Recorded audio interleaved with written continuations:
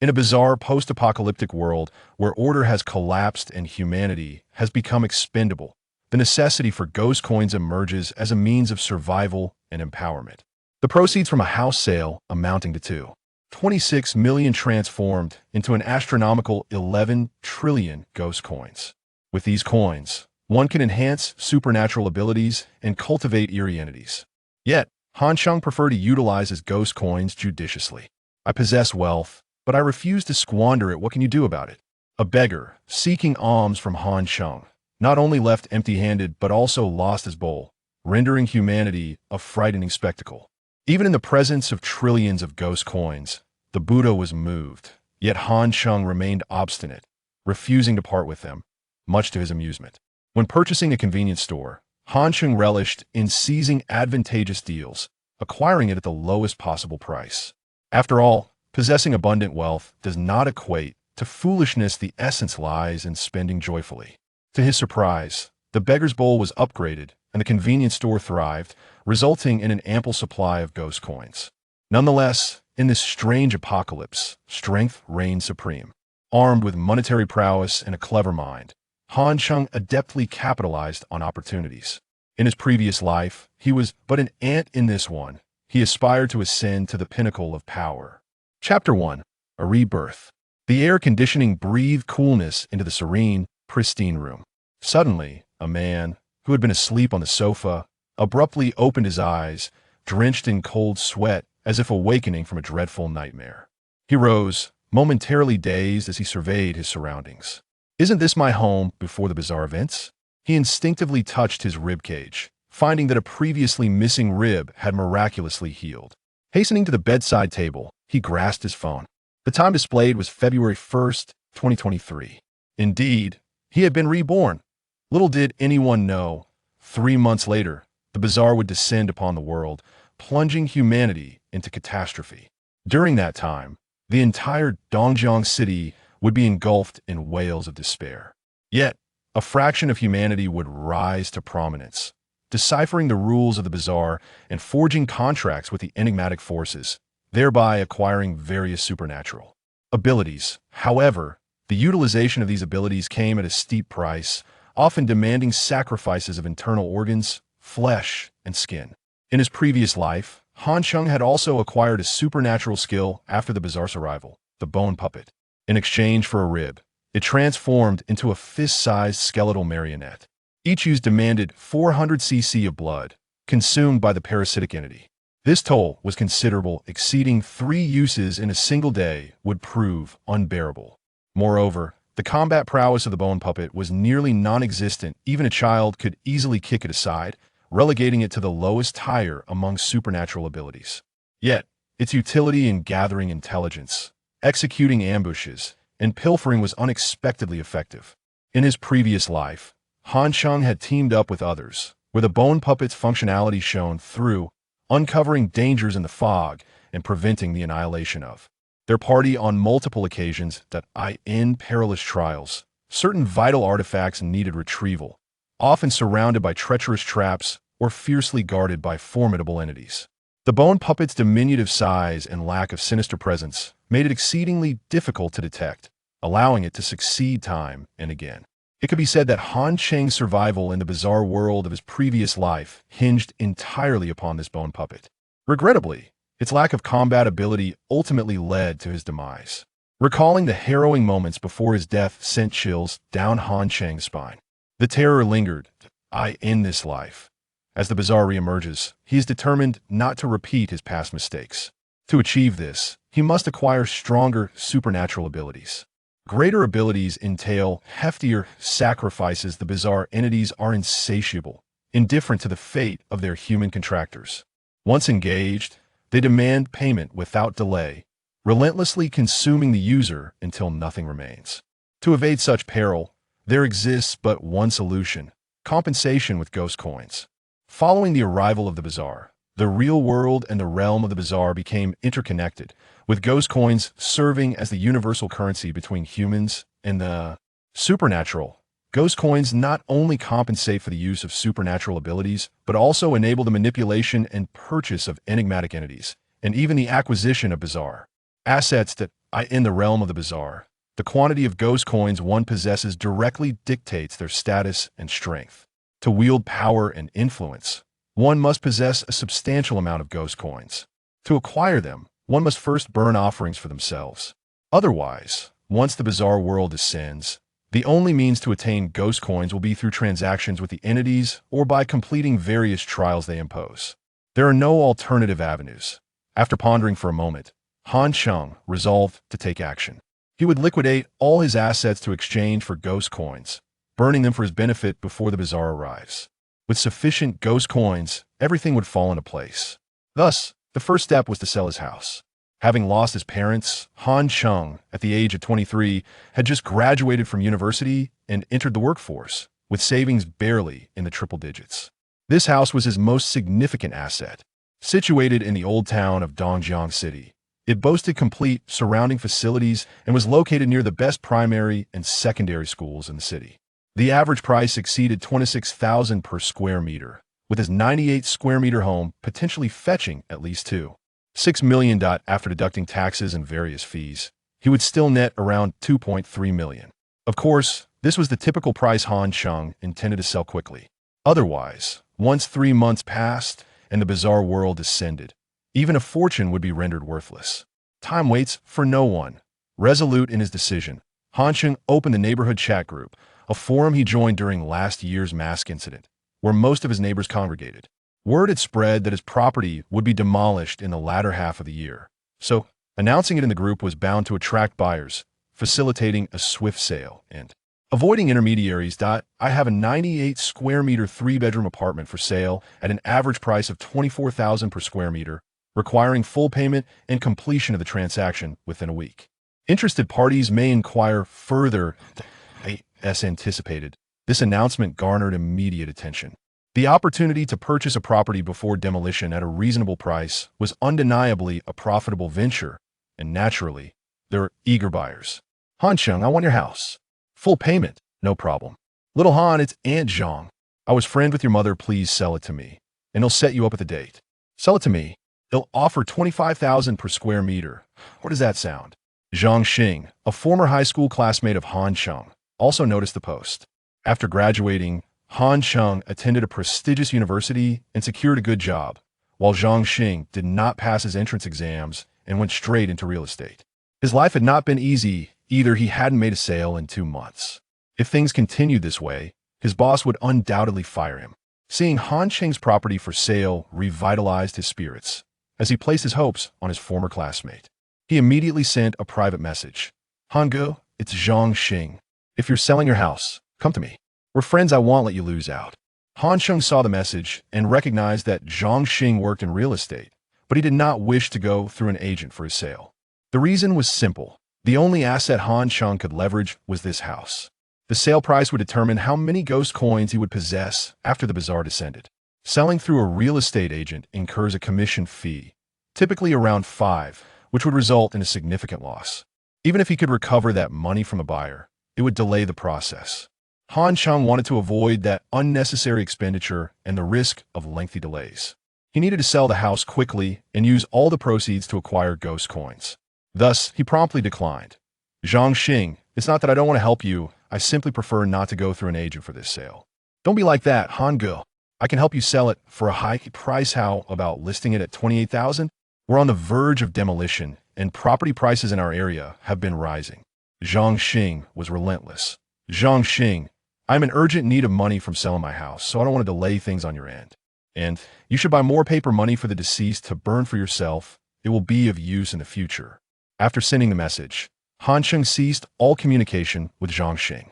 As for explanations, those could be spared. In this scientifically prosperous society, who would believe that a bizarre world was about to descend, bringing chaos and disorder? Who would take you seriously? It would be a courtesy if you were not confined for treatment. Thus, it is understandable that Han Cheng had his own selfish motives, so matters could only be managed personally. To offer a reminder was already a gesture of goodwill. On the other end of the line, Zhang Xing's initially excited expression turned dark. How dare Han Cheng not take care of an old classmate?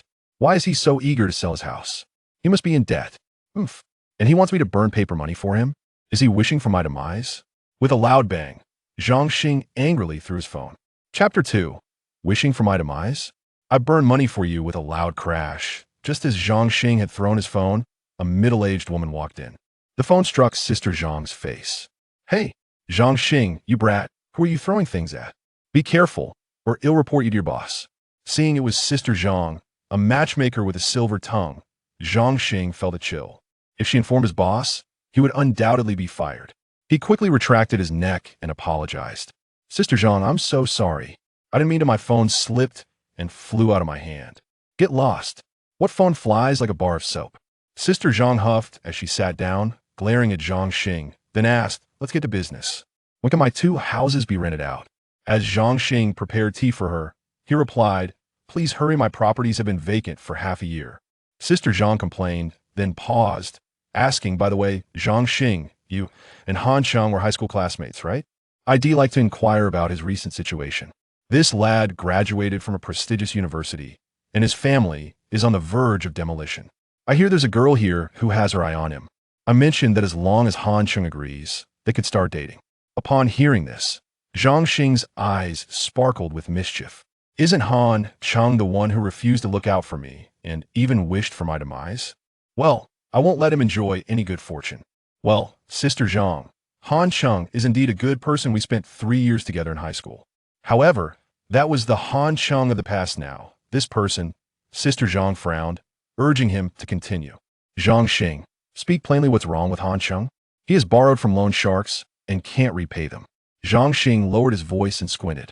He then showed Sister Zhang the information about the house sale from their WeChat group. After reading, Sister Zhang's mouth fell agape. Goodness, I never expected Han Cheng to end up like this, drowning in debt, selling even his old house. Looks like I misjudged this lad. Zhang Xing reveled in his cunning plan, grinning slyly. Sister Zhang, which girl are you referring to? Am I suitable? Actually, I've been doing quite well these past few years. I've even bought a 3-bedroom apartment. In reality, Zhang Xing had not bought a house. He was merely embellishing his circumstances. Sister Zhang scrutinized him for a moment, then smiled. All right then, I'll introduce the girl to you. Thank you, Sister Zhang. Zhang Xing's eyes narrowed into slits with glee. Oomph. Han Cheng, you wish for my demise? Just wait tonight. I'll buy paper money to burn for you, wishing you misfortune for life. That very day after work, Zhang Xing indeed went to a funeral shop to purchase paper money. Each bill was worth 1 million, and the total value of his purchase was a staggering 10 billion in paper money, bundled in large stacks. He loaded them all in his car and drove to an empty lot on the outskirts. He inscribed Han Cheng's name on the paper money, along with his birth date, then ignited it. The flames soared high. Watching the flames leap upward, Zhang Xing felt an immense satisfaction. He chuckled. Han Cheng, you wish for my demise? I'll burn this for you, hoping you face misfortune, preferably getting hit by a car today. Oh, this needs to go on social media to also tarnish Han Cheng's reputation. He took out his phone and snapped a few pictures and videos of the burning paper money, posting them on his social media. In this day and age, people showcase everything on social media: houses, cars, gourmet food, beautiful women, but burning paper money was indeed rare. Is this even worthy of boasting? Soon, their high school class monitor, Taiwan High, sent a message. Zhang Xing, this isn't right. Qingming Festival is still 2 months away. Why are you burning paper money? Are you sure your ancestors would be pleased? Monitor, I'm not burning it for my ancestors, it's for a friend. Who is it? Do I know them? Of course. We all know each other from high school. Immediately, Zhang Xing privately messaged Taiwan High, embellishing the story of Han Cheng's debts and his curse upon Zhang Xing, filled with indignation. Monitor, tell me, is Han Cheng even human? I'm helping him sell his house to repay debts, and he doesn't appreciate it. He even wishes for my demise, so I must burn paper money for him. Ah, Han Cheng really has gone too far. Zhang Xing, calm down, I'll ask in a class group. Taiwan High chuckled. He too felt displeased with Han Cheng. In high school, he was the only one from their class to get into a prestigious university. At that time, the school promoted him, and the class praised him, bringing envy from all. More crucially, Han Cheng had become the ideal child in the eyes of their parents, who often compared their children to him, which drove Taiwan High to frustration. What a pompous scholar. Is he truly capable, or did he just have luck on his side? Now that he heard Han Cheng was in debt, it was time to take a jab at him. Immediately, the class group was buzzing with messages. He tagged Han Cheng. Han Cheng, I heard you sold your house. Yes, I've sold it. Wow, are you in trouble? I remember you only had that old house. Where will you live now? Taiwan Hai feigned concern, secretly delighted. Sure enough, Han Cheng had landed in trouble, even selling his only property. I'm staying in a hotel that costs 50 a night. How inconvenient. You're in such a bind, you must be in debt. Taiwan Hai pressed further, feeling increasingly vindictive. Han Cheng frowned. He did not intend to explain. Even if he did, no one would believe him. But out of consideration for their 3 years as classmates, he thought to offer a warning. Classmates, if you have time, prepare some paper money, it may come in handy. As soon as he sent the message, Han Cheng's phone screen flickered, and he exited the chat. Then a notification appeared. You have been removed from this group. Do they not like hearing the truth? Very well, let them be. Han Cheng shrugged and put away his phone before heading out. He had already contacted a Mr. Su to sell the house. Mr. Su was well established, with ample funds and efficiency. He was headed out to discuss the purchase contract with Mr. Su. Once settled, he would proceed to the real estate transaction office for the transfer, completing the financial settlement. Meanwhile, in the class group, Taiwan Hai, having expelled Han Cheng, did not restrain himself. His mindset grew increasingly twisted as he continued to gloat. Classmates, you all saw Han Cheng has even sold his house and is buried in debt. I removed him for everyone's good. Now he has no place to stay, and if he tries to shift the burden onto us, it would be inconvenient for everyone, wouldn't it? Soon, someone in the group echoed the sentiment that most of them had graduated this year, but few had secured commendable jobs. At their workplace, they either faced oppression from older colleagues or were subjected to the whims of various leaders. Reflecting on Han Cheng, a graduate from a prestigious university who effortlessly landed a job with a salary of 40,000, they couldn't help but feel disheartened. Now, witnessing Han Cheng's downfall stirred a sense of urgency within them. Class monitor, you were right. That guy Han Cheng must have fallen into a life of vice gambling, drugs, and all that. When he runs out of money, he will surely come begging for loans. We mustn't allow him to entangle us, one voiced. Indeed, we should oust such scum. Class monitor, you're doing the right thing. Brothers, hurry and remove him from your friend lists, another chimed in. Before long, everyone was busy expelling Han Cheng from their circle of friends. Zhang Xing, observing the scene, felt a surge of joy. He then interjected with a tone feigning righteousness and indignation. Honestly, we are all classmates. If Han Cheng had approached us respectfully, we might have lent him a hand. But what did he say? He asked us to buy ghost money. Isn't that a curse for our demise? Taiwan Hai immediately joined in. Xingzi, the ghost money you flaunted in your social circle, it's not because of that scoundrel Han Cheng, is it? Absolutely. I intended to help him buy a house and repay debts. Yet he told me to hurry and buy ghost money for himself. Can you believe my patience? I ended up purchasing 10 billion ghost notes and burned them with his birth date inscribed upon them. Zhang Xing boasted flamboyantly. Wow, Xingzi, that's bold. Why don't we also burn some ghost money for that worthless Han Cheng? After all, he cursed us, another suggested. Agreed. He'll contribute a lunch's worth. Let's burn a bundle after work, chimed in another. Count me in. He'll also send a bundle, another echoed. He'll burn some in this student group. Half the members were rallying to burn ghost money. Thankfully, Han Cheng remained oblivious. Had he known, he would have surely laughed at their antics. Chapter 3, Building Fantasies. A week later, Han Cheng completed the property transfer with boss Su, who generously wired the money into Han Cheng's account. After deducting various taxes and fees, Han Cheng received a total of 26 million. While this sum was not excessive, Han Cheng intended to maximize his purchase of ghost money by visiting a printing factory, where wholesale prices would be the most economical. During the week of selling his house, he identified 3 ghost money printing factories in Dongjiang City. After comparing their products, he ultimately chose the one offering the best cost-performance ratio, Tianma Ghost Money Printing Factory. This factory was located in the outskirts, making transportation inconvenient. Han Cheng hailed a taxi. The driver, in his 40s, confidently gripped the steering wheel, whistling as he drove, his slick hair betraying his seasoned expertise. Where to, young man? Seeking a grand sword? To be honest, I've driven all over the place, familiar with every corner, he boasted. From the Imperial Club in the south to the Joyful Paradise in the east, I know all the hot spots, discounts, and extra services guaranteed to satisfy. The seasoned driver spoke with flair, yet the silence from his passenger was perplexing. Tiamat Ghost Money Printing Factory. The driver's face froze. This young man was clearly on serious business, far removed from his previous banter. Smirking, the driver self-deprecatingly remarked, my apologies, young man. I didn't realize you were on official business. But you're heading to a ghost money factory, right? I've heard there are many ladies working in such printing places.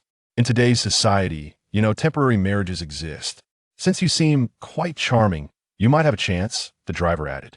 Han Cheng's expression remained steadfastly serious. I'm just here to buy ghost money, the driver. Well, this day was peculiar. He had encountered a young man who didn't fit the mold. The driver fell silent, pressing the accelerator as the taxi sped up. 2 hours later, Han Cheng arrived at Tiamat Ghost Money Printing Factory.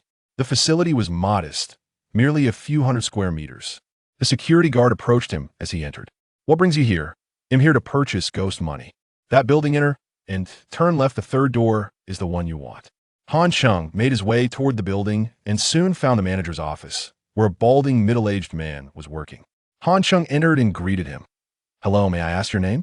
The balding man glanced up, noticing Han Cheng's youthful demeanor and dignified bearing, and promptly responded, I'm Zhang, the manager of this Tianma Ghost Money Factory. And you are? I'm Han, here to buy ghost money. Han Cheng got straight to the point. Customer. Please, have a seat, Mr. Han. The manager gestured for Han Cheng to sit down and poured him a cup of hot water in a disposable cup. Please enjoy. Sitting opposite Han Cheng, the manager lit a cigarette. Care for a smoke? I don't smoke, feel free. Younger generations, not smoking is a good habit that's commendable. The manager chuckled a few times before delving into the matter at hand.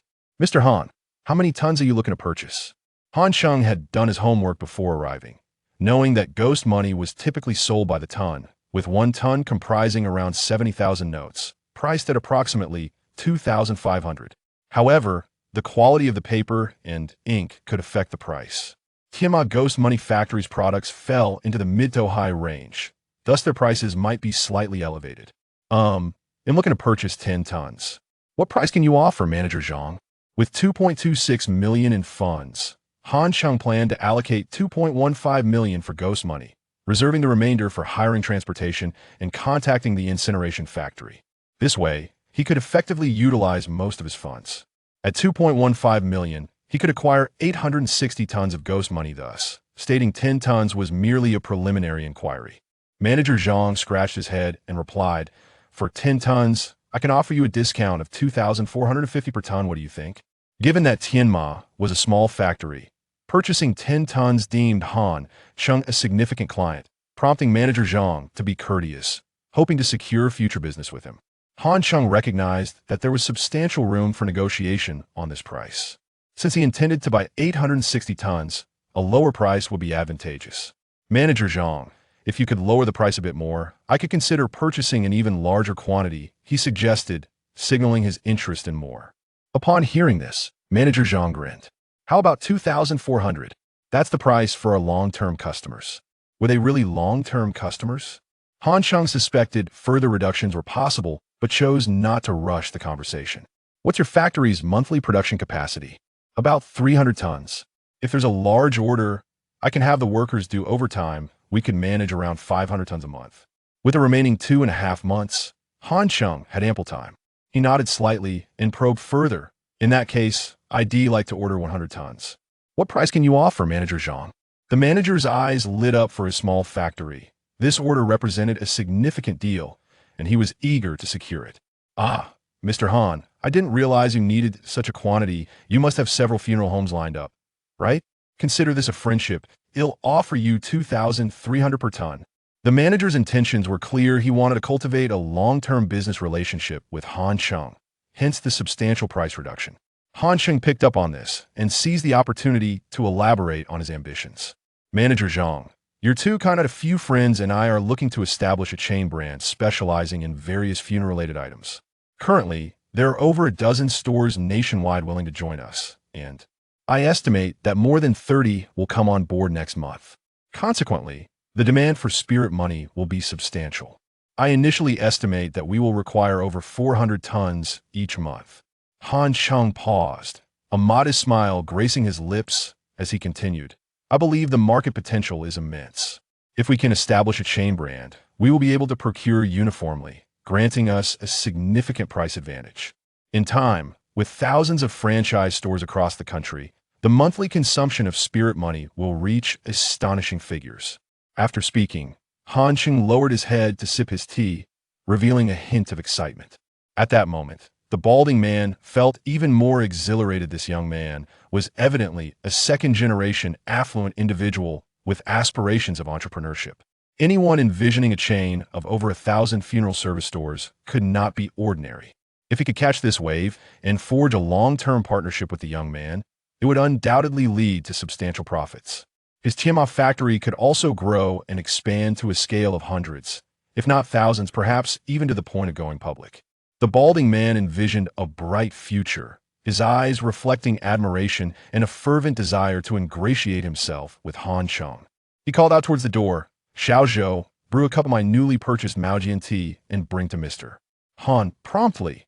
Then, with a warm smile directed at Han Cheng, the balding man continued, "Mr. Han, please wait a moment. This Maojian was harvested early this spring and retails for 3,000 per pound. Oh, by the way, here's my business card. I kindly ask you to accept it." He retrieved a business card from his pocket and, rising, presented it with both hands. "My name is Zhang Monde. You may call me Monde from now on." Chapter 4. Burning banknotes and sharing on social media. Han Cheng did not rise from his seat, but casually accepted the business card with a smile, saying, "Director Zhang, you are too kind. I am Han Cheng, and our company is still in its infancy. We do not possess business cards just yet." "Not a problem, Mr. Han. I assure you, I will offer you the most favorable price for the goods you require, 2,100 per ton. This is the lowest price available, and I hope it meets your satisfaction," Zhang Monde said, rubbing his hands together, appearing somewhat anxious. "Very well. With such sincerity from Director Zhang, our company will place orders with you moving forward," Han Cheng replied, tucking the business card away before reaching for his phone. "Hello, is that Xiao Zhu? I have finalized the negotiations. Please transfer the deposit to Tiamat Factory. Let's start with 2 million. We have a long-term partnership with them." At this moment, Zhang Monde waved his hands repeatedly. "Mr. Han, there is no rush. We can negotiate this. Just let me know how much you need this month, and you can pay once the products are delivered." "That hardly seems appropriate. You have overtime costs and increased production expenses," Han Cheng remarked. "Oh, it's no trouble at all.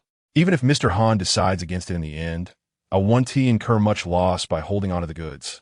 Zhang Monde resolutely decided to develop his business alongside Han Cheng's funeral service chain. The paper money was unlike other commodities. It could be stored long-term. If Han Cheng deceived him, he could sell it gradually.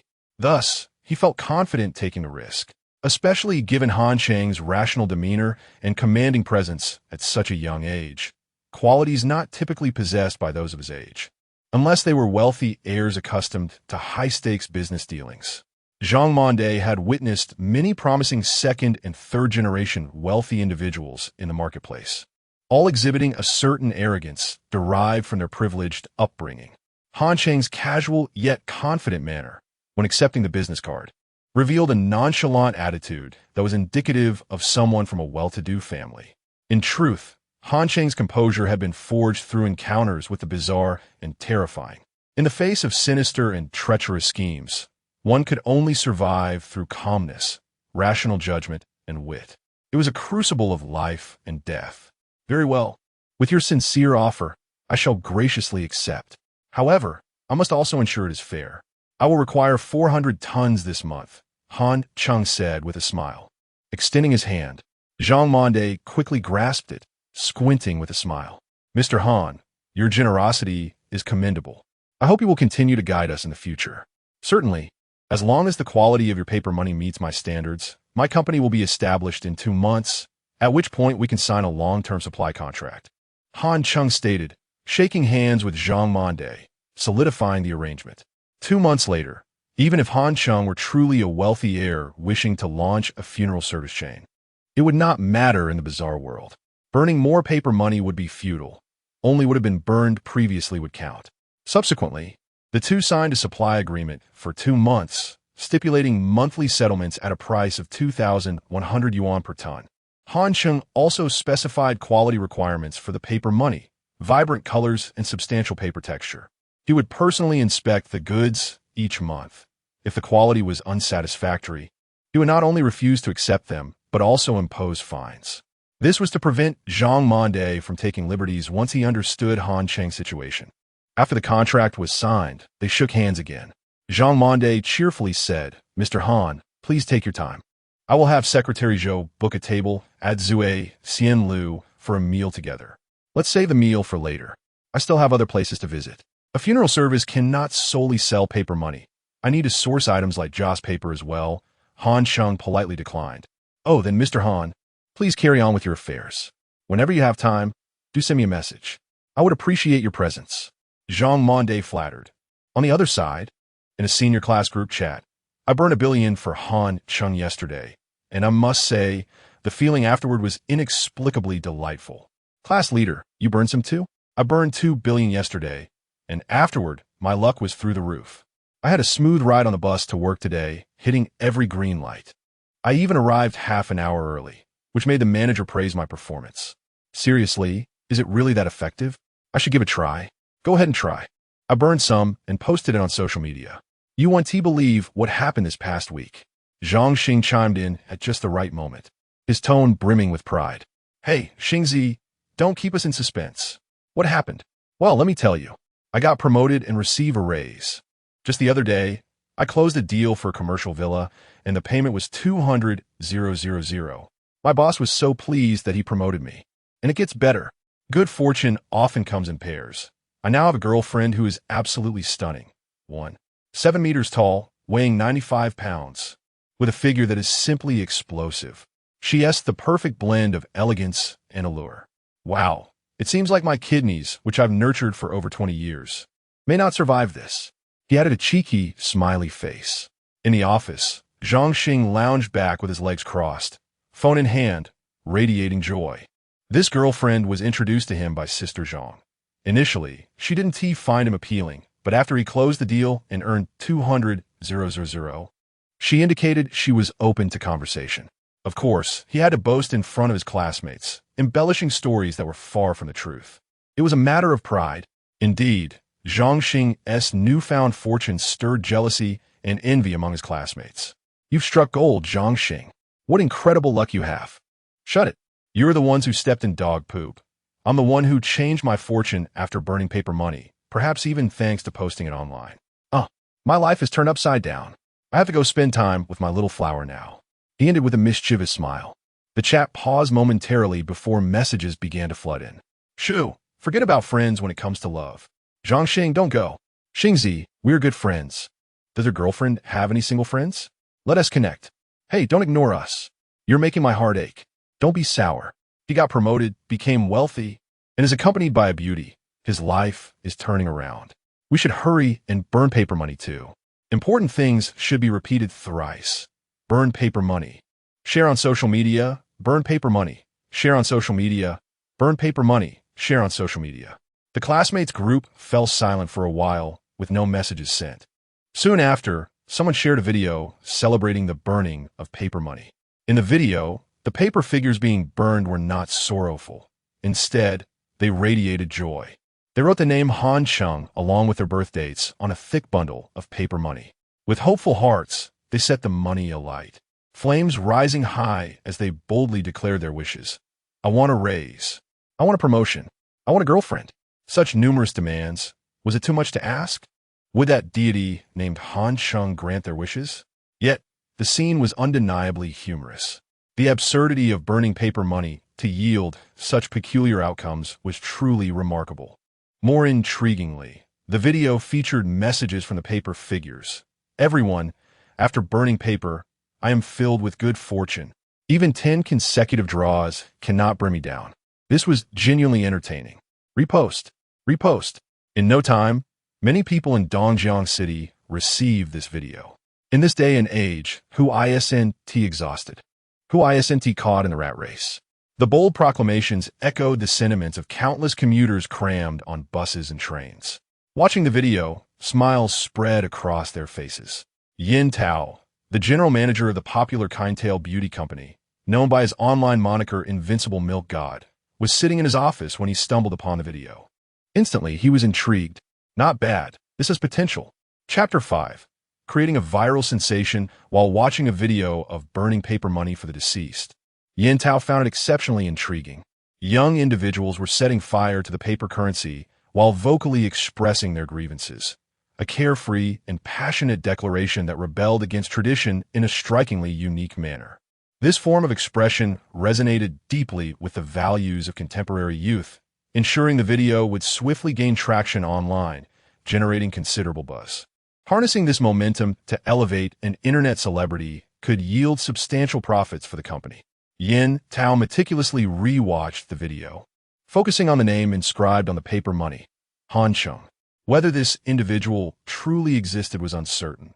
However, if he did, the video's popularity could pave the way for his debut. Should he possess striking looks, a polished image could lead him down the path of an idol. If not, he could embrace the route of an unconventional star. Regardless, the prevailing wave of interest presented an opportunity. With this thought in mind, Yin Tao typed a message to his assistant, Zhu Neng, instructing him to investigate whether Han Cheng was a real person. "I need results quickly, so expedite your efforts," he commanded, sending Zhu Neng the name along with the individual's birth date. Zhu Neng readily agreed. "Understood. I will look into it immediately." After responding, he swiftly transitioned to chatting with his girlfriend, Shrewdly. Just the day before, they had spent a night together in a tent, and today, he felt a lingering discomfort, even affecting his urge to use the restroom. Was this what the doctor referred to as soft tissue bruising? "Shrewdly, let us go camping by the lake again this week," he suggested. "Sure, but it was too hard. I'm in pain down there." Zhu Neng unintentionally sprayed his tea across the computer screen. "What do you mean?" she teased. "I meant the ground was too hard, and you're heavy. My back is killing me. You should consider my feelings." Shrewdly's tone was sweetly playful. "Cut it out. You always bully me. Let us go out for dinner tonight. I'll buy you a piece of clothing." "I don't need anything, Shrewdly. It's better to get something for you." "Are you sure you don't want it?" "I just want to buy a pink lingerie set." "Are you certain you want to need it?" Zhu Neng licked his lips, contemplating. "I do need it." The temperature at his desk suddenly spiked. At that moment, Zhu Neng was wholly engrossed in the conversation, having forgotten all about Yin Tao's assignment. Hours later, when Yin Tao could no longer wait, he anxiously urged, "Zhu Neng, have you found anything about the person I asked you to check?" "Yes, indeed, supervisor. I've looked into it, but there's no record of this person," Zhu Neng replied, having not conducted any research at all during their 2-hour conversation and now grasping for an excuse. "All right, swiftly draft a proposal. I want to create a short video. The video must feature burning paper money with that name and birth date inscribed upon it.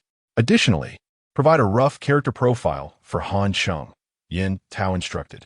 After finishing his directives, he took a sip of tea, pondering. If Han Cheng was not a real individual, that would simplify matters and eliminate any legal concerns regarding potential infringement. They could boldly utilize this name and birth date, and a virtual character could represent him, akin to Luo Qianni. Given the current trend of virtual personas, particularly among the youth, this novel approach could indeed be a successful endeavor.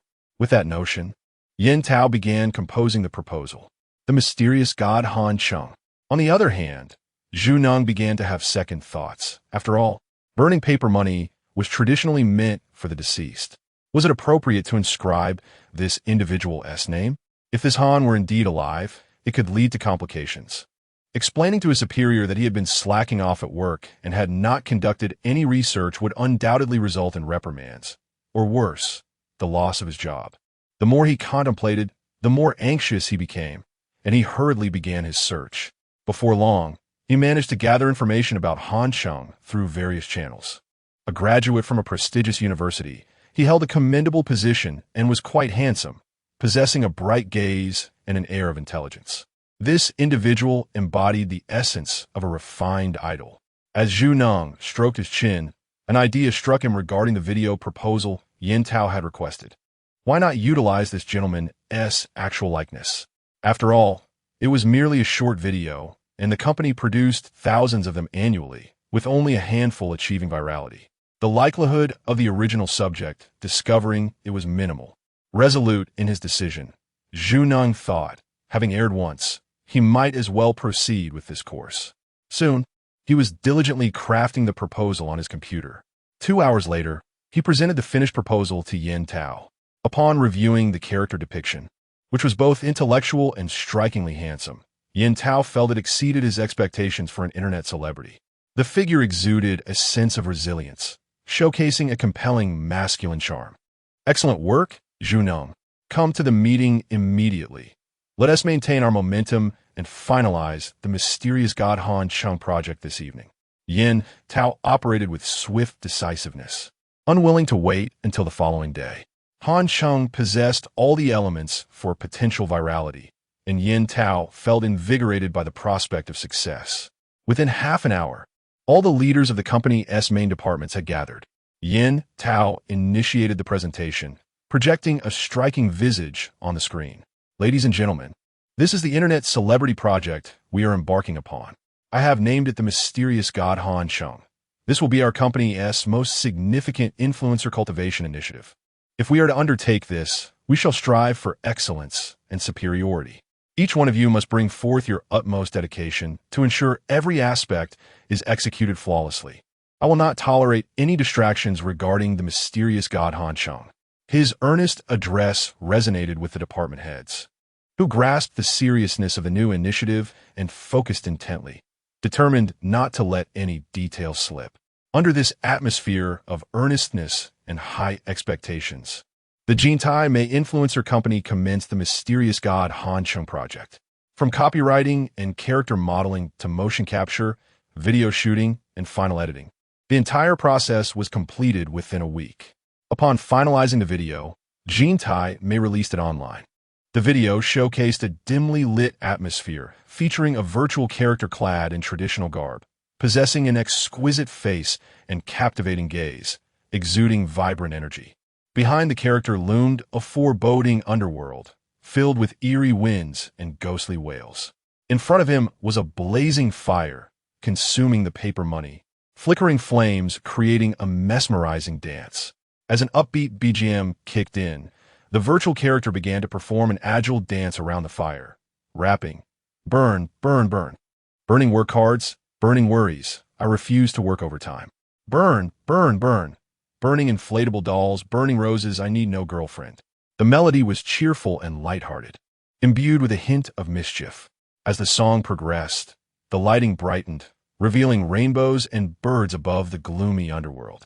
The scene transitioned into a vibrant landscape filled with blooming flowers, bathed in radiant sunlight, uplifting the spirit. The melody gradually ascends to higher pitches, as flames voraciously consume the paper offerings, releasing not ashes but an array of red stars, pentagrams, books, balls, and cosmetics. The flames soar skyward, enveloping the scene, which then shifts to the vast ocean. The rap above the sea is notably lively, as the water transforms into fierce fire, elevating the enigmatic deity Han Cheng towards the heavens. The video is produced with remarkable finesse, showcasing various light and shadow effects, enhanced by special effects, marking it as a premier creation akin to the pinnacle of short videos. It stands as a high-quality piece even when compared to music videos. The overall style resonates with the youth, featuring upbeat and bright music that aligns with the aspirations for a joyful life, leading to its rapid dissemination online. On a popular platform, its view count soared into the tens of millions, while another news outlet recorded 8 million views. Numerous social media accounts and entertainment hosts eagerly shared this video, making it a focal point of conversation. In chat groups, social circles, and self-media platforms, memes about the enigmatic deity Han Cheng proliferated. Various emoticons and quirky images and videos emerged incessantly. Young people began to burn paper offerings, inscribing the name of Han Cheng. Do not question the reason, for he is a deity. There are 3 essential elements to remember when burning offerings. First, the flames must burn brightly. Only then can prosperity follow. Second, one must share on social media, as this adds prestige. Third, inscribing the name of the great Han is crucial. Heroes do not inquire about their origins, and expenditures need not be measured by weight. The vast desert smoke rises straight. Delays in spending are unacceptable. The yellow river flows into the sea. In terms of expenditure, I am unparalleled. Soon, under this overwhelming marketing wave. The act of burning paper offerings for the enigmatic deity Han Cheng became a trend. I'm heartbroken. Who will accompany me to burn paper offerings? My boss made me work overtime. I want to burn offerings. I have a crush on a boy. I'm off to burn paper offerings. In the outskirts of a city and in rural open spaces, one frequently encounters young people joyfully burning paper offerings. Unlike others, they partake in this ritual with exuberance and laughter. Their troubles dissipate with the ashes of the offerings, as their youth ascends with the fervent flames. This trend did not cease. It gradually swept through every corner of society. On construction sites, the bosses initiated work with incense and prostrations, now adding a new project, burning paper offerings inscribed with Han Cheng's name. It is said that this ensures smooth progress and peace in all matters, proving more effective than traditional prayers and offerings. Before moving into a new home, burning a few sheets of Han Cheng's offerings ensures safety and prosperity. Even those welcoming a newborn burn offerings for Han Cheng, praying for their child to soar to greatness and wealth. This wave of burning offerings has led to a remarkable surge in consumption. Nowadays, when faced with challenges, people burn paper offerings. Some even do it daily before work, making it an unyielding part of their routine. Within neighborhoods, smoke billows, prompting the establishment of designated areas for burning offerings, complete with fire extinguishers nearby. Prices have risen from the initial 20 per bundle, once negotiable, to 40, 80, 100, and even 200, with no room for bargaining. Despite these soaring prices, the fervor for burning offerings remains unabated. Consequently, printing houses specializing in paper offerings are thriving. Once deserted, their entrances are now bustling with customers eager to purchase. Due to the increased demand, personal connections are often needed to secure purchases. The factories are operating at full capacity, their machines never resting, struggling to meet the overwhelming demand. The Tianma Paper Offering Factory is no exception, running continuously, 24 hours a day. Zhang Deman, observing the news online, felt a surge of excitement. The entire society was engaging in burning offerings for Han Cheng. Coincidentally, the individual placing orders for their offerings shares the same name, Han Cheng. The virtual persona online bears a striking resemblance to the real Han Cheng. Can one truly claim there is no connection? This is as evident as a louse on a monk's head. Zhang Deman is convinced that the enigmatic deity Han Cheng is, in truth, the affluent heir Han Cheng. He is leveraging the internet for image enhancement and promoting through popular cultural elements, substantially stimulating the consumption of paper offerings. This could potentially increase clientele for future funeral chain stores. If this trend continues, fostering a habit of consuming paper offerings, the market will become exceedingly enticing, with growth projected to be 100-fold, no, 1,000-fold compared to before. One cannot help but admire this young Mr. Han for his astute intellect and remarkably shrewd maneuvers. Such a figure is truly a dragon among men, bound for immeasurable success in the future. Although Zhang Deman, bound by contracts, cannot raise prices and has not profited from his paper offering frenzy, he is filled with exhilaration at the prospect of connecting with such an influential figure. He no longer fears a lack of market for his offerings, as long as a long-term supply relationship can be established, aligning with this young Han Cheng as funeral chain. He is certain to reap substantial rewards. A triumphant smile crept upon Zhang Deman's lips, his eyes sparkling with ambition. Chapter 6. Never had I heard of anyone hoarding paper money for the deceased. On this day, a heated uproar erupted in Han Cheng's high school class group. A student, A, shared a message. Everyone, I have an uncle in the transportation business. Yesterday, he mentioned that Han Cheng from our class rented their fleet. Can you guess what this guy is up to? What else could he be doing? Having sold his house, is he now selling his kidney? Has he cleared his debts? I heard he borrowed from loan sharks, and if he doesn't repay, he might get hurt. Nonsense. He doesn't owe anyone anything. Stop spreading rumors. He rented the fleet to transport paper money for the deceased. Do you even know how much he bought? Why can't you just say it plainly? Why break it up into fragments? Aren't you tired? What's the rush? You wouldn't believe it if I told you. He actually bought 400 tons of paper money. I heard he has to transport it next month. Overall, he purchased over 800 tons. He spent all the money from selling his house on this. For a moment, the group fell silent for several seconds before someone responded, their tone dripping with disdain and sarcasm. What a brilliant move, selling a house to buy paper money. Might as well light a candle in a restroom, looking for something worthless. Another chimed in, indeed, throwing that money into the stock market would yield better returns than buying paper money. Can buying paper money lead to wealth? If so, I would eat dung. You eat dung. I'll munch on my keyboard, the chewier kind. Then I'll feast on durian, also chewy. Look at you all, showing off. Aren't you afraid Han Cheng might actually get rich from hoarding paper money? I'll set a flag. If Han Cheng becomes wealthy from paper money, I'll eat dung upside down. Applause emoji. Wow, you're amazing, big brother. Truly impressive. The group was filled with mockery, for in this era, there were those hoarding all sorts of things. Instant noodles, soy sauce, even toilet paper. Some are even stockpiling salt, left over from years gone by. Yet, I had never heard of anyone hoarding paper money for the deceased. What purpose does that serve? To connect with ancestors? It has no relation to wealth whatsoever. A. Unable to contain his laughter at the comments, quickly typed, "You all are spot on. I must congratulate you. Han Cheng has actually struck it rich." The price of paper money has skyrocketed since 2 weeks ago, rising from 20 yuan per bundle to 240, an increase of over tenfold. Apparently, he has some sort of connection with the factory owner of the paper money, managing to secure it at a heartbreaking price of 100 yuan per ton, likely around 12 yuan per bundle. Now, that is a 20-fold increase. After a while, someone finally remarked, in that case, Han Cheng has made a staggering 60 million. It's no wonder he is a college graduate. He is certainly much smarter than us. Indeed, we can't help but admire him. We initially thought Han Cheng was just an ordinary guy, but now we see he is a mastermind. The atmosphere in the group shifted. Initially, everyone had mocked Han Cheng for selling his house to pay off debts, seeing him as a failure. Witnessing a former high achiever, someone they could never reach, now reduced to a mere failure, brought them joy. But now, they realized he owed no one and had instead invested in paper money, earning a 20-fold return in less than 2 weeks. The shame washed over them. After laughing at him, they found themselves to be the true fools.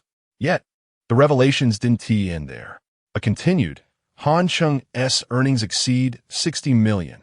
Have you all seen the videos of the eerie god Han Cheng circulating lately? You've seen them, right? Is this the same Han Cheng from our class? Yes, just a coincidence in names, nothing to be alarmed about. While some in the group remained oblivious, others felt a chill run down their spines, sensing something amiss. At this moment, Taiwan Hai could no longer contain himself.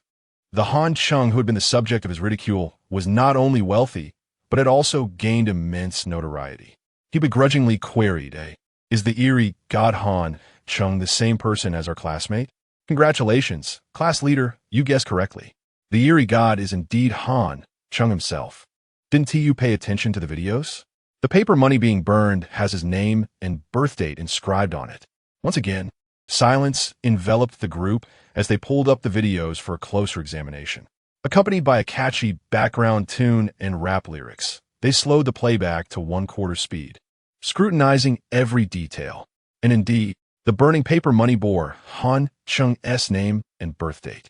To their astonishment, Han Cheng had become the eerie god. Wow, I had no idea. He is now a super internet celebrity. I see his follower count has surged to 10 million. Many advertisements online feature his virtual likeness. Goodness, he must be a millionaire by now. The mention of millionaire struck a chord with many, causing an immediate tightening in their chests. Some began to shift their positions, transitioning from ridicule to admiration. "Perhaps we misjudged Han Cheng," someone ventured. "Just a few days ago, there were claims that he owed loan sharks, and we were mocking him in this very group." I felt a surge of anger back then. I wanted to confront those who spoke ill of him. Han Cheng isn't that kind of person. Exactly. Who made those claims? Wasn't he the class leader? Such is human nature. We elevate those who succeed while belittling those who falter. 2 weeks prior, they looked down on Han Cheng. Now, seeing him prosper and gain fame, they all wished to curry favor, hoping to reap some benefits. Meanwhile, Taiwan Hai, still reeling from the shock, trembled as he gripped his phone. Han Cheng had transformed into the eerie god, the recently popular internet star. He was thriving, while Taiwan Hai was still struggling to make ends meet on a meager salary. Compared to Han Cheng's achievements, his own aspirations seemed pitiful. Rather than feeling despondent, he found himself wanting to leap off a building, overwhelmed by a sense of failure. Ding! The group began tagging him, and he glanced down to see a flurry of insults directed at him. Taiwan Hai, you scoundrel! You are the one who kicked Han Cheng out of the group. You must take responsibility. It was you who spread the rumor that Han Cheng owed money. You owe him an apology. Yes, go apologize to Han Cheng. Faced with a barrage of messages, Taiwan Hai promptly defended himself. Hey, don't speak nonsense. I didn't spread any rumors. These were all told to me by Zhang Xing. I'm also a victim. Without Zhang Xing's rumors, would I have mistakenly kicked Han Cheng out? Instantly, someone tagged Zhang Xing, come say something. Did you spread the rumors? Zhang Xing, also reading the messages, was equally dumbfounded. Han Cheng's house sale turned out to be a shrewd investment, and now he was thriving while Zhang Xing lagged behind.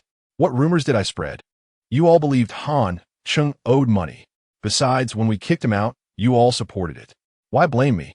I'm not that kind of person. Zhang Xing was unwilling to admit to spreading rumors about Han Cheng. I've seen shamelessness, but this takes the cake. Zhang Xing, are you even human? You spread rumors about Han Cheng and still refuse to admit it? If it weren't for you, Han Cheng wouldn't have left. Seeing the situation escalate, Taiwan Hai leaped in, indignant. Zhang Xing, don't try to weasel out of this. You were the first to spread rumors about Han Cheng. Now everyone wants to kick you out. I'll say it one last time. You deserve it. A flash appeared on Zhang Xing's screen, revealing a pop-up message. You've been removed from this group. Damn, these individuals actually kicked me out. Zhang Xing's face turned ashen with rage as he slammed his hand onto the table. Chapter 7, An Apology. Together, we have been classmates for 3 years. It is a bond of fate. Han Cheng has always been magnanimous and surely would not hold a grudge. Indeed, Han Cheng is wise and astute. Do you remember when he suggested we purchase paper money for the deceased? In retrospect, that was a business opportunity. Alas, everyone upstairs has refrained from mentioning it. Why bring it up? Just the thought of the paper money makes me feel as if I have missed out on billions, and it pains my heart. Had I known that Han Cheng's intention was to lead us to prosperity, I would have sold my wife just to buy that paper money. B. What did you get married? What marriage? I was referring to the 3-9 in my display case. Yes, let's all take action. Han Cheng's phone buzzed incessantly, filled with requests from high school classmates wanting to add him as a friend. Han Cheng, we wronged you before. It turns out you wanted us to buy paper money for our own good. Now we have seen the light.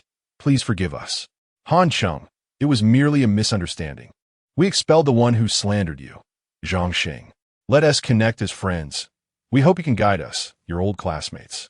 Han Cheng, I have had feelings for you since our senior year. I was too straightforward and missed my chance. I regret it. Can we start anew? Han Cheng, I heard you are still single. Would you consider me? I secretly admired you in high school. I could come to see you tonight. As Han Cheng read through the flood of messages, his brow furrowed.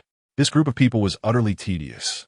The bizarre event was imminent, only 2 months away, and he had much to accomplish, leaving no time for idle chatter.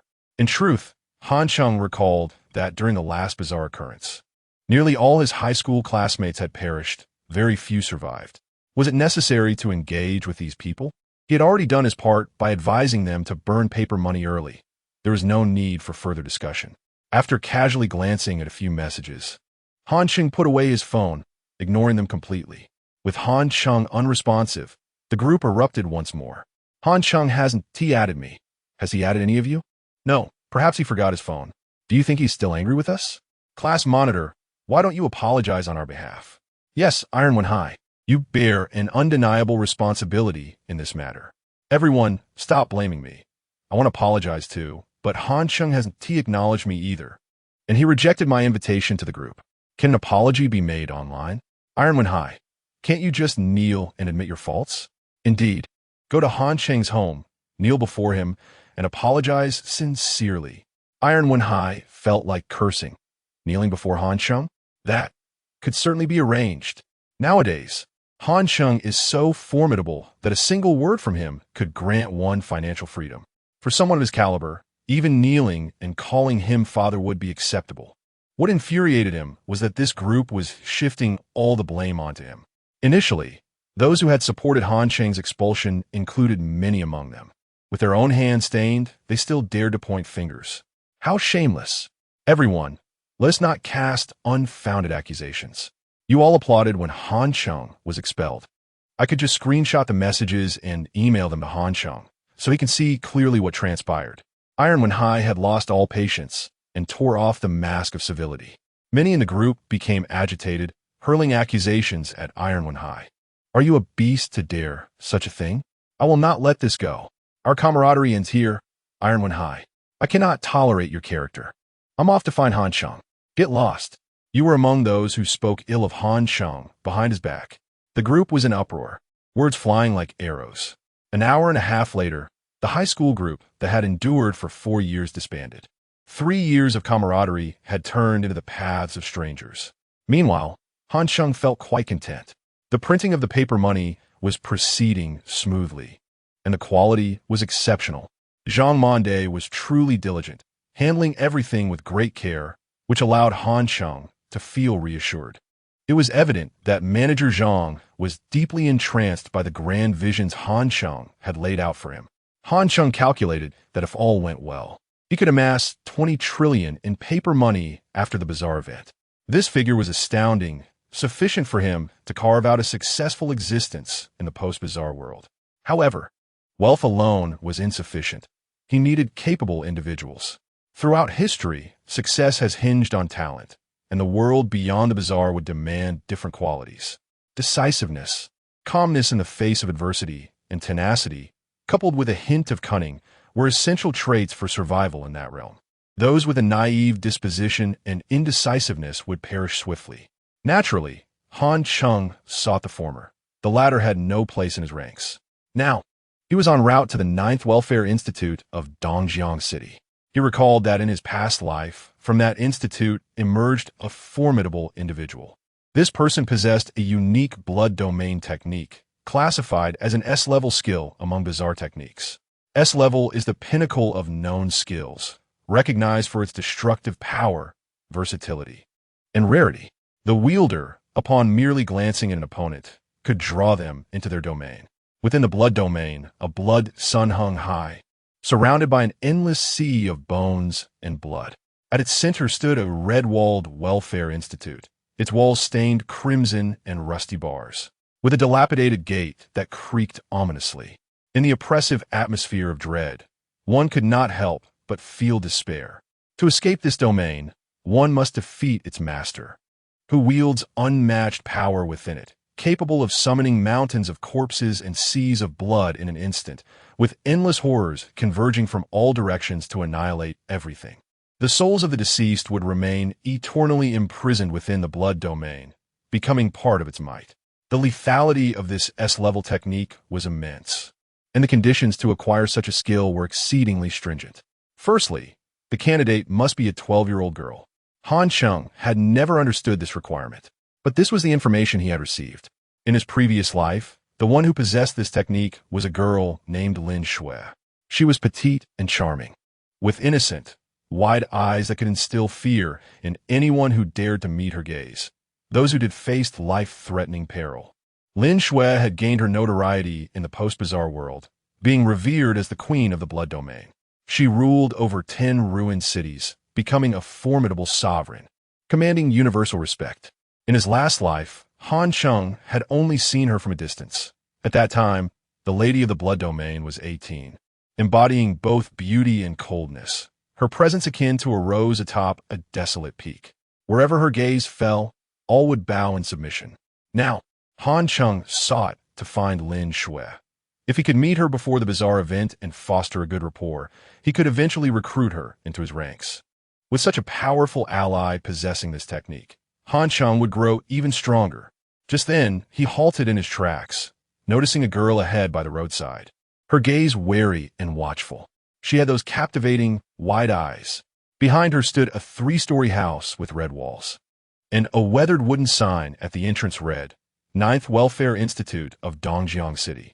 Chapter 8. Lin Shui. Han Cheng observed the girl, who appeared to be around 11 or 12 years of age, her large eyes fixed on the approaching stranger, revealing a hint of trepidation.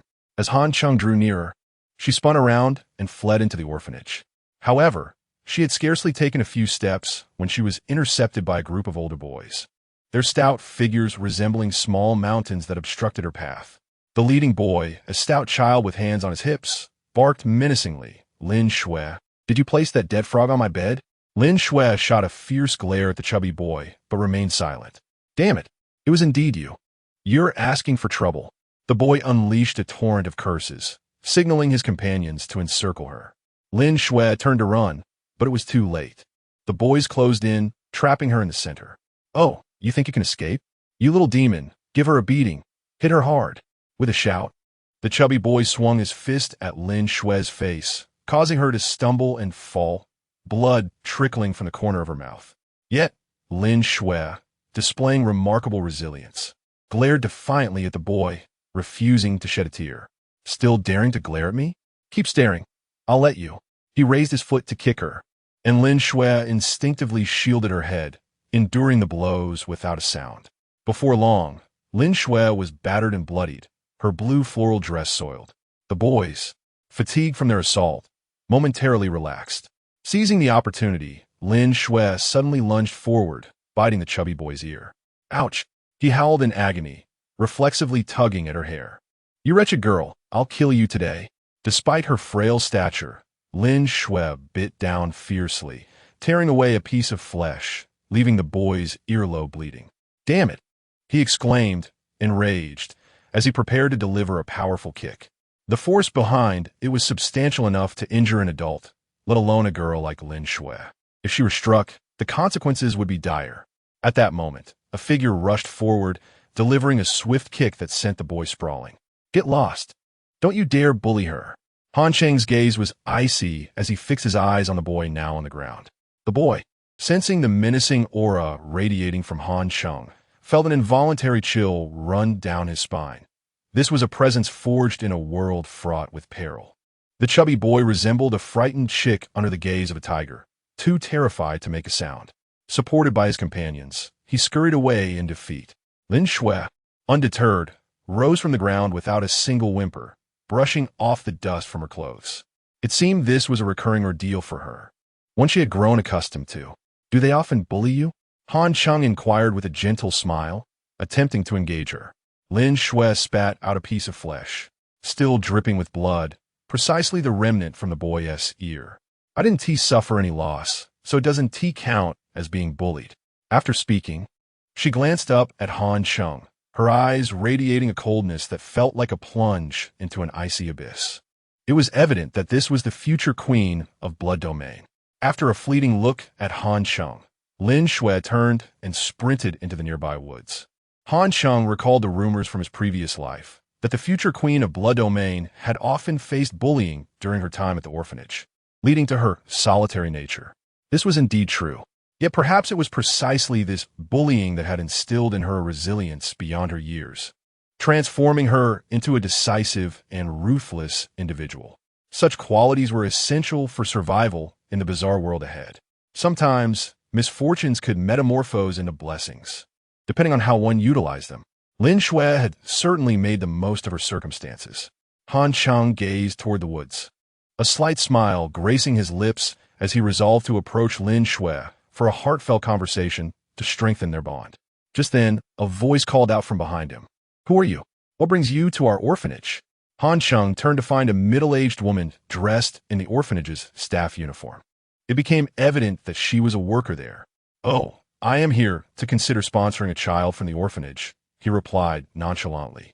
Ah, we welcome anyone wishing to support our children, the woman said, her demeanor shifting to one of eagerness upon hearing of his intent to donate. Yet, she noticed Han Cheng's gaze was fixed on the distant woods. Her brows furrowed slightly. Sir, you intend to sponsor Lin Shui, don't you? She asked, pointing towards the dark woods where no one ventured, except for the girl they deemed a little demon. This was common knowledge among the orphanage staff. Han Cheng knew did, a smile playing on his lips. Yes, I find that little girl quite remarkable. The middle-aged woman waved her hands in protest. Sir, you must not consider sponsoring Lin Shui. That girl has issues. She gestured to her head and continued, "She is our little troublemaker, always causing chaos, either placing dead frogs in others' beds or putting sand in their cups. None of the children here like her. In fact, aside from Lin Shui, all the other children in our orphanage are quite well behaved. If you wish to sponsor someone, I can introduce you to several other children who are far more amiable than Lin Shui." Han Cheng regarded the woman with a measured expression, retorting, "If no one bullied Lin Shui, would she act out in such a manner? There is no hatred without reason in this world." Lin Shui was slender and only 12 years old. In the orphanage, many children were taller and more aggressive than she. What could her frail body do against their bullying? In truth, her retaliatory actions were hardly harmful to those rowdy boys, while those boys had mercilessly beaten Lin Shui. Therefore, the fault did not lie with Lin Shui. The real problem was with the children who tormented her. The woman was momentarily taken aback by his words, rendered speechless for a while. Han Cheng chose not to engage further, striding directly towards the woods. In his past life, the future queen of Blood Domain had endured relentless bullying, which had subsequently shaped her into a cold and unyielding individual, devoid of trust in others. She lived like an ice queen, appearing aloof, yet deep down, she bore the scars of insecurity from her past, reluctant to trust easily. Thus, establishing a foundation of trust within young Lin Shui's heart would ensure that she would belong to him in the future. Han Cheng marched toward the woods, where a pair of large eyes observed him from the shadows. Lin Shui, hidden behind a large tree, watched the young man who had come to her aid. Her heart racing. Having lost her parents at a young age and endured constant bullying in the orphanage, she had never known friendship, let alone support. The caretakers often sided with the other children, viewing her as a troublemaker, reprimanding her loudly, and even striking her in secret. Consequently, she learned to be strong at an early age, yet her heart ached for companionship, a friend who could provide her with security and support. As she watched the young man approach, a flicker of hope ignited within Lin Shui's large eyes. She stepped out from behind the tree, no longer hiding. Chapter 9. Lin Shui's friend. As Han Cheng approached, Lin Shui remained unfazed and spoke first. "What brings you here?" "I came to see you," Han Cheng replied, presenting a box of macarons. "Would you like some?" Lin Shui hesitated for a moment. Then, with a twitch of her nose and a pout, she snatched one from the box. She tore it open, popped the round confection into her mouth, and began to chew. The sweet flavor danced upon her tongue, causing a tremor in her previously cold gaze. "It's so sweet." "Thank you. All for you, but you should finish them here," Han Cheng chuckled. Without hesitation, she grabbed another and stuffed it into her mouth. This was the sweetest treat she had ever tasted. After finishing 6, she felt full and looked up at Han Cheng. Her eyes filled with suspicion. "Why are you giving me these?" "Because we could become friends," Han Cheng stated plainly. "Why?" Lin Shui stared into Han Cheng's eyes. The 12-year-old girl, seeming more like a weathered adult. "Because I was often bullied when I was young," Han Cheng admitted, scratching his nose. It was true, but which boy hadn't he fought in his childhood? Could that even be called a childhood? Lin Shui's gaze fell to the ground, and she fell silent. Han Cheng understood that this future queen had begun to take a liking to him. Indeed, emotional investments should be made early. If she were to gain power and attain the title of Blood Domain Queen, an insignificant figure would only be able to admire her from afar. But now, he had secured a place in her heart. "All right, I have other matters to attend to. I will come to see you again," Han Cheng said, turning to leave. As he departed, Lin Shui watched him go for quite some time. Just as he was about to exit the woods, she suddenly called out, "Lin Shui, Han Cheng." Once out of the forest, a smile graced Han Cheng's lips. He had guessed correctly. This seemingly cold-hearted Blood Domain queen was only putting on a facade to feel secure. Deep down, Lin Shui's inner world was fragile, and in her most vulnerable moments, she craved warmth. A mere packet of macarons had achieved that. Han Cheng glanced at the orphanage, but chose not to support Lin Shui. He feared that too much involvement in her life would alter her fate, preventing her from acquiring the unique skills offered by the Blood Domain orphanage. The trial grounds offered highly practical or immensely powerful skills. Familiarity with the terrain would greatly benefit future endeavors. Zhang Xing, after being expelled from the group, seethed with anger. Yet, What infuriated him more was that Han Cheng had no debts. Instead, he had sold a house as an investment in ghost coins and was reaping substantial profits. He had even become a super internet celebrity, basking in fame. Recalling Han Cheng's suggestion to buy ghost coins, Zhang Xing felt his heart bleed, suffering a crushing blow. Had he known Han Cheng spoke the truth and wasn't cursing his demise, he would have sold everything to invest in ghost coins. A 20-fold return in just 2 weeks was an opportunity too rare to let slip. If only Han Cheng had spoken more clearly, or had urged him multiple times, or directly told him to invest in ghost coins, he would have acted. Zhang Xing desperately sought excuses, convincing himself that missing this opportunity was not his fault. It was Han Cheng who failed to communicate adequately, not him. Han Cheng, I missed my fortune because of you. Zhang Xing's thoughts turned his anger toward Han Cheng. However, he also recalled that his slander had prevented Zhang Jie from introducing a girlfriend to him. Yet, this girl named Lin Lin had agreed to talk to him, perhaps becoming his girlfriend.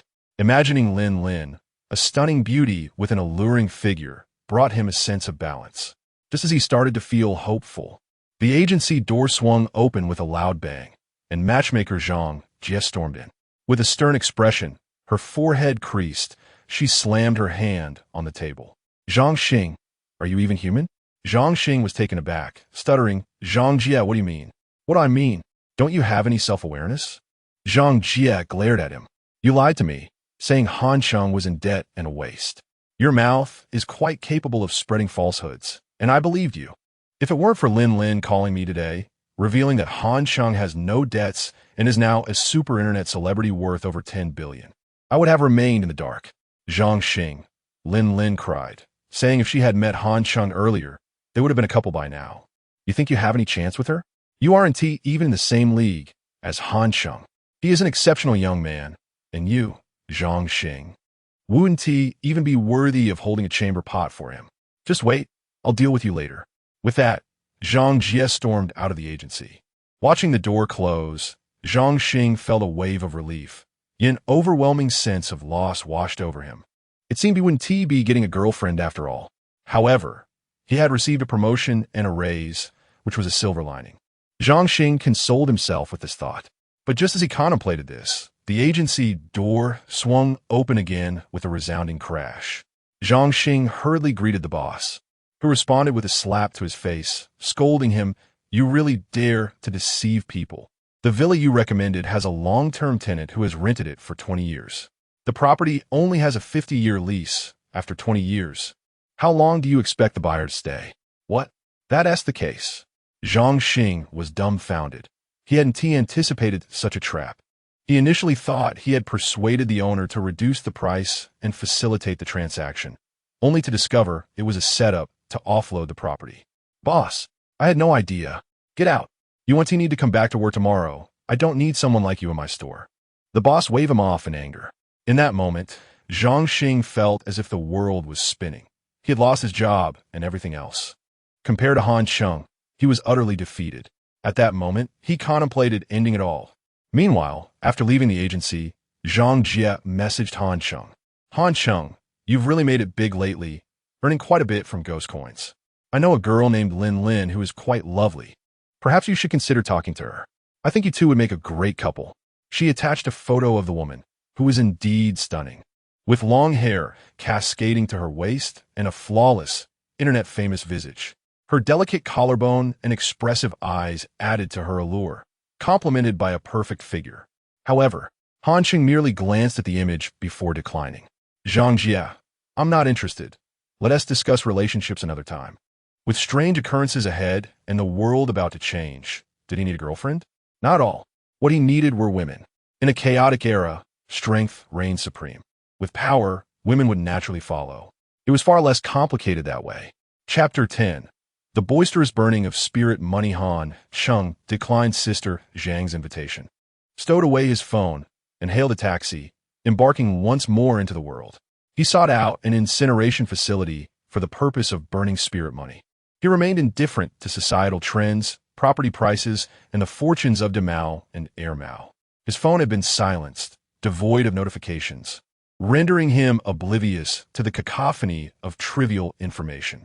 Consequently, he was entirely unaware of the burgeoning phenomenon surrounding the enigmatic Han Cheng. Nevertheless, over the past few days, Han Cheng had observed individuals congregating in the vacant lot outside the hotel, engaged in the act of burning spirit money. This was neither Qingming nor winter solstice. Such a congregation for the burning of spirit money was perplexing. Though curiosity lingered in his mind, he refrained from inquiring further. With ominous times approaching, he was consumed by his own myriad responsibilities, leaving no room to ponder such trivial matters. His singular objective was to efficiently incinerate spirit money amounting to 200,000, while awaiting the arrival of the uncanny realm.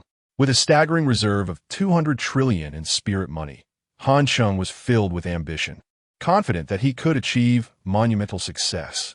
A month remained until the extraordinary event's arrival. Within the confines of the Jintai Mei social media company, Yin Tao convened a meeting with various departments to assess the progress of marketing the enigmatic Han Cheng over the past month. The secretary commenced the meeting with a report, stating that Han Cheng's name had permeated society, transcending age boundaries. Young and old alike were familiar with the enigmatic figure. In their daily lives, individuals encountered a multitude of challenges and troubles, prompting them to burn spirit money for Han Cheng, seeking favorable outcomes. This practice had become deeply ingrained in the populace, evolving into a habitual ritual, and if nurtured, could potentially blossom into a cultural legacy. The prospects for Jintai Mei, as the proprietors of Han Cheng's image and operations, appeared exceedingly promising. In summary, the previous operational results far exceeded our expectations. Society's acceptance of the enigmatic Han Cheng was remarkably high. Our company's revenue had surged by 26-fold last month. Financial forecasts indicated a further 16-fold increase this month. Perhaps in the near future, we would surpass Penguin and emerge as the most profitable internet enterprise in Huagua. The secretary concluded the report with fervor, prompting thunderous applause within the conference room. Yin Tao, the principal operator, beamed with pride, relishing the accolades until the applause subsided several minutes later. He rose, placing his hands on the conference table, and spoke with spirited conviction.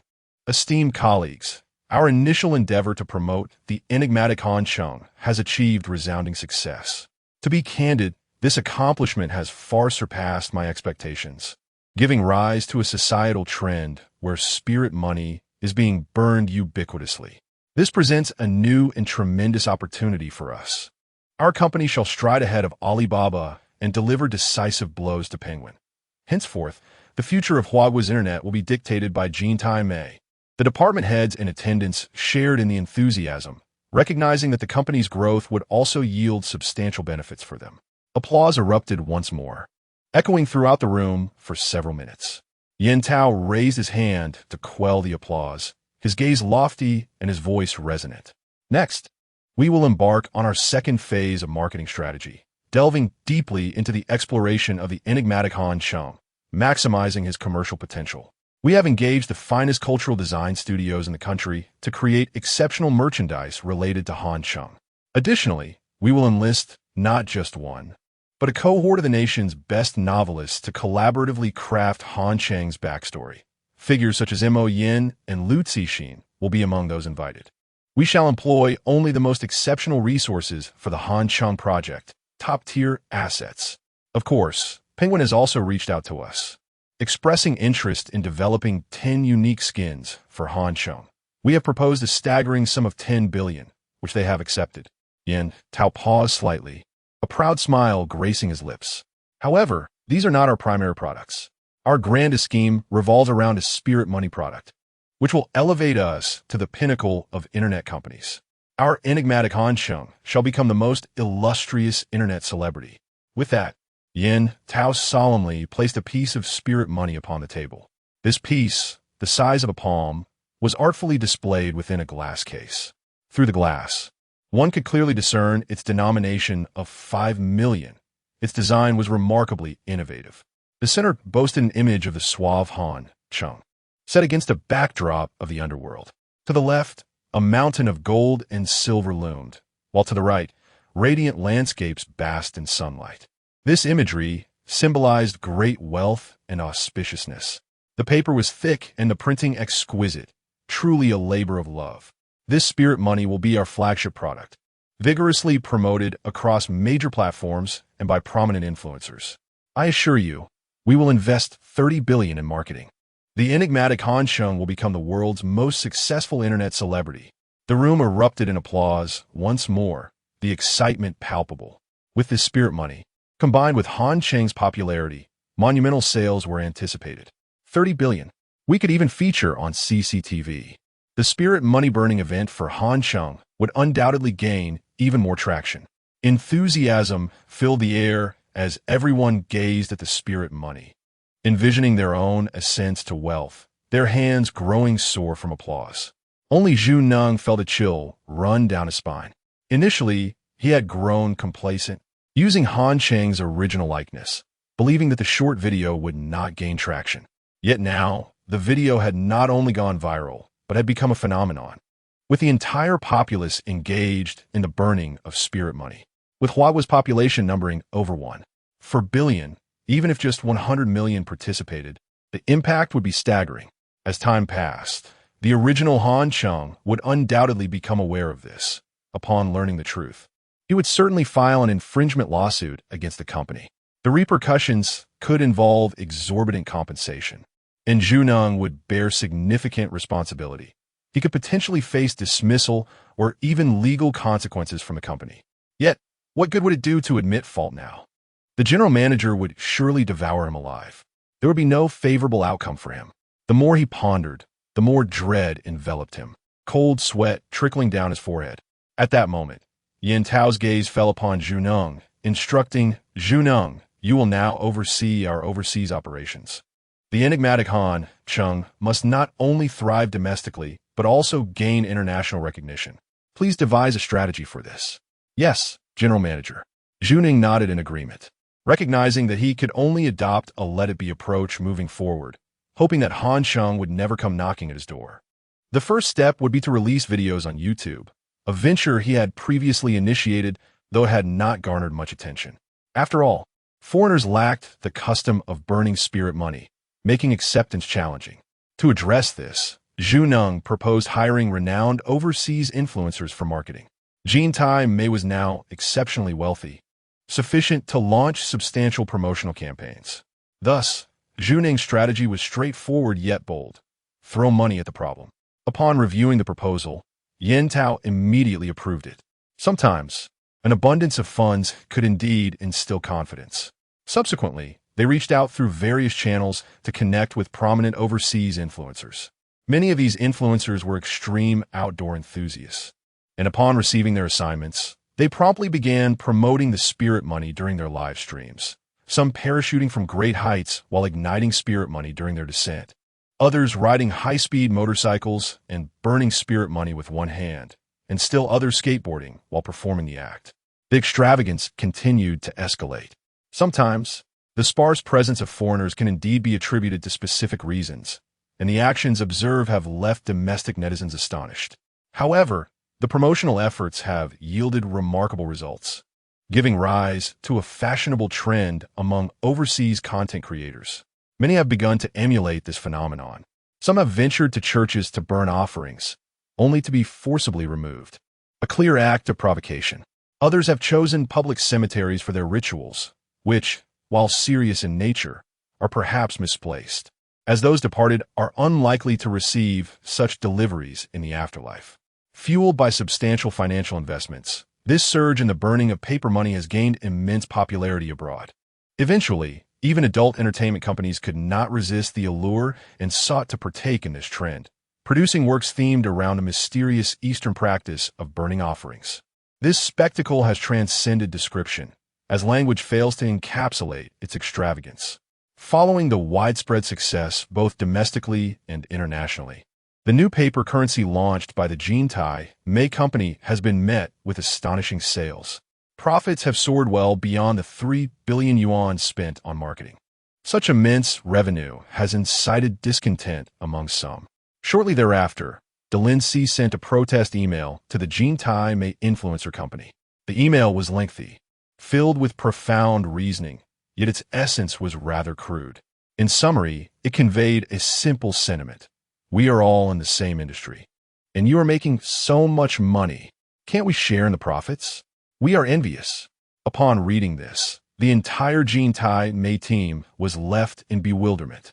Yin Tao stood with his mouth agape for quite some time, unable to fathom how the enigmatic Han Cheng had achieved such success, while numerous influencer companies had remained unperturbed, only to see this one emerge prominently. Yet, upon reflection, it is understandable. They have been operating for years, and now their spotlight has been overshadowed in less than 2 months. Their frustration is warranted. If you have the capability, hire Luo Xiong as a lawyer to sue me. After sending the email, Yin Tao felt a surge of satisfaction, lighting a piece of the enigmatic Han Cheng's paper money to calm his nerves, a triumphant smile adorning his face. Little did he know, this day marked less than a week until the arrival of the bazaar. In just another week, the world would be engulfed in terror. Chapter 11.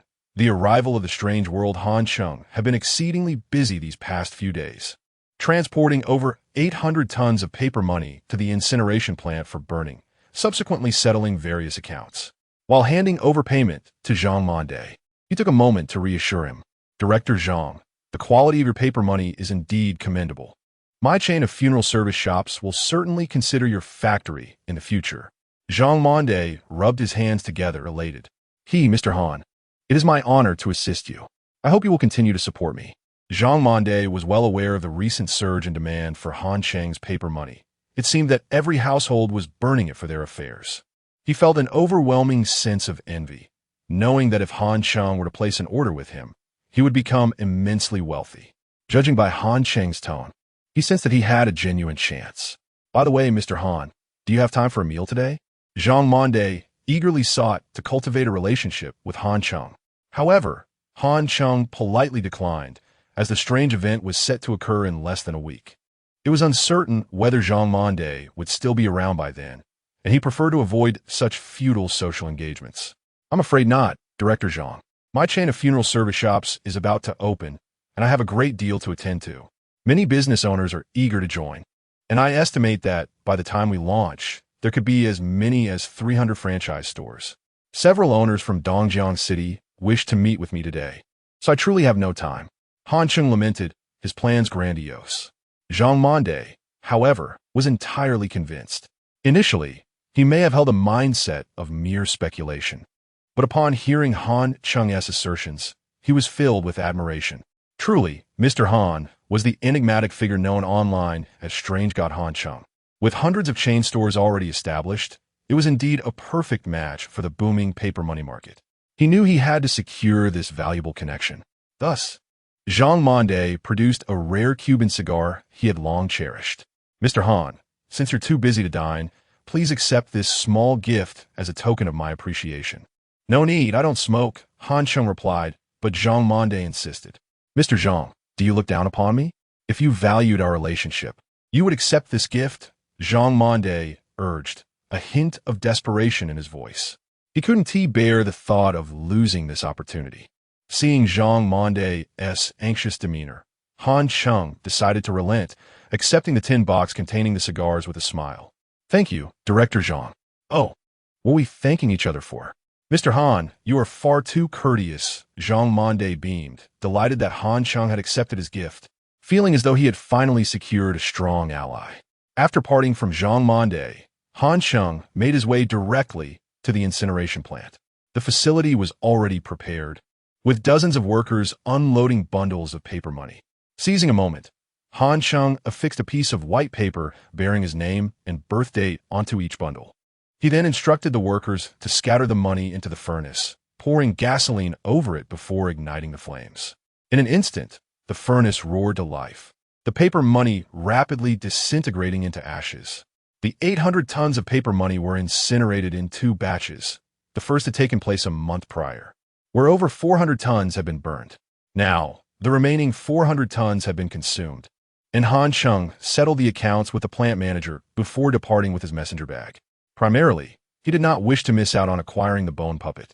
Although this strange technique had no combat power, its versatility made it invaluable, having saved Han Cheng's life on multiple occasions during the bazaar trials. Moreover, he was well versed in its operation, making it convenient for him. Additionally, in his previous life, Han Cheng had not fully developed the bone puppet due to a lack of paper money, limiting his mastery to the rudimentary level. He understood that while the bone puppet was weak in its initial stages, it could become exceedingly powerful in the mid to late stages, even capable of substituting the host body, providing a life-saving backup. This aspect was remarkably advantageous in a world fraught with peril, where death lurked at every corner. The bone puppet significantly increased his margin for error during confrontations.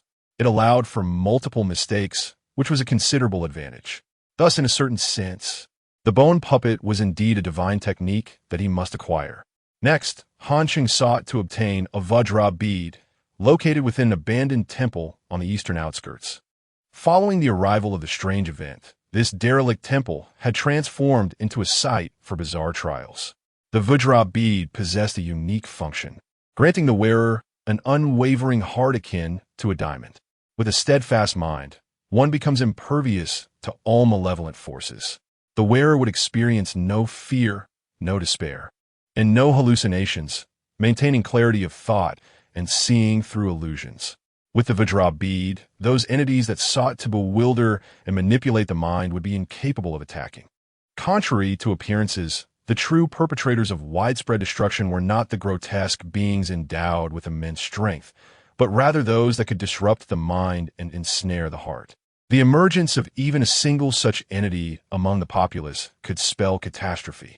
Typically, brute strength would prevail, but without the ability to overwhelm.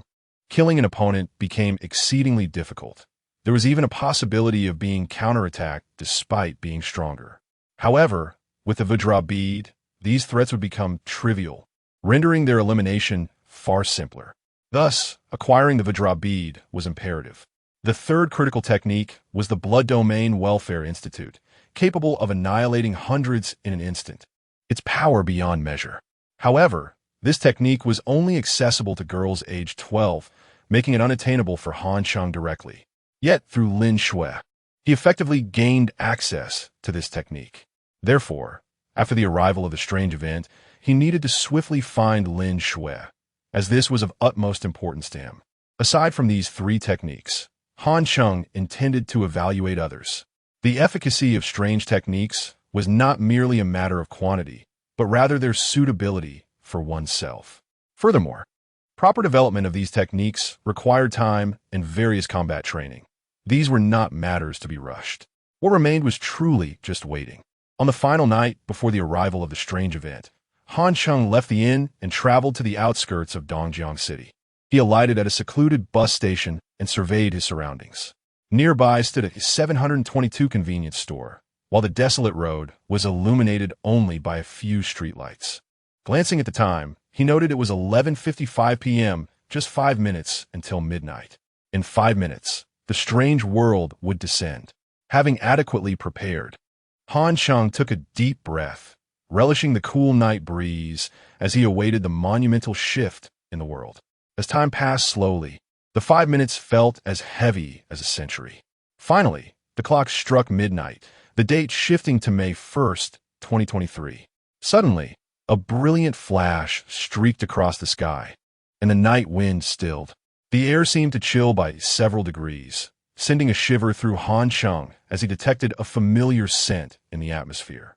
The strange world had finally arrived. Chapter 12, 110 trillion. The arrival of the eerie world in the originally cool night breeze, an unsettling chill suddenly emerged. Han Cheng took a deep breath, savoring this familiar scent. Following the arrival of the eerie, a connection formed between the normal world and the uncanny realm, allowing various anomalies to gradually encroach upon the ordinary world. Initially, due to the narrowness of the connecting passage, many formidable anomalies could not cross over. Only 3 categories of eerie beings were able to traverse this boundary. The first category consists of the most basic intimidation-level anomalies, whose strength is rather feeble, at most equating to the power of 10 ordinary individuals. Their modus operandi for murder relies on terror, threats, and fright, breaching the psychological defenses of humanity to adhere to their killing rules. Instances of traffic accidents, inexplicable suicides, or deaths due to extreme fright during the early days of the Eerie were all orchestrated by these intimidation-level entities. Their advantage lies in their sheer numbers, lurking everywhere and making them exceedingly difficult to evade. In Han Cheng's previous life, this group of anomalies inflicted considerable damage on ordinary people initially. But as humanity began to comprehend the rules governing these eerie beings and familiarize themselves with their various methods of killing, it became increasingly difficult for them to inflict harm after the initial phase. However, for the present, they pose the greatest nuisance to ordinary individuals. The second category comprises the slaughter-level anomalies, typically appearing as brutish figures, exceptionally malevolent, much like butchers wielding massive axes. These entities possess significantly greater combat prowess compared to their intimidation-level counterparts, often overpowering 30 or 40 ordinary individuals with ease. They are driven by a relentless thirst for human flesh, exhibiting unparalleled savagery. During the early days of the Eerie, these slaughter-level beings predominantly manifested in trial zones, rarely seen on the streets. The third category encompasses the entrance-level anomalies, who typically serve as boss-level figures within the various trial zones during the initial phase. They represent the most potent threats within the nascent Eerie world. Beyond these three categories, there exist city-slaying and nation-destroying anomalies, whose formidable strength is self-evident, capable of annihilating an entire city or even a nation. The emergence of these two categories heralds a nightmare for humanity. In Han Cheng's previous life, they appeared approximately 6 months later, by which time humanity had progressively grasped the nature of the Eerie and developed countermeasures. Yet, they still proved unable to withstand the formidable power of these two categories. Civilization crumbled, order disintegrated, and ruins became ubiquitous. Humanity established sanctuaries and dystopian urban centers as gathering places for survival, guarded by formidable individuals who barely managed to preserve the flickering embers of humanity. Nevertheless, irrespective of the strength of the Eerie, regardless of their type, they must adhere to certain rules in their quest to kill. Only when humanity transgresses these rules do they face the specter of death. While the rules vary, one commonality exists. Should humanity take the initiative to offend or attack an Eerie being, they violate all rules governing the killing of such entities. Consequently, some anomalies provoke and harass humans, inciting their resistance as a means to fulfill their murderous intentions. At this moment, with the Eerie having just ascended, Han Cheng detected an overwhelming aura of dread. Drawing from his experiences in his previous life, he surmised that there must be a trial zone for the Eerie nearby. However, Han Cheng chose to disregard it, for his foremost concern was awaiting the arrival of the ghostly currency. In his last life, he had made no preparations before the Eerie's arrival, and naturally, he received no ghostly currency afterward. Thus, he found himself inexperienced in acquiring such currency. He focused intently on his surroundings, awaiting any signs of movement. Yet, after standing for 2 full hours, his legs numb, he heard not a whisper of activity. At that moment, a shadow flitted nearby, moving with an eerie grace before suddenly appearing beside Han Cheng, firmly stepping onto his shadow. Startled, Han Cheng glanced sideways to find a disheveled old man, clad in tattered, patched garments, barefoot and filthy, holding a chipped bowl in hand, grinning ominously. "Young man, spare some change." His voice was chilling, devoid of the warmth of the living. Han Cheng's expression shifted, based on his previous life's experience.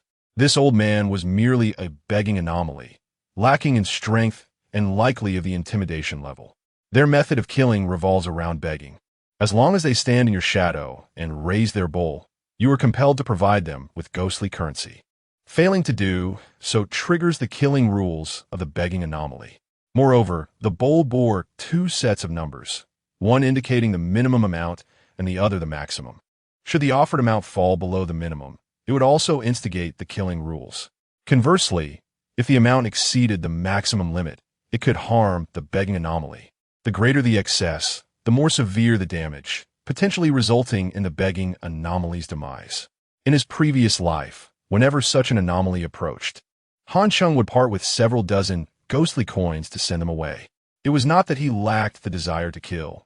Rather, The skeletal combatants were utterly devoid of strength, and he wished to conserve his ghostly currency. Now, however, as he awaited the arrival of his ghostly currency, he found himself devoid of even a single coin. In terms of strength, Han Cheng was no match for the intimidation level anomaly before him. Even the weakest among them possessed tenfold the power of a human. Thus, he had encountered a troublesome predicament, one that was exceedingly difficult to navigate. Nonetheless, he held faith that the ghostly currency would arrive. It was merely a matter of time. Yet, he couldn't help but grumble about the inefficiency of the Celestial Bank. Over 2 hours had elapsed, and the anticipated 200 trillion ghostly coins were still delayed. Surely, they must have received some negative feedback. Ah, young man, could it be that you find yourself in a financial bind? The begging anomaly's smile revealed its blackened, yellowed teeth, exuding an unsettling aura. If you have nothing, I shall take matters into my own hands. To take matters into his own hands meant seeking something far more valuable than mere coins, namely, a life. The begging anomaly excitedly extended its grimy hand, its long nails akin to those of a malevolent spirit. Faced with this grim situation, Han Cheng remained unfazed. Indeed, panic would only hasten his demise. Confronting the eerie required composure. As long as he did not trigger the rules, this anomaly could do him no harm. He had faced countless dangers in his previous life, and he was capable of managing this predicament. Please wait. I do have ghostly currency. Han Cheng feigned rummaging through his pockets, casting a dismissive glance at the begging anomaly. But I fear you might not be able to handle it. HM? The anomaly paused, its outstretched hand hovering in midair, scrutinizing Han Cheng with newfound caution. The young man exuded an unsettling calmness, confidence radiating from his composed visage, while an air of heroism emanated from his brow that sent shivers down the anomaly's spine. Could it be that this young man truly possessed a substantial amount of ghostly currency? If it exceeded the maximum limit, it could lead to his own demise. The begging anomaly hesitated, its indecision stretching into over half a minute. Suddenly, a crimson light engulfed the sky, as if the heavens were ablaze, spreading across a vast expanse like a fiery inferno. A rolling orb of red light descended from the fiery clouds, exuding an overwhelming pressure that instantly summoned a tempest. Trees atop the nearby hills swayed violently. Streetlights along the road flickered ominously, and several bulbs shattered with a sharp crack. Han Cheng smirked. Although it had taken some time, his ghostly currency had finally arrived. He raised his arms, welcoming the descent of the red light, which gradually enveloped him. As the crimson glow softened, it coalesced into a black card at its center, bordered with dazzling gold that shone brilliantly. That was the Celestial Bank card. Han Cheng had never encountered such a card but had heard tales of it. It was rumored that Celestial Bank cards were categorized into 5 colors based on their registration amounts, the lowest being the silver card for those meeting the minimum requirement of 1 million ghostly coins, followed by the green card for 10 million, the blue card for 100 million, the gold card for 1 billion, and the platinum card for 10 billion. The platinum card was the most prestigious of all. However, this card was adorned with a black theme and a golden border, signifying a status far superior to that of the platinum card. The beggar, standing aside, was equally aware of the peculiar power of the Celestial Bank card. He gazed upwards, his narrowed eyes fixated upon the card, trembling uncontrollably in its presence. The oppressive aura emanating from it rendered him unable to stand upright, as if his very body were on the verge of disintegration. To possess such an imposing black-bordered card, what manner of being was this young human? The beggar was filled with an indescribable dread, relieved that he had refrained from acting rashly moments before. It was common knowledge that even the most basic silver card held a value of 1 million. The amount on this black-bordered card must surely be staggering, for even the highest platinum card paled in comparison. While the platinum card represented a value in the tens of billions, this black-bordered card must signify. Overcome with insatiable curiosity, the beggar cast his gaze upon the figures inscribed on the black card. His heart nearly stopped upon seeing the astonishing sequence of numbers: 114412424221214220. How could it be possible for anyone in existence to possess such an immense sum of ghostly currency? Suddenly, the heavens clashed with thunder, the scene dissolving into monochrome. The beggar trembled uncontrollably, engulfed in fear. Chapter 13, Is It Too Slow? Are you quite satisfied? Han Cheng caught the black card from Tianyi Bank with one hand. The card felt slightly warm to the touch, shimmering with a golden hue, reminiscent of a precious treasure. Simultaneously, a stream of information flooded Han Cheng's mind. The supreme black gold underworld card has been presented. Esteemed customer, due to the exceedingly vast amount of your underworld currency, you are recognized as the wealthiest individual in human history, without question. Therefore, I have expended considerable effort in processing this transaction, and I kindly request your understanding for the delay. Indeed, Han Cheng had become the wealthiest individual in the history of underworld currency. With a population of 1 billion in Huagua, nearly half had participated in the ritual of burning underworld currency for the enigmatic figure of Han Cheng. Many among them were habitual practitioners of this rite, routinely incinerating bundles of currency valued at over 1 million each time, leading to a total that could reach billions or even hundreds of billions. The fervor for burning underworld currency persisted for 2 months, culminating in the final month when the Jin Tai Mei Company released the latest denomination of 5 million underworld currency. At that point, preliminary estimates suggested that the daily burning of underworld currency in Huagua exceeded 100 billion. This did not even account for the fervor abroad, where foreigners also engaged in similar practices. Altogether, the influx of wealth with the arrival of the bizarre world nearly overwhelmed Tianyi Bank. For thousands of years, Tianyi Bank had never witnessed such a colossal amount of underworld currency. It took them over 2 hours to clarify the amount. After listening to the bank's explanation, Han Cheng could not help but smile wryly, realizing that the delay in the arrival of his underworld currency was due to its immense sum. He gazed at the lengthy string of numbers on the black gold card, his eyes blurring as he counted. This was no mere 11 trillion. He was astonished to find an even greater sum. Where could all this additional underworld currency have come from? A wave of surprise washed over him, but he deemed it a fortuitous turn of events, a splendid opportunity. As far as he was concerned, once it entered his pocket, even if it wasn't originally his, it was now his to keep. Then, Han Cheng heard another voice in his mind. Esteemed customer, the supreme black gold card has been delivered, and the amount has been verified without error. We kindly request your evaluation of our service. 3 floating virtual buttons appeared before him, marked as good, excellent, and very satisfied. After a moment of contemplation, he declared, I wish to select very satisfied. Surely, after spending an additional 2 hours, such efficiency warrants no less than a positive review. Oh, how the Tianyi Bank has learned to misbehave, Han Cheng mused. Tianyi Bank responded, Esteemed customer, we sincerely apologize for the delay and express our deepest regrets.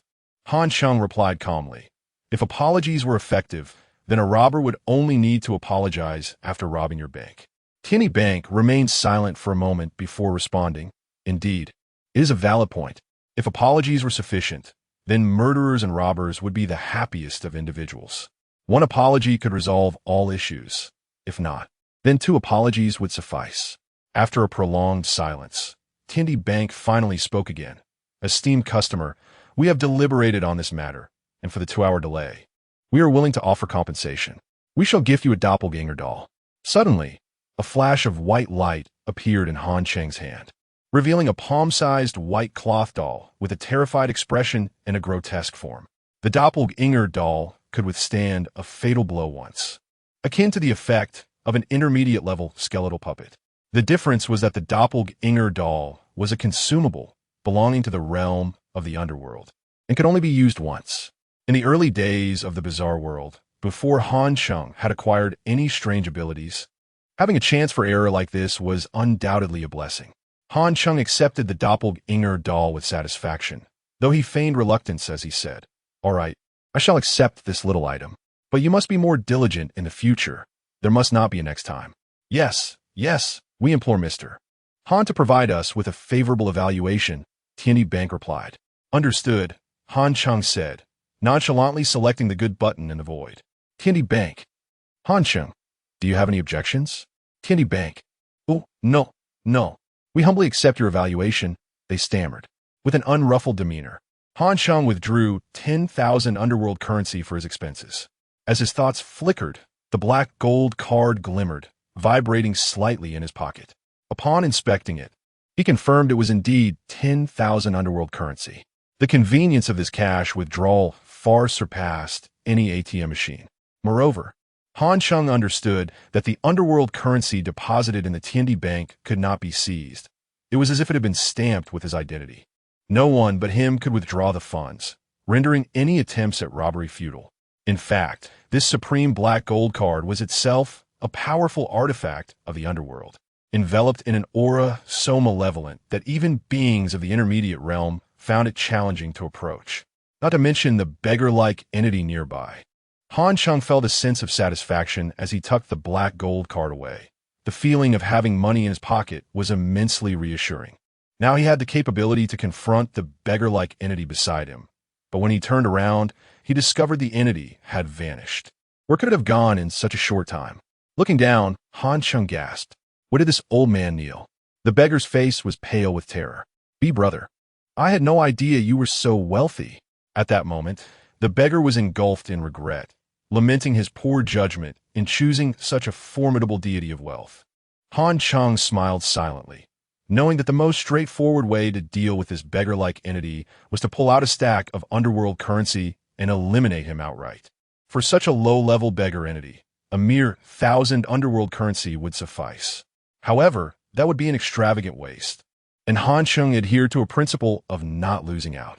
Even with newfound wealth, old habits die hard. Another method would be to simply offer the lowest amount possible to send him on his way. Based on his experiences from his previous life, the minimum offering for such lowly beggar entities typically amounted to a few dozen underworld currency. A single $100 bill would suffice. Yet, doing so would still result in a loss of several dozen underworld currency. There was, however, one final tactic that could yield a profit with just a few dozen underworld currency spent. Observing the beggar-like entity, Han Cheng remained composed, casually counting a stack of $100 underworld currency before slowly extracting a single bill. Chapter 14. Do not attempt to take advantage. Upon witnessing the scene, the beggar, in an odd manner, urgently cried out, Brother, just give me 20. That's enough. I dare not ask for more. Hearing this, Han Cheng's eyes brightened. It turned out that this individual's minimum demand was merely 20 yuan in ghost money, not even reaching 50. How lowly you truly are. Maintaining a stoic expression, Han Cheng gently placed a 100 yuan ghost note into the beggar's bowl. Then, with a serious demeanor, he remarked, You requested 20. I had intended to give you 100. Now that I have given you 100, you owe me 80 in return. As Han Cheng's words faded, a flicker of black light passed over the tattered bowl, and the ghost money vanished within it. This signified that the transaction was complete, the rules established and irreversible. The beggar stood there, dazed and bewildered, according to the rules. He was obligated to return 80 yuan in ghost money to Han Cheng. However, having just stepped out to beg, he possessed no money. Should he fail to return the 80, he would face the penalties of the begging rules, mild injuries at best or utter annihilation at worst. At that moment, the beggar wished to slap himself for having uttered the figure 20. Brother, I have no money, he lamented, casting a sorrowful gaze at Han Cheng.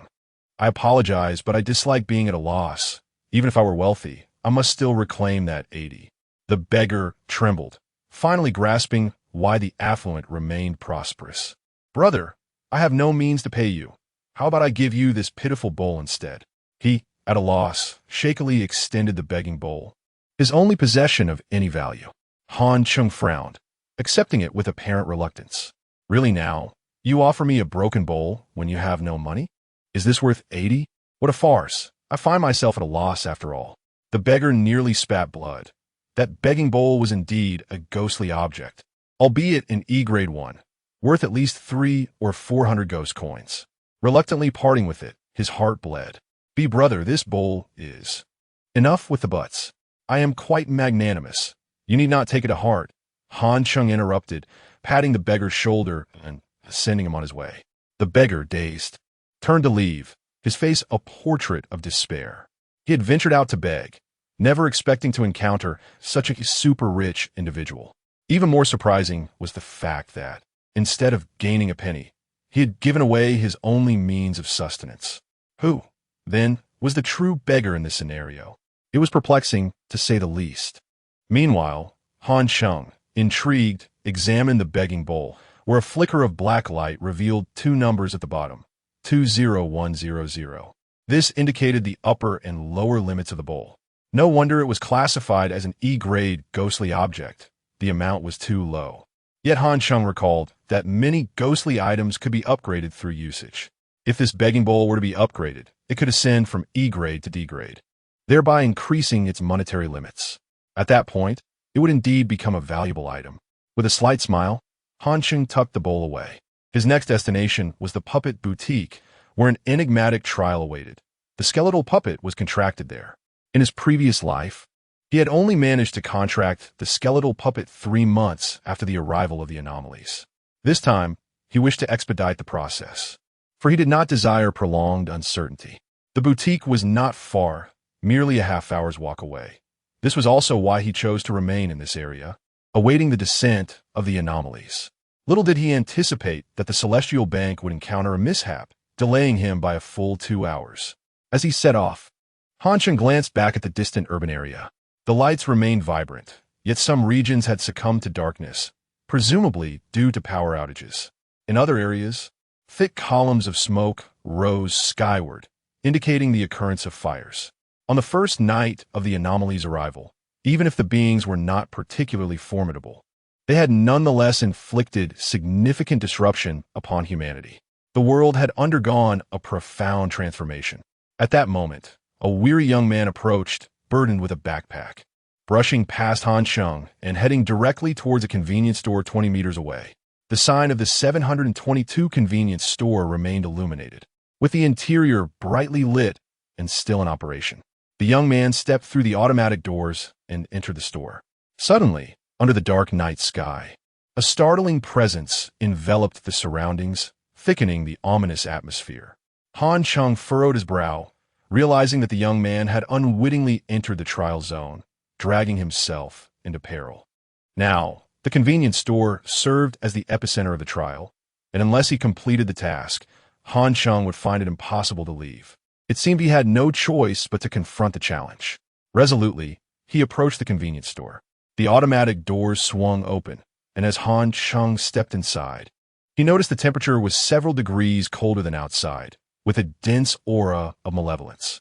Surveying the surroundings, he found the shelves cluttered with various items, albeit with an unsettling quality. A bloodied thigh, an ashen hand devoid of color. A few eyeballs blinked in the small items section, as if just extracted. Additionally, bizarre artifacts were scattered throughout. Funeral garments, ashes contained in boxes, and other items whose names he could not even recall. Ah, another newcomer. A voice called out. Turning towards the sound, Han Cheng saw a man nearly 2 meters tall, rudely beckoning him. A steel pipe pierced through the man's head, with dark fluid oozing from within. Pooling around him, a truly horrifying sight. Though not particularly strong, he radiated ferocity. Han Cheng approached nonchalantly, noticing 3 other ordinary individuals present, one of whom was the backpack man who had previously wronged him.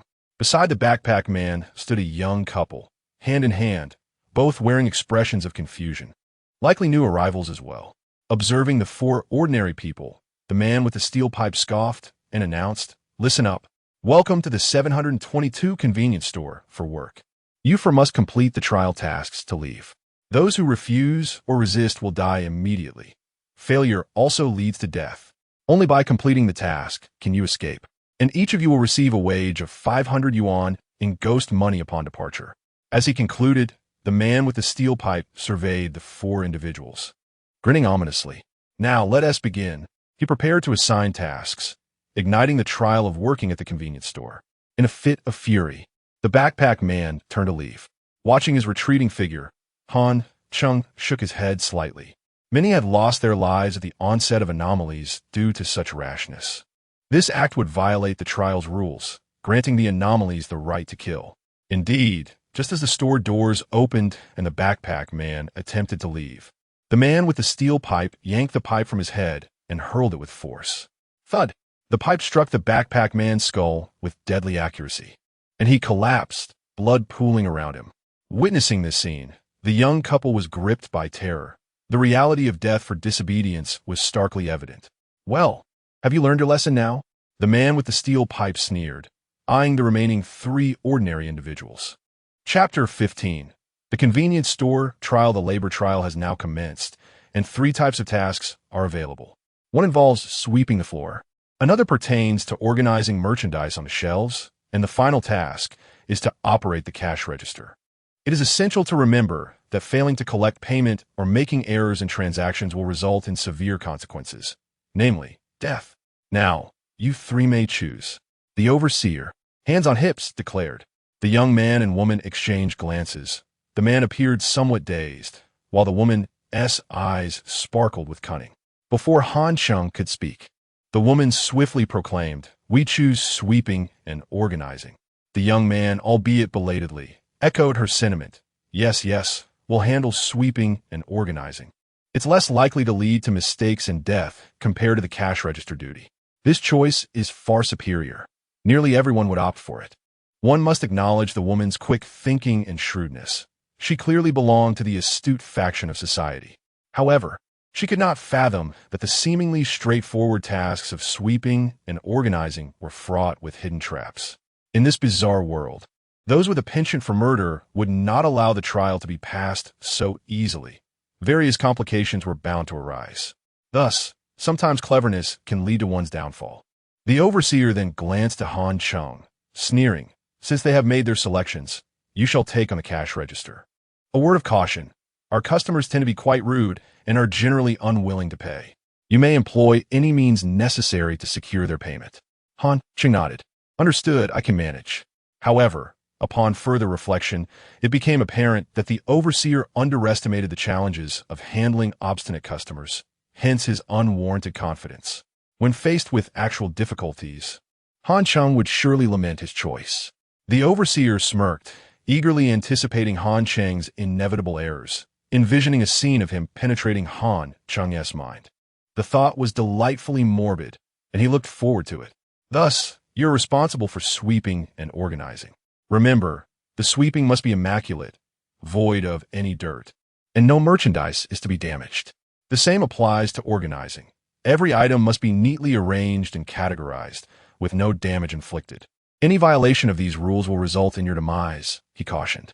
The young woman's expression shifted slightly, but she felt relieved to have avoided the cash register. The reasoning was simple. Dealing with troublesome customers was far more arduous than sweeping and organizing. As long as they exercised caution to avoid damaging any items, they would find their tasks considerably easier compared to the cash register role. The young man shared her sentiment, turning to her with affection in his gaze. "Tianyi, I'm not very strong. You should handle the sweeping while I take care of organizing," he suggested. Unable to refuse her companion's heartfelt request, she acquiesced. "All right, then I shall sweep, and you can organize." Sweeping necessitated mopping the floors, a laborious task, especially for the petite young woman. The young man, displaying commendable responsibility, took up the mop, filled it with water, and began his labor. Observing him, Han Cheng remained indifferent. In this strange world, any display of compassion or leniency toward others was foolish. Conversely, the woman exhibited a cleverness that suited survival in a post-apocalyptic scenario, swiftly claiming the seemingly easier tasks of sweeping and organizing. Nonetheless, Han Cheng retained his reservations about her. When contending with the bizarre, one must possess not only cunning but also acute observational skills. Excessive cleverness could easily lead to folly. Meanwhile, the woman commenced organizing the shelves, her brow slightly furrowed as she encountered remnants of human remains. Undeterred, she proceeded to tidy the area without a second thought. Blood from the backpack man still dripped onto the steel pipes, creating an unsettling atmosphere. The overseer, with a ghastly smile plastered across his pale face, reveled in the gruesome scene, as if he had experienced death anew. He dragged the backpack man's corpse to the store's rear and soon emerged, drenched in blood. The young man remained on his knees, meticulously scraping at the floor with his nails. Under the threat of death, he was diligent and unwavering in his cleaning efforts. The tiles he had mopped gleamed, reflecting the overhead lights.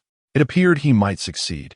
However, the overseer would not let him off so easily. He glanced at the shelves, stealthily opened a box, and tossed an object to the ground. The item rolled away, seemingly alive, coming to rest beneath the shelf. Make sure every corner is spotless. Not a speck of dirt should remain. If you fail to clean even a tiny area, your task will be deemed incomplete, the overseer commanded, arms crossed solemnly. After completing his mopping, he bent down to inspect. He was wary of any dirt that might be lurking beneath. Just as he leaned down to check under a shelf, a creature suddenly sprang forth, clinging to his face. It was a spider the size of a human face, its back shimmering like a silver platter. Once it latched onto the young man's face, it began to voraciously gnaw at him. As it feasted, a human visage gradually formed on the spider's back. It was the young man's own face. This horrifying scene sent shivers down one's spine. Han Cheng tightened his gaze, recognizing the creature as a face spider. Once the human visage was entirely devoured, the spider would gain control over the body. The young man would become a living puppet, indistinguishable from a mindless zombie. However, this face spider was quite fragile. Even an ordinary adult could easily tear it apart and kill it. Yet, should this occur, the young man would still violate the rules and meet his demise. The young man struggled, tearing at the face spider and collapsing to the ground, shouting one, "Help me! Please help me!" The young woman hesitated, her expression cold and devoid of emotion. She turned away and resumed organizing the shelves, as if she had never known him. Chapter 16. Death for rule violations. A young man collapsed on the ground, utterly helpless as he struggled to tear off the spider affixed to his face. After an arduous effort, he managed to rip it away, but the grotesque creature split into two, leaving a portion still clinging to his visage. Ignoring the pain, he hastily brushed the remaining half onto the floor, crimson blood cascading down his face and pooling beneath him. Glancing at the mess, he disregarded his own wounds and rushed to retrieve a mop, intent on cleaning up the blood. However, a robust hand seized the mop from him, preventing his escape. Looking up, he recognized the figure of the man with a tube protruding from his head, who stared at him with a sinister glare. A shiver ran down the young man's spine as he hurriedly explained, I haven't finished cleaning yet. I'll clean up the blood right away." He believed that as long as he had not completed the task, there remained a chance for redemption. Unbeknownst to him, he had already transgressed the rules. "Oof. You still wish to continue cleaning?" The tube-headed man sneered. "Are you not aware that you have damaged the merchandise?" "Damaged the merchandise?" The young man stood frozen, realization dawning as he glanced at the remains of the human-faced spider on the ground. This was not merely a product, it was a large spider. How could it be merchandise? Trembling with panic, he was swiftly silenced as the tube-headed man thrust a steel pipe into his skull. The young man's eyes widened in shock as he cast one last glance at a nearby young woman, silently pleading for assistance. Yet, she remained oblivious, engrossed in her own tasks, as if nothing had transpired nearby. The tube-headed man surveyed the young man's lifeless body with a chilling grin. Indeed, the meat section has fresh stock once again. Dragging the corpse behind him, he returned to the back of the store, leaving a long trail of blood in his wake. Han Cheng observed this entire scene from the cash register, his expression unperturbed. Dealing with the bizarre creatures was perilous. A single misstep could lead to one's demise. This peculiar group adhered to their own set of rules while simultaneously creating hardships for others. To navigate among them required not only intellect and a cold heart, but also a keen sense of observation. In the corner, the tube-headed man loomed, while beside Han Cheng stood an enigmatic girl, clad in the convenience store uniform. Her single ponytail and long bangs obscured one eye, revealing an oddly blue hue in the other. She was the cashier, and since Han Cheng's arrival, she had been meticulously organizing the clutter at the register. Han Cheng mentally referred to her as Blue Eyes, attempting to engage her from behind. "I've been standing here for 10 minutes. Could you inform me when the task is deemed complete?" Feeling somewhat disheartened, Han Cheng brushed it off, but he was undeterred. Though the girl had not uttered a word, she had turned to glance at him, indicating that she was not as malevolent as the others. At least, she was open to communication. Otherwise, Her reactions would have mirrored those of the tube-headed man, either harsh reprimands or complete indifference. Both responses stemmed from a combination of arrogance and cold-heartedness. In his previous life, Han Cheng's physical prowess was minimal, and survival in the bizarre world relied not only on his skeletal puppets, but also on his astute observational skills. Such acuity allowed him unique insights into human nature, or perhaps the nature of the bizarre.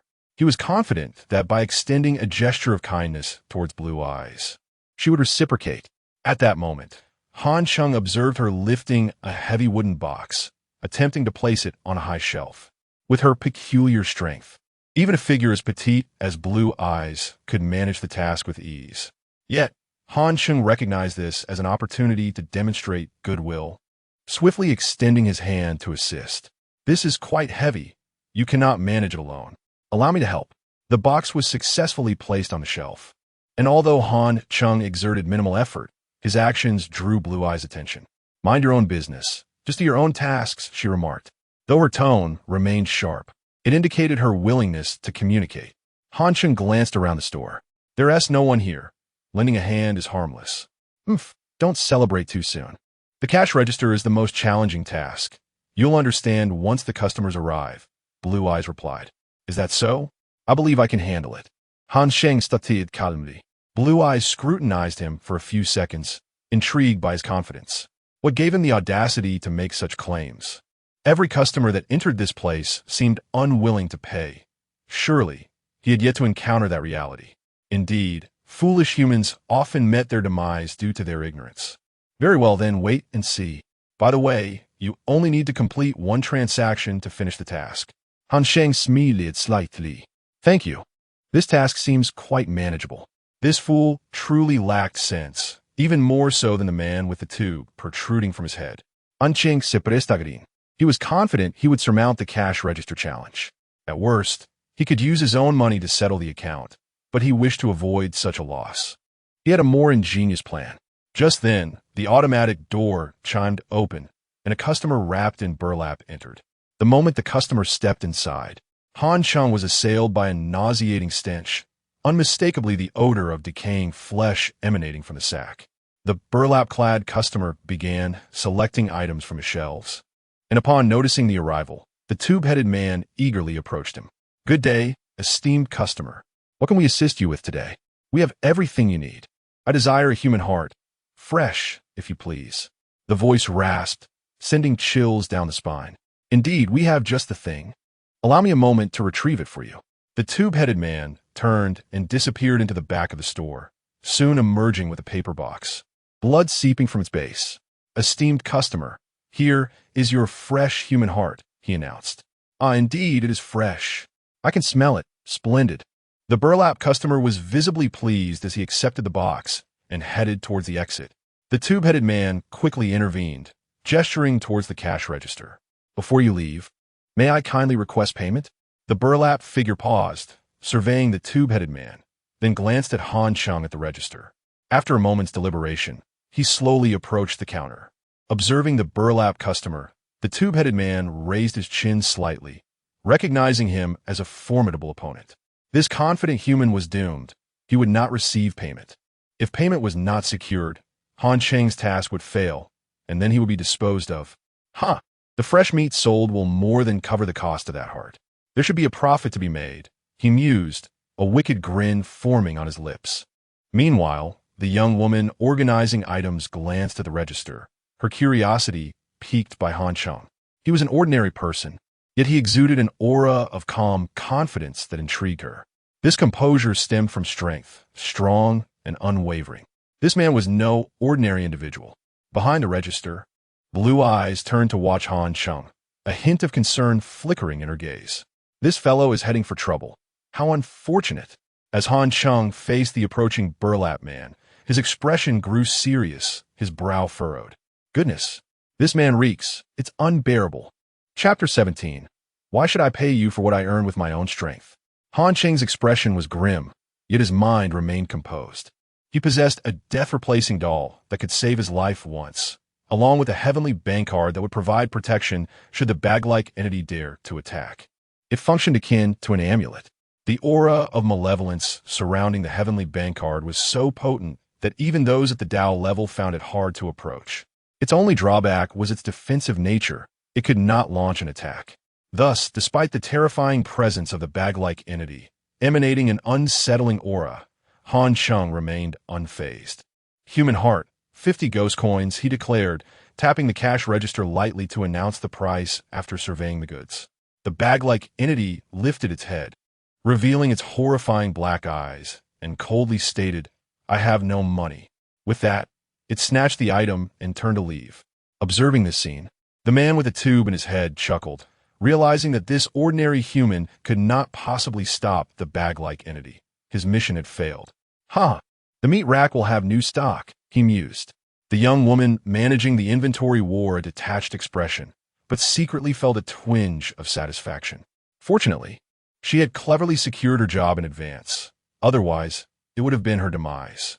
The blue-eyed girl felt helpless. She had developed an affection for this young, ordinary man. Yet her low strength rendered her unable to intervene. In truth, she encountered several such customers daily, and whether they would pay depended entirely on the store manager, the man with the tube's strength. Those weaker than him had no choice but to comply, while the stronger ones could simply walk away. The bag-like entity before them was of a level that could intimidate, rivaling the man with the tube. Naturally, it looked down upon an ordinary person like Han Cheng. Just as everyone assumed Han Cheng would fail to collect any money and the bag-like entity would leave, an unexpected turn of events unfolded. The bag-like entity suddenly found itself unable to move, as if its feet were nailed to the ground. "There's a ghostly object." The seasoned bag-like entity quickly realized the situation, spinning around to fix its piercing gaze on Han Cheng. "You little rascal are playing tricks." "Indeed, I'm playing tricks. Do you have any objections?"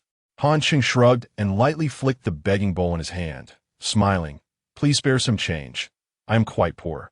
The bag-like entity glanced at the bowl, then looked down at its own shadow, which Han Cheng was firmly standing on. In an instant, understanding dawned upon it, and its fierce demeanor intensified. "A begging bowl." "Exactly. So please do contribute." Han Cheng maintained his cheerful demeanor.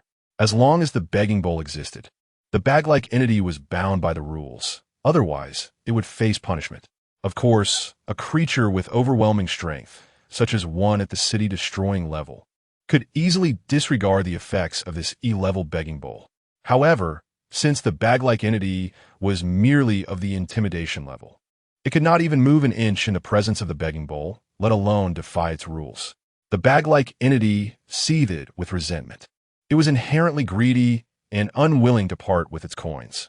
Yet, the rules of the begging bowl compelled it to pay. It reluctantly extended a hand, placing a 50 ghost coin note into the bowl. Witnessing this, the man with the tube wore a grim expression. He never anticipated that this ordinary human possessed such a ghostly object. The begging bowl was typically exclusive to beggar entities. Not particularly high-end, but still rare and difficult to acquire. It was astonishing that this young human had one. Now that the bag-like entity was forced to pay, the man with the tube felt conflicted. He truly did not want Han Cheng to succeed in his task, as that would only yield him a mere 50. If Han Cheng failed, he could profit more. Meanwhile, the blue-eyed girl gazed at Han Cheng in astonishment. How did he come to possess a begging bowl? Such items were exceedingly rare, and an ordinary person owning one was certainly not to be underestimated. In her eyes, Han Cheng's stature grew considerably. At this moment, everyone assumed Han Cheng would accept the 50 ghost coins and successfully complete his task. After all, accomplishing his task would reward him with 500 ghost coins, allowing him to safely depart from this trial ground. Yet, they were gravely mistaken. "Wait, is that all you're offering? 50? Han Cheng suddenly interjected, casting a mysterious glance at the bag-like entity. "Surely, you are aware of the upper and lower limits of the begging bowl?" The bag-like entity halted its outstretched hand, fully aware of the limits and the consequences of offering less than the minimum. Gazing at the bowl, it found itself at a loss. Was the minimum threshold 60? If so, offering 50 would be unacceptable. However, it was also possible that this ordinary person was deceiving it. The bag-like entity's glare intensified, as if it wanted to devour Han Cheng. Having lived two lives, with the previous one fraught with countless perilous situations, Han Cheng's composure was exceptional.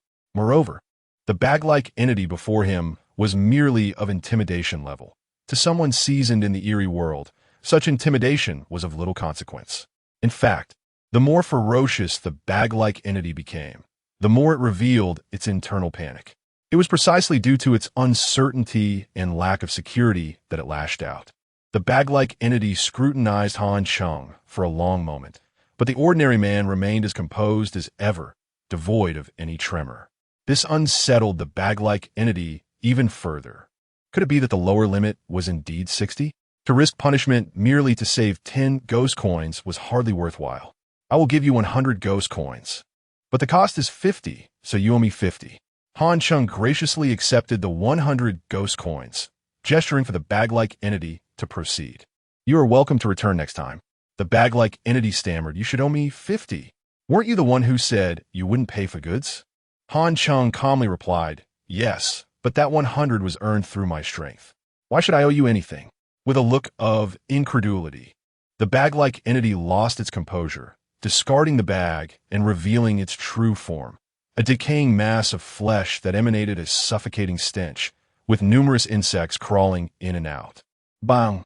The bag-like entity slammed the table, glaring furiously at Han Cheng, contemplating tearing him apart.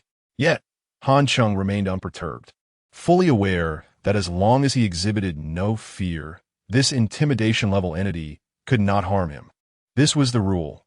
Entities must adhere to the regulations when it came to taking lives.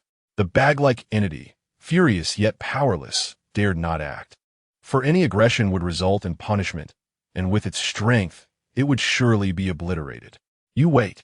After 5 minutes of fuming, the bag-like entity donned the bag again and exited the store.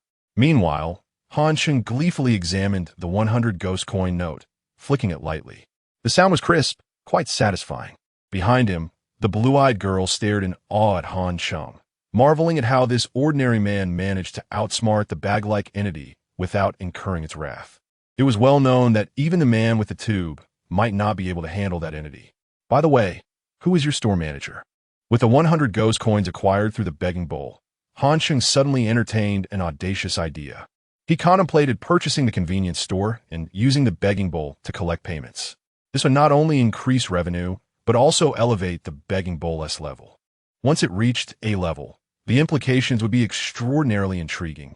In truth, the rarity of the begging bowl lay in its stringent rules.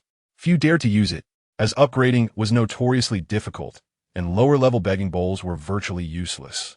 If the level were to rise and the minimum threshold became substantial, it could potentially bankrupt an entity in mere moments, akin to a divine artifact. Chapter 18. A perfect match of convenience store and the beggar's bowl blue eyes was suddenly taken aback by Han Cheng's inquiry. After a moment of hesitation, he directed his gaze towards the man with a tube in his head and softly remarked, "That gentleman is our store manager." That explains why your store has so many customers who refuse to pay," Han Cheng mused, nodding slightly in realization. Typically, the bosses of eerie trial grounds are at least of a murderous caliber, yet this convenience store seemed to possess merely a mid-level intimidation factor. Lacking in strength, it was inevitable that capable customers would refrain from settling their bills. Consequently, with no payments being made, the store's business must be operating at a loss, making it unlikely that acquiring this convenience store would require a hefty sum. Though Han Cheng was affluent, he despised incurring losses. He would not part with a single coin if he could procure the store for a mere fraction of a penny. At that moment, the man with the tube in his head approached Han Cheng, visibly disappointed by Han Cheng's failure to complete his task, which had cost him a significant amount of potential earnings. However, noticing Han Cheng's beggar's bowl, he was inclined to consider a purchase. Echoing Han Cheng's thoughts, he aimed to collect money using the bowl. In this manner, even if a murderous entity were to patronize the store, they would be compelled to pay. Upon reaching Han Cheng, he arrogantly extended his hand. "Hand over the bowl. We cannot accept payments with such a shabby item." Ordinary individuals would likely be intimidated by such a threat, and even if they did not surrender the bowl, their expressions would betray a hint of fear. Once fear was evident, the man with the tube in his head would seize the opportunity to snatch it away. He was confident in his ability to wrest the bowl from this seemingly ordinary person. To his dismay, Han Cheng remained unruffled, maintaining a calm demeanor as he met the man's gaze. Unhurriedly, he tucked the beggar's bowl away. "I apologize, but this was a gift from a friend. I cannot part with it." "A gift from friend?" The man with the tube in his head was taken aback. The bowls used for begging were typically associated with beggars, who would only solicit from others, not give gifts. Who exactly was this young man? Seeing that Han Cheng displayed no signs of fear, the man with the tube in his head found himself at a loss for how to proceed. Nevertheless, he was unwilling to let Han Cheng off the hook easily. After some consideration, he replied, "Very well then, continue your transaction." "No, my task has been completed. I wish to leave." Han Cheng firmly refused. He was acutely aware of the man's intentions. He merely wished for Han Cheng to prolong his task in order to find an opportunity to eliminate him and seize the bowl. Fortunately, Han Cheng understood that the task only required him to complete a single transaction. His current objective was to purchase the convenience store, and he knew he could not approach this matter directly, as that would give the man with the tube in his head the upper hand, allowing him to demand an exorbitant price. Han Cheng's assertion that he wanted to leave was merely a ruse, a smoke screen to mislead the man into believing he had no ulterior motives and simply desired to exit. Seeing Han Cheng's refusal to comply, the man with the tube in his head maintained a stern expression, unwilling to let him go. "Wait until that woman finishes restocking, then you can leave together."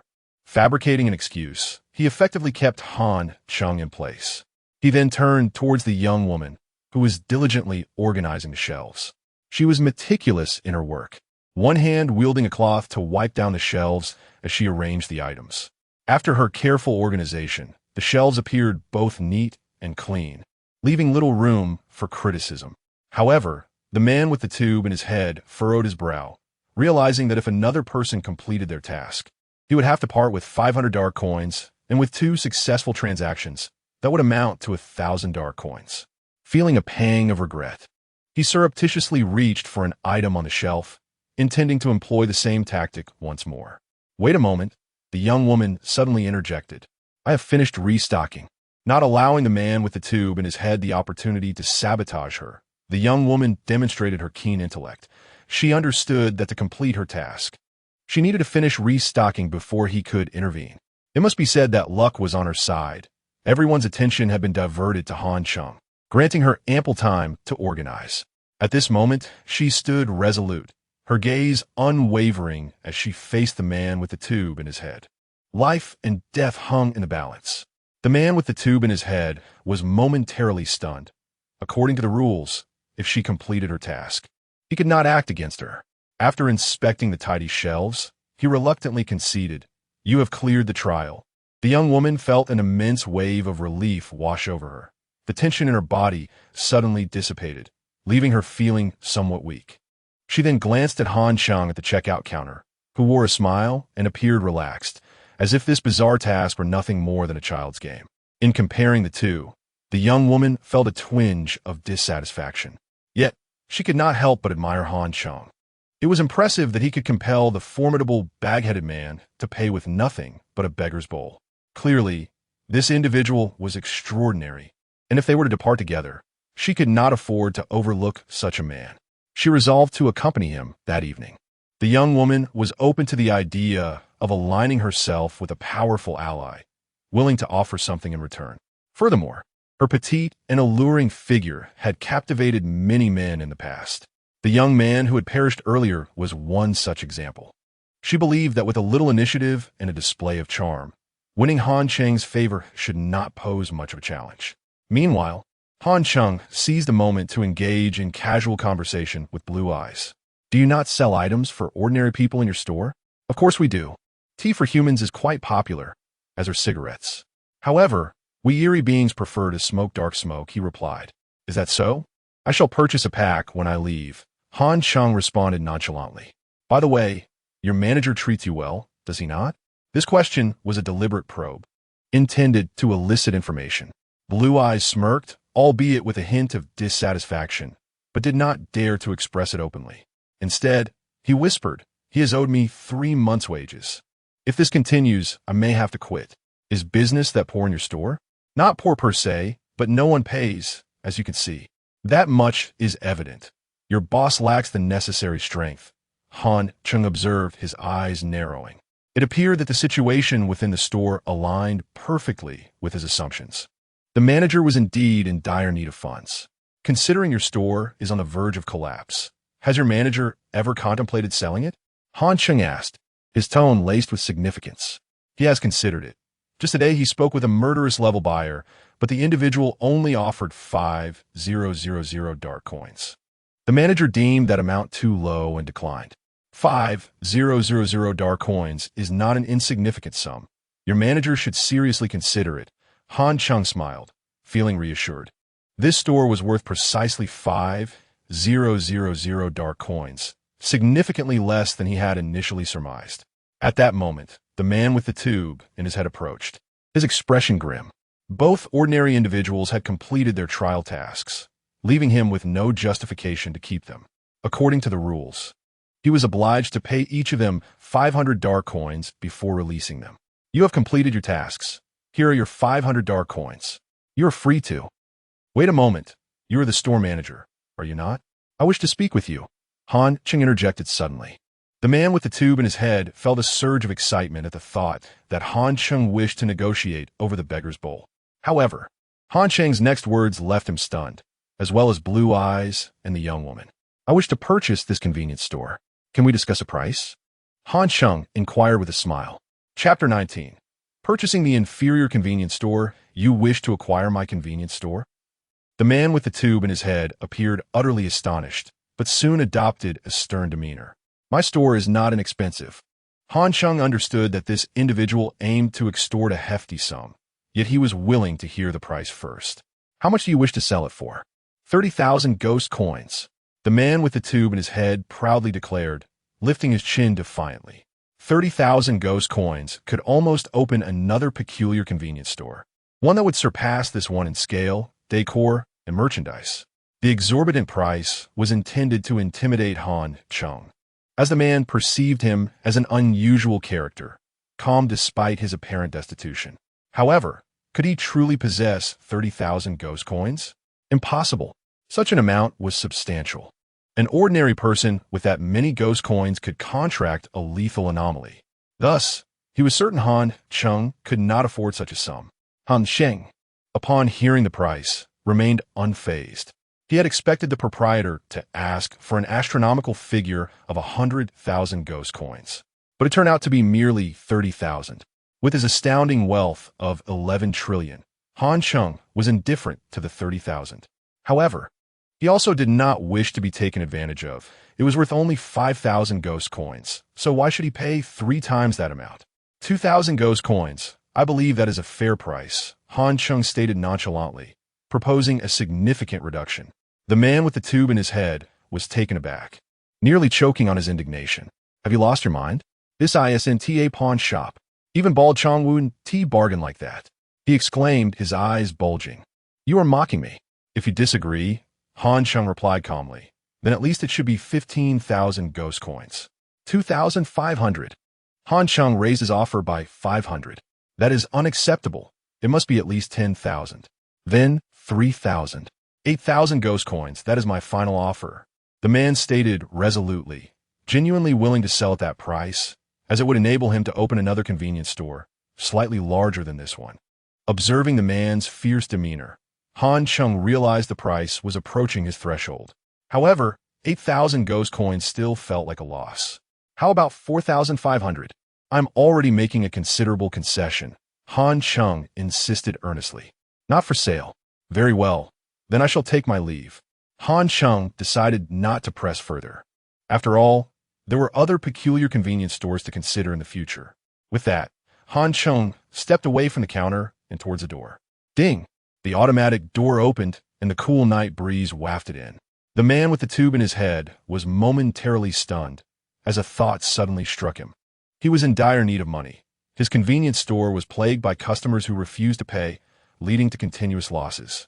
He hadn't even been able to pay his employees' salaries for 3 months. If things continued this way, his convenience store would inevitably go under. And this man couldn't he possibly possess thousands of ghost coins? Surely his offer to purchase was a jest. He had slashed the price from 30,000 ghost coins to 4,500. Something felt amiss. If he feigned agreement with the price and then demanded payment. If the man couldn't he provided, he could provoke the anomaly and consume him whole. Suddenly, the man with the tube in his head's eyes gleamed with murderous intent.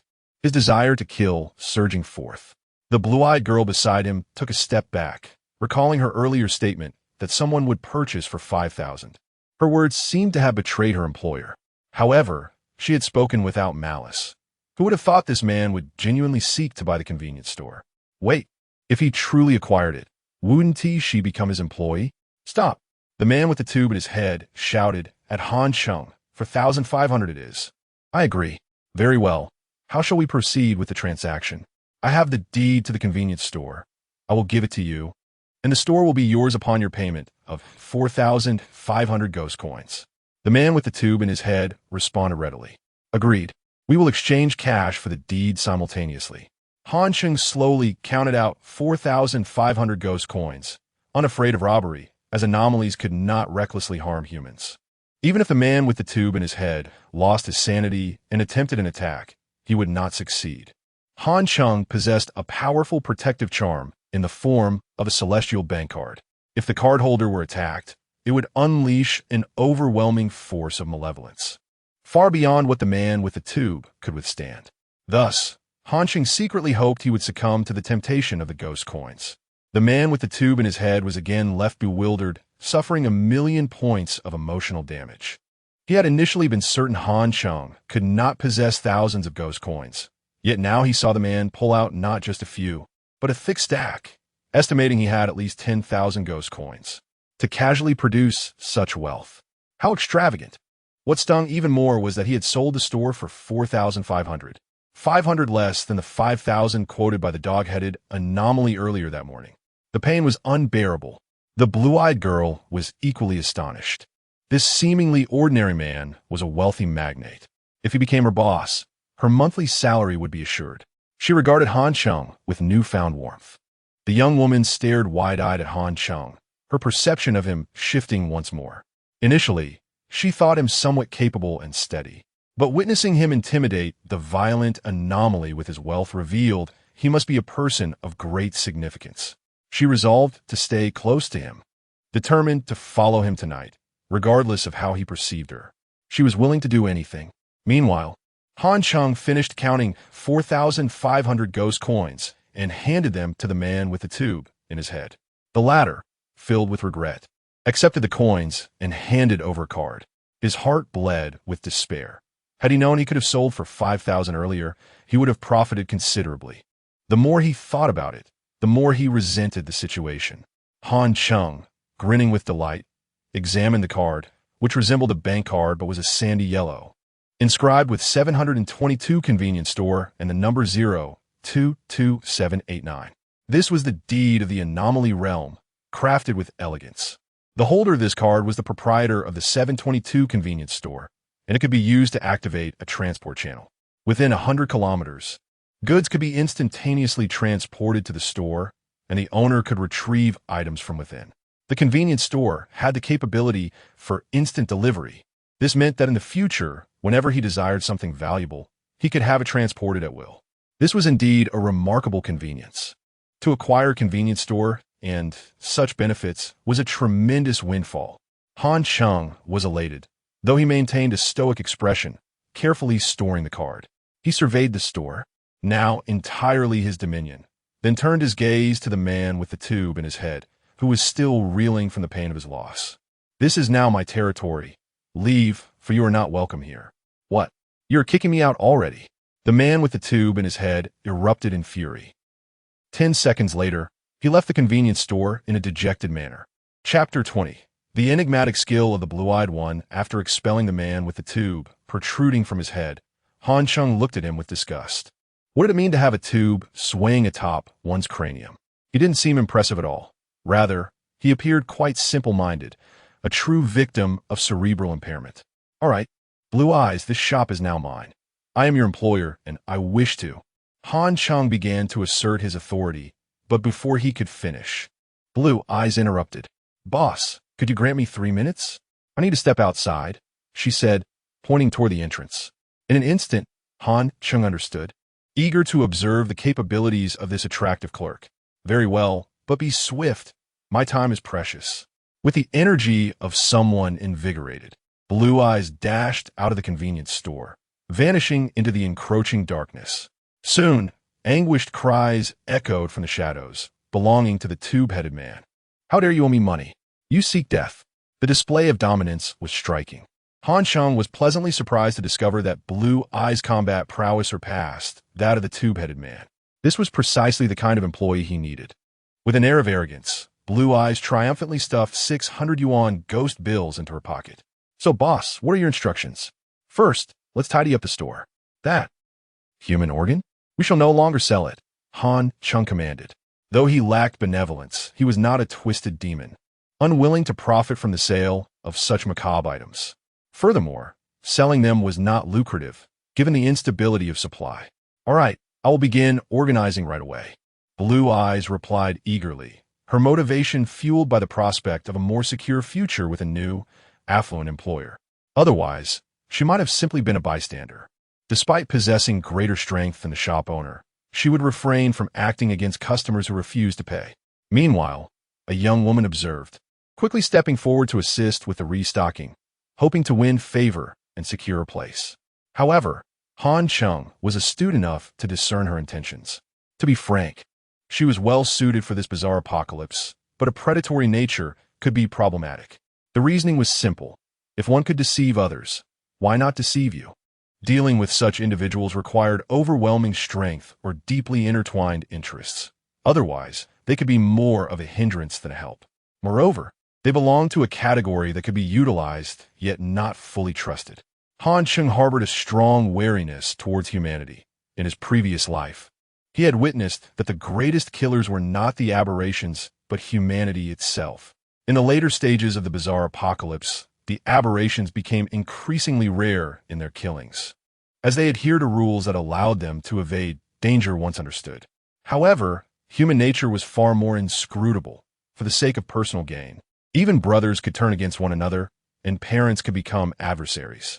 In the latter stages of the apocalypse, relatives would betray each other over an A-grade aberrant skill.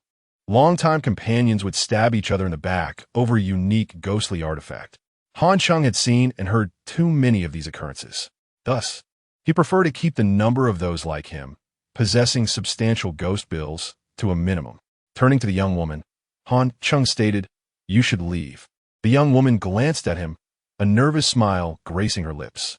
I have no one at home, just myself. I feel scared. If something like this happens again, perhaps I could stay here with you?" As she spoke, she tugged at her collar, revealing a hint of her alluring figure. Her face flushed with a coy demeanor that was undeniably captivating. Any ordinary man would likely be swayed by such a display, but Han Cheng was different. Having survived numerous life-and-death struggles in the bizarre apocalypse, he had experienced relationships with women, particularly in such a chaotic world where bonds were formed and broken with ease. They were all living for the moment, with no guarantee of tomorrow. Everyone sought pleasure without incurring loss. Thus, Han Cheng maintained a calm disposition towards women. Pointing towards the door, he stated bluntly, "Leave. Do not waste my time with trivialities, or I will resort to force." Does this man not like women? I can assist you with many tasks. The young woman persisted, subtly caressing her thigh, accentuating her curves. Yet Han Cheng had no intention of indulging her further. "Blue Eyes, please escort her out." "Understood, boss." Blue Eyes, who had been carrying a severed leg, blood smeared across her face, approached with the limb in tow. The young woman's complexion turned ashen, filled with indignation and frustration at being dismissed. "Never mind, I can leave on my own." With that, she turned and departed, the darkness outside flickering briefly before returning to its eerie silence. Watching her leave, Han Cheng turned to Blue Eyes. "All right, continue organizing." "Yes, I will move these items to the back storage." "Handle them as you see fit," Han Cheng replied nonchalantly, pausing before asking, "What is your real name?" "Xin Ming, the name I had before my death." "Oh, a lovely name. However, I shall continue to call you Blue Eyes." "That's fine. I also like the name Blue Eyes. Your previous employer paid you $200 a month, correct? Yes, the salary was somewhat low. Then how about I offer you $500 a month along with bonuses? Really? Thank you so much, boss. I knew you were different. So generous. You meant to imply that I am wealthy. Han Cheng chuckled. Indeed, I am quite affluent. If you work diligently with me, I will entrust this convenience store to you. You shall be the manager. Absolutely. I will work hard. And if I encounter customers who refuse to pay, I will take direct action. Blue Eyes declared, shaking her small fist. Han Cheng smiled at her enthusiasm. Your strength is impressive. To be honest, I didn't notice it at first. Could you share your skill with me? If Blue Eyes' abilities were formidable, Han Cheng would not hesitate to contract her. My skill is called Frenzied Eye. Blue Eyes lifted her bangs, revealing her left eye, which was withered and lifeless, resembling a desiccated corpse. In the center was a quivering crimson orb that, upon meeting one's gaze, evoked a visceral response of blood and agitation. I can unleash a frenzied state for 3 minutes. Beyond that, I will exhaust my stamina. Furthermore, I can only use this skill once a day. Overuse will lead to a loss of sanity, resulting in madness, Blue Eyes explained. Han Cheng nodded, having heard of the Frenzied Eye skill before. It allowed the user to unleash primal strength in an explosive manner, resulting in formidable combat capabilities. However, it could affect one's mental state if used excessively. Yet, if combined with the Vajra beads, it could form a powerful synergy, one that would not suffer from mental disarray while providing tremendous strength. Such a combination was highly promising. Moreover, the Frenzied Eye could also be employed on others without the need for a contract, albeit with slightly diminished effects. To his surprise, acquiring this convenience store also came with a formidable little enforcer. Not a bad deal at all. Chapter 21. The Eerie Puppet Shop. I shall place the beggar's broken bowl here. Henceforth, you will be responsible for the affairs of the shop. After finishing his tasks, Han Cheng set the beggar's bowl on the counter. Rest assured, boss, I am well acquainted with the shop's operations. Blue Eyes confidently declared as he stood in front of the counter, patting his chest. He even gave a little shake. Well, I shall take my leave then. Having given his instructions, Han Cheng was ready to depart. He needed to swiftly retrieve the skeletal puppet. Goodbye, boss, and safe travels. Blue Eyes waved him off, filled with joy at the prospect of working for a wealthy patron. As Han Cheng stepped outside, darkness enveloped him once more. He walked along the main road. Passing the station he had arrived at the previous night. Soon, the world around him flickered with the awakening of spring, and the light brightened. Exiting the trial ground of the convenience store, he found the outside world bathed in daylight, with the sun shining brightly and morning dew glistening. After a night of turmoil, the eeriness began to subside. During the sun-drenched day, most of the eerie phenomena would retreat. While sunlight could not vanquish them, it rendered them quite uncomfortable. However, once one reached the path level, the sun's impact on them diminished significantly. At present, the disturbances in the world were caused by merely frightening entities, which scattered at the sight of sunlight. In the distance, the smoke rising from the city signaled a gradual restoration of order. Days passed, and eerie occurrences became increasingly frequent. The number of missing and deceased individuals rose alarmingly, revealing an order that could no longer be concealed.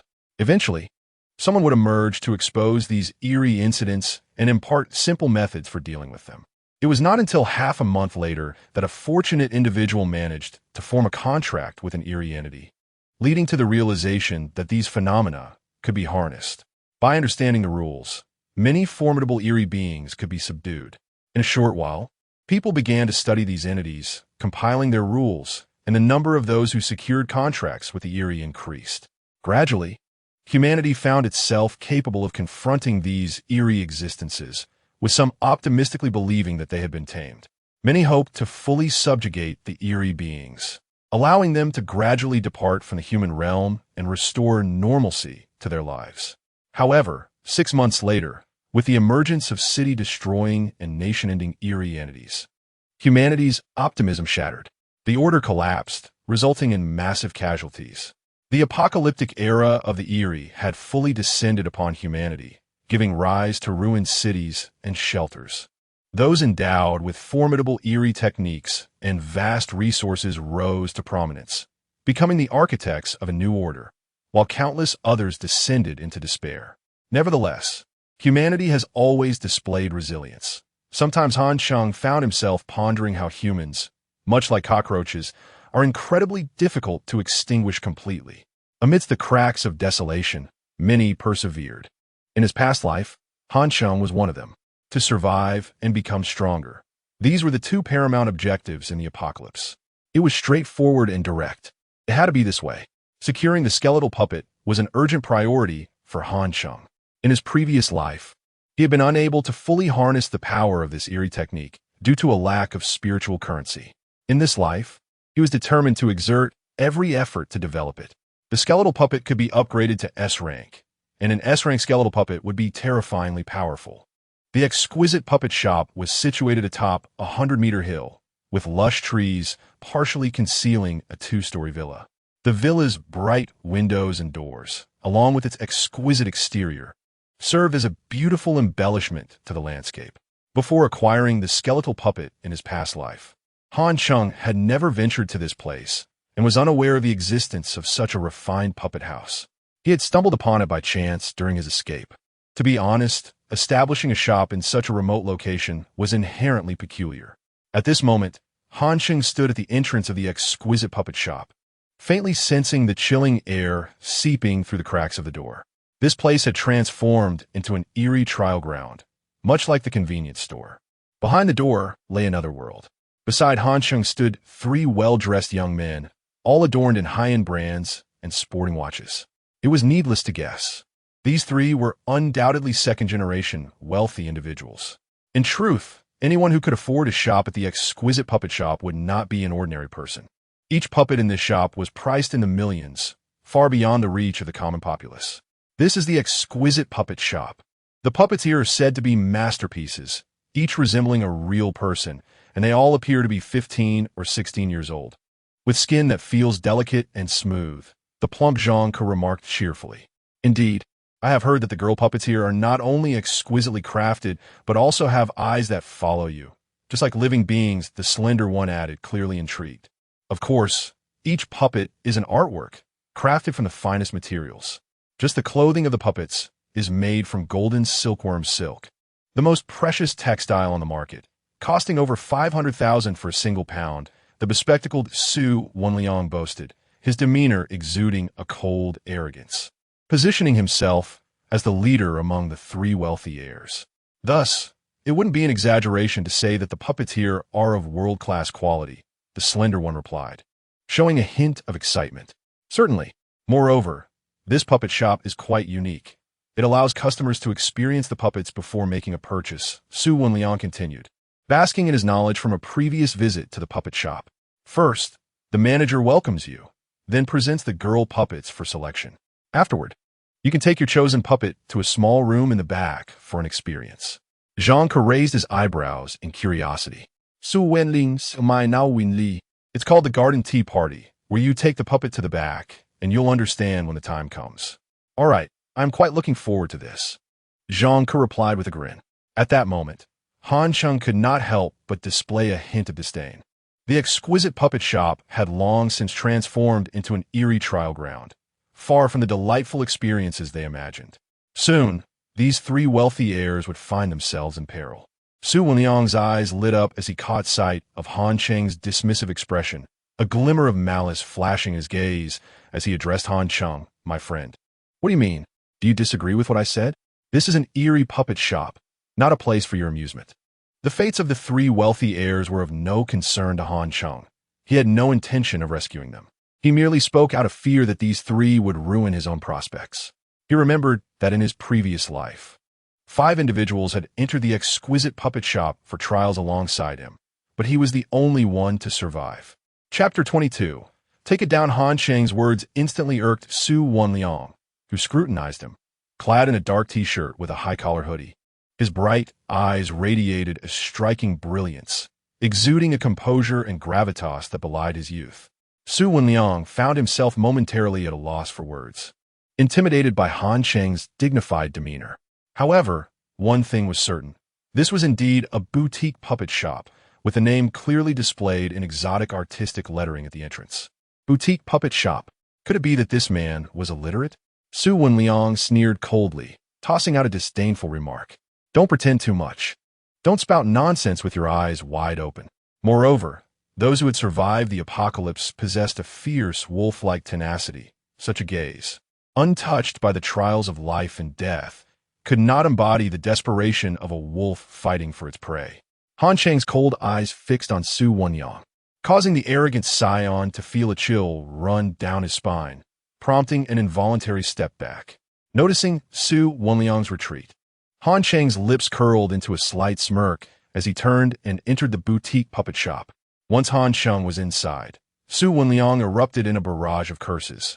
What kind of person dares to glare at me? A man accustomed to bullying could hardly contain his frustration. But the memory of Han Cheng's predatory gaze sent a shiver through him, rendering his latter threats mute.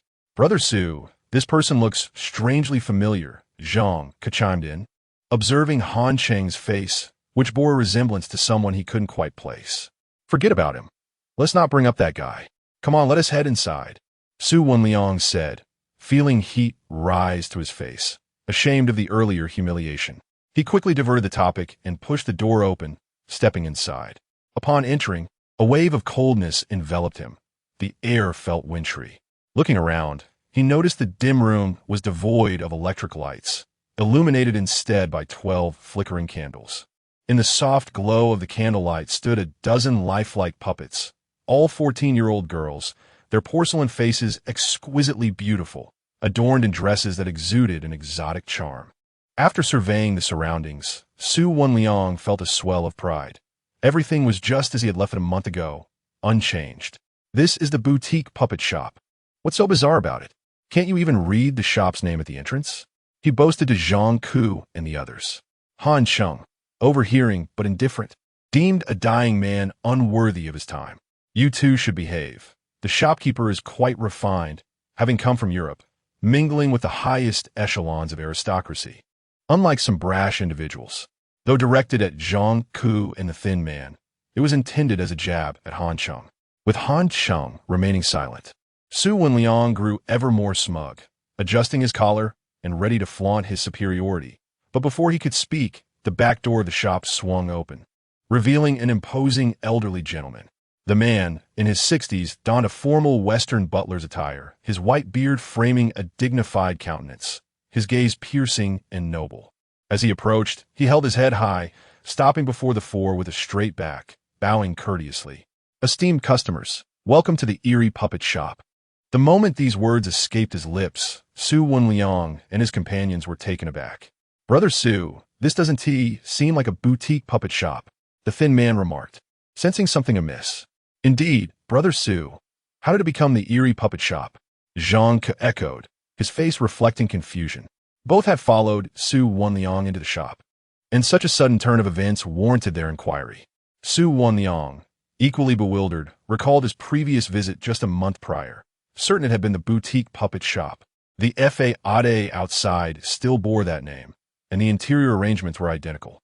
How had it transformed into the eerie puppet shop? Perhaps it was a thematic event for the month. An eerie puppet selling theme? Su Wenliang concocted an excuse. No, dear customers, our establishment does not host any events. We are indeed the eerie puppet shop, the elderly man interjected, having overheard their conversation, providing a warm explanation. Su Wenliang's face flushed with embarrassment. His earlier boastful claim had been swiftly countered, leaving him feeling uncomfortable. Moreover, Zhang Ku and the thin man turned their curious gazes toward Han Cheng, who had seemingly spoken the truth. Could he have truly visited this place before?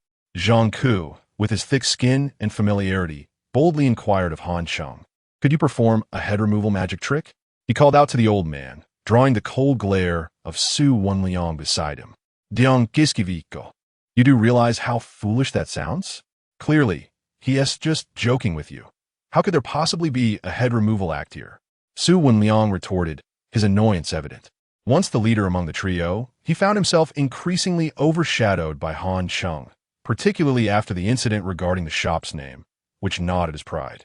Now, It seemed Han Cheng knew more about the establishment, while he appeared to be the one boasting aimlessly.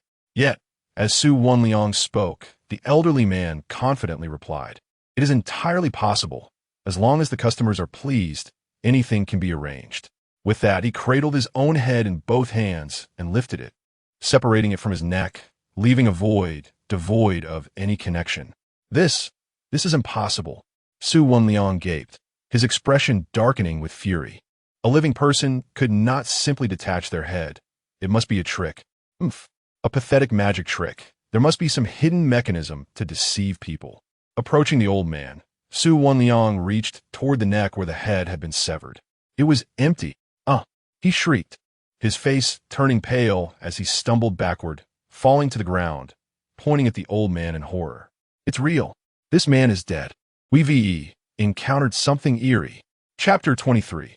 The Trial of the Puppet Shop. Su Wanliang's face turned ashen with fear as he pointed at the old man, exclaiming that he was a ghost. Zhang Ku and the thin man were equally terrified, their faces pale and their legs trembling as they stood frozen in place. "Do not be afraid. It is merely a simple trick," the old man reassured them. "Phew, you truly are a master of fright." I nearly succumbed to terror. Upon realizing it was just a ruse, Zhang Ku sighed in relief, his heart finally at ease. The thin man also wiped the cold sweat from his brow. Only Su Wanliang's complexion remained ghastly. He had been frightened earlier, witnessing something so bizarre in broad daylight, and as a wealthy heir, he felt close to death. Now, he was overcome with shame, his face alternating between crimson and pale, with an uncomfortable warmth lingering below, leaving his dignity in tatters. "Su, do not be afraid. The shopkeeper has declared a trick. Please get up," someone urged. "Oh no, you are wet down there." Su Wanliang wished he could find a place to disappear, but he forced himself to rise, bowing his head in silence. At this moment, Zhang Ke glanced at Han Cheng, certain that this older brother had been here before. Otherwise, how could he know so much? The resemblance to a certain celebrity grew stronger. The old man continued, "Esteemed customers, let us commence the first task. The puppets in the warehouse have gathered dust over time. We kindly request your assistance in cleaning the female puppets. Each of you will select a female puppet and assist in dusting her off in the elegant room at the back of the shop. The task is simple, yet I must emphasize a few requirements. First, do not damage the female puppets while cleaning. Second, please refrain from any inappropriate actions. Third, ensure the puppets are thoroughly cleaned, inside and out." At this point, the old man paused slightly, revealing a sinister smile. "I implore you to adhere strictly to these 3 stipulations. Any violations will result in severe consequences." Zhang Ke's eyes sparkled with excitement as he turned to Su Wanliang, eager to speak. But the odor emanating from Su's predicament made him grimace and instead addressed the thin man. "We are gentlemen. Upon seeing dusty puppets, how can we not take it upon ourselves to clean them?" The thin man grinned mischievously. As for the consequences, he was indifferent, believing the shopkeeper was merely trying to enliven the atmosphere. Su Wanliang remained silent, having lost all desire to continue, and thought of hastily leaving to change his trousers. Yet, he could not bear to lose face, for if he left now, the thin man and the chubby one would surely share his embarrassing moment on social media. How could he face others after that? Perhaps he should ask the shopkeeper for a change of trousers later. For now, he would endure. The old man clapped his hands, and with a crisp sound, 4 exquisitely crafted female puppets emerged from behind a black curtain. Each puppet was of equal height, masterfully created, their delicate faces glowing with an ethereal radiance. Clad in European evening gowns that revealed their shoulders and backs, their skin was as fair as snow. They moved gracefully, exuding an air of nobility akin to that of princesses or countesses. As they approached, the 4 puppets lined up, their faces adorned with faint smiles. Their deep blue or black eyes flickered with a candlelight glow, brimming with expression. Zhang Ke was astonished. Indeed, the craftsmanship of these puppets was remarkable, and they moved as if alive, their gazes imbued with a captivating vitality. These were not mere puppets. They resembled enchanting young maidens of 15 or 16 years. Dion Kiskiviko, brimming with excitement, turned to Su Wanliang to converse, but once again, the odor drove him to turn to the thin man. These puppets, no. These works of art are truly stunning. Indeed, I am mesmerized. Which one will you choose, chubby? The thin man raised an eyebrow. Zhang Ke scanned the four puppets once more, his gaze settling on a mature-looking one dressed in red. I like that one in red. Then I shall choose the petite one on the far right. She suits my taste perfectly. The thin man also found one to his liking. Su Wenling, initially devoid of interest, found his gaze fixated on the four puppets. As a wealthy heir accustomed to nightclubs and yachts, he had encountered many beautiful women. Yet the moment these four female puppets appeared, his soul was ensnared. They were breathtaking, seemingly transcending the earthly realm. Simultaneously, Su Wenliang was puzzled. He had not seen such flawless puppets on his last visit.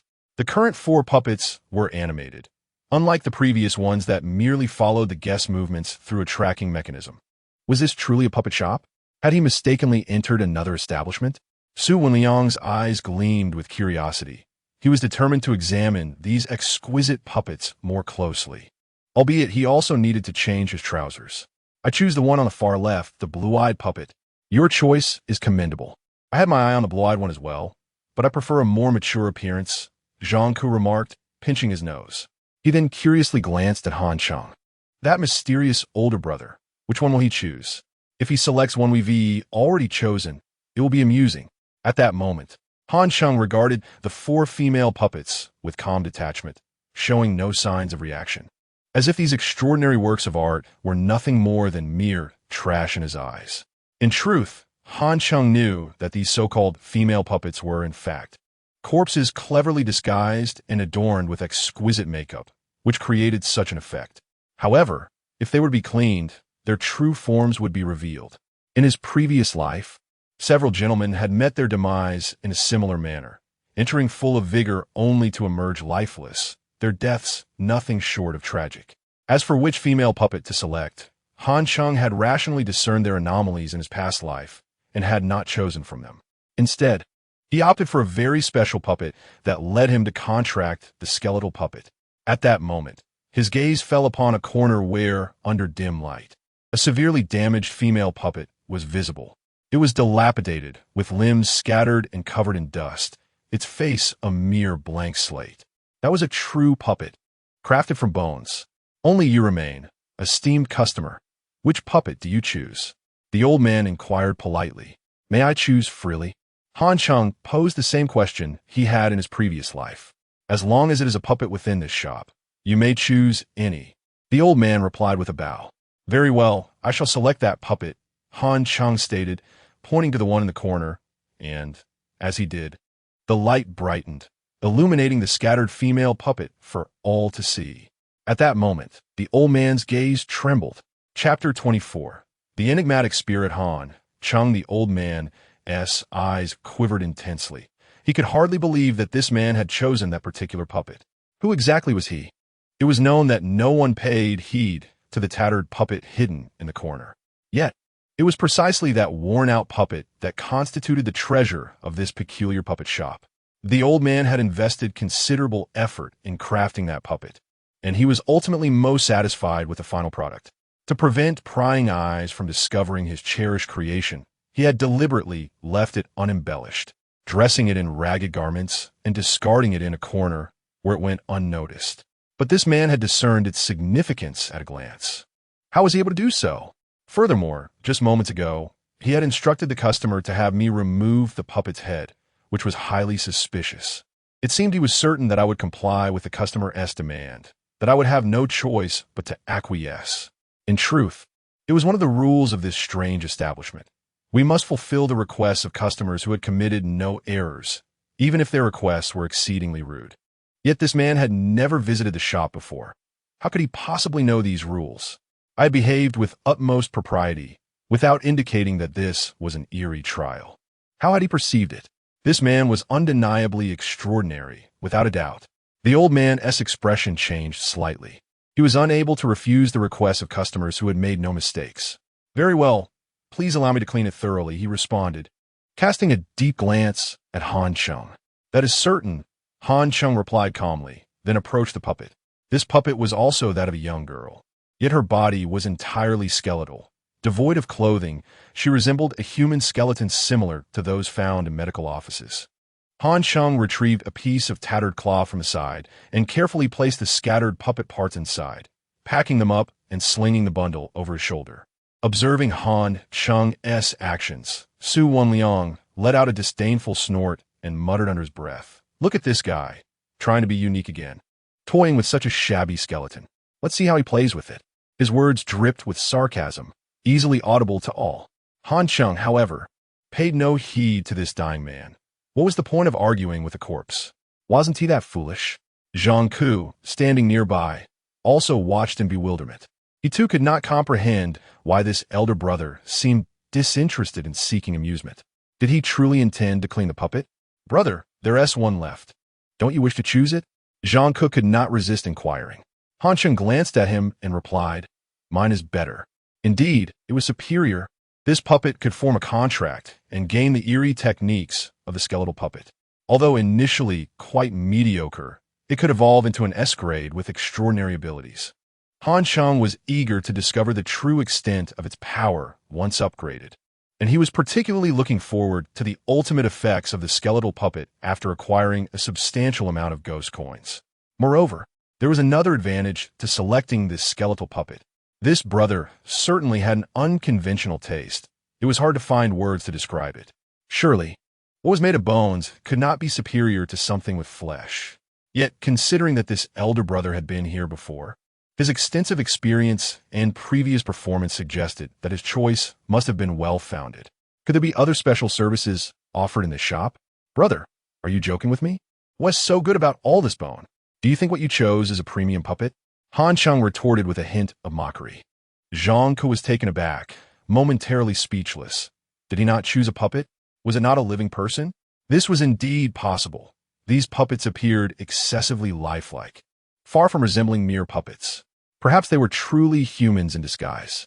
Even so, the atmosphere was undeniably thrilling, filled with a peculiar sense of horror. It was a refreshing twist that would certainly appeal to the affluent youth, who lacked for nothing but alternative forms of excitement. Upon realizing this, Zhang Ke felt a sense of relief, yet he remained puzzled as to why someone would deem skeletal puppets superior. His curiosity piqued. He gazed at Han Cheng, whose striking features gradually aligned with the visage on the ghost coin. Suddenly, he recognized Han Cheng. Was he not the recently celebrated enigmatic spirit, Han Cheng? Had it not been for the virtual image of Han Cheng on the ghost coin, Zhang Ke would have recognized him sooner. This individual was indeed a sensational star, and if he were truly the one, then this elder brother must be exceedingly wealthy. After all, the world was currently ablaze with interest in his ghost coins, with his mere likeness likely generating hundreds of billions in revenue. At that moment, Zhang Ke's gaze towards Han Cheng transformed, filled with reverence. "Excuse me, brother. May I ask if your name is Han Cheng?" "Yes, I am Han Cheng. How do you know?" Han Cheng inquired, intrigued by the recognition, as he had never met these three affluent youths before. Upon hearing Han Cheng's affirmation, Zhang Ke erupted with excitement, exclaiming, "Skinny, Suga, did you hear? This is the enigmatic spirit, Han Cheng." "Wow, you are Han Cheng," Skinny exclaimed, his expression exaggerated, even more animated than when he had seen a ghost. Su Wenliang stared intently at Han Cheng, noting that his facial features closely resembled those on the ghost coin. If he were to don the attire of the black and white impermanence, he would be indistinguishable. In that instant, a wave of disappointment washed over Su Wenliang, filling him with bitterness. Han Cheng had made him lose face, and he had even wet his pants. Such humiliation had bred a deep-seated resentment. Yet, he had always felt a sense of superiority over Han Cheng, for he was the scion of the Su family in Dongjiang City, a wealthy heir among the elite. Now, learning that this cold man was a superlative star, the enigmatic spirit Han Cheng, his sense of superiority crumbled into dust. He had heard from his father that the business of the company Kinetame had profited immensely from the operations of the enigmatic spirit Han Cheng, with revenues nearing astronomical figures, almost rivaling that of the Penguin Group. As the holder of Han Cheng's likeness rights, the Su family must have also reaped substantial rewards, perhaps not only wealthy but also esteemed. After all, How could such fortunate circumstances befall someone without connections? Hey, Su go, hurry up and greet Han Go. Don't just stand there, Zhang urged, noticing that Su Wenliang was still staring blankly at Han Cheng, suppressing his urge to relieve himself. Su Wenliang's face darkened. He harbored intense hatred for Han Cheng, yet the latter was wealthier and of higher standing, particularly within Dongjiang City. If Su Wenliang wished to continue mingling in the circles of the affluent youth, he must show Han Cheng respect. Otherwise, he risked provoking him and jeopardizing his standing. However, transitioning from hatred to ingratiation proved challenging, especially for someone like Su Wenliang, who had long prided himself on showcasing superiority. Nevertheless, ignoring the need for an introduction was not an option. Su Wenliang recalled the multiple occasions on which he had directed cold remarks at Han Cheng. It was impossible that Han Cheng would not hold a grudge. Should he fail to express his apologies, it could adversely affect his father's business. The Su family's enterprise was closely tied to Kinetame, and since Han Cheng was the real deal, a few words from him could spell disaster for their business. After a tumultuous internal struggle, Su Wenliang gritted his teeth and managed to force a smile. Han Ye, hello. I apologize for any offense I may have caused earlier. I didn't mean to target you. It was just that. Han Cheng could no longer bear to listen. This man spoke as if squeezing toothpaste, making it arduous to endure. Enough already. You're about to die anyway, so why keep rambling? Han Cheng stated bluntly. The fate of these three affluent youths was sealed. Their choices of zombie puppets had already dictated their demise. Yet, to Su Wenliang, these words thundered like a storm. The enigmatic spirit Han Cheng not only bore resentment, but was also unwilling to forgive him. That imposing warning was a testament to his formidable prowess. Now, Su Wenliang felt as if he was doomed. Had I known that I had offended the enigmatic Han Cheng, my father would undoubtedly break my legs. Bruter Han, I'm not human. Please, spare me. Han Cheng turned his head, his expression one of utter disbelief. It is the mysterious forces that seek your life, not I. Chapter 25. The first opening. Han Cheng gazed at Su Wenliang, who was kneeling on the ground, his expression a blend of bemusement and irritation. It was not as if he had sought to take Su's life. What good was his kneeling to him? Ignoring Su, Han Cheng directly addressed the elder. Can we now proceed to the rear chamber for the cleansing? Yes, please enter. The elder gestured invitingly, and at his side, four small doors swung open, revealing a space of several square meters, illuminated by a solitary, flickering candle. Han Cheng, carrying the puppet, strode forward without hesitation. Su Wenliang, feeling the weight of his predicament, anxiously tugged at Zhang Ku's trouser leg. Buddy, could you say a few kind words on my behalf?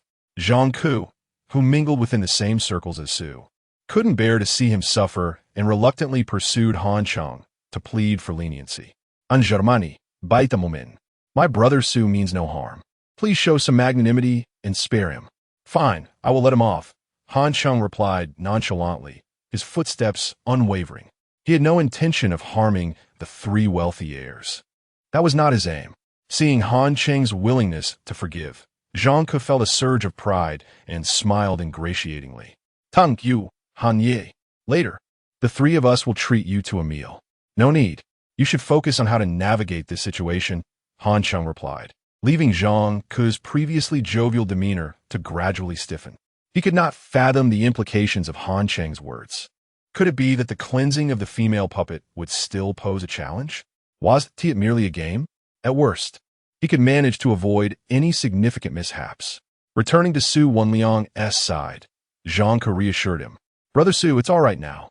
Han Ge is quite magnanimous and has already spared you. Good. I was worried that Han Ge might still hold a grudge, Su Wenliang replied, his mind still troubled. Nevertheless, he rose and contemplated, let us all be efficient. This isn't child's play. Let us get to it swiftly. Brother Su, why the rush? We rarely get such an opportunity, the thin one protested. Su Wenliang shot him a look of disbelief and retorted, Are you foolish?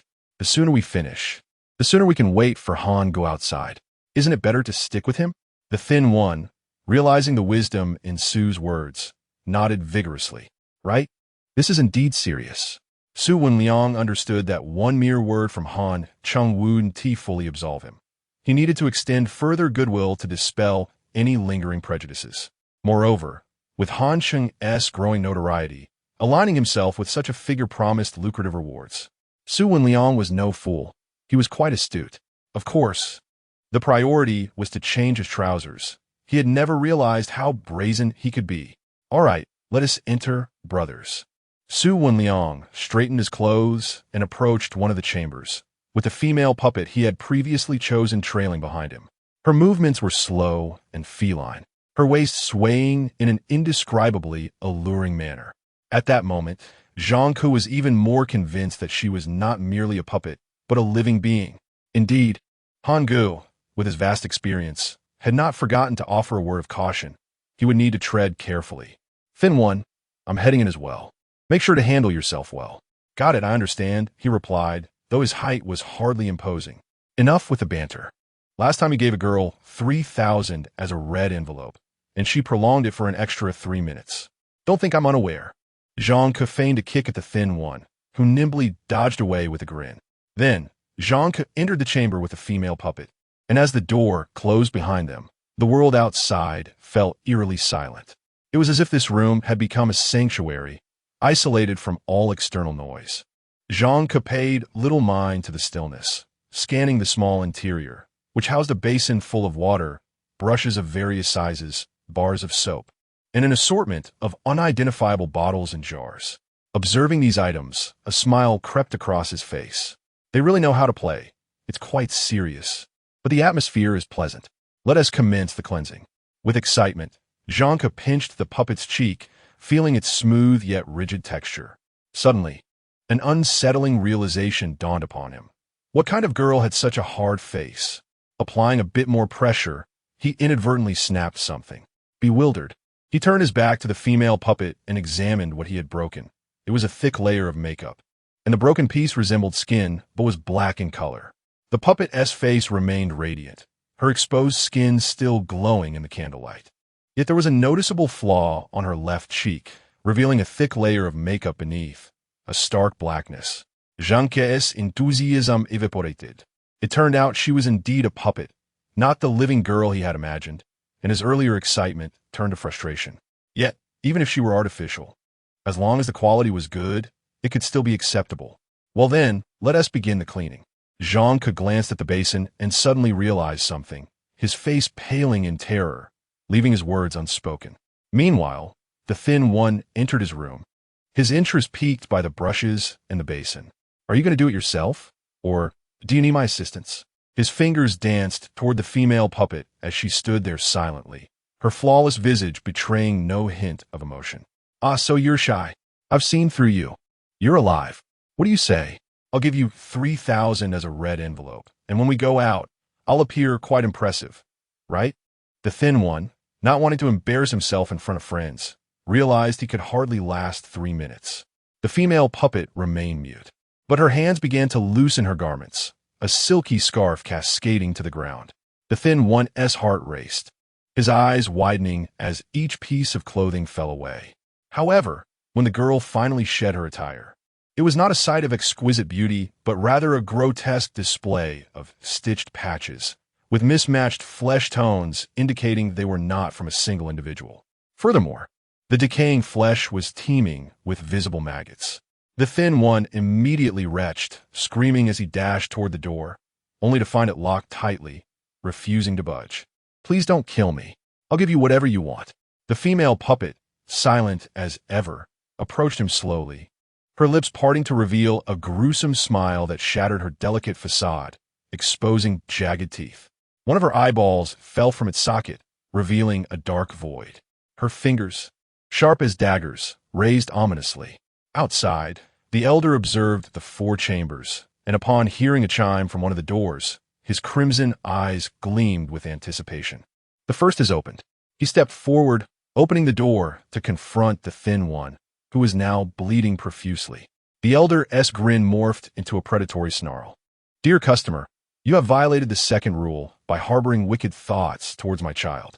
No, I didn't do anything. The thin one wailed in desperation. You commanded her to disrobe. The elder's grin widened, revealing his sharp, menacing teeth. Chapter 26. The reality of the strange. The old man sank his teeth into the frail figure, eagerly savoring the warm blood. Initially, the slender man struggled, but soon his limbs fell limp, his eyes dulled, and he became utterly motionless. Before long, he was nothing more than a withered corpse. Indeed, human blood is intoxicating. Licking his lips, the old man's bloodshot eyes gleamed with excitement as he glanced towards Zhang Ku's room, with a familiar sound of a bell chimed again. A second customer. Business was thriving. With a sinister grin, the old man approached, but just as he reached for the door, the bell abruptly ceased. A moment of confusion clouded his brow. What transpired within? Why had the ringing stopped? The silence suggested the customer had not violated any rules, rendering him unable to act. Reluctantly, he stifled the urge to tear down the door. Meanwhile, inside, Zhang Ku was drenched in cold sweat, his expression frantic. He frantically smeared a mixture onto the face of the young puppet, attempting to cover the uneven patches from his earlier clumsy attempts with flower petals. "Sister, I didn't mean to. Please don't be angry. Is there more powder? I can make it beautiful. I promise." He clutched a vial of powder from the floor, uncertain of its nature, but desperate to use it. His hands trembled with anxiety as he realized that what lay before him was not a puppet, nor a living being, but a ghostly entity. No wonder Brother Han referred to this place as a shop of strange puppets. He spoke the truth. Han was indeed a master of the arcane. Zhang Ke felt an overwhelming reverence for Han Cheng, to the point of wishing to kneel. If Han Cheng could rescue him, he would gladly call him father. Brother Han had advised him to find a way to pass the trial first. The immediate task was to cleanse the young puppet. "Sister, shall we wash you first?" "You can." Cautiously, Zhang Ke suggested, his mind racing as he watched the ornate garments fall away. He felt no desire to engage with this deadly entity. This was a perilous specter, far removed from anything he had encountered. Upon the removal of the final piece of clothing, he was confronted with a decaying body, devoid of anything alluring. "Well, I suppose I should begin the cleaning," he stammered, trembling as he reached for a cloth to moisten. Suddenly, a realization struck him. No, it was not cleaning, it was purification. Water was a trap. Panic surged through him, sweat pouring down as he narrowly avoided breaching the rules. He would have to wipe it clean instead. Gazing at the eerie puppet, he recalled the old man's words. It must be cleaned inside and out. How to clean the interior. Suddenly, he understood why Han Cheng had chosen a skeletal puppet. It was much easier to handle, whether inside or out. Truly, Han was a sage, but what was he to do? Overwhelmed by the pressure of the situation, Zhang Ke could no longer bear it. His vision blurred, and he fainted. Outside, the old man waited impatiently, the bell from Zhang Ke's room no longer ringing. This prolonged silence ignited his fury. 10 minutes had passed with nothing occurring. Anger surged within him, and he clawed at the floor in a frenzy, resembling a ravenous beast. Fortunately, the sound of a bell soon echoed from Su Wenliang's room. The old man's eyes brightened as he swiftly moved to the door. Inside, Su Wenliang had removed his trousers and tossed them aside, barking orders. "Bring me a clean pair of pants, quickly." When the puppet failed to respond, his gaze sharpened. "Hey, are you deaf? Didn't you hear me? Stop pretending. You're just a puppet. Don't treat me like a fool." A minute passed, yet the puppet remained still. Su Wenliang's face darkened with anger. "I'll count to 3, and if you keep this up, I'll make you regret it." Frustration bubbled within him. He had already faced humiliation at Han Cheng's hands and was now in a compromising position, losing face. 1, 2, 3. With that, the door swung open, startling the wealthy youth. He immediately sought to complain, but the old man coldly interrupted. "Customer, you have violated the rules." Su Wenliang paused, confusion etched across his face. Suddenly, he felt a chill run down his spine as he met the old man's blood-red gaze, his body smeared with blood, droplets falling to the floor as he advanced menacingly. "What do you want?" Su Wenliang stammered, his complexion draining of color. "I haven't broken any rules. You violated the second rule. No inappropriate thoughts during cleansing." The old man sneered as he stepped into the room, blood pooling around him. I have no such thoughts." Su Wenliang retreated, his back pressed against the wall. "You've already removed your trousers," the old man pointed at the floor, then grinned wickedly before lunging at Suwon. A scream echoed through the room as the young puppet remained eerily still in the corner, untouched, while a pool of blood soaked the floor beneath her. In another room, Han Cheng leisurely wiped down the skeletal remains, ensuring every inch was immaculate. Once completed, he reassembled the bones, and soon, a skeletal puppet took shape. Pristine and devoid of any filth, lying quietly. Han Cheng observed his creation, unhurried, patiently awaiting the next development. In his previous life, he had been fortunate to notice the peculiarities of the zombie puppets beforehand, prompting him to select this skeletal form. Upon entering the elegant chamber, he had cleaned thoroughly, his mind focused solely on completing the task and escaping this bizarre trial. However, as he arranged the scattered bones, the skeletal puppet stirred, revealing an intriguing spirit. The room was tranquil, but suddenly, the candlelight flickered violently, and a shadow swept through, chilling the air to the bone. Han Cheng shivered, yet instead of fear, exhilaration coursed through him as he stood. Before his eyes, the skeletal puppet slowly rose, its hollow eye sockets glowing with candle-like light. "Are you my savior?" The skeletal puppet spoke, its voice that of a pitiful young girl, seemingly no older than 15 or 16. Chapter 27. The plea of the bone's spirit. The skeletal puppet on the ground rose, its gaze ethereal as it fixed upon Han Cheng. "Are you my savior?" It spoke in the voice of a girl, no older than 15 or 16, infused with a sorrowful tone that echoed of past oppression. In his previous life, Han Cheng had been startled by this voice, brandishing a brush as if to confront the skeletal figure. However, he soon discovered the tragic tale behind its existence. She was the daughter of the puppet shop's owner, afflicted by a strange illness at the tender age of 15, which ultimately led to her untimely demise.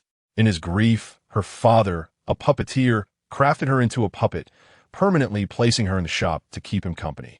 Yet, shortly thereafter, he too passed away, his demeanor transforming into that of a bloodthirsty beast, devoid of the love he once bore for his daughter. He began to cruelly abuse the puppet that was once his child. Initially, the skeletal figure had alabaster skin, bright eyes, and was adorned in splendid garments, resembling a young princess. Alas, those days faded, leaving only bones, callously discarded in a corner. The girl now trembled in fear of her father, the elderly man outside, and she hoped Han Cheng might rescue her from this torment. She was willing to forge a contract with him if it meant escaping the shop. In his previous life, this was how Han Cheng acquired the skill of bone puppetry. However, this skeletal maiden's powers were rather feeble, a D-class bone puppet merely resembling a small figurine, incapable of transforming into a larger puppet to aid Han Cheng in battle, which had limited his growth in his past existence. Yet, her diminutive size afforded her unexpected advantages. Faced with the skeletal maiden's plea, Han Cheng responded calmly, "Yes, I have come to rescue you." He hurried to her side, expressing genuine intention. The skeletal maiden gazed at him, her eye sockets flickering with a glimmer of hope. "Thank you. If you can help me escape this place, I will willingly enter into a contract with you. Though I must warn you, my abilities are quite weak and may not be of much assistance." Her timid nature and lack of confidence were evident, but Han Cheng was accustomed to such demeanor. "It matters not. I do not concern myself with such trivialities," he reassured her. "Really?" she asked, her voice trembling. "Indeed," Han Cheng affirmed. "Do not fear, it will soon be over." He understood the process of contracting with the skeletal maiden. He bit his finger and gently pressed it against her forehead, a wave of icy cold coursing through him. The skeletal maiden shuddered. She was puzzled as to how this young man knew the method of forming a contract when she had revealed nothing. Yet, desperate to escape her father's abuse, she was willing to comply with any terms. Moreover, there was something about him that seemed benevolent, leading her to believe he was her savior. Silently, she accepted this fate, and the flames in her eye sockets flared higher, revealing the visage of a youthful girl. In an instant, the skeletal maiden transformed into a dark beam of light and entered Han Cheng's body. A sharp pain surged through his left abdomen, causing him to furrow his brow and endure. This was the side effect of contracting the skeletal maiden. He had to sacrifice a rib to create the bone puppet. In his previous life, Han Cheng had suffered through this pain to escape the trial grounds and survive in a bizarre apocalypse. In this life, he had grown considerably stronger, and the agony was far less intense than before. Having endured so much hardship, his mind had become as resilient as steel. A single rib was a trivial price to pay. Sweat beaded upon his forehead, yet Han Cheng maintained a smile. The bone puppet was now his, and he would frequently use it to enhance its abilities. As long as he possessed sufficient spirit coins, the bone puppet could ascend to S-class. What wonders awaited him then? A smile crept across his face as anticipation bubbled within. The flickering candlelight settled, the air warming, and tranquility returned. Han Cheng had achieved his goal. It was time to depart. The three wealthy heirs were of no concern to him, and he had no desire to intervene. He approached the door and knocked. Outside, the elderly man waited anxiously. Two living beings had yet to satiate his hunger, and he was still ravenous for blood. Initially thrilled by the sound of knocking, believing another trial participant had breached the rules and would soon provide him a feast, he quickly realized it signified that someone had completed the trial. His expression darkened. His trials were fraught with traps, and he had deliberately concealed numerous pieces of information from the three young men, who had not anticipated the bizarre nature of the trials. However, one composed individual seemed to grasp everything. The only one capable of evading all traps and completing the trial was that man. Enraged at the thought of Han Cheng, the old man clenched his teeth, wishing to rend him asunder. Yet, having completed the trial, he was powerless to act against Han Cheng. Reluctantly, he opened the door, revealing Han Cheng, who wore an expression of calm indifference in the face of the bloodthirsty elder. "I have completed the trial. My child." The elder peered into the room, astonished to find no skeletal puppet present. His eyes widened in disbelief as he scrutinized Han Cheng, soon noticing the familiar aura of malevolence surrounding his left abdomen. "You have contracted her. Indeed. Do you have any objections?" Han Cheng met the elder's gaze without flinching. I will tear you apart."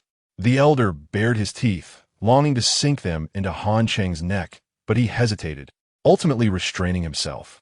The fact that Han Cheng had successfully contracted the skeletal puppet not only indicated he had completed the trial, but had done so exceptionally well.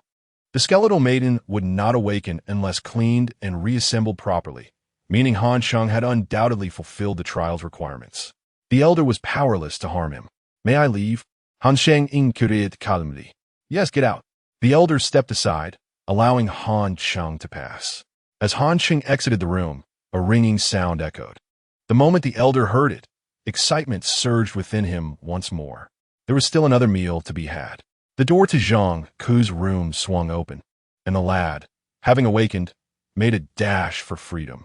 Yet the elder blocked the exit, exposing his sharp fangs as he lunged toward Zhang Ku. Pale with fear, Zhang Ku recoiled, only to catch sight of Han Cheng outside, his savior. "Ghost God, save me! Ghost God!" The utterance struck the elder like a thunderclap, causing him to tremble. When had such an esteemed figure graced his humble establishment? To be called a ghost god meant incredible power, far beyond the capabilities of a mere terror-inducing aberration.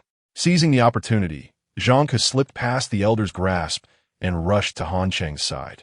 "Brother Han, please, I implore you to save me." Han Cheng pushed him away, devoid of compassion for the plight of others. "My friend, I am under no obligation to rescue you.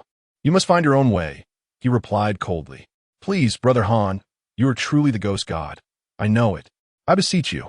Zhang Ke clutched at Han Cheng's pant leg, refusing to let go. "Brother Han, if you save me, I will give you half of my family's fortune." Han Cheng was indifferent to wealth. In the post-apocalyptic world, spirit coins would become the universal currency. With trillions at his disposal, he had no need for money. However, before he could respond, the elder's ferocious gaze fell upon him, and he growled, "You are the ghost god." Han Cheng turned to face the elder, his expression unruffled. "Yes, I am a ghost god." Chapter 28. What threats do you face? Han Cheng spoke calmly to the elder before him.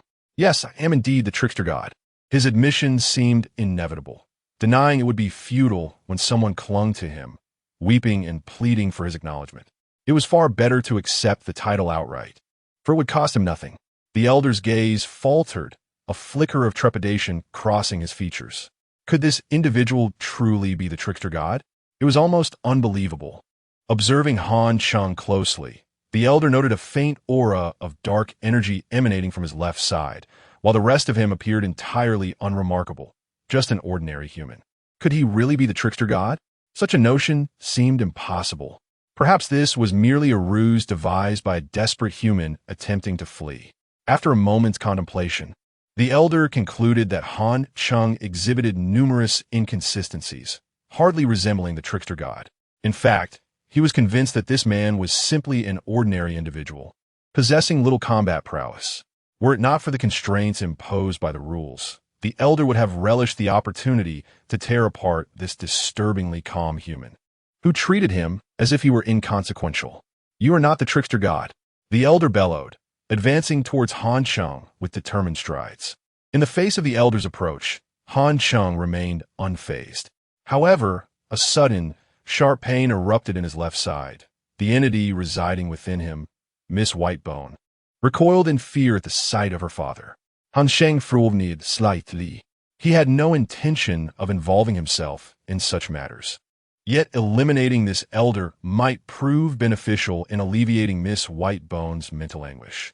In his previous life, the frailty of the Whitebone puppet was intrinsically linked to her lack of self-confidence, a result of her father's brutal abuse. Should this old man be vanquished, Miss Whitebone could potentially overcome her fears, facilitating the enhancement of her puppet's abilities. Furthermore, Han Cheng found the elder's presence profoundly distasteful. With this in mind, he resolved to take action, a disdainful smile curling at the corners of his mouth. "Stop right there, or I shall annihilate you." The elder halted, taken aback as if he had misheard. He stared incredulously at Han Cheng. How could an insignificant creature dare to issue commands to him? Such arrogance was almost laughable. The elder scoffed, then erupted into loud, derisive laughter. "Huh, you think you can threaten me?" By threatening him, Han Cheng had breached the rules, granting the elder the opportunity to strike him down. The elder's pent-up urge to destroy was nearly unbearable. Han Cheng was fully aware of the elder's arrogance. His provocative words were deliberate, intended to incite the elder into action, for he possessed the most formidable protective talisman, the earthly bank card. Thus, he displayed an unusual level of audacity, seeking to provoke this old fool while simultaneously providing him with the chance to attack. It was evident that the elder had taken the bait. A smirk crossed Han Cheng's face as he continued to taunt. "What are you going to do about it? As the trickster god, do you think I cannot command a pathetic waste like you? Who are you calling a waste?" The elder's anger flared at Han Cheng's words. An ordinary human, even one bound to Miss Whitebone, posed no threat to him. The elder felt a profound sense of humiliation at being spoken to in such a manner. "Yes, you. Do you have a problem with that?" Han Cheng regarded the elder as if he were a fool. "You insolent wretch. You seek death." The elder's eyes blazed with fury, his rage overwhelming him. He lunged at Han Cheng, teeth bared. In the face of this ferocious assault, Han Cheng remained utterly composed, standing still as the elder charged at him, as if he were merely an insignificant obstacle. As the elder closed in, less than half a meter away, Han Cheng suddenly erupted with a surge of black light, swirling around him like a tempest, emanating a terrifying aura of malevolence. The power of the earthly bank card was immense, possessing an unfathomable wealth of deposits. Its bearer could not be easily vanquished, and thus required the utmost protection. At that moment, the dark energy surged forth like an avalanche, sweeping towards the elder. The elder found himself immobilized, quickly realizing that he was merely a jester in this scenario. Han Cheng was fully aware of the peculiar trials that lay before them, and had displayed such audacity for a reason. He must have some form of support. Regret washed over the elder, but, akin to how he had offered no mercy to ordinary individuals, he would receive none in return. The force of the earthly bank card was like a mountain crushing him, rendering him utterly powerless.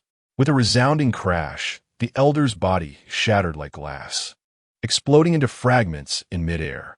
The black light dissipated, leaving the surroundings eerily calm once more. Han Cheng, unscathed, brushed the dust from his clothing, appearing utterly at ease.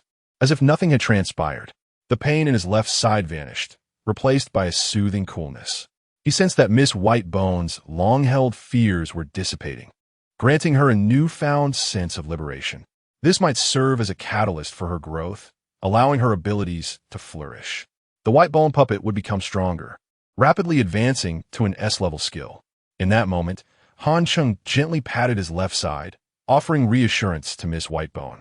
This gesture had a remarkable effect, calming her considerably, which in turn brought Han Cheng a sense of relief.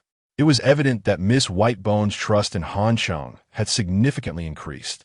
The closer the bond between an entity and its host, the greater their combat prowess. Such occurrences were rare, as most entities were vicious and devoid of emotion. Their partnerships with humans merely utilitarian. Yet, Han Cheng's small gesture had deepened the connection with Miss Whitebone, an enhancement that could only prove beneficial. He then glanced down at Zhang Ke. "Why are you still clinging to me? Let go, or I shall step on you." "Oh, my apologies, Han Ge." Zhang Ke finally regained his senses, still reeling from the cataclysmic scene he had just witnessed. The black light flashing, the chilling wails of spirits, and the overwhelming pressure that obliterated the elder into dust. All of it felt as though he had stepped into an epic film. Yet, while promotional videos may be fabricated, what he had just witnessed was undeniably real. Zhang Ke's eyes widened in disbelief and confusion. He had previously harbored doubts regarding Han Cheng's identity as the trickster god, but the recent events had left him utterly astounded. Han Cheng was indeed the trickster god, and a genuine one at that.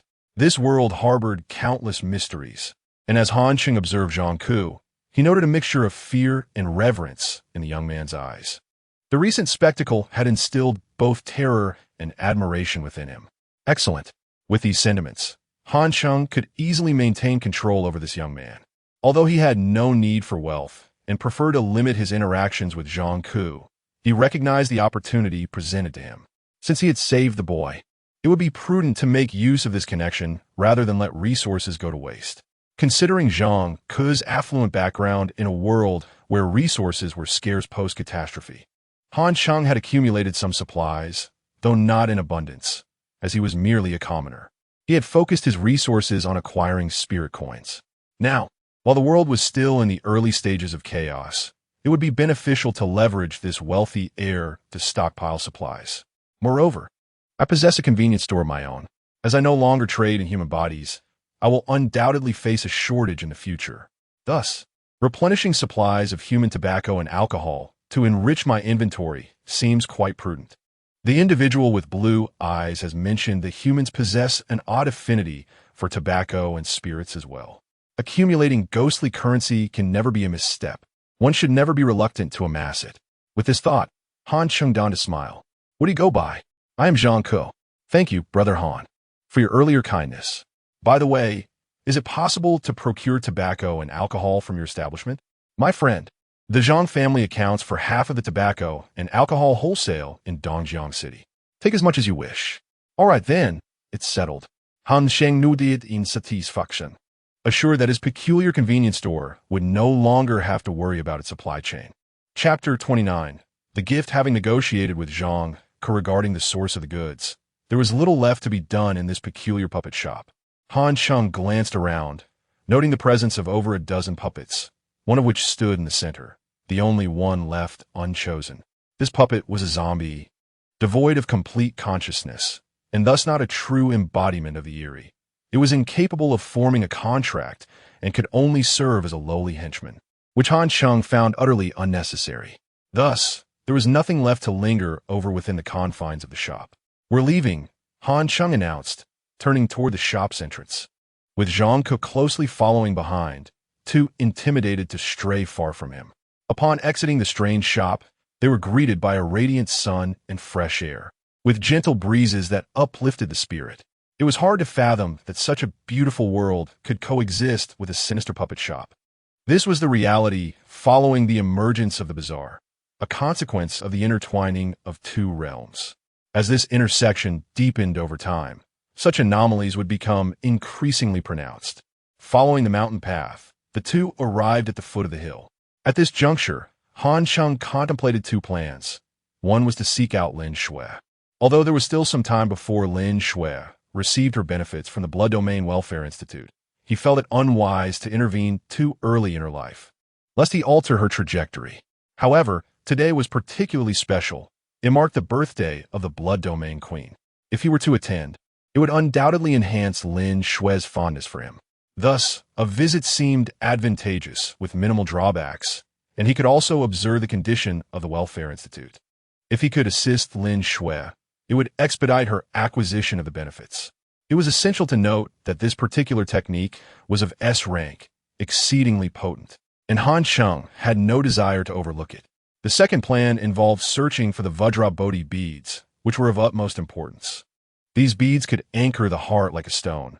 Regardless of external chaos, one's inner peace remained undisturbed. In encounters with spiritual techniques, these beads were a veritable nemesis. Furthermore, the upcoming trials would present numerous challenges: illusions, blood mists, seas of thoughts, and weeping forests, all teeming with deception that could tear at the mind. Few could navigate such treacherous realms unscathed. With the Vajrabodhi beads, these trials would become significantly more manageable. Thus, acquiring them was a priority for Han Cheng. Faced with two options, he wished to avoid lengthy delays and aimed to set forth promptly. Yet with limited resources, he could only choose one. After careful consideration, Han Cheng decided to visit Lin Xue first, as the Welfare Institute likely had not undergone significant changes. A brief visit to deliver a birthday gift would not consume much time, after which he would pursue the Vajrabodhi beads. Turning to Zhang Ku, Han Cheng inquired, "Where is your car?" A group of wealthy heirs venturing into such a remote area would undoubtedly arrive in luxury vehicles. As anticipated, upon being questioned, Zhang Ku eagerly nodded and replied, "Brother Han, our car is over there, please." "Please what? You expect me to walk to the car?" Han Cheng looked at Zhang Ku in surprise. Zhang Ku hesitated before nodding. Yes, Brother Han, just a moment, I'll bring it over." Before long, a luxury car worth over 4 million approached Han Cheng, with Zhang Ku personally getting out to open the door for him. "Brother Han, please get in." "All right," Han Cheng replied as he settled into the car. "Take me to the 9th Welfare Institute." "The Welfare Institute? Brother Han, what are you going there for?" Zhang Ku asked. "Just to see a child. By the way, can you prepare some gifts?" Han Cheng looked at Zhang Ku, relieved that he wouldn't need to spend his own money. "The gifts should be on the pricier side. That child is quite extraordinary." "Rest assured, Brother Han, this matter is in my hands," Zhang Ku assured him, eager to please the one with such formidable abilities. With the task taken care of, Han Cheng's goodwill could secure Zhang Ku's future. As the car set off toward the 9th Welfare Institute, it remained untouched by the strange phenomena plaguing the city, thus still retaining a sense of peace.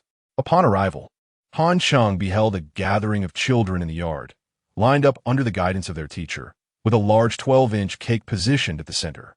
2 candles flickered atop the cake, one marked 10 and the other 3. However, the boy standing before the cake was not Lin Xue, causing Han Cheng's brow to furrow. He could not have forgotten Lin Xue's birthday. In his previous life, he had attended the grand celebration of the Ice Queen, which was vividly etched in his memory.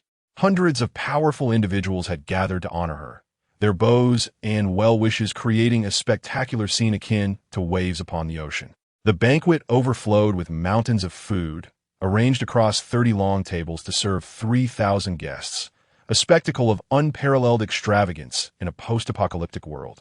Thus, Han Cheng was certain he had not misremembered.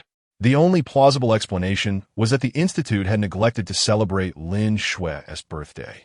Scanning the crowd of children, he soon spotted her, relegated to the back, evidently overlooked by the staff, who had no intention of acknowledging her special day, perhaps even denying her a slice of cake. Moreover, Lin Xue bore several bruises on her face, and her floral dress was soiled, suggestive of a recent scuffle. It appeared that the queen was still being bullied, and today, the mistreatment had reached a new low. Yet, this presented an opportunity to orchestrate a dignified birthday celebration for Lin Xue. In doing so, she would undoubtedly become his ally. Han Cheng exited the vehicle, adjusted his attire, and strode purposefully toward the Welfare Institute. Zhang Ke hurriedly followed behind, eager to assist. "Brother Han, you must be here to see the birthday child, right? He looks quite adorable." No, I seek another child, Han Cheng replied earnestly, glancing at Zhang Ke. Zhang Ke paused, realizing he had flattered the wrong child. Ah, I must have been mistaken. That boy looks rather foolish. Han Cheng disregarded the comment and shifted the conversation. Will the gifts you prepared arrive? Any moment now. I've already received a message. Just 10 more minutes, Zhang Ke replied. Han Cheng nodded, then added, also, prepare a large cake. I need a 24-inch one, and ensure it arrives within 20 minutes. A 24-inch cake delivered in half an hour? Zhang Ke exclaimed, visibly troubled. Is that even possible? Unquestionably, it must be delivered 24 inches within half an hour, Han Cheng insisted. Zhang Ke promptly agreed, recognizing the gravity of Han Cheng's request. He turned to make a phone call. Hello, I need a 24-inch cake delivered immediately within half an hour. What? You can only accept reservations for 24 inches? Nonsense. With money, anything is possible. I demand a 24-inch cake within 30 minutes. The address is the 9th Welfare Institute. Spare me the details. Brother Han, everything is arranged. You can rest easy, Zhang Ke said confidently. Good, then let us proceed inside. Han Cheng approached the entrance of the Welfare Institute, tapping lightly on the iron gate, drawing the attention of the teachers and children within. With a smile, he called out Lin Shui, Happy birthday? Chapter 30. Lin Shui's friend arrives. Han Cheng's voice drew the attention of all the staff and students of the Welfare Institute. At that moment, two caregivers were conversing quietly, one of whom had previously met Han Cheng. The other caregiver was the director of the institute. She nodded and quickly approached Han Cheng. Sir, may I ask your name? The director inquired politely. Han Cheng, he replied with a smile. You are the philanthropist who wished to sponsor a child last time, aren't you? The director's face lit up with joy as she hurriedly opened the iron gate for him. Actually, Mr. Han, you should have called us first so we could prepare. While speaking, she cast several glances at the luxurious car behind Han Cheng, her eyes sparkling with intrigue. I apologize. I merely wanted to surprise my friend. Han Cheng casually remarked. Oh, who is this friend? The director asked, attempting to ingratiate herself. Han Cheng ignored the director and waved toward Lin Shui in a distance. Calling out Lin Shui, standing at the back of the crowd, had been bullied again yesterday by Depang and a few other children who had beaten her up and falsely accused her to the caregivers. Consequently, she found herself at the back of the line for the cake she had hoped to share. In all her years at the Welfare Institute, she had never celebrated her birthday. At that moment, seeing Han Cheng wave and remember the young man who had previously helped her, a warmth surged within Lin Shui. She hurried toward him, catching the curious gazes of many children along the way, their eyes filled with envy. In the orphanage, the most enviable aspect was not how impressive one was or how well one pleased the caregivers, but rather the knowledge that someone outside cared about you, signifying that you were not alone. As Lin Shui approached Han Cheng on her birthday, the other children could not help but feel a pang of jealousy. With her head held high, Lin Shui felt not only warmth in her heart, but also a sense of superiority. Even Depang, who often bullied her, cast a complex gaze filled with envy and resentment. How could this outcast, who had no friends, receive birthday wishes from someone so impressive, arriving in a luxury car with attendants? Depang's jealousy turned to malice as he attempted to trip Lin Shui as she passed by. However, Lin Shui, with her chin raised, walked past him without a glance, and as she brushed by, she playfully hopped and stepped on Depang's shoe with considerable force, causing him to wince in pain. Though she was light, the impact was significant enough to hurt him. He wanted to cry out, but seeing Han Cheng outside, he dared not make a sound, glaring fiercely at Lin Shui's retreating figure. Lin Shui had seen Depang's attempt to trip her and was determined to retaliate. She not only stepped on him, but also aimed to embarrass him further, leading to a rather chaotic scene that drew laughter from the surrounding children. Having avenged herself, Lin Shui approached Han Cheng nonchalantly, looking up at him with her large eyes. Welcome to my birthday celebration. However, I don't have a birthday cake to share.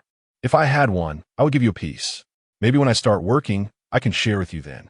Just remember, Lin Shui exhibited a fierce demeanor, suggesting that she could grow into a formidable leader, relying not solely on strength but also on her tenacity. In a world of survival, such fierce determination was essential. One cannot endure or command respect without it. Han Cheng felt assured that he had made the right choice in returning for her. No birthday cake. Han Cheng feigned surprise, turning to the director.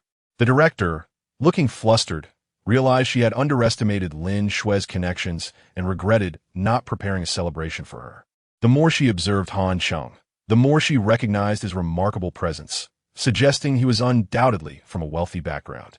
If she could secure his sponsorship, she believed it could lead to great fortune for the Institute. Oh, dear Shui, when you said there was no cake, that was a misunderstanding. The cake over there is meant for you. Though only 13, Lin Shui was wise beyond her years due to the hardship she had faced. She merely cast a disdainful glance at the director's shamelessness and retorted, "Teacher, didn't you say that was for Xiaoming? The Welfare Institute has never celebrated my birthday." The director's expression darkened. Lin Shui was far too candid for her liking. No, that was a misunderstanding. This cake is prepared for you. Xiaoming, you go to the back. This cake belongs to Shui. The children in front of the cake blinked in confusion, unable to comprehend why the cake they thought was theirs was suddenly being taken away. Before they could react, a caregiver swiftly pulled them aside. Shui, look, now the cake is yours. You can go and blow out the candles, and we will have everyone sing you a birthday song. No, I don't want it. I don't like that cake. You all can have it. Can you give me a birthday cake? I want to eat yours. Han Cheng smiled, of course. I will get you the largest cake in the world. Lin Shui's eyes widened with surprise. You said it. You better not lie to me, or else I'll end up like him. She playfully pointed at Depang, who was now rolling on the ground, engaged in a comical struggle with an imaginary foe. Han Cheng nodded seriously. I promise I will get you the biggest cake. At that moment, Zhang Ke received a phone call and interjected, Han Ge, the birthday gift has arrived. Han Cheng nodded. All right, let us take a look at the birthday gift. As they spoke, a rugged sports car sped toward the Welfare Institute, skidding to a halt and raising clouds of dust. The door swung open, and a bodyguard in black emerged, carrying a large box. Opening the box to reveal an exquisite princess dress. Boss, this is designed by the Angel Studio in the country, priced at 258,000. They want you to try it first. If it doesn't fit, it could be exchanged. Zhang Ke remained silent, but looked expectantly at Han Cheng. Han Cheng opened his arms, gazing at Lin Shui. Did you hear that? If you don't like it, you can exchange it. If you want another one, just ask. Okay, then I want 10. Lin Shui boldly declared. The director, caregivers, and the other children stared in astonishment. One dress cost 258,000, and she wanted 10. Chapter 31. The Frog's Disruption. Lin Shui was unequivocal in her demands, requesting 10 items outright. A display of audacity that left all the teachers and students in the orphanage in sheer astonishment. You are far too modest. Instead of 10, I shall have 20. Han Cheng remarked, his expression one of dissatisfaction, for it was not his money at stake. Why should he be polite? Glancing at Zhang Ke, Han Cheng did not need to voice his thoughts, as Zhang Ke understood immediately. Addressing the bodyguard clad in black, he instructed, leave this one and order 20 more. Understood. Young master, the bodyguard replied, turning to depart when Lin Shui interjected. Wait, don't rush off. I haven't finished speaking. You want more? Diang Giskiviko exclaimed, taken aback by the girl's insatiable appetite. Could 20 items truly be insufficient? Yet Lin Shui showed no interest in the princess attire, tossing the gift back at Zhang Ke. Here, take it back. I have no desire for such things. Do you have denim jackets and pants? And a baseball cap? Bring me a complete set.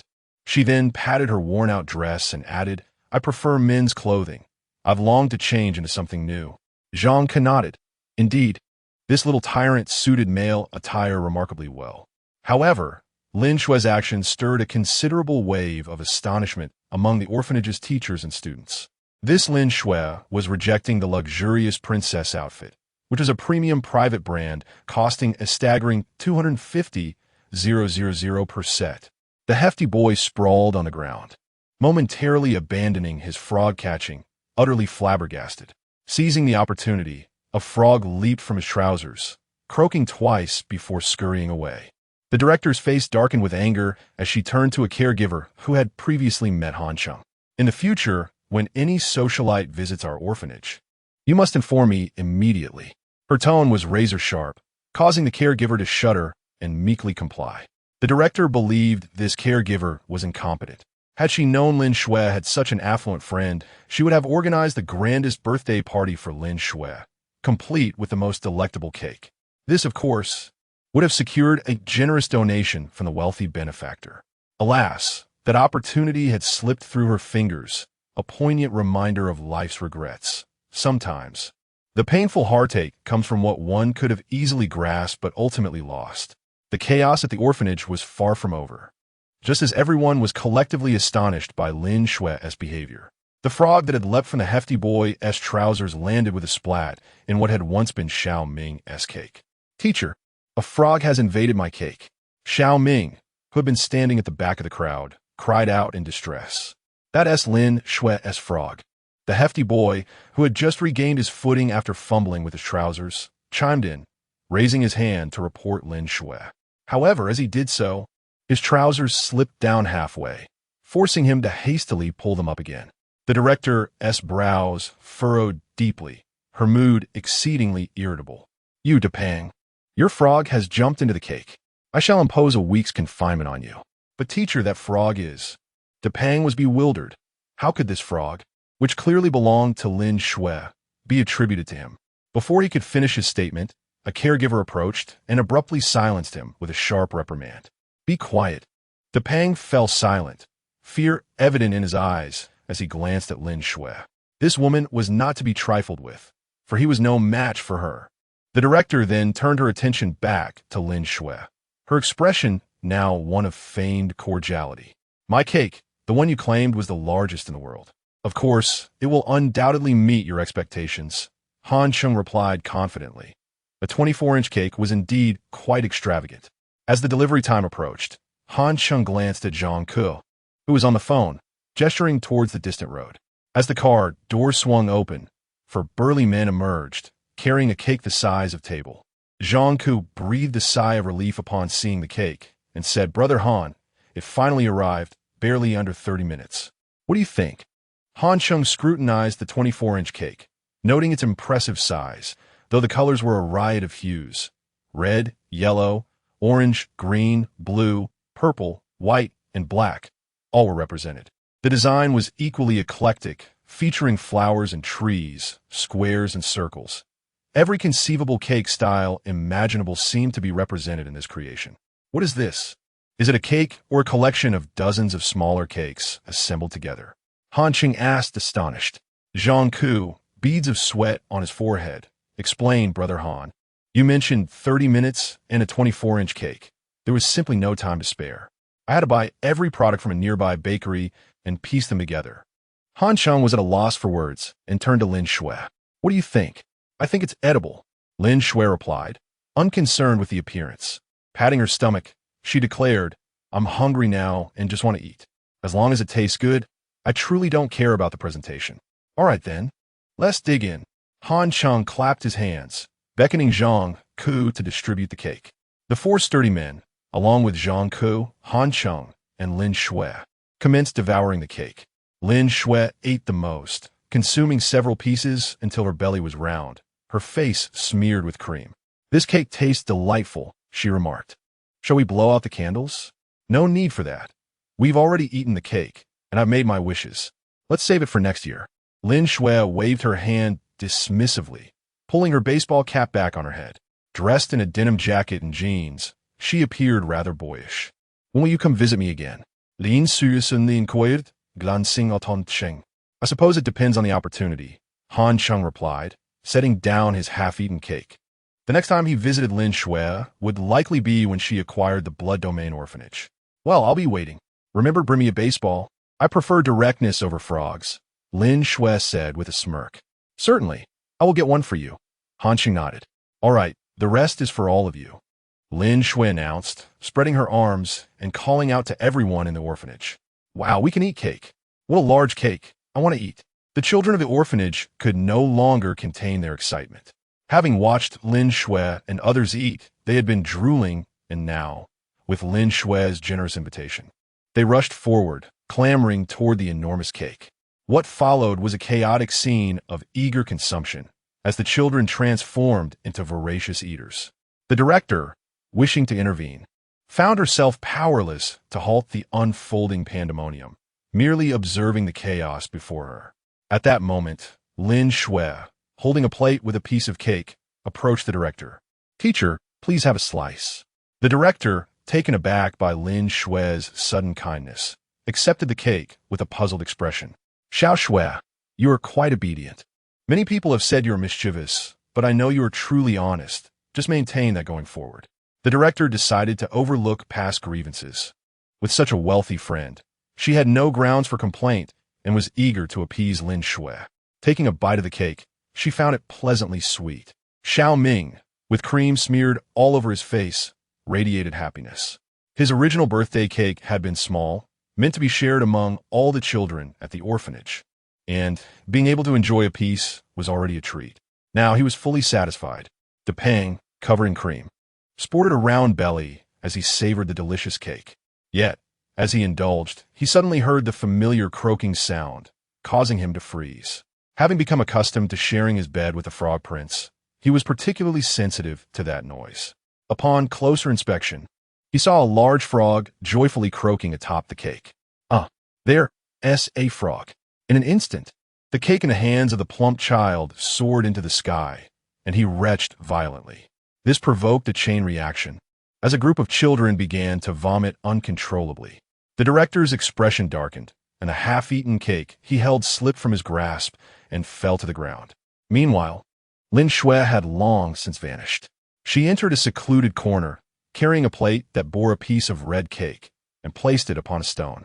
The surroundings were deserted, yet a chilling breeze swept through, imbuing the air with an indescribable sense of desolation. With a cheerful demeanor, Lin Shui spoke to the empty space.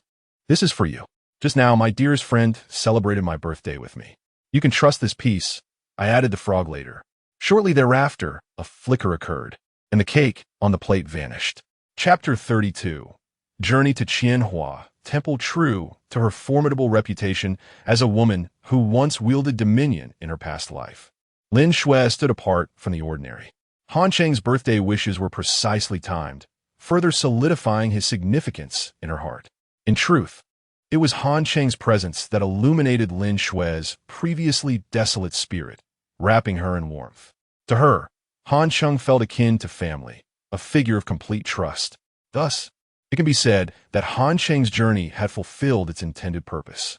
The Vajra Bodhi beads, known for their ability to stabilize one's mind and resist the temptations of malevolent forces, were crucial artifacts for the strange trials ahead. However, no one would have anticipated that such a rare bead would be found in an obscure little temple, Qianhua Temple. Nestled in the mountains to the south of Dongjiang City, Qianhua Temple was isolated, with the nearest village over 10 kilometers away. Perhaps it was this remoteness that had led to the temple's abandonment, devoid of any monks. Before the eerie occurrences began, Han Cheng had visited the temple once, familiarizing himself with its surroundings. He had even sketched a map of the temple, which he kept on him. Regrettably, in his previous life, he had never acquired the Vajra Bodhi beads and was left ignorant of that testing ground. The scant information he possessed had only reached him after the beads had gained fame, and truly actionable knowledge was minimal.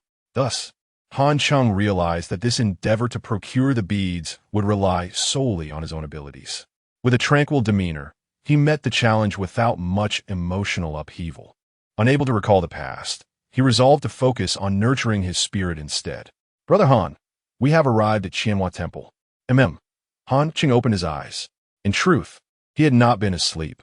He maintained awareness throughout the journey, and his mind remained sharp. Peering out of the window, he observed the lush mountains, where an ancient, dilapidated temple emerged amidst the greenery. The spire of one of its pagodas pierced the forest canopy, standing out vividly against the evening glow. That was indeed Qianhua Temple. Yes, this is the place. Han Cheng glanced at the time. It was 5:20 p.m., and darkness would soon envelop the land, enhancing the ominous forces at play. He needed to act swiftly. With that thought, he wasted no time, disembarking from the vehicle after exchanging a few words. Zhang Ke pondered for a moment before asking, "Brother Han, should I wait for you in the village?" "No need. Your presence would only hinder me. Just ensure you deliver the cigarettes and alcohol." Han Cheng waved his hand and ascended the mountain. As he stepped onto the stone path, the setting sun cast a warm glow upon him, enveloping him in golden light that resembled a monk's robe, exuding an aura of sanctity that was truly captivating. Brother Han is indeed a true deity. I cannot afford to miss this extraordinary figure. Zhang Ke silently resolved to cling to Han Cheng's side. He took out his phone to call home. "What are you up to now? Planning to get into trouble again?" Came the frustrated voice of Zhang Junshan from the other end of the line. "Let me warn you. At 13, that's a decade of consequences. Don't act foolishly. Father, you must be mistaken. Diang Giskiviko Ritlid, Vevilderit. Mistaken? Nonsense. They already informed me about the cake you ordered. Our family has plenty of money. We could invite celebrities over if we wanted. What more do you desire? Why must you make a spectacle of it? Oh, Dad, it's truly not what you think." Zhang could desperately try to clarify. "Not what I think. Don't assume I'm blind or deaf. I've heard you were out playing with Su Wenliang and those wooden dolls. Does that excite you? You are indeed something else." Zhang Junshan scolded vehemently. While he had no objection to his son enjoying life, given their family's means, he was genuinely concerned about the absurdity of playing with inanimate objects instead of engaging with real people. As Zhang Junshan considered the implications of his son delivering a birthday cake to a 13-year-old girl, he increasingly feared for his son's well-being. "Dad, you are gravely misunderstanding." Zhang Ke could hardly argue back. He was indeed playing with puppets, but the matter concerning the 13-year-old was entirely unfounded, yet difficult to explain. "Father, I truly have something of importance to discuss." Zhang Ke implored. "Did you see the news today? Strange occurrences are happening everywhere." Silence enveloped the other end of the line as Zhang Junshan tightened his grip on the phone, his brow furrowed. Zhang Ke's words were correct. After the eerie incidents began, the city had erupted with chaos. Countless inexplicable traffic accidents had occurred, with drivers reporting visions of malevolent spirits before losing control. There were also numerous instances of individuals leaping from rooftops, with 12 such incidents reported in Dongjiang City alone today, devoid of any rational explanation. Moreover, peculiar events abounded, such as reports of a deceased person driving a bus through the city, colliding with nothing as the vehicle passed right through them. Even in Zhang Junshan's own company, strange occurrences had unfolded, including an employee discovering a severed head in a drawer, which terrified everyone in the office. Yet minutes later, the head inexplicably vanished, and when reviewing the surveillance footage, it was as if the head had never existed. This phenomenon left the office staff haunted, as there was no way that all of them could have experienced an illusion. Zhang Junshan was deeply troubled by these occurrences, and now that his son had brought it up, he realized that Zhang Ke must know something. "Zhang Ke, have you encountered something unusual?" "No, Dad. Let me be honest with you. I've met someone extraordinary who can ensure our family's safety." Zhang Ke felt a surge of pride as he spoke. "Oh, son, tell me more. Who is this extraordinary person?" Zhang Junshan's tone shifted to one of respect, his expression reflecting anticipation. "This person possesses genuine abilities. I have witnessed them firsthand, and they are indeed real. Furthermore, you must know, it is the enigmatic Han Cheng." Zhang Ke pronounced Han Cheng's name with utmost gravity. The line fell silent for a moment before Zhang Junshan's furious voice erupted, shaking Zhang Ke's eardrum. "You little rascal. Not only are you talented, but you're also a complete fool. That enigmatic Han Cheng is a fictional character. He doesn't exist. I've dined with Yin Tao from the Jinatamai company. How could you not know this?" Zhang Junshan's forehead throbbed with anger as he realized his son was attempting to deceive him under the guise of adventure. Chapter 33, Encountering a Band of Thieves of Buddha's Relics. "Dad, I speak nothing but the truth. The enigmatic deity Han Cheng is indeed a real god." Upon hearing this, Zhang Junshan was so enraged that he nearly unleashed a torrent of curses. But before he could utter a word, Zhang Ke abruptly hung up the phone.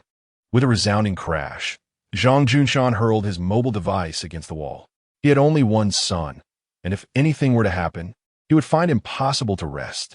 That wretched boy never allows his father a moment of peace. Curse it! What madness is this regarding the enigmatic deity Han Cheng?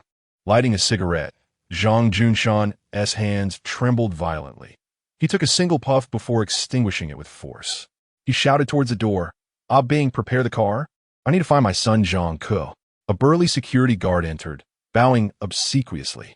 Chairman, we have no idea where the young master is. With a swift motion, Zhang Junshan delivered a resounding slap, spitting out, Are you just idling away? I told you to follow the young master. What manner of incompetence is this? Chairman, it's not my fault. The young master insisted we not follow him, even threatening that if we did, we would not fare well in the future. Ah Bing covered his face and, glancing at Zhang Junshan's grim expression, whispered, However, it's not impossible to locate the young master. He instructed us to deliver a truckload of cigarettes and alcohol to a station in the outskirts. I suspect he may be there. Zhang Junshan's eyes lit up, fixating on Ah Bing. After a moment of contemplation, he commanded in a deep voice, Let us go to the station. Hurry and prepare the car. Adjusting his suit, he strode out with determination. Meanwhile, Zhang Ke had tossed the phone aside and glanced at the steps leading up the mountain, realizing that Han Cheng's figure had vanished. He must have entered the temple. With no one else around, Zhang Ke felt a growing sense of unease as the sky darkened. The surrounding streetlights flickered dimly, and the howling mountain winds sent shivers down his spine. Don't be afraid. Brother Han is on the mountain and can come to my rescue at any moment. He tried to bolster his courage, feeling somewhat emboldened. Of course, whether Han Cheng could truly respond to his call for help was another matter. Even if he did, there was no guarantee he would come to his aid. Thus, it was merely Zhang Ke's wishful thinking. He turned on the car's music, immersing himself in lively tunes, which alleviated his anxiety considerably. Time passed without notice, and darkness enveloped the surroundings, leaving no trace of starlight, only a solitary dim street lamp by the roadside. Engrossed in the music, Zhang Ke remained oblivious to his surroundings until the vehicle jolted unexpectedly, startling him into awareness. As he looked outside, he realized it was completely dark and reached for his phone to check the time. Suddenly, a knock echoed against the car window, causing him to startle, realizing he was in the wilderness and might be facing something sinister. Sweat broke out on his brow, and the lively music lost its charm. Mechanically, he turned his head and was met with a grotesque face staring back at him. Could you give me a ride? Handsome? Creepy. Zhang Ke screamed in terror. On the mountain, Han Cheng arrived at the entrance of the Qianhua Temple, which had long fallen into disrepair. A trio of faded characters hung askew over the entrance. As he stepped inside, he felt the air grow colder and more oppressive. Soon he caught the sound of voices, instantly alerting him to the presence of others. Not far away stood 3 men and 2 women, all equipped with backpacks, clearly well prepared for their venture. They huddled together, engaged in animated discussion. There's no doubt about it. This is the place, the Qianhua Temple. It houses the Buddha's relics. The burly man, Zhou Qiang, towering over 6 feet, spoke with unwavering certainty as he checked the map on his phone. Indeed, it was smart of you, Brother Chong, to find this place. Otherwise, we might have lost our way. Lu Ming, a lanky man with sharp features, flattered, his voice oozing sycophancy. Of course, our team is fortunate to have Brother Chong. He is both brawny and brainy, chimed in Qian Lingling, a striking woman with alluring curves, who leaned against Zhou Qiang, her boyfriend. The remaining 2, a timid man named Ayun and a slightly plump girl named Fong Yuan, remained silent, particularly Ayun, who kept his head bowed in deference. Enough chatter, everyone. The world has grown perilous. So many perished last night, and today we've seen countless accidents. The government is keeping it under wraps. But we know the supernatural is real. Therefore, to survive, we must acquire the Buddha's relics. Zhou Qiang raised his voice, adopting an authoritative tone. Let me be clear. I want to hoard the relics for myself. Once we obtain them, we'll find a secluded place to hide for a couple of years. But you all must contribute. Don't act like timid turtles, or else don't blame me for being unkind. It turned out that Zhou Qiang and his companions were from the same community. After the onset of the bizarre events, their Phoenix community had witnessed numerous strange occurrences and several deaths, leaving the residents in a state of unease. Previously colleagues, they decided to band together after realizing the government was powerless in the face of these events, contemplating an escape from Dongjiang City to the countryside for a few years. At this juncture, A yuan suggested to Zhou Qiang that if they were to seek refuge, they should bring a protective talisman. He had discovered online that the Qianhua Temple in the outskirts of Dongjiang City housed a Buddha-esque relic. However, witnessing the recent bizarre events and mysterious deaths, skepticism loomed large. Yet, driven by the belief that the relics could ward off evil, they ventured to the Qianhua Temple in search of treasure. "Brother Chang, look out. There is someone over there." Suddenly, Qian Lingling shoved Zhou Qiang and pointed towards the entrance. The group turned to see Han Cheng standing at the doorway, less than 20 meters away, clearly having overheard their conversation. "Brother Chang, that guy definitely heard us. Get rid of him." Lu Ming glared at Han Cheng with hostility. Zhou Qiang nodded, tilting his chin up towards Han Cheng. "Hey, who are you? Get out of here." The Qianhua Temple, isolated in the wilderness, was devoid of any other visitors, making Zhou Chang's demeanor quite brazen and straightforward. This was a natural consequence of the chaos that had unfolded since the emergence of the supernatural. In times of order, people tended to exercise caution. However, with the current disorder, who had time for such considerations? Might makes right, and Zhou Qiang certainly possessed the strength to enforce his will. He towered over Han Cheng, built like a small mountain, while Han Cheng, though tall, lacked Zhou Qiang's imposing physique. Yet, despite his lack of physicality, Han Cheng's spirit far surpassed that of Zhou Qiang. In combat, brawn is not the sole determinant of success. Experience and a sharp mind often prove more valuable. In those aspects, Han Cheng excelled well beyond Zhou Qiang. Thus he faced Zhou Qiang's aggressive demeanor with unyielding composure, even exhibiting a hint of disdain in his gaze. Now, Han Cheng had contracted a skeletal puppet, and intimidating this group of ordinary individuals would pose no challenge. Moreover, he was a man who had survived the apocalyptic horrors of the supernatural world. Those who emerged from such a hellish existence were undoubtedly formidable. "Who am I, you ask?" "I am the enigmatic deity Han Cheng." It turned out someone had impersonated him online, using his birth date to create a virtual persona. They even organized a virtual currency event for burning paper money, which had become surprisingly popular, even attracting international participants. This explained the staggering sum of 11 trillion ghost coins he now possessed.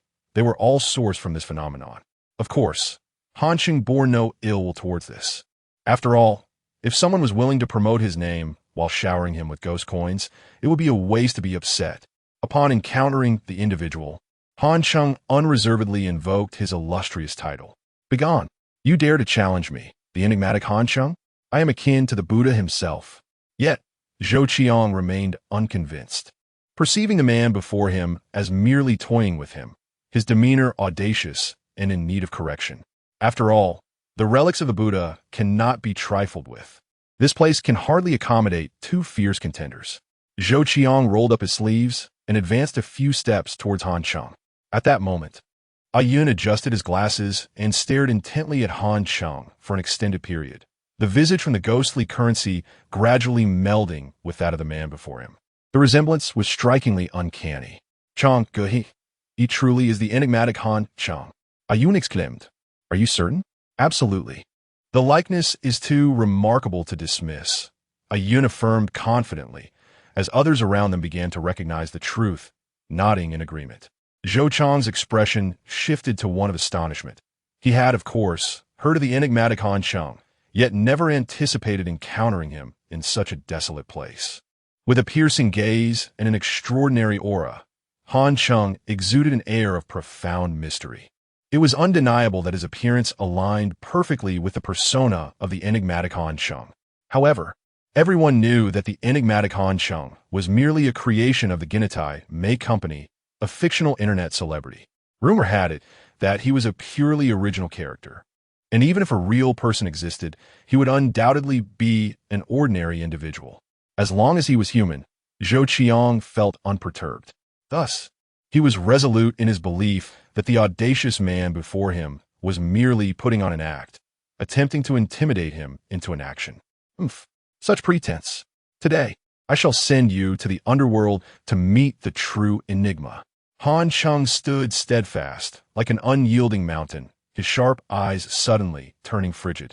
He resembled a wolf emerging from a pile of corpses. If a blade were at hand, He was confident he could incapacitate 3 individuals of Zhou Chang's ilk within 10 seconds. This was no exaggeration. Chapter 34. The trials of the former Hua Temple confronted by the imposing figure of the nearly 6'6" brute, Zhou Qiang. Han Cheng displayed no fear. Rather, a murderous glint sparkled in his keen eyes. Without uttering a word, Zhou Qiang lunged forward, unleashing a colossal fist aimed directly at Han Cheng's face. Han Cheng regarded the attack with disdain, perceiving it as riddled with weaknesses far inferior to the ordinary adversaries he had encountered in the bizarre apocalypse. Calmly, he lowered his body, evading Zhou Chang's punch by mere millimeters, then stepped forward and executed a swift flying kick. This strike, honed through countless hours of practice, was a lethal move that had enabled Han Cheng to vanquish numerous formidable foes in his previous life. Now, wielding it with ease, he struck like a bolt of lightning, and in an instant, bang! Zhou Chang's towering figure was sent hurtling backward, crashing heavily to the ground. Han Cheng refrained from seizing the opportunity to attack further. His gaze fixed coldly upon Zhou Qiang. He calculated how to extract the location of the Buddha relic from this group, as he was 60% certain that the relic might indeed be the Vajra Bodhi beads. Meanwhile, the 2 men and 2 women accompanying Zhou Qiang were visibly shocked. They could not fathom how Han Cheng, whose physique seemed inferior to Zhou Chang's, could possibly overpower him.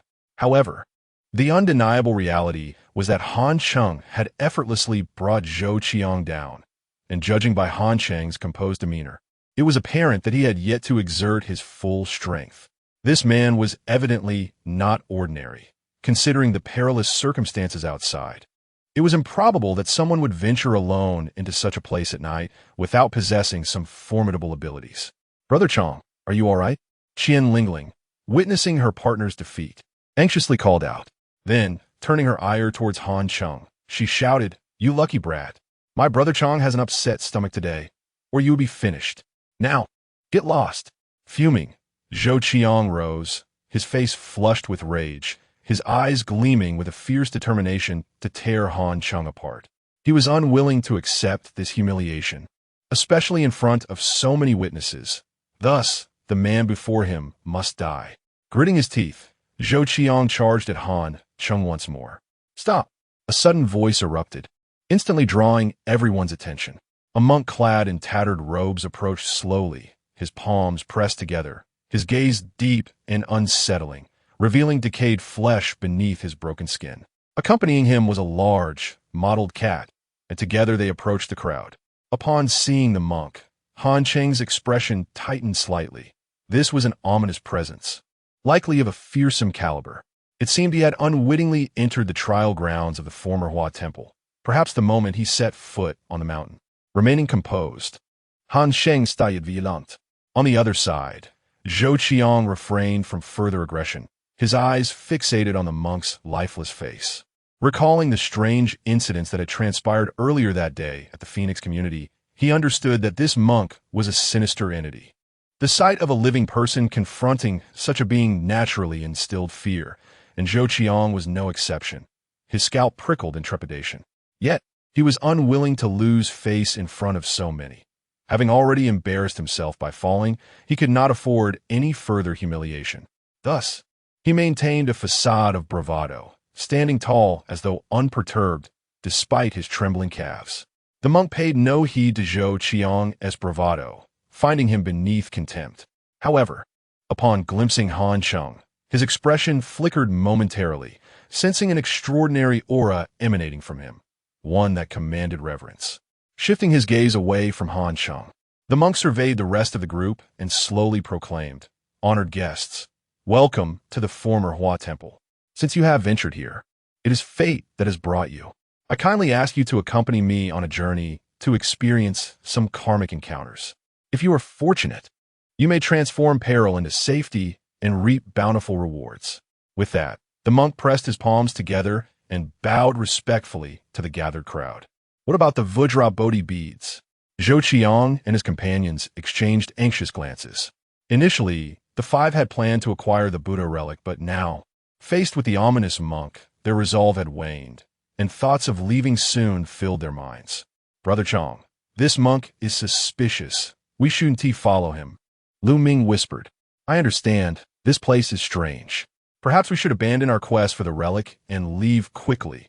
Zhou Qiang, frightened, contemplated escape. You're right. This place is terrifying. I feel uneasy even without that monk here. It would be better to leave now. Qian Lingling concurred. A Yun and Fang Yuan nodded in agreement. All right, let us go, Zhou Qiang declared. Among them, Fang Yuan was particularly eager to leave. Being timid by nature, she had only come along for safety in numbers. Now, confronted by a sinister monk, she was the first to rush towards the exit.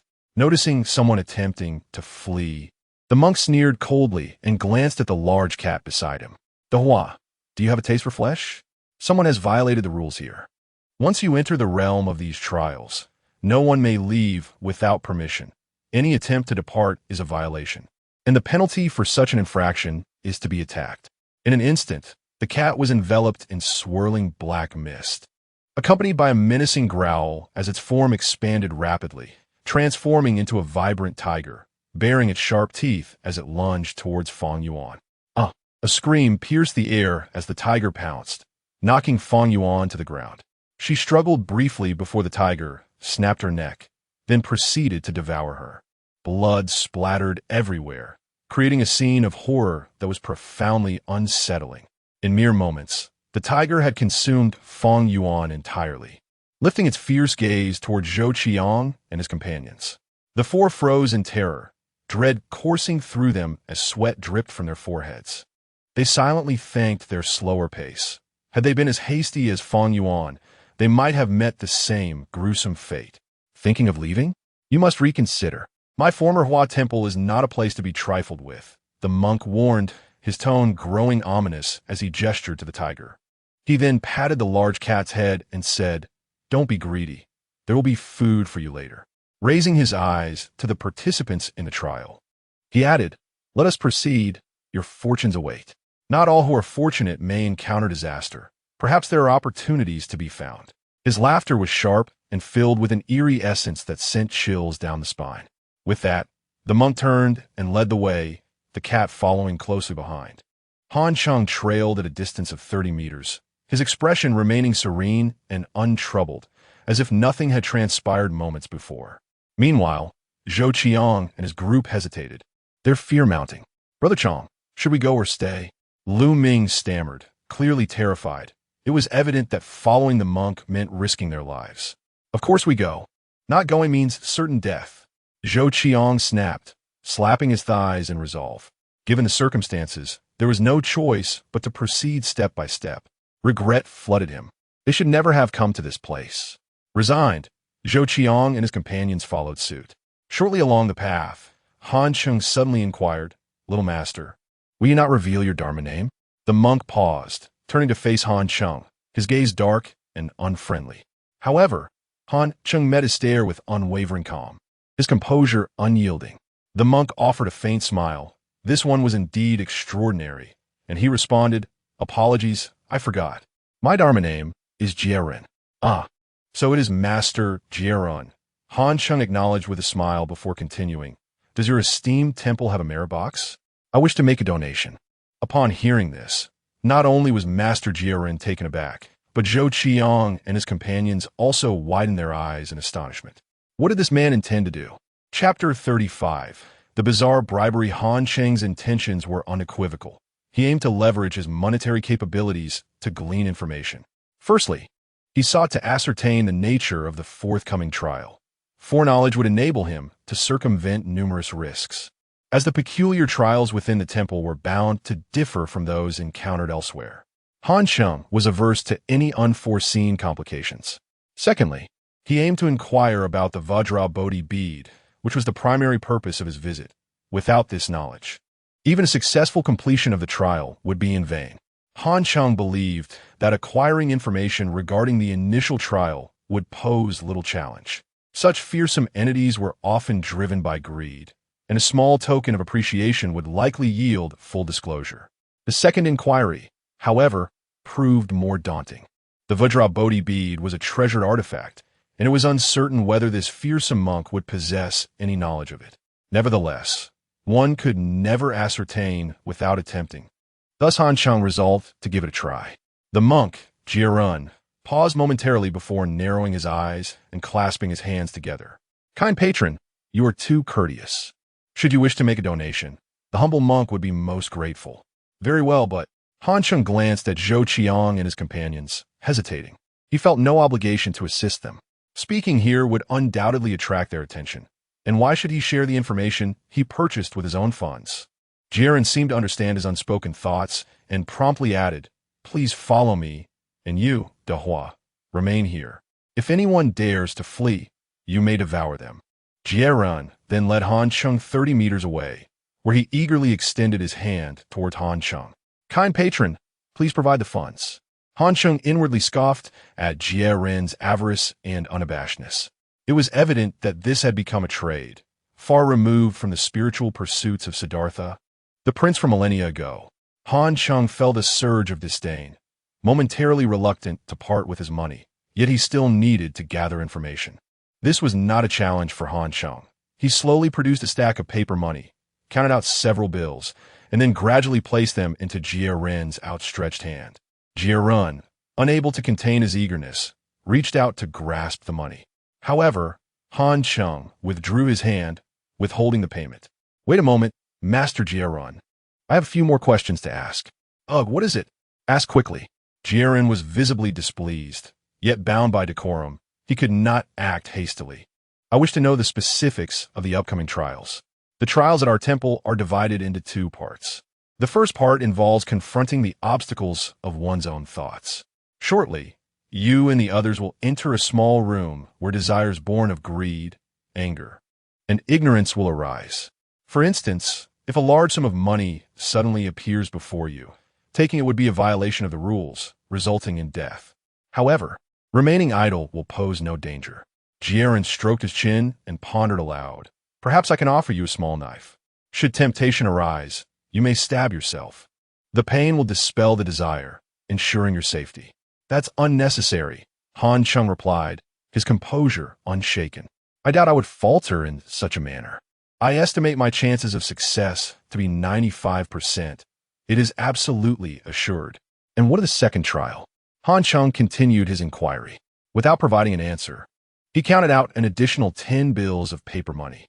Each bill was valued at 100, bringing the total in Han Cheng's possession to 1,500. This sum was considerable for a fearsome entity such as Jiren. Upon witnessing the substantial amount of money, Jiren's eyes widened with greed. He could hardly restrain himself from seizing it. "If you tell me everything, I will hand over the entire sum of 1,500. Han Cheng was confident that this greedy entity would divulge information, for he would never let slip the opportunity to earn 1,500. Indeed, while Jiren was displeased with Han Cheng's approach of payment after service, he was even less inclined to forego the chance to earn such a sum. With this money, he could elevate his status from a fearsome level to a killing level. Achieving such a rank would significantly enhance his position within the temple, placing him just below the abbot, who was also merely a killing level. After a brief internal struggle, Jiren reluctantly continued. "What sort of questions do they typically ask? Can you be more specific?" Han Cheng waved the 1,500 in front of him. Jiren clenched his teeth and replied, "They are mostly mundane inquiries, casual questions, such as whether you have a girlfriend or if you're still a virgin. Are there no traps involved?" Han Cheng smirked slightly. How could such a peculiar entity allow humans to escape so easily? The simplicity of the trial surely harbored ulterior motives. In truth, Jiren had calculated his actions, deliberately withholding crucial information, intending to ensnare Han Cheng later. If it were an ordinary person, they might indeed fall prey to Jiren's deception, failing to consider the potential traps hidden within. However, Han Cheng was no ordinary individual. His keen intellect and first-hand experience of the treachery in this bizarre apocalyptic world rendered him far from gullible, compelling him to press for further clarification. Jiren's expression turned sour. He had not wished to reveal the critical points, but, upon glancing at the 1,500 in Han Cheng's hand, he ultimately divulged. "Our abbot will pose ambiguous questions. For instance, if someone borrows money from you and fails to repay it, will you seek retribution? That is where the trap lies." Han Cheng nodded slightly, comprehending without the need for further explanation. This statement, indeed, bore two interpretations. Kind patron, may I have the money now? Jiren stretched out his hand once more. Han Cheng smiled, counting out another 10 bills of 100, totaling 2,500, and said, very well. Now you may ask. Jiren gritted his teeth in frustration, yet he had no means to counter Han Cheng. He rolled his eyes and inquired, is there a relic of the Buddha in your temple? If so, where is it located? Han Cheng refrained from mentioning the Vajra Bodhi bead directly, instead referring to the relic of the Buddha as a means of inquiry, knowing that the relic might very well be the Bodhi bead. He understood that Jiren was indeed aware of the relic's existence and likely knew its whereabouts, but he dared not disclose such information. It was clear that this relic was of significant importance. At that moment, Han Cheng became increasingly convinced that the relic was, in fact, the Vajra Bodhi bead. Why the reluctance to speak? Han Cheng mused. What a pity that would be. That item is within the temple. Jiren suddenly lowered his voice, glancing around furtively, as if fearful of eavesdroppers. Han Cheng turned his gaze toward the northwest, where an ancient pagoda loomed, a structure he had noticed upon arrival, now shrouded in the darkness of night, exuding an eerie aura. Thank you. Now may I have the money? No, I still cannot give it to you. Jiren's eyes widened in disbelief, and he growled at Han Cheng. Do you dare toy with me? You are courting death. Chapter 36. The deceptive bribe. Faced with the piercing gaze of the monk, Han Cheng exhibited no fear. Rather, he articulated his reasoning with poise. It is not that I am unwilling to pay, but rather that I must exercise caution. If what you have claimed is untrue, then wouldn't it be unjust for me to part with my money? He proposed, how about this? Should I successfully complete the trial, I will not only provide you with 500 ghost coins, but an additional 1,000. What say you? The monk, Jiren, found himself momentarily speechless. Han Cheng's argument held merit, for there was no evidence to substantiate his claims. While the supernatural beings could not recklessly harm others, it did not imply they were incapable of deceit. Thus, Jiren was left with no means of proof unless Han Cheng accomplished the trial, in which case the fulfillment of his words would stand as the ultimate testament. Yet, an overwhelming sense of frustration engulfed Jiren. He felt like a puppet, manipulated by Han Cheng's words. This sensation was deeply unsettling. Moreover, with no money acquired at present, he would have to keep an eye on Han Cheng during the trial. For if this individual were to perish, his own 500 ghost coins would vanish into thin air. Very well, let us proceed as you suggest. But upon the completion of the trial, you must provide me with 500 ghost coins. No less, Jiren declared, his eyes glinting with menace, his aura darkening. Han Cheng grinned widely, internally vowing not to pay a single coin. However, he refrained from voicing this thought. Merely a playful ruse, he mused. After all, Master Qingyan, the abbot of their temple, enjoyed wordplay, and Han Cheng saw no harm in tricking a greedy supernatural being. Meanwhile, Zhou Qiang and his companions had been waiting for quite some time, observing Han Cheng and Jiren, who appeared to be engaged in an enigmatic exchange. Brother Chang, do you think that supernatural being Han Cheng is attempting to bribe the monk? Lu Ming whispered, leaning closer to Zhou Qiang. Zhou Qiang had been intently watching Han Cheng, and indeed, he noticed that Han Cheng clutched a stack of paper, most likely money. He pondered whether these supernatural beings could be swayed by wealth. After all, money could indeed wield influence. An idea sparked within him, and he turned to his companions. What if we also offered some money? Perhaps these beings would release us. Lu Ming quickly agreed. Yes, let's buy our lives. Qian Lingling and a Yun nodded in unison, all eager to escape their current predicament. Spending a little money seemed a small price to pay for survival. Then hand over your money to me. I will present it to the monk, Zhou Qiang instructed. Extending his hand, in no time, an array of colorful bills found their way into Zhou Qiang's grasp, totaling over 50,000. In truth, the group possessed far more wealth. But in this digital age, few carry cash. Only those preparing to flee had stashed away some cash. Otherwise, they likely would not have gathered even this amount. Yet, as Zhou Qiang gazed at the meager sum, he frowned, realizing it might not suffice to secure his life. He turned to a Yun, demanding, produce your laptop. gaming console, and bank cards. If you dare to hide anything, I swear I will beat you senseless. A yuan trembled in fear, pleading, Brother Chong. Those things won't be of use to the supernatural beings. I smack. Zhou Qiang delivered a sharp slap, scolding, enough with your nonsense. Just hand them over. A yuan, now with a bruised face, terrified, gathered all his valuables. Zhou Qiang scrutinized the assortment of items, his brow furrowing. The laptop and gaming console might hold some value, but were those plastic figurines worth anything? They seemed to depict scantily clad women, leaving him baffled about the thoughts of this otaku. Next, Zhou Qiang turned his attention to Lu Ming, who was eagerly nodding and smiling. Brother Chong, this collection is quite valuable. The monk will surely be pleased. Indeed, to further please the monk, why not bring forth your valuables as well? Zhou Qiang replied, his expression darkening. Lu Ming appeared taken aback, exclaiming, surely, I need not contribute. Of course you must. Do as I say without further argument. Zhou Qiang retorted. Before Lu Ming could protest any further, Qian Lingling chimed in, leaning affectionately against Zhou Qiang. Besides, Brother Chong desires this money for our survival. Why do you hold back? Is that humane? Faced with the pressure, Lu Ming begrudgingly rummaged through his bag, producing a tablet, a smartphone, and a few collectibles, items he had spent a fortune on, feeling the sting of loss. Zhou Chang's gaze finally fell upon Qian Lingling. You too. Be swift and hand over your valuables. What? I must get mine as well. Qian Lingling gasped in astonishment. Why not? Are you exempt? Zhou Qiang barked, suddenly yanking at her earrings and tearing them from her ears. Hand them over. Don't think I won't strike you. Stunned, she covered her bleeding ears, her eyes glistening with tears. Brother Chong, please don't treat me this way. With no mercy, Zhou Qiang slapped her again, declaring, these items are mine to sell to you. Who else could profit from them?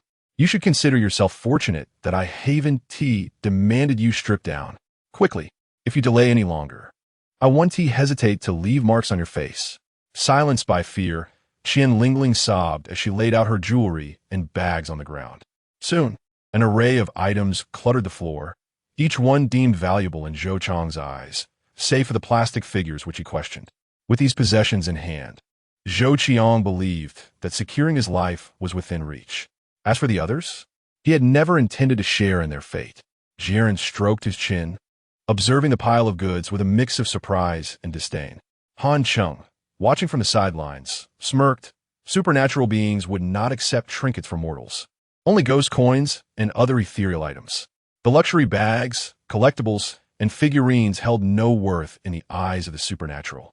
Upon noticing Jiren's inquiry, Zhou Qiang quickly donned a friendly demeanor, approaching him with a smile. He cast a glance at Han Cheng, who was still smirking, igniting a fire of envy within Zhou Qiang. You little brat, don't think you can bribe this monk while I cannot. With my pile of treasures and cash in hand, I will surely surpass you.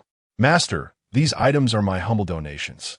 Furthermore, they are offerings to my family as Buddha. I implore you to grant me mercy, Zhou Qiang stated as he presented the 50,000 in cash. Jiren glanced at the money, then waved dismissively. Remove this rubbish. We at the Qinhua Temple do not accept such trash. As the bills cascaded down, Zhou Qiang stood in disbelief. He turned to the smiling Han Cheng, struggling to comprehend why this young man could successfully bribe the supernatural being while he could not. Chapter 37. The trial of the Zen room, Jiren called out to the group, urging them not to delay and to follow the young monk swiftly, for their first trial awaited them ahead. With that, he turned and led the way. Behind him were Qian Lingling and the others, who also chose not to gather the valuables scattered on the ground. At this point, anyone who would stop to collect money would either be a fool or a madman. Before long, they arrived at a small Zen room, a humble space of around 10 square meters. Although dilapidated, it remained relatively tidy. The door was ajar, but inside it was shrouded in darkness, rendering it impossible to see anything. Prolonged gazing into that abyss might even evoke a sense of dread, as if one were plunging into an endless chasm. Jiren turned to the group and announced, "Now, we shall commence the first trial for all of you. The rules are quite simple. You must enter and remain inside for 3 minutes. If nothing occurs within that time, you may exit. Successful completion will be acknowledged. The rules were exceptionally straightforward. Staying in the dark room for 3 minutes seemed trivial enough for anyone to accomplish. However, apart from Han Cheng, the others turned pale, their faces etched with fear. The ominous darkness within the room inspired a terror that suggested that even 3 seconds could pose a threat. Observing the group's trepidation, Jia Ren inquired, "Is there anyone who wishes to enter first?" No one volunteered, and upon hearing the question, Zhou Qiang even retreated a step in fear. Jia Ren furrowed his brow and pointed at Lu Ming. "You shall go. Hurry up." "No, master, I do not wish to enter," Lu Ming protested, stepping back in fright. But as he retreated a 3rd step, De Hua's dark aura surged magnificently, transforming into a fearsome, striped tiger. Faced with this man-eating beast, Lu Ming felt as if nails had pierced his feet. He could not move. "Do you not wish to enter? Then let De Hua feast upon you," Jia Ren said, his tone cold and indifferent. "I will go. I will go," Lu Ming cried, nearly in tears. With death looming on either side, he had no choice but to take the plunge, hoping that perhaps the interior held no tiger, and that death might allow him a dignified end. Shortly thereafter, Lu Ming, in a daze, stepped into the Zen room. The darkness enveloped him, as if he had fallen into an abyss, leaving no trace behind. Outside, the onlookers were filled with trepidation, each reflecting on their own fate, their hearts pounding with anxiety. Only Han Cheng remained calm, his narrowed eyes scrutinizing the Zen room. A sinister aura emanated from within, indicating that something lurked inside. According to Jia Ren's ominous words, the trial centered on greed, anger, and ignorance, implying a mechanism for inducing hallucinations. How, then, could one combat such illusions? The answer lay in maintaining a steady mind. As long as one's heart remained undisturbed, even the fluttering banners could be as tranquil as a still breeze. Han Cheng felt confident in this regard, though he remained wary of potential traps. For these cunning entities often resorted to treachery, daring only to violate the ironclad rules. With these thoughts in mind, Han Cheng stroked his chin, heightening his vigilance while remaining attentive to the happenings inside the room. Meanwhile, Lu Ming ventured deeper into the pitch-black interior, where silence reigned, so profound that he could not even hear his own heartbeat. He continued to walk, unable to stop, for doing so would unleash an uncontrollable terror, driving him to a state of acute anxiety. Thus, he pressed on, even though the room appeared small from the outside, merely a few seconds' walk to its end. Yet, Lu Ming felt as though he had been walking for hours, the torment of fear intensifying in this unknown realm. Eventually, unable to endure the mounting dread any longer, Lu Ming halted, not from fatigue, but from the sheer weight of his terror. In that moment, he longed for death to arrive swiftly, as it would liberate him from his torment. However, death did not come. Instead, just as despair enveloped him, a warm light descended from above, illuminating him like a street lamp. Instantly, Lu Ming felt a comforting warmth enveloping him, and the tumultuous fear within began to settle. He looked up, searching for the source of the light, yearning to discover who guided him. There, he beheld a majestic Buddha, radiating an aura of solemnity, gently extending one hand outward as if to open a door. The light emanated from the palm of the Buddha. "Do you wish to live?" A voice resonated from the darkness. "Is it you, Buddha, who is inquiring?" Lu Ming replied. "I wish to survive. I implore your mercy to save me." Tears streaming down his face, he knelt, and as he did, the Buddha's light expanded, sweeping away the darkness and revealing a resplendent realm. A vibrant paradise unfolded, with celestial beings and bodhisattvas gracing the heavens, while the earth blossomed with flowers and fruits. A gentle breeze enveloping the scene in a state of enchantment. Overcome with emotion, Lu Ming bowed fervently, expressing his gratitude for the Buddha's guidance. The resounding voice of the Buddha echoed once more, "Yes, I understand. Thank you, O Buddha, for your enlightenment." Soon, he spotted a brilliant light in the distance, through which he could faintly discern the figures of those outside. Zhou Qiang, Qian Lingling, a yuan, and the enigmatic Han Cheng. They were all watching him. Without a doubt, that brilliant light marked the exit.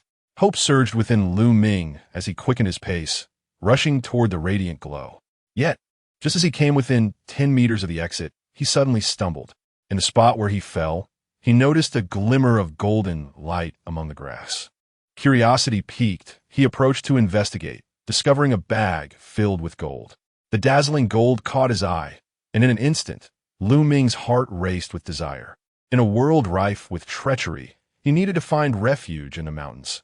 How could he survive without funds? Having given all his valuables to Zhou Qiang, he found himself penniless. Why not take this gold with him? Surely, it was a gift from the compassionate Buddha, who, in his boundless mercy, would not mind bestowing a bag of gold upon him. With a sly grin, Lu Ming's eyes narrowed as he scooped up the gold, glancing around before concealing it in his bosom. Eagerly, he resumed his approach toward the radiant light. But at that moment, the brilliant glow erupted in a blinding flash. The world around him shifting in hue as a dark aura descended from above with a thunderous roar. Those consumed by greed shall not be spared. You shall leave your life here. Suddenly, the darkness enveloped Lu Ming, and a piercing, anguished scream echoed within the Zen room. Outside, Zhou Qiang and the others turned pale, realizing that Lu Ming had met with disaster. Meanwhile, Jierin displayed a look of satisfaction, as if the cries of the living were the sweetest music to his ears. He turned to the others, coldly declaring, "Next you." This time, his finger pointed at the introverted Yuan. Chapter 38. Resistance. When Ayun entered, he was overwhelmed with terror, his trousers damp with fear. Outside, Zhou Chang's expression was equally grim. He understood that he had to take action, or he would be the next to perish. In this dire situation, only the cunning Han Cheng could devise a way to break the stalemate. Zhou Qiang turned to Han Cheng, though he found the arrogant young man insufferable. He could not deny that he was extraordinary. Even now, on the brink of life and death, Han Cheng remained unfazed, exhibiting no trace of fear since the bizarre events began. Zhou Qiang felt he could never match such composure. Moreover, Han Cheng had previously bribed the dead monk, indicating he had some leverage. Why not exploit this? With this thought, Zhou Qiang feigned casualness and approached Han Cheng, whispering, "Brother Han, can we have a word?" Han Cheng tilted his head and glanced at Zhou Qiang, fully aware of his intentions. He sought to leverage his abilities for survival. However, Han Cheng had no interest in rescuing someone like him. He had no plans to save anyone. In fact, seeing Han Cheng's indifference, Zhou Qiang pressed on, "Well, Brother Han, we were strangers up until now, so please don't hold a grudge. I can see you possess genuine talent. You must have come to an agreement with that monk, right? Hee. Could you perhaps speak to him and secure a way out for me? Brother Han, if you assist me with this, I swear I will be your loyal ally from now on, ready to stand by you in any peril." Han Cheng's gaze turned ever more contemptuous. How could someone like Zhou Qiang, who so readily turned against his own, talk of brotherhood and loyalty? Han Cheng felt like laughing. Believing Zhou Chang's hollow words was as foolish as expecting a pig to fly. "Get lost, or I'll make you regret it." Han Cheng groveled, glaring fiercely at Zhou Qiang. Zhou Qiang's facade of friendliness faltered, his expression freezing as if he had been struck hard, leaving him in an awkward silence. Meanwhile, within the Zen room, Ayun encountered the Buddha. Much like Lu Ming's experience, he found himself enveloped in the splendor of the Buddhist realm, feeling utterly elated. Then, Ayun spotted a white light leading to an exit and excitedly rushed forward, only to be confronted by a group of burly men emerging from the shadows, clad in uniforms from Dongjiang City No. 8 High School. The leader, a scarred figure with curly hair, swaggered towards Ayun, a toothpick dangling from his mouth, hands in pockets, eyes brimming with arrogance. "Ayun, do you remember me? Why are you trying to run after class?" "Xianggu, please spare me." Ayun stammered, retreating in fear. Xianggu was a notorious bully from his school days, having tormented Ayun relentlessly. Once an ordinary child, Ayun's introverted nature was largely shaped by this very tyrant. Now faced with him again, Ayun was consumed with dread, completely oblivious to the fact that this was merely an illusion. "Spare you? Then come here and polish my shoes." Xianggu taunted, lifting a foot and beckoning Ayun closer. Ayun wished to flee but found himself surrounded by Xiangji's accomplices, trapping him. Xiangge, please don't. He begged. Shut up. Just do what Xiangge says. An accomplice kicked Ayun, sending him sprawling before Xiangge. Xiangge loomed over him, a foot planted on Ayun's shoulder, commanding, hurry up and clean. Ayun wept. He didn't want to be humiliated or bullied any longer. A surge of rebellion coursed through him. He wanted to fight back, to eliminate everyone around him. As this thought emerged, a glimmer caught his eye. It was a knife, sharp and gleaming. Another thought surged. What would happen if he plunged this knife into Xiangge's abdomen? The image of spilling intestines was disturbingly beautiful. Ayun's face darkened as he reached for the knife. But just as his fingers brushed the handle, hesitation struck him. His innate kindness held him back from taking a life. Why don't you dare pick it up? If you have the guts, stab me. Xiangge jeered, exposing his chest with bravado. Ayun's hand trembled. He still did not grasp the knife. Useless. Xiangge spat, his saliva hitting Ayun's face as he kicked him. Beat him. Beat this worthless trash who doesn't even dare to fight back. Ayun was kicked and beaten, tears streaming down his face. Yet he still did not reach for the knife. 3 minutes later, Ayun staggered to the entrance of the Zen room. Though he bore no physical injuries, his heart felt shattered. Yet he was still alive.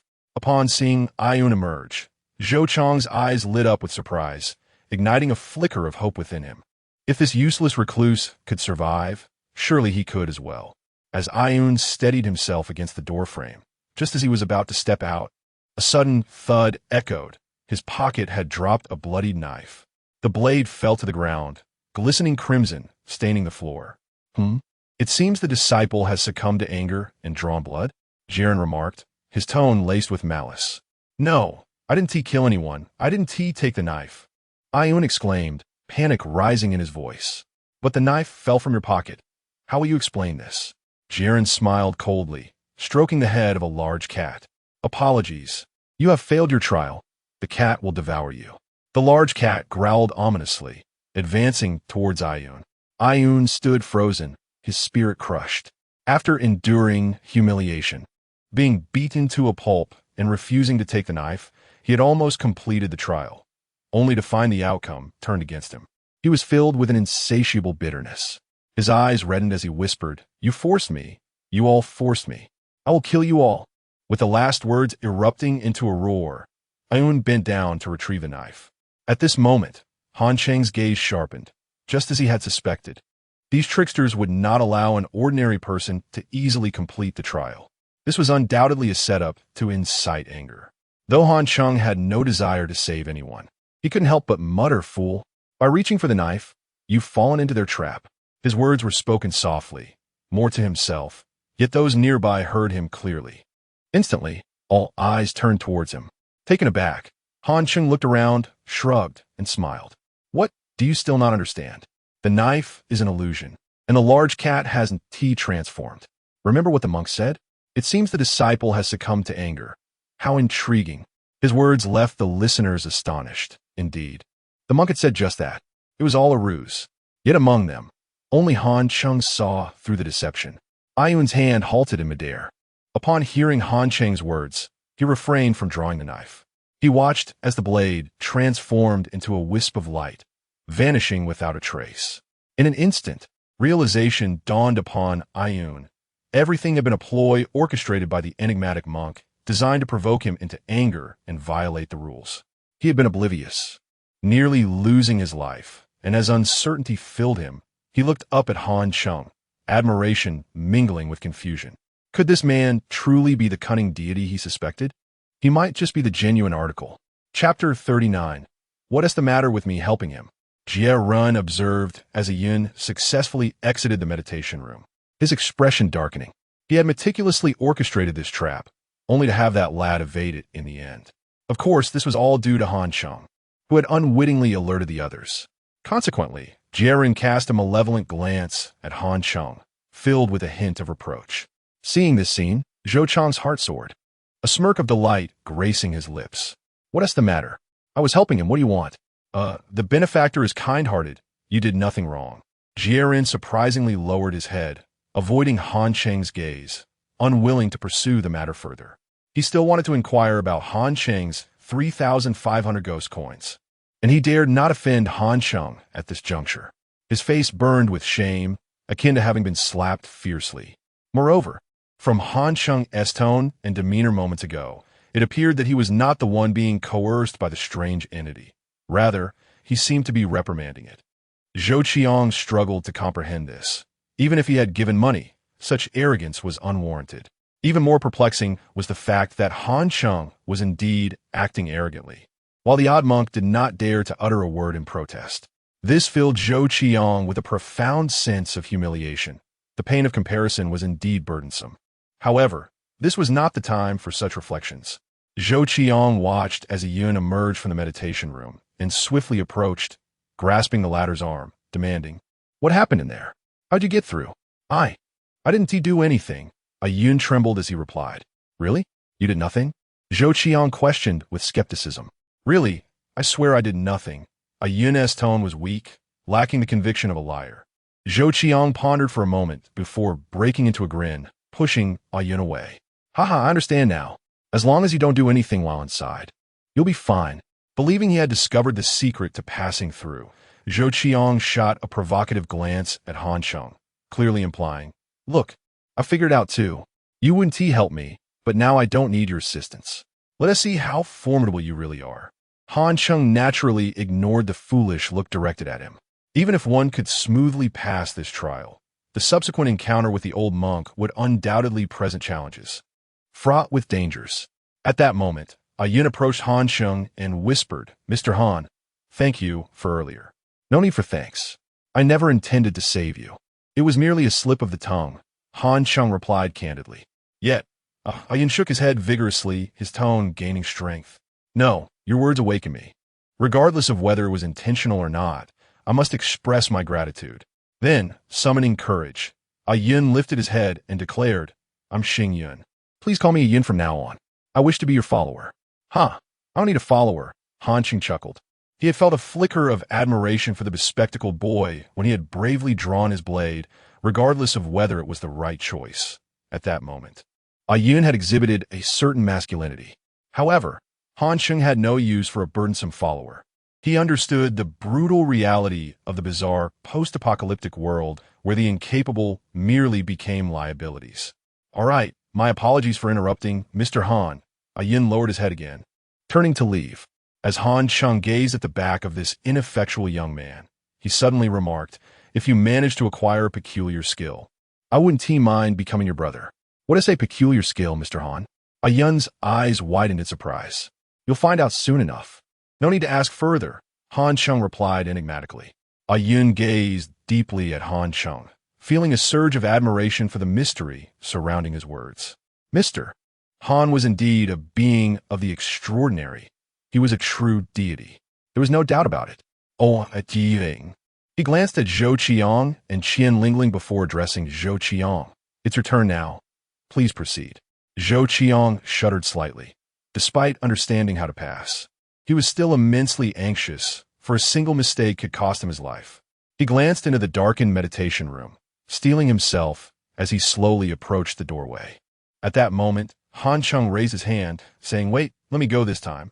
This took Jia Ren aback, and he whispered to the approaching Han Cheng, "Benefactor, you really shouldn't go in. You'll be the last. I'll retrieve what's inside, and you can stay in there for 3 minutes without any trouble." "No need. I have confidence in my own composure," Han Cheng replied with a smile. "But there are dangers." Jia Ren was concerned about the 3,500 ghost coins, and he could not afford for Han Cheng to perish. "Rest assured, I will be fine," Han Cheng assured him as he continued towards the meditation room. Seeing that Han Cheng was resolute, Jia Ren quietly handed him a small knife. "Benefactor, if it becomes unbearable, use the knife to prick yourself. The pain will prevent you from falling into the trap." "Thanks." Han Cheng took the knife without wishing to engage in further conversation with the peculiar monk and entered the meditation room, quickly enveloped by darkness. Watching Han Cheng disappear, Zhou Qiang felt a wave of dissatisfaction wash over him. Even though he knew the secret to passing through, he still felt inferior to Han Cheng. Look how that odd monk treated him. It was as if he had been granted special access. The word sour perfectly encapsulated his feelings. Inside the meditation room, Han Cheng was soon engulfed in darkness, unable to see anything, and silence reigned without a sound. Most ordinary individuals would be filled with trepidation in such a situation, at least experiencing a sense of unease. Yet, Han Cheng remained composed. His strong will prevented him from losing his calm. Moreover, his early entry was purposeful. He aimed to swiftly procure the Vajra Buddha beads. After all, he was about to confront the old monk, and Han Cheng did not wish to engage in trickery under the watchful eye of the latter, as it would be unwise. Thus, deploying the bone puppet to search the pagoda was the most prudent course of action. He settled into a cross-legged position, reaching for his left abdomen, mentally commanding Miss Bone, "I shall borrow your strength now. Let us begin. I will consume 200 cc of your fresh blood, or compensate with 100 ghost coins. Otherwise, I lack the power to activate my skills." Miss Bone's voice was soft yet distinctly relayed to Han Cheng. A faint smile crossed his lips. In his previous life, each use of the bone puppet cost him 400 cc of vitality, or 200 ghost coins. He anticipated a 50% discount in this life, likely due to an increase in intimacy with the bazaar. "All right, I'll compensate with 100 ghost coins. And thank you for the loyal customer discount," Han Cheng mused. Miss Bone. Han Cheng produced a ghost coin, igniting it until it burned away. Soon, he felt a chill in his left abdomen as dark energy began to coalesce. Before long, a small figure emerged from beneath his clothing. Just as in his previous life, the being was about the size of a fist, its form entirely skeletal, with large eye sockets housing timid little pupils that cautiously surveyed the surroundings before scurrying away. As Han Cheng watched the little creature, a vision materialized before him. In a desolate room, barely a dozen square meters with no windows, a fragrant altar stood against the northern wall, while a grotesque, ancient Buddha glared menacingly at those within. The Buddha emanated a chilling aura, and the room flickered with dark light, creating an exceptionally eerie ambience. The sudden vision was granted by the bone puppet. The contractor had access to its sight and could command it. The bone puppet, being inherently bizarre, was unaffected by the illusions within the room, thus revealing the truth to Han Cheng. It turned out that all the illusions stemmed from that ancient Buddha. Capturing it would mean safety. Han Cheng grinned widely and rose, striding towards the ancient Buddha. As Han Cheng moved, the fierce eyes of the ancient Buddha gleamed with a flicker of brilliance. Dark runes swirled around him, coiling into an extraordinarily intricate tapestry of laws. Above Han Cheng's head, a radiant halo of Buddha light manifested. Chapter 40, Abundant Wealth. Buddha shall slay Buddha. As Han Cheng contemplated approaching to collect the ancient Buddha, a sudden radiance enveloped him, illuminating the space above his head, followed by a resounding chorus of Buddhist chants. He looked up to behold a magnificent statue of the Buddha, radiating golden light and holding the gesture of great fearlessness, exuding an aura of compassion and authority. For an ordinary person, akin to the two individuals before him, this sight would undoubtedly invoke fervent devotion and reverence. However, for Han Cheng, who had glimpsed the underlying truths, such displays elicited no reaction, even bordering on disdain. "Sinful beings, my Buddha is compassionate. Upon witnessing the true form of the deity, why do you not hasten to kneel and sincerely repent to rid yourselves of your malevolent thoughts?" The voice of the Buddha resonated from the ancient statue, penetrating Han Cheng's ears like the sound of morning bells and evening drums. His expression was one of derision, and through careful observation, he discerned that these illusory manifestations were merely a barrier conjured by the ancient Buddha itself. An idea sparked within Han Cheng. Since the game was afoot, why not play along? He retorted sharply, "Oh, you incense-headed one, I inquire of you, did you not leave behind the 3 seals of the Dharma? They signify the non-self of all phenomena, the impermanence of all actions, and that all conditioned existence is suffering. You have instructed your disciples that anything aligning with even one of these tenets constitutes the Dharma, while that which does not is devoid of it. So, when you demand my sincere kneeling, does it not imply that you desire something from me? Does this not contradict the principle that all conditioned existence is suffering? If it is not the Dharma, does this not mean you are slapping your own face?" Upon finishing his remarks, The statue above fell silent. In truth, during the Buddha's earthly existence, he left no written scriptures. His disciples urged him to record teachings, but he resolutely refused, asserting that all phenomena are the Dharma, provided they align with the three seals. As time progressed, these teachings have been distorted beyond recognition. The ancient Buddha merely appropriated the Buddha's form to deceive the world. Han Cheng's words rendered it momentarily speechless, inciting a fury within. Thunder rumbled in the surroundings, and the Buddha's voice boomed, "I am the Buddha, and all phenomena are me. I am the essence of all phenomena. You deluded beings shall cease your futile arguments and kneel before me. Very well, if you claim to embody all phenomena, will you not require an entrance fee?" Han Cheng jested, producing a celestial bank card that emanated an aura of authority. Instantly, a swirling barrier formed around him, resisting the Buddha's light. The statue crackled with indignation, the sound of thunder growing more intense. "You possess 11 trillion ghostly coins.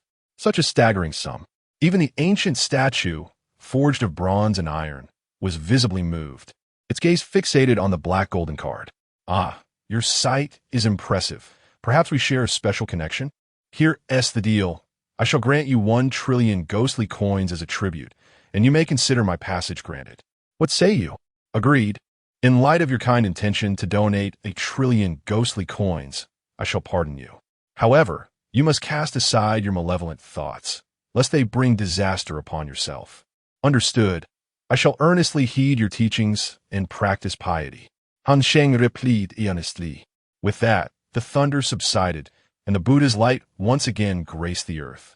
The celestial statue flickered and transformed into a luminous figure before Han Cheng. Emerging from the radiance was an avaricious old monk, one hand clutching a bowl while the other recited scriptures. Yet, in Han Cheng's eyes, it was the grotesque visage of the ancient Buddha that had soared from the incense altar to confront him. This was undoubtedly a demand for wealth.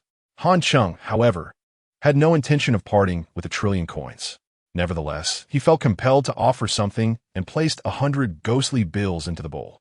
Instantly, the bills vanished, evidently accepted by the ancient Buddha. The ancient Buddha, having received but 100 ghostly coins, soon realized Han Cheng had no further intentions of giving. Seizing its chance, it challenged, "Benefactor, is there more to offer? Do you wish for more? What if I refuse?" Han Cheng responded nonchalantly, tucking away his bank card, embodying a defiant demeanor. The ancient Buddha's eyes widened in fury, unable to digest the humiliation of being mocked by a mere mortal. "Do you comprehend the gravity of your actions? To mock me within my own realm, I shall take your life. Is that so? Then by all means proceed."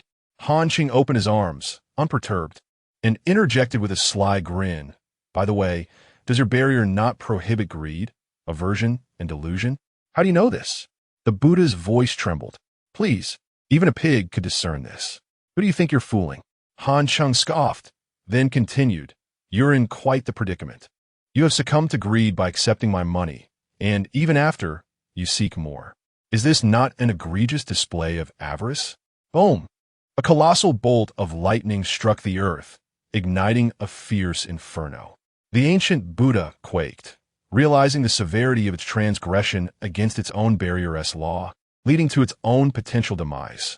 To make matters worse, this barrier was empowered by Buddhist principles, meaning it could not be altered or evaded. A chill gripped the ancient Buddha's heart.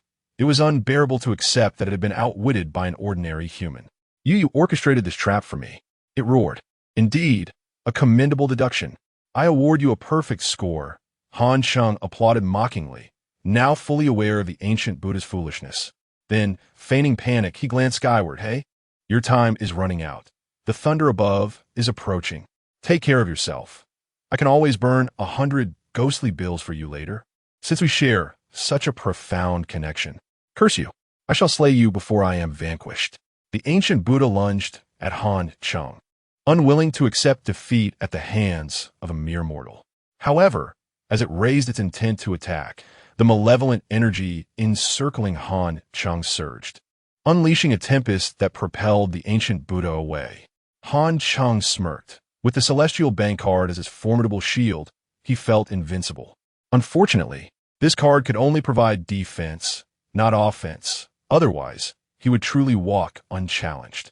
Before the ancient Buddha could regain its footing, a bolt of thunder descended. With a resounding crash, the lightning engulfed the surroundings, followed by a harrowing scream. No, I am the Buddha. I cannot be. The echoes of thunder faded, plunging all into silence, and the illusions dissipated.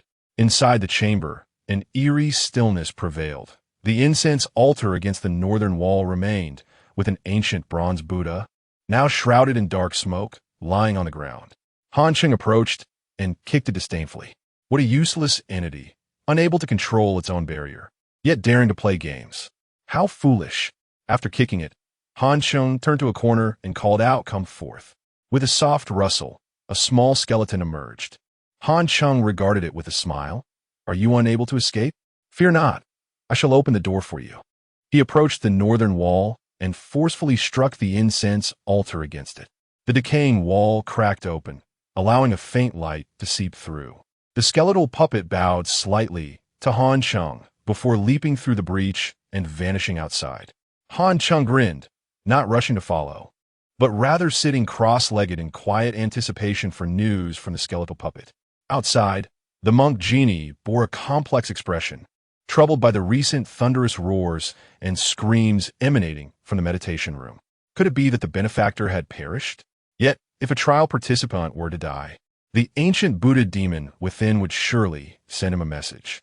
However, Jiren received nothing, indicating that the trial continues. This individual is remarkably extraordinary. Is a trial truly that intense? Stroking his chin, Jiren grew increasingly concerned about his 500 soul coins. Meanwhile, Zhou Qiang and his companions were utterly astonished, gazing fixedly at the entrance of the meditation room, scarcely daring to breathe. That enigmatic figure, Han Cheng, was exceedingly formidable, while others entered in silence. This one arrived amidst a thunderous uproar. It seems that this enigmatic being is indeed real. His spell casting has faltered. Having witnessed the bizarre, Zhou Qiang and his companions had long since begun to question the principles of science, rendering such thoughts quite normal in the present context. Chapter 41. As long as there is wealth, even Buddhas may be tempted after departing from the meditation room. The skeletal puppet made its way northwest, traversing the modest grounds of the Qianhua Temple. Despite its short stature, it took little time to reach the entrance of the pagoda, only to find the door firmly shut, presenting no means of entry. Circling around the vicinity yielded no alternative entrances, but the puppet did observe a small circular window on the second level of the pagoda, which seemed a potential passage. Seeking refuge in a nearby withered tree, the puppet climbed its branches and leapt towards the eaves of the second level. Landing with a soft thud, remaining still, it surveyed the surroundings with its small, darting eyes, and upon confirming that it had not been detected, swiftly slipped through the window. This opening was merely a frame, devoid of a proper window, allowing the wind to rush in with a howling sound, even louder than outside. Inside the pagoda, the wind created a swirling current, its tone sharp and resembling a sinister wail. Not lingering on the second level, the skeletal puppet descended to the first floor, which housed only a few Buddha statues, indicating that the sacred relic was likely situated at the pinnacle of the pagoda. Ascending level by level, the puppet finally arrived at the seventh and highest tier, where it made a significant discovery. In the narrow, enclosed space at the pinnacle, a faint glow illuminated the surroundings, revealing a verdant Buddha bead, approximately 5 centimeters in radius, adorned with several flowing Sanskrit inscriptions, radiating an aura of profound Buddhist essence. Though Han Cheng had never encountered a Vajra Buddha bead in his past life, he had heard of them, and this bead unmistakably matched the description. However, just as the skeletal puppet prepared to seize it, Han Cheng commanded it to halt. Could acquiring such a treasure be so simple? Was such a valuable relic truly left unguarded at the top of the pagoda? Had the other monks within the temple merely been idle? Han Cheng mused, clearly sensing something amiss. Such an obvious treasure would undoubtedly be safeguarded. There must be some trickery at play. Scout the area and find a place to conceal yourself. Han Cheng instructed. The skeletal puppet complied, leaping into a corner and picking up a stone to toss towards the Buddha bead. Suddenly, a dark shadow descended from above the bead, and in the illumination of its glow, a massive serpent became visible. Its elongated form dangled down, coiling at the top. Measuring over 10 meters in length and as thick as a human waist, its scales glinting with a chilling sheen. The serpent's forked tongue flicked, revealing its fangs, and its emerald eyes glinted with cold malevolence as it surveyed the vicinity. The skeletal puppet remained hidden in the corner, fortunate enough to evade detection. In the meditation room, Han Cheng smirked. Indeed, acquiring the Buddha bead would not be so straightforward, as it was well guarded. Furthermore, this formidable python was clearly a creature of ill omen, possessing strength at a frightening level akin to that of the monk Jiren. However, obtaining the Vajra Buddha bead was not impossible. It merely required patience. Han Cheng worried that seizing the bead now would undoubtedly attract the attention of the temple's enigmatic monks, jeopardizing his chance of escape. It was evident that he must wait for the right moment, having already assessed the situation and prepared diligently for the confrontation with the elder monk. Outside the meditation room, half an hour had elapsed, and Jiren grew increasingly anxious. What should have been a brief trial lasting only 3 minutes had inexplicably stretched tenfold without any outcome. Why had no information emerged from within regarding the ancient Buddha demon? Unable to wait any longer, Jiren decided to enter the room, just as Han Cheng emerged, leading to their encounter at the threshold. Benefactor, what transpired inside? Why have you only just come out? Upon seeing Han Cheng emerge unscathed, Jiren felt a wave of relief wash over him. His investment of 500 yuan coins now appeared to hold promise. Curiosity regarding the situation within the meditation room consumed him. Oh, I was engaged in a discussion with the Buddha regarding the scriptures. He insisted I was Su Bodhi, and despite my protest that he had mistaken me for someone else, he remained adamant, even claiming I would attain Buddhahood in my next life. We conversed for quite some time, and I found myself unable to leave. Han Cheng fabricated solemnly, his earnest expression leaving Jiren in a state of uncertainty regarding the truth of his words. Unable to resist, Jiren stepped into the room to investigate. He first noticed the hole in the wall, the disarray of the incense altar, and finally, the charred bronze statue kicked into the corner by Han Cheng. The statue bore no trace of its previous supernatural essence, indicating that the ancient Buddha demon had been vanquished. Based on the room's condition and the preceding thunderclaps, Jiren deduced that the recent heavenly lightning had been the cause. However, who had summoned this divine retribution? With this thought, Jiren felt a shiver run down his spine. He pondered the identity of this man before him. How could he have summoned heavenly lightning to subdue the ancient Buddha demon? It was known that while the ancient Buddha demon was not particularly powerful, within the confines of this temple fortified by Buddhist energy, it was nearly on par with a slaughter-level entity. It was unlikely even for a master monk to subdue it. Something was off. Jiren hurriedly exited the meditation room, his demeanor shifting as he faced Han Cheng. His intuition screamed that this man was formidable, far from ordinary. His gaze sharpened, and with a gesture, he summoned a large flower to his side, adopting a posture of wariness before demanding, "Benefactor, what exactly transpired within? How did you breach the trial's array and eliminate the guardian, the bronze Buddha?"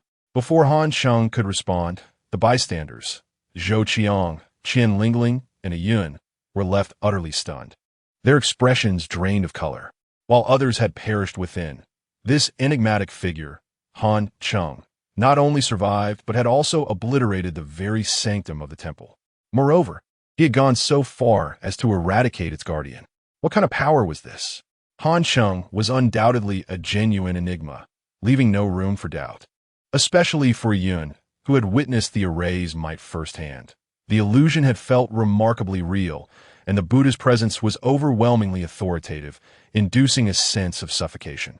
Yet here, Han Cheng had not only unraveled the array, but had also vanquished the Buddha. It was astonishing. A Yun trembled, his perception of Han Cheng towering like the divine figures he had seen in the illusions. Han Cheng shrugged nonchalantly and replied, "I did nothing at all. I even donated 100 to him. Ultimately, I suspect he felt ashamed after losing a debate on Buddhist doctrine and summoned heavenly lightning to end his own life.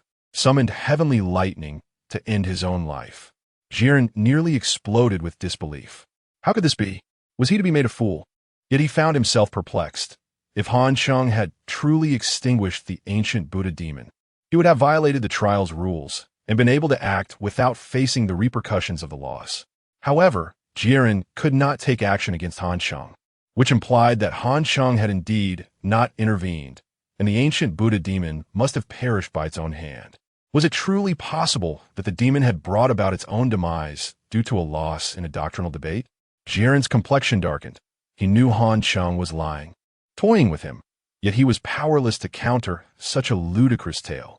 He would never conceive that Han Cheng had deliberately lured the ancient Buddha demon into greed. Nor would he suspect that Han Cheng possessed a staggering sum of 11 trillion coins, with promises to bestow 1 trillion upon the ancient Buddha demon. Otherwise, how could this ancient Buddha demon be stirred? Chapter 42. A preliminary exploration of the Buddha's relics. Jiren gazed at Han Cheng for quite some time, finding himself utterly incapable of formulating even a single retort against the utterly absurd lies. However, upon deeper reflection, it became evident that this human lacked the power to summon heavenly thunder. The thunder in the illusion was invoked by the forces of Buddhism, beyond the control of this mere mortal. Thus, only one possibility remained. It was indeed the ancient Buddha demon who had attracted the thunder to bring about its own demise. Naturally, the true reason eluded Jiren. After a prolonged stalemate, Jiren could no longer contain himself and whispered, "Benefactor, I have discerned that you are no ordinary person. Could you please refrain from causing any further disturbances? You speak as if I am not already behaving myself. Master Jiren, am I not well behaved? Am I not composed at all times?" Han Cheng feigned an expression of deep grievance, fervently defending himself. Jiren could only grimace at the corner of his mouth. Was this truly what he considered composed? At this rate, they might as well bring down the entire Hua Temple. Not wishing to engage further with Han Cheng, Jiren realized that the man before him was far too unpredictable. Continuing this debate could very well invite the same thunder upon himself. It would be wiser to seize the opportunity to extract some benefits instead. Very well, benefactor, you are exceedingly well behaved. Just do not forget about that matter later, Jiren remarked, pinching his fingers together in a gesture reminiscent of counting money. He then lowered his voice, adding, "Of course, you must increase the sum. I need to cover for you regarding that previous incident." Noticing Han Cheng's silence, Jiren continued, "No need for excess. Just an additional 500 will suffice." "Absolutely not." The two words struck Jiren like a resounding slap to the face, leaving him momentarily stunned, his eyes wide with disbelief. He felt the urge to explode, but before he could react, Han Cheng declared loudly, "No way. How can it be just an extra 500? Master Jiren, given your assistance, I shall add 1,500 instead." Brother, keep your voice down. Lower your voice." Jiren panicked. If his fellow monks heard this, he would surely face severe repercussions.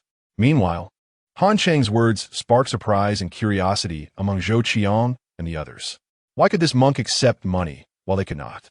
Moreover, their own contributions far exceeded 1,500. 15 minutes later, Jiren placed a new ancient bronze Buddha in the meditation room, subsequently patching the hole with clay, thus completing his task for Han Cheng. Although Jiren felt quite frustrated with the situation, he endured it, thinking of the promised 5,000 yen coins. However, he was not foolish. He feared Han Cheng might deceive him, finishing the job and then leaving without payment. Therefore, before covering up, he made Han Cheng swear upon the heavens that failure to pay would result in dire consequences. Han Cheng solemnly swore, raising his hand to the sky, "I promise that the funds I have pledged to Master Jiren will be delivered in full. Should there be any discrepancy, I am willing to face the wrath of heaven." He added emphatically, "I shall never deceive." Upon hearing this, Jiren finally felt reassured. With such a vow, if Han Cheng failed to pay, he would be violating the rules, giving Jiren the right to take action against him. Meanwhile, as Jiren dealt with the aftermath inside the meditation room, Qian Lingling could no longer contain herself. Although she was married, This escapade was akin to eloping with her lover. However, Zhou Chang's behavior left her heartbroken. There was none of the warmth they once shared. Now, faced with a bizarre trial and an uncertain fate, her first thought as a woman was to seek a protector. Qian Lingling possessed the assets for this, a curvaceous figure and a fair visage. Now, she had set her sights on Han Cheng, a young man not only resourceful, but also clever enough to manipulate everyone around him. Quietly, she approached Han Cheng, deliberately adjusting her collar to reveal a hint of her form, her voice soft and plaintive. "Mr. Han, may I discuss something with you?" Han Cheng ignored her, his focus entirely on controlling the skeletal puppet. Having resolved to act after passing the old monk's test, he needed to plan meticulously. Through the skeletal puppet's perspective, he discovered a large tree to the north of the pagoda, its top level with the pagoda's peak a mere 5 meters apart. If the tree were to bend downwards at a 90-degree angle, the resultant force could launch the skeletal puppet to the temple entrance. This presented an excellent escape route, allowing them to bypass numerous obstacles. As for how to divert the giant python, Han Cheng had a plan. First, he would create a noise on the 7th tier of the pagoda's eaves, prompting the python to react. At that moment, the skeletal puppet would leap from a 6th tier through a window, and with one more bounce, it could enter the topmost enclosed space. Upon reaching the 6th tier, it would rush out swiftly, pulling down the tree branch for propulsion. Han Cheng rehearsed the entire sequence in his mind multiple times, estimating that it would take no more than 12 seconds, too brief for the massive python to respond. Considering all potential variables, Han Cheng believed the success rate exceeded 80%. The only significant uncertainty lay in whether the python would remain stationary, guarding the Buddha beads closely, but the likelihood of this was minimal. While Han Cheng meticulously plotted his course of action, Qian Lingling, oblivious to the timing, attempted to flaunt her allure. Noticing Han Cheng's indifference but lack of outright rejection, she pressed closer. "Brother Han, as a woman, life is not easy for me. With no man at home, I am bullied by that Zhou fellow. Now, faced with this bizarre monk, I do not know how to survive. If possible, I would like to accompany you. I could do your laundry and cook for you, take care of your every need. What do you think?" As she spoke, she grasped Han Cheng's arm, leaning closer, her eyes brimming with a pitiable charm. Yet, most of her words were lies. She was indeed married and involved with Zhou Qiang. Previously, she had boasted loudly at Han Cheng, showing no signs of being bullied. Nonetheless, she was quite the actress. Her current demeanor, with a few tears welling in her eyes, was convincing enough. Seeing that Han Cheng remained unresponsive, Qian Lingling's heart soared. Perhaps there was hope. Securing this man would undoubtedly be an improvement over Zhou Qiang. However, in the next moment, Han Cheng yanked his arm away and forcefully pushed her head down. "What are you being so bothersome for? Keep it up, and I might just deal with you myself." His eyes flashed with menace. He was entirely focused on his plans, and her incessant chatter was truly vexing. Pushed aside, Qian Lingling's hair fell loose, her face flushed with embarrassment, yet she dared not pursue Han Cheng any further. Just then, Jia Run emerged from the meditation room and surveyed the group. "Let us proceed. Due to the limited time, this trial will come to an end. Now, follow me to meet my master, Master Qinyan." With that, he turned to lead the way. Han Cheng trailed behind, maintaining a distance of 30 meters. He had already devised strategies to engage with the old monk, ensuring he would navigate all potential pitfalls with finesse. Chapter 43. The trial of Master Qinyan Jia Run led the group to a modest abode, a small courtyard with 3 rooms. The main building was aglow with light, resonating with the chanting of Buddhist prayers from within. Upon entering the courtyard, a sense of tranquility enveloped them. However, Han Cheng's expression tightened. He was indifferent to the quality of the prayers, as he was acutely aware of the chilling presence within, the palpable aura of malevolence seeping through the walls. The eerie atmosphere hinted at a level of danger akin to that of a massacre, and on the following night, they would encounter something formidable. Yet, Han Cheng remained composed. Armed with the heavenly bank card, he felt a measure of confidence. Even in the face of otherworldly threats, this card provided substantial protection, rendering the imminent peril less daunting. Jierun surveyed the group, and, noting that everyone had entered the courtyard, spoke up. His tone was courteous, seemingly devoid of danger. But given their recent experiences in the Zen room, none were inclined to trust such reassurances. Except for Han Cheng, the others bowed their heads in silence. Jiren was unfazed by their apprehension, casting a final glance at the assembly before fixating on Qian Lingling. This woman had been fortunate during the Zen room trial. Han Cheng's intervention had led to the destruction of the ancient Buddha demon, causing the illusion array within to falter. Although a new demon had emerged, the efficacy of the illusion array remained uncertain, resulting in a hasty conclusion to the trial that inadvertently favored her and the burly man accompanying her. Now, it was time for these two to enter the trial at the abbot's place, for Jiren was confident that his master had many tricks up his sleeve, ensuring that these ordinary individuals would not escape unscathed. With that thought, Jiren addressed Qian Lingling. "You may enter the Zen room to meet my master." "Master, please, let me be the last one," Qian Lingling implored, her face streaked with tears. Jiren remained unmoved. In fact, the more pitiful the plea of an ordinary person, the more the otherworldly forces reveled in it. "You are to enter. Life and death are predetermined by fate. Why must you linger on such matters? If we delay any longer, the flower demon shall take action." Jiren patted the head of the floral feline, which snarled menacingly. Realizing there was no escape, Qian Lingling resigned herself and stepped inside.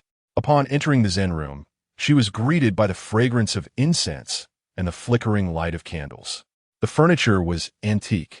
Though not extravagant, it was functional. Against the northern wall lay a meditation bed, upon which sat an elderly man, his long white hair cascading to his chest, eyes barely open. As a woman, Qian Lingling found herself terrified by the scene, instinctively dropping to her knees. "Master, I beg you let me go. I promise never to return. Entering is a matter of fate. Remaining is also fate, and departing is yet another. Why must you insist?" Master Qingyun opened his eyes, revealing empty sockets, resembling a blind man bereft of sight. "Master," she began, reluctantly acknowledging his presence. "Do you possess happiness?" he inquired. "That is not the case," she stammered, attempting to conceal her true feelings. Why deceive the old monk?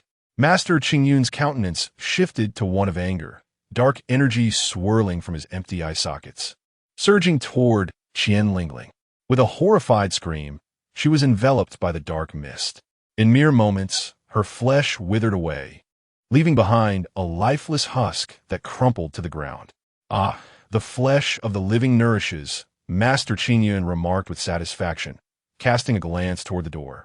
"Next, please." Jiren ushered in Zhou Qiang, who entered the Zen room trembling. Faced with the old monk, his legs quaked in fear.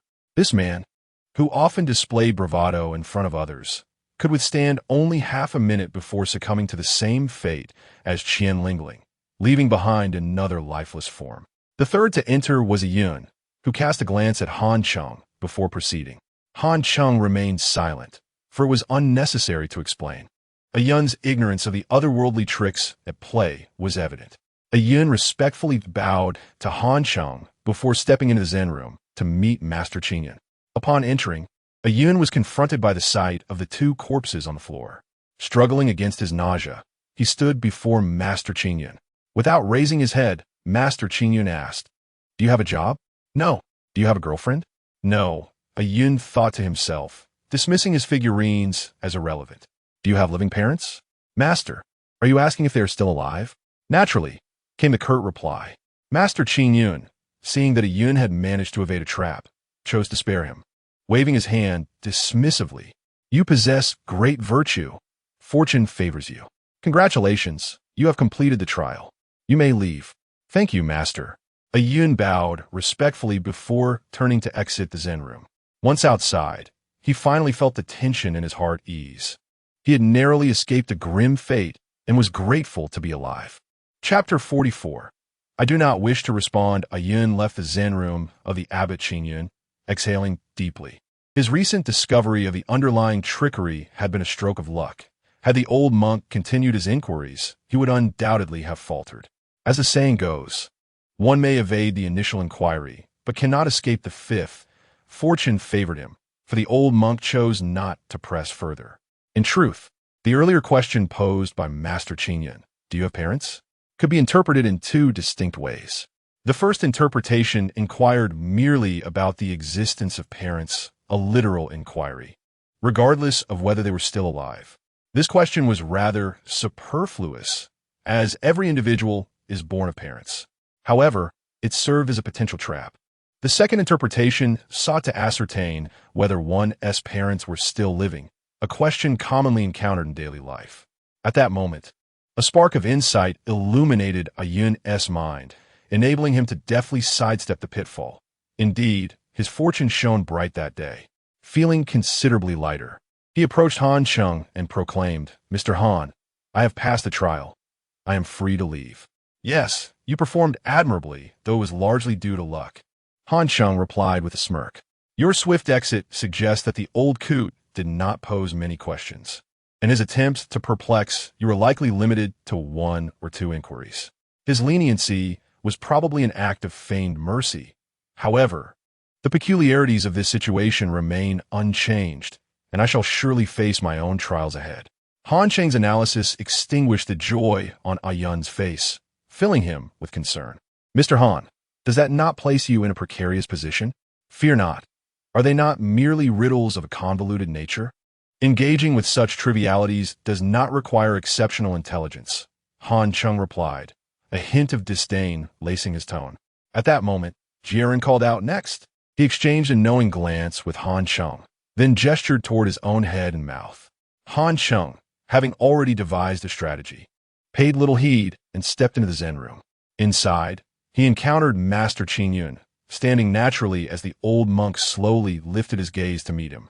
The depths of his hollow eye sockets were shrouded in darkness, resembling two voids. A chill swept over Han Cheng as he sensed the old man launching a mental assault. However, Han Cheng's composure remained unshaken, impervious to the attack.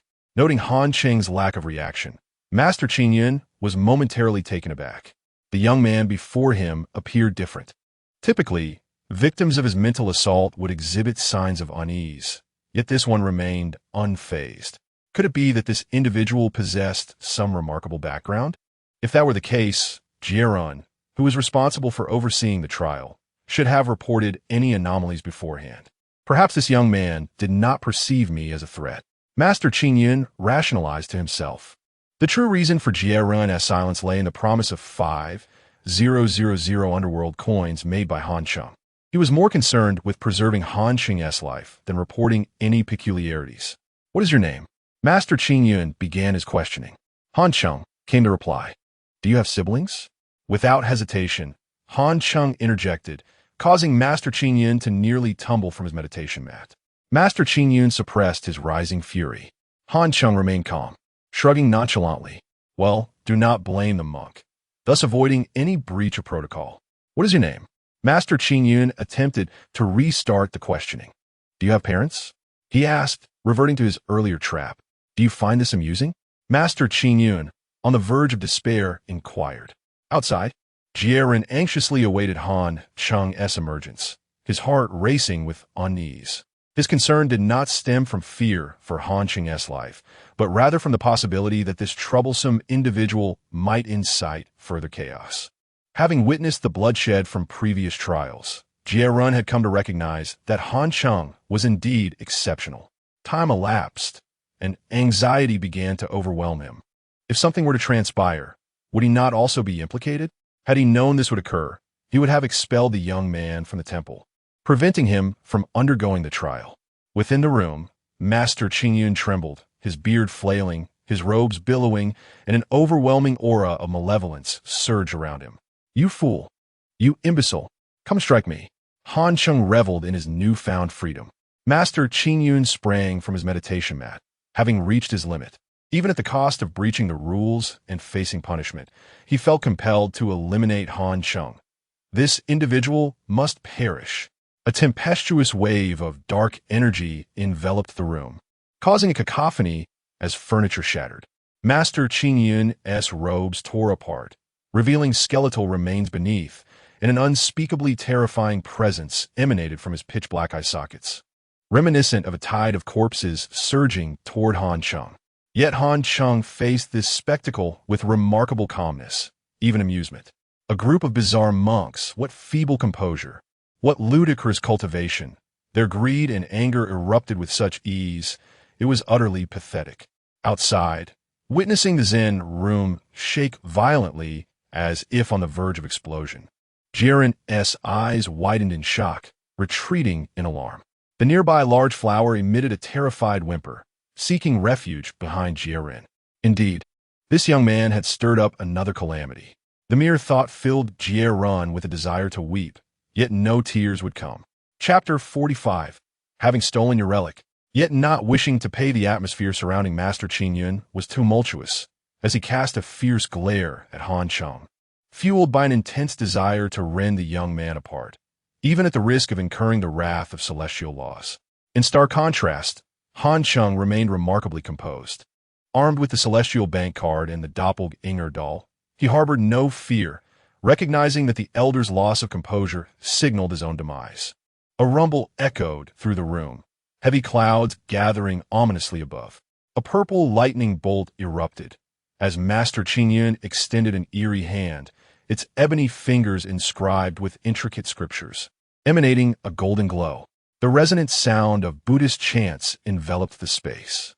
However, just as that ominous hand approached within a meter of Han Cheng, an even more terrifying aura began to envelop him. The pressure felt as if it stemmed from the very heavens, immense and immovable, akin to a cataclysmic force. Master Qingyun's expression shifted abruptly. This youth possessed an item of dark origin. No wonder he appeared so unafraid. Hastily retracting his attack, he struggled to suppress the malevolent aura surrounding him, only to stagger back and spit a mouthful of blood. The vitality he had just extracted from two living beings was now utterly wasted, and he could only lament the crimson pool at his feet. Yet, despite his seething hatred, he could not strike again. Gazing at Han Cheng, a sense of trepidation washed over him. The visage that had once seemed somewhat composed now revealed a skeletal grin beneath its peeling facade, twisting into a grotesque half-smile that was both unsettling and repulsive. "You are truly a master of concealment, my friend. Very well, I concede today. You may depart. Please, spare me, venerable one." Master Qingyun trembled, almost falling apart at the seams, realizing that this young man was still unwilling to let him go. Han Cheng shrugged. He merely feared the elder's potential treachery and uttered a phrase in self-defense. Upon exiting the abbot's meditation chamber, Han Cheng encountered the monk Jiren, whose expression bore a mixture of 7 parts fear and 3 parts astonishment, clutching his large calico cat and keeping a safe distance. "What? Am I truly that terrifying?" Han Cheng inquired with a smile. No, you have passed. Congratulations." Jiren stammered, initially taken aback for 3 seconds before joy surged within him. Han Cheng's survival meant that his 5,000 ghost coins were secure, and with that wealth, his strength would surely ascend to the realm of slaughter, placing him just below the abbot. Meanwhile, an ancient voice echoed from within the abbot's chamber. "Jiren, both individuals have successfully completed the trial. You may escort them out and grant each 800 ghost coins." Master Qingyun now fervently wished for Han Cheng to vacate the temple of former splendor as swiftly as possible. "Yes, abbot, I shall escort them immediately." Jiren responded eagerly. He then led the two to the temple's entrance, the very spot where Han Cheng and Zhou Qiang had arrived. "Esteemed guests, the 800 ghost coins have already been transferred to your possession. You may take your leave now." Jiren announced, glancing at Han Cheng. "As for you, dear guest, do take your time. The promised ghost coins. I would appreciate your generosity." A yuan, overhearing the exchange, suddenly understood why their bribery attempts with the enigmatic monk had failed. It was evidently necessary to utilize ghost coins. Reflecting on the enigmatic Han Cheng, who was indeed a figure of ghost coins, it was clear that he lacked not in wealth. Han Cheng smiled, refraining from an immediate response, as his thoughts drifted elsewhere, controlling the skeletal puppet within the pagoda. "Little one, it is time for action." Outside the pagoda, the skeletal puppet leapt from an ancient tree, landing upon the eaves of the 7-story structure. This time, it intentionally created a ruckus, allowing its full weight to crash down. Not only that, but the puppet also began to stomp around the eaves, shattering tiles that cascaded to the ground, amplifying the noise. 3 seconds later, a massive silhouette protruded from the pagoda, a crimson tongue flicking out as it lunged at the skeletal puppet. While the puppet lacked combat prowess, it was small, swift, and agile. Sensing the approaching giant serpent, it promptly leapt down to the eaves of the sixth floor. The great python, lacking in intelligence, pursued the puppet as it descended. Though it struck with sudden speed, its bulk made it ill-equipped for the chase. By the time it reached the sixth floor, the skeletal puppet had already slipped back inside the pagoda. Without hesitation, the python followed, its large head smashing through the window, enlarging the opening considerably. At this moment, the skeletal puppet had darted to the narrow confines of the seventh floor, clutching the Vajra Bodhi bead, which shimmered briefly before dulling its radiance. Without pausing, the puppet executed a 45-degree leap against the southern wall, crashing against it with a resounding thud, utilizing the rebound to descend to the sixth floor. The python's jaws snapped at nothing, missing the puppet by mere moments, a heart-stopping close call. Upon reaching the sixth floor, the skeletal puppet found no means of escape. The sole window was obstructed by the serpent's massive body, forcing it to ascend to the fifth floor. It leapt out the window, launching towards the ancient tree across the way. The distance between the pagoda and the tree was less than 5 meters, with an estimated 1-second hang time. In that fleeting moment, the agitated python barreled through the walls of the pagoda, extending its head and gaping maw towards the puppet. In a critical instant, the skeletal puppet landed on the ancient tree, causing the branches to sway, allowing the snake to lunge at empty air, a scene fraught with peril. The puppet did not falter, swiftly scaling the tree's summit before descending. Yet, the python opened its jaws once more, denying the puppet any chance of escape. Originally intended to bend at a 90-degree angle, the puppet now had to adjust to a mere 60 degrees. With a swift motion, it rebounded from the treetop, launching itself into the air. Just shy of half a second, the skeletal puppet soared toward the temple entrance, though the distance remained insufficient. Han Cheng's original plan had encountered unforeseen complications, yet its execution had surpassed 90 completion, nearing perfection. Jiren, do you see what lies ahead? He called out, propelling himself forward toward an open space. With arms outstretched, he caught the descending skeletal puppet. Cradling the puppet in his arms, he touched the Vajra Bodhi bead, feeling its coolness wash over him, bringing a sense of tranquility, as if his mind had become a placid lake, devoid of ripples. It was an indescribably serene sensation, yet profoundly gratifying. Jiren chased after him, momentarily stunned upon seeing Han Cheng with the bead, before realization dawned.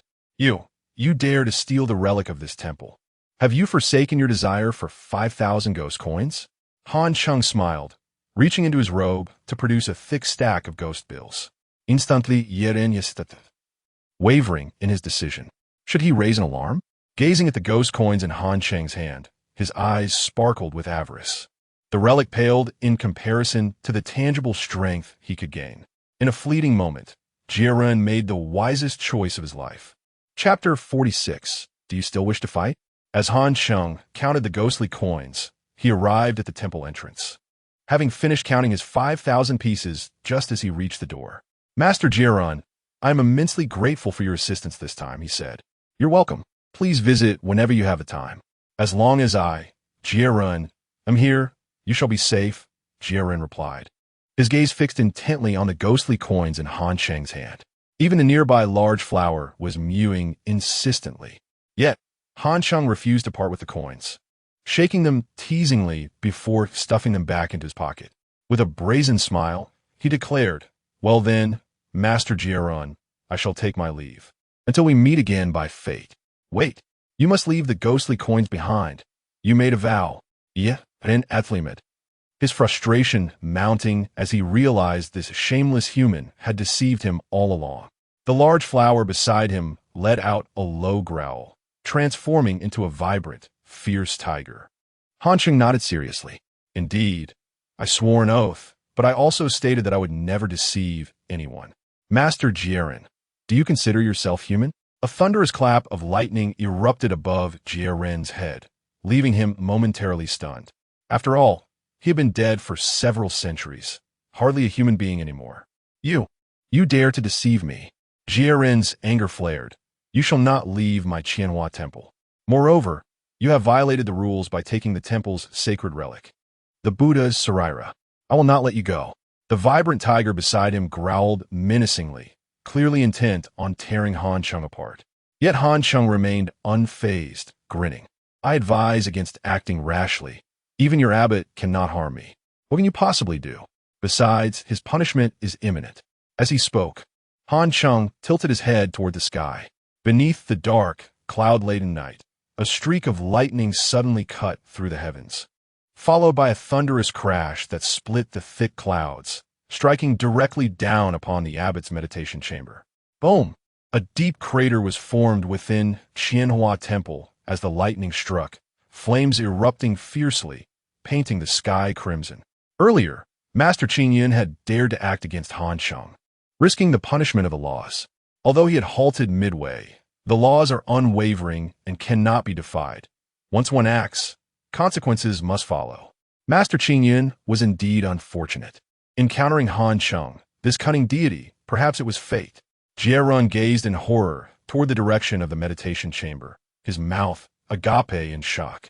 The fierce tiger had reverted to a trembling tabby cat. Han Cheng chuckled softly and turned to leave.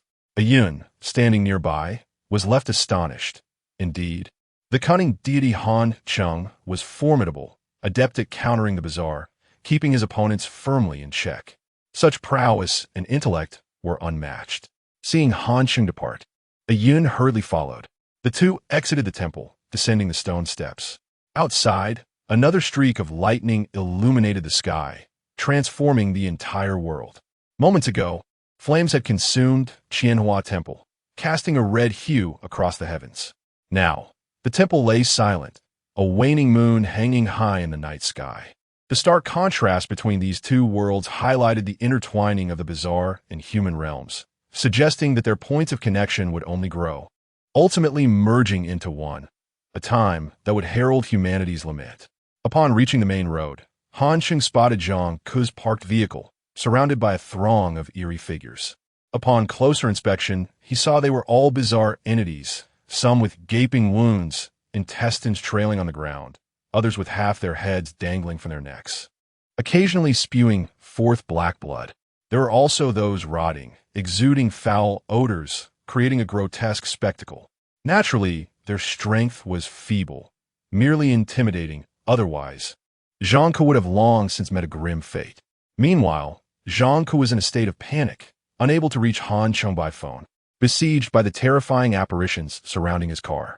The windows were being pounded upon, threatening to shatter at any moment. His face turned pale, regret gnawing at him. Had he known it would come to this, he would have heeded Han Cheng's advice to wait in the village below. Now, trapped in this dire situation, what could he do? In a moment of desperation, Zhang Ke noticed a small Mithria Buddha placed in front of the car, inscribed with the words, "Safe travels" at the base. This palm-sized talisman, intended as a good luck charm for the vehicle, now seemed his last hope. Without a second thought, he grasped the Mithria Buddha and shouted, "Deity, save me! Deity, save me!" Suddenly, a figure appeared beside the car, kicking at the eerie entities. Startled, the apparitions turned to Han Cheng, who had arrived, a flesh-and-blood mortal, bringing them unexpected joy. Why can the one inside the car not move, yet the one outside can? They thought, as they lunged toward Han Cheng. He, however, briefly revealed his celestial card, its ominous aura becoming sharply intense, sweeping outward. The nearest apparitions were flung skyward, landing 30 meters away. The remaining entities froze in terror, their eyes wide with disbelief. "Do you still wish to fight?" Han Cheng asked, tilting his head in a prelude to battle. With a rush, the eerie beings retreated like a tide, and within half a minute, not a single one remained near the car.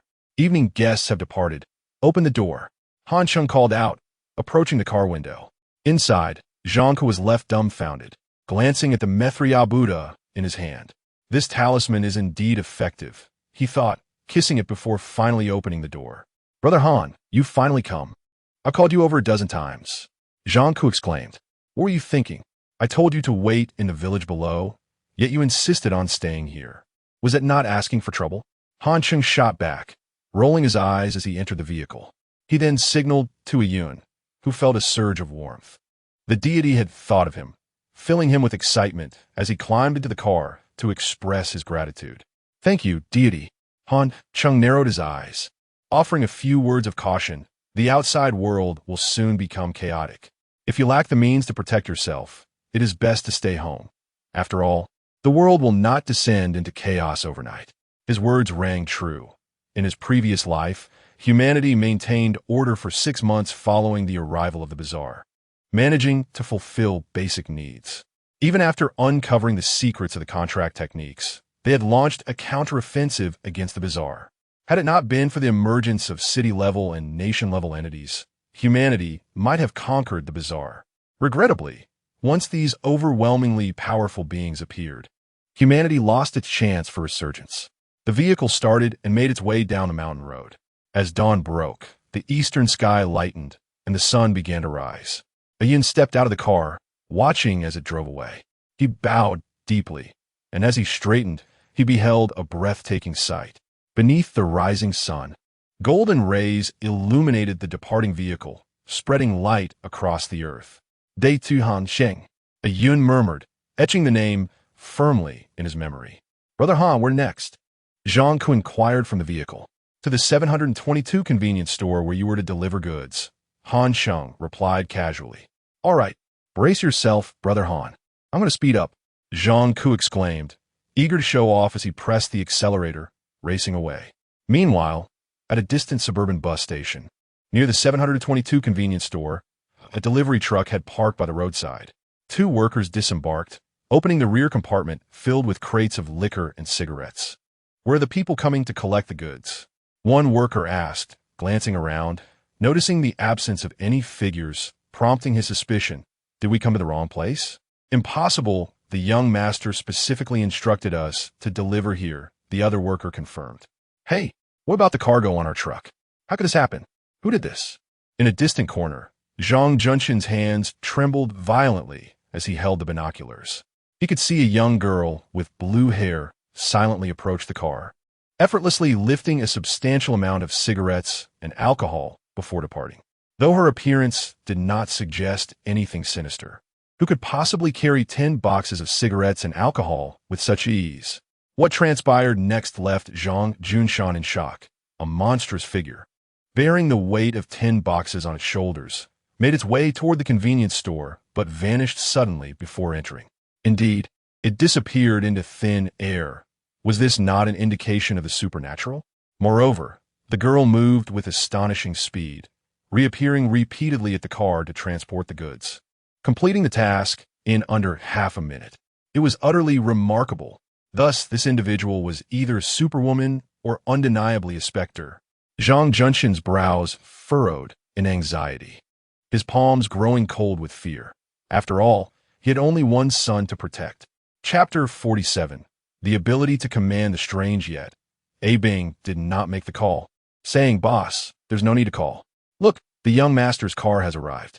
He pointed to the road ahead, where a Lamborghini was speeding towards them, its velocity reminiscent of a descent from the treacherous Akina mountain, emphasizing its swiftness. Zhang Junshin's expression faltered momentarily before he exclaimed, "Let us hurry and take a look." The two descended the slope, jogging to the vehicle's front. As the door swung open, out stepped Zhang Ku, who graciously walked around to the passenger side, opening the door and respectfully announcing, "Brother Han, we have arrived. Please disembark." Han Cheng alighted leisurely from the car. At that moment, Zhang Junshan rushed forward, pulling his son behind him and stepping back several paces to maintain distance from Han Cheng. "Friend, no matter who you are, I warn you, keep your distance from my son." Before Han Cheng could respond, Zhang Ku interjected, exasperatedly addressing his father. "Dad, what are you making a fuss about? This is the renowned strange master Han Cheng, whose capabilities are extraordinary. You must show him respect. Be quiet. Don't think I'm blind and cannot recognize him. But do you know, the place where he asked you to deliver goods is peculiar." Zhang Junshan shot a glare at his son, lowering his voice to say, "I just saw something strange." A Bing hastily nodded in agreement, affirming that the boss was indeed speaking the truth. However, Zhang could dismiss his father's concerns, believing him to be overreacting. "Dad, Brother Han is a strange master. It's perfectly normal for him to have a few strange followers. You brat, we know. This guy is nefarious. Stay away from him." Zhang Junshan remained filled with suspicion towards Han Cheng. Yet, considering that he could command the strange, if this were indeed true, he would be a formidable force. In a city currently rife with chaos and death, the existence of someone unafraid of the strange and capable of commanding it warranted a different level of respect. Han Cheng, overhearing the conversation between the Zhang father and son, shrugged with a hint of disdain in his voice. "You must be Zhang Ke's father. I mean no harm to him, so rest assured. Besides, if I truly intended to harm your son, would he still be standing here?" This statement left Zhang Junshan momentarily stunned. He realized that if this individual could indeed commune with the strange, it would be a trivial task for him to eliminate his son. No need to wait until now. Turning to look at his son, Zhang Ke offered an earnest nod, stating, "Dad, stop being suspicious. Brother Han not only hasn't he harmed me, but has saved my life. You've also gotten entangled with the strange?" Zhang Junshan exclaimed, alarmed. "Don't worry. As long as Brother Han is here, he will ensure our family's safety," Zhang Ke replied, sounding as if he were clinging to Han Cheng for support. Zhang Junshan understood that his son had already accepted Han Cheng as an elder brother. If this man were indeed capable, the Zhang family could greatly benefit from having someone adept at dealing with the strange. However, this individual was undeniably suspicious. How could one have a connection with the strange and not be a strange entity themselves? With concern, Zhang Junshan quietly inquired of his son, "Are you sure this man is human and not a strange being? Why do you think I'm a strange being? That's quite an intriguing notion. And by the way, you two speaking so close to me, do you really think I couldn't hear you? Please don't engage in such futile attempts to deceive." Zhang Junshan's face turned awkward at being called out, and he forced a smile as he explained, "Mr. Han, please don't take it to heart. I was merely guessing." "Really? You seem to be overly paranoid," Han Cheng replied, a hint of impatience in his tone. "You are rather dim-witted. Can't you use your brain to analyze whether I'm a strange being? If I were truly a strange entity, I would have had to eliminate you based on those few words alone. Secondly, I'm sure you've heard about the strange occurrences. Have you ever encountered someone as lively, articulate, polite, and approachable as I am? Thirdly, if I were a strange being, why would I save your son? He is not some beautiful girl for me to indulge in a strange love affair." Zhang Junshan's expression became rigid as he pondered Han Cheng's words, realizing they bore a certain logic. If he were indeed a strange being, why would he engage in endless chatter with him? Why would he seek to save his son? Moreover, considering the incidents that had occurred in his company, it was not the same as the current situation. Perhaps he had been overthinking it. Zhang Junshan turned to glance at his son, scratching his balding head, and forced a smile. "Perhaps I was mistaken. Mr. Han, please do not take offense. I believe you are indeed human. However, there is a female strange being involved. I wonder what her relationship with you is." Han Cheng eyed Zhang Junshan with a cold scoff, realizing that this old man was far more astute than Zhang Ke, wary that he might be trying to deceive him. Very well, this was an opportunity to showcase his abilities to the Zhang family. "Oof. The people of your family are quite difficult to deal with. The female strange being is my employee. Would you like me to have her come out and apologize to you?" No, that is quite all right." Zhang Junshan dared not meet the female strange being, yet he remained cautious of Han Cheng, fearing that he might simply be pretending to be a powerful figure to deceive his son. Thus, he spoke dismissively while his eyes kept darting towards the convenience store. Han Cheng feigned a look of discontent. "What are you looking at? If you wish to meet my female strange being, just say so. Zhang boss, you're not being sincere." With that, Han Cheng strode towards the convenience store, just like the earlier blue-eyed figure. He suddenly vanished into thin air from a distance of over 20 meters from the entrance. This abrupt turn of events startled the three members of the Zhang family once again. A Bing trembled, muttering, "Boss, it seems this person is indeed a true master." "Don't be ridiculous. My eyesight is perfectly fine," Zhang Junshan retorted, though unease began to creep into his mind. If this truly was a master, his actions were unwise. Greetings, Zhang boss. Han Cheng gestured toward Zhang Junshan, commanding, Blue Eyes, come here. The blue-eyed figure approached, hands clasped and lowered in front of her abdomen. Head bowed as if she were a student being reprimanded by a teacher. She obediently responded, then stood before Zhang Junshan, bowing deeply. Greetings, boss. I was the one moving the goods earlier. At this moment, Zhang Junshan dared not breathe too loudly. Though the blue-eyed figure was not fearsome, and even appeared youthful and radiant, the thought that she was a strange being, having just effortlessly carried 10 boxes of goods, left him tense, his face pale as he nodded without daring to speak. After her introduction, the blue-eyed figure stood obediently behind Han Cheng, maintaining her posture as if still being reprimanded. Han Cheng cast a sidelong glance at her and commanded once more, yes, boss. The blue-eyed figure responded softly and obediently left. Once she had disappeared, Han Cheng turned to Zhang Junshan with a cold smile. So, Zhang boss, is there anything else you wish to clarify? No. No need for clarification. Mr. Han is undoubtedly a master. I, Zhang, have experienced this firsthand. Zhang Junshan hastily shook his head. He was deeply impressed by Han Cheng's ability to command the female strange being, realizing that such a strong ally was indeed worth relying upon. Of course, he recognized that he had been rather rude earlier. Being a man of the world, he understood that it was time to offer a sincere apology. Mr. Han, I truly was in the wrong earlier. Please do not take it to heart. I will send you 10 more truckloads of goods shortly. Han Cheng nu did, dismissively pleading. It's a trivial matter. Inwardly, he was satisfied with the results of having put the Zhang family in their place. With his recent display of authority over the female strange being, any future demands he made of the Zhang family would likely not be refused. More accurately, they would not dare to refuse. Feeling fatigued, Han Cheng cut to the chase. There is no need for Han Cheng to be courteous with those who seek favors from him. Pleasantries would only hinder efficiency. Thus, we shall not disturb Mr. Han any further. When time permits, we hope Mr. Han can honor us with his presence for a cup of tea. After exchanging a few polite words, Zhang Junshan departed with his son. As Han Cheng observed the father and son from the Zhang family leave, he pondered the implications of his arrangements. By leveraging the Zhang family to procure resources, he had indeed addressed the dilemma of supply. However, achieving significant accomplishments in this apocalyptic world remained a distant aspiration. Reflecting on his previous life, he recalled how humanity existed like livestock. Even the strongest among them, those who ruled over vast urban territories and commanded legions, were not the true apex of power. They had scarcely grazed the lower tiers of the hierarchical pyramid. It was the enigmatic beings capable of annihilating cities and nations that were the real sovereigns.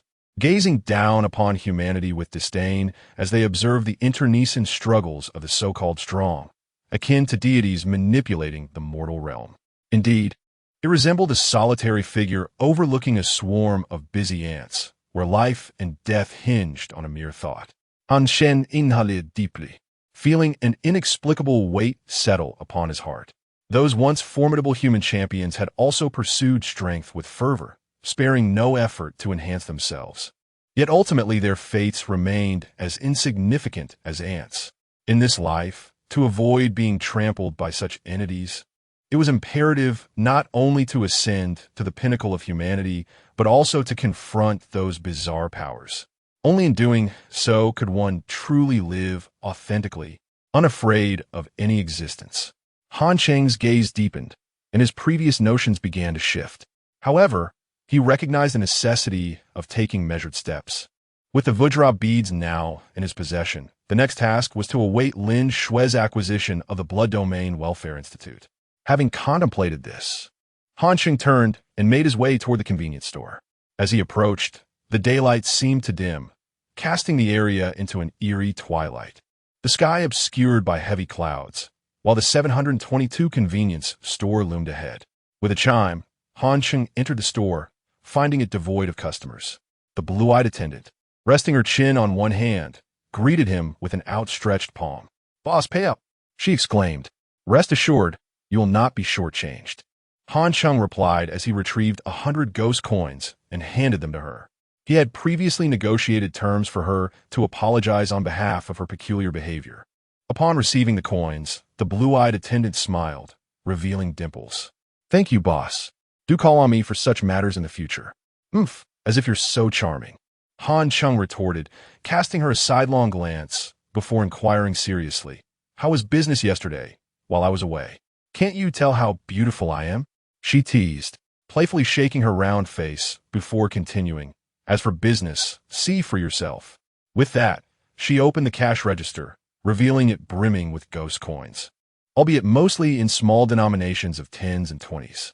"Your begging bowl truly works wonders. No customer dares to leave without paying. This bowl is ready for an upgrade." Han Cheng's eyes brightened at this news. The upgrade was faster than he had anticipated.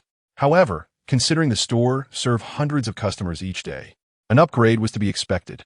"Upgrade the begging bowl? Please pay 3,000 ghost coins."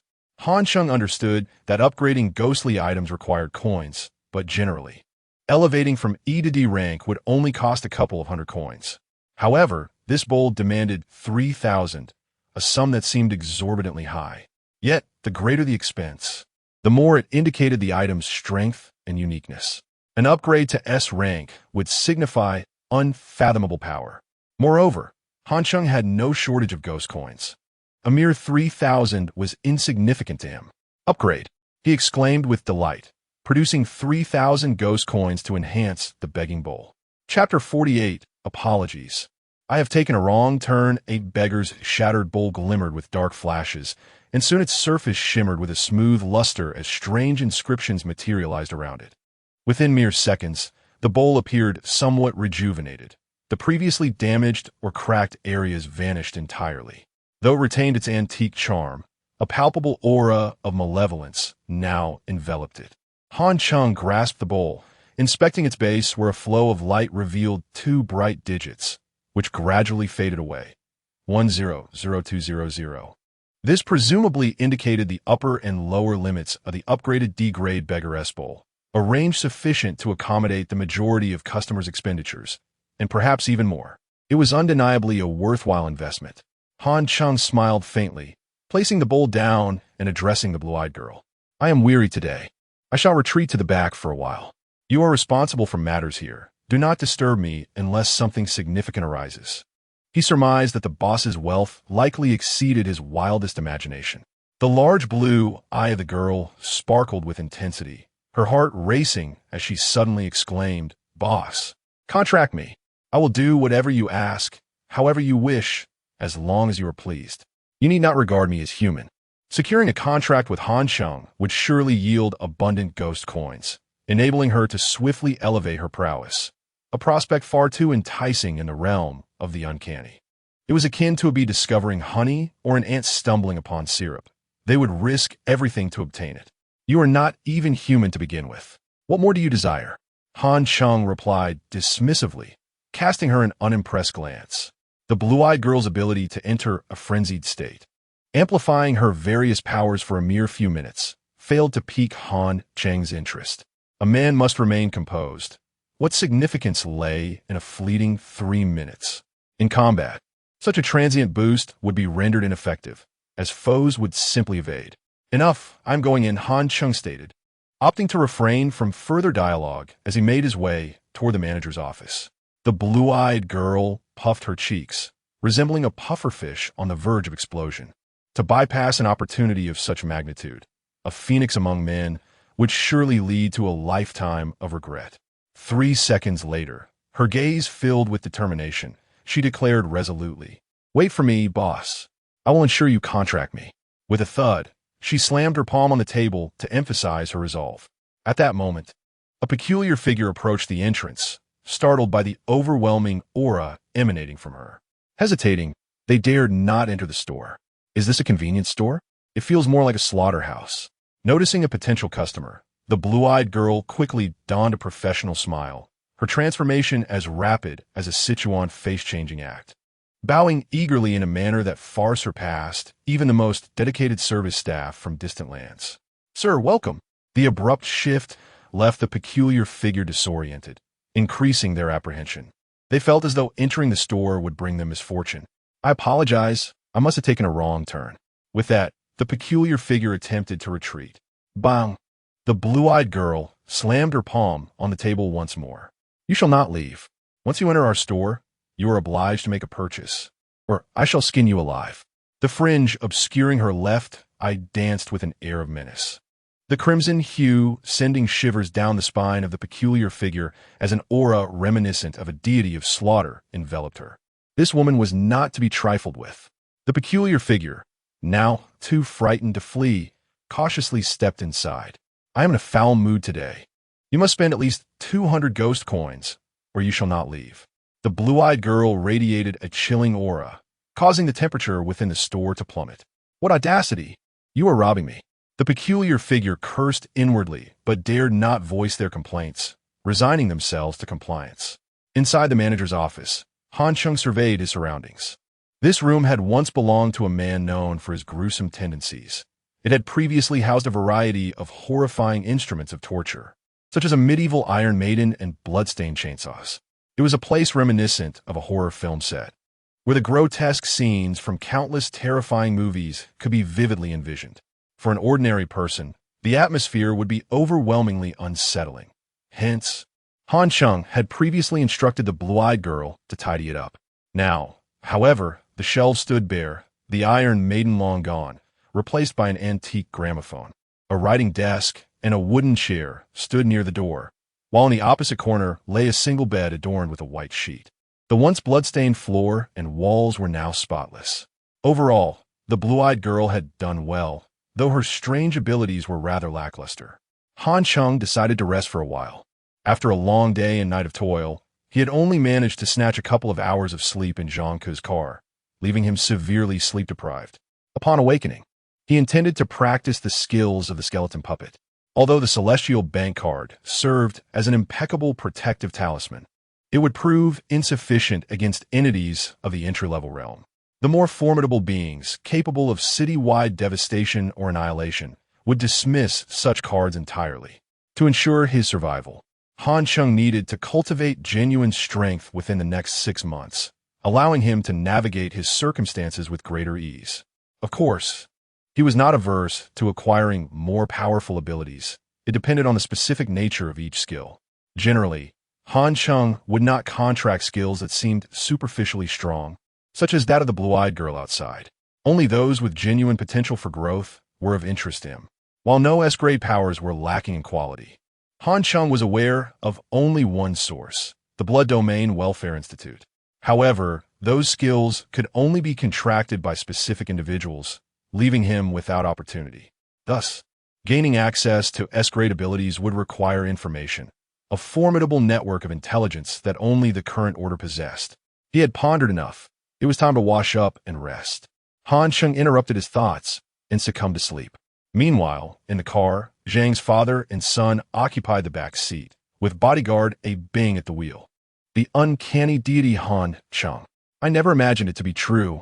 Zhang Junshan rarely praised his son, yet his words brought a sense of satisfaction to Zhang Ke, who smirked.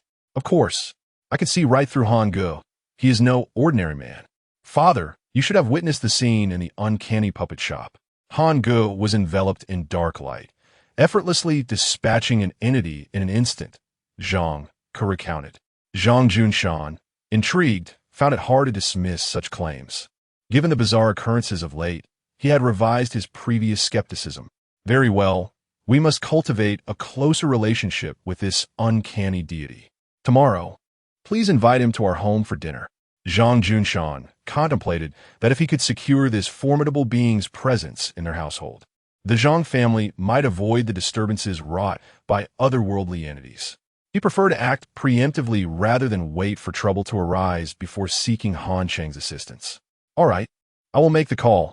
Zhang corresponded with determination. Chapter 49. The enhancement of esoteric techniques. When Han Cheng awoke, it was already past 4 in the afternoon. He hastily consumed some instant noodles, a few boxes of which had been delivered by Zhang Ke at his request. In the past, these noodles had been the quintessential sustenance for late-night work sessions and, in the present day, had become a vital resource in the apocalyptic world. A single packet could be exchanged on the black market for a beautiful slave. After savoring the broth, Han Cheng wiped his mouth and carelessly tossed the bowl into the trash.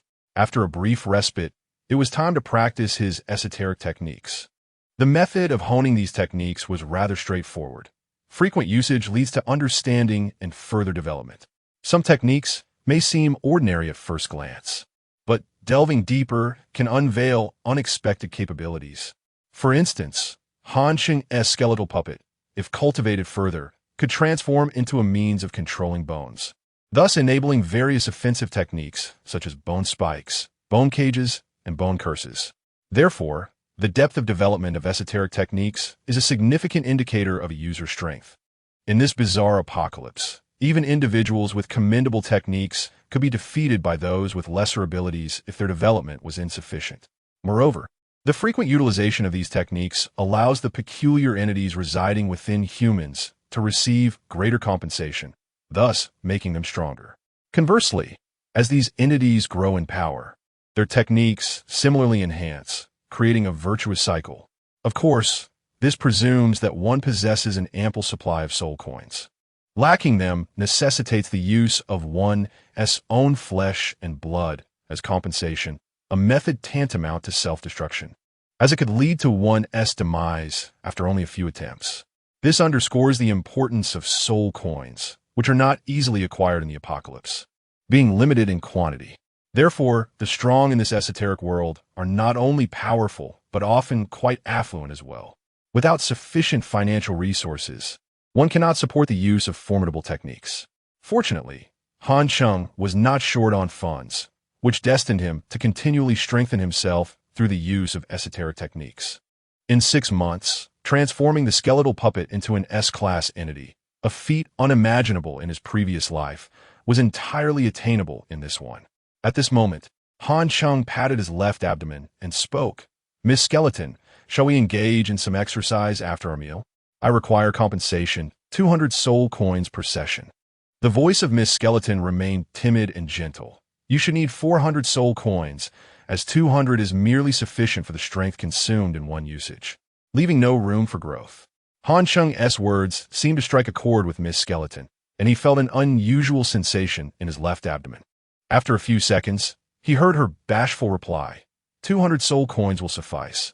I fear you may not have enough money." After waiting a few more seconds, Miss Skeleton consented. The following day, which marked the 4th day since the arrival of the bizarre world, at 10 in the morning, Han Cheng emerged from the manager's office, feeling quite fatigued after his training in esoteric techniques. "Blue eyes, is there any water here? I need to wash my face," he inquired upon stepping out. "Good morning, boss. We don't have hot water, but I can fetch you some ice water." Blue eyes, clad in a staff uniform, replied with a deep bow. Han Cheng touched his face and noticed a pile of soul coins stacked high at the cashier's desk. Momentarily taken aback, he asked, "Did we collect this much yesterday?" Blue eyes beamed brightly, her smile stretching almost to the back of her head, and explained, "The customers were exceptionally enthusiastic yesterday, with each spending over 200. "Oh, is our establishment's human tobacco and alcohol so popular?" Han Cheng replied, "Sommez votre surprise."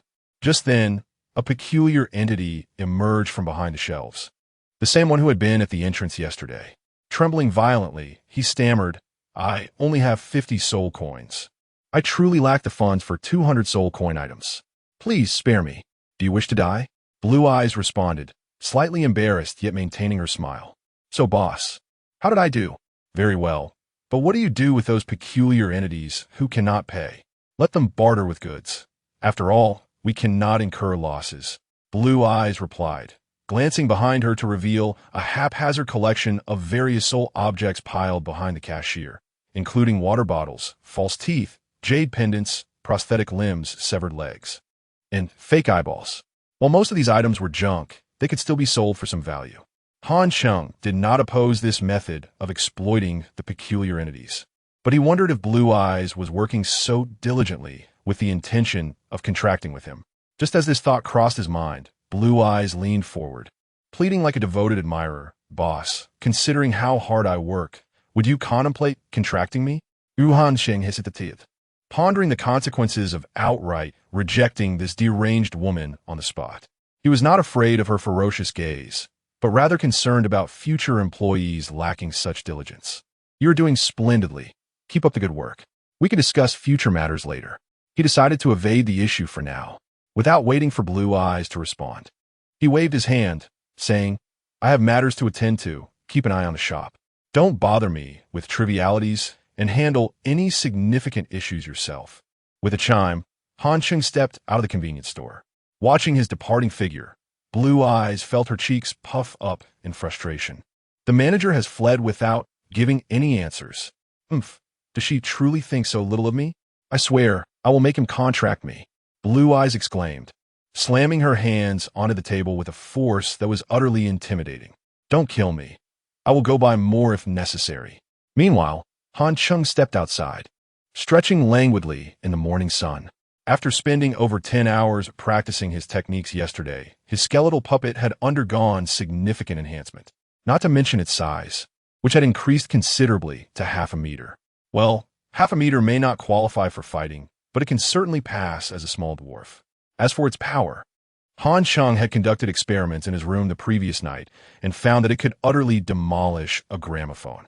Against peculiar entities, it should prove effective at an intimidation level, though still slightly lacking for lethal force.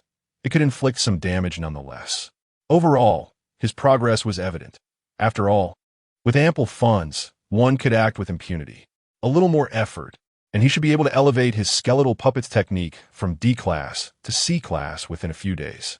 In a good mood, Han Cheng's phone rang again upon checking. He saw it was Zhang Ke calling. The latter had attempted to reach him over a dozen times, but due to the poor signal within the peculiar convenience store, all had gone unanswered. Hello, is there something you need? Han Cheng answered the call.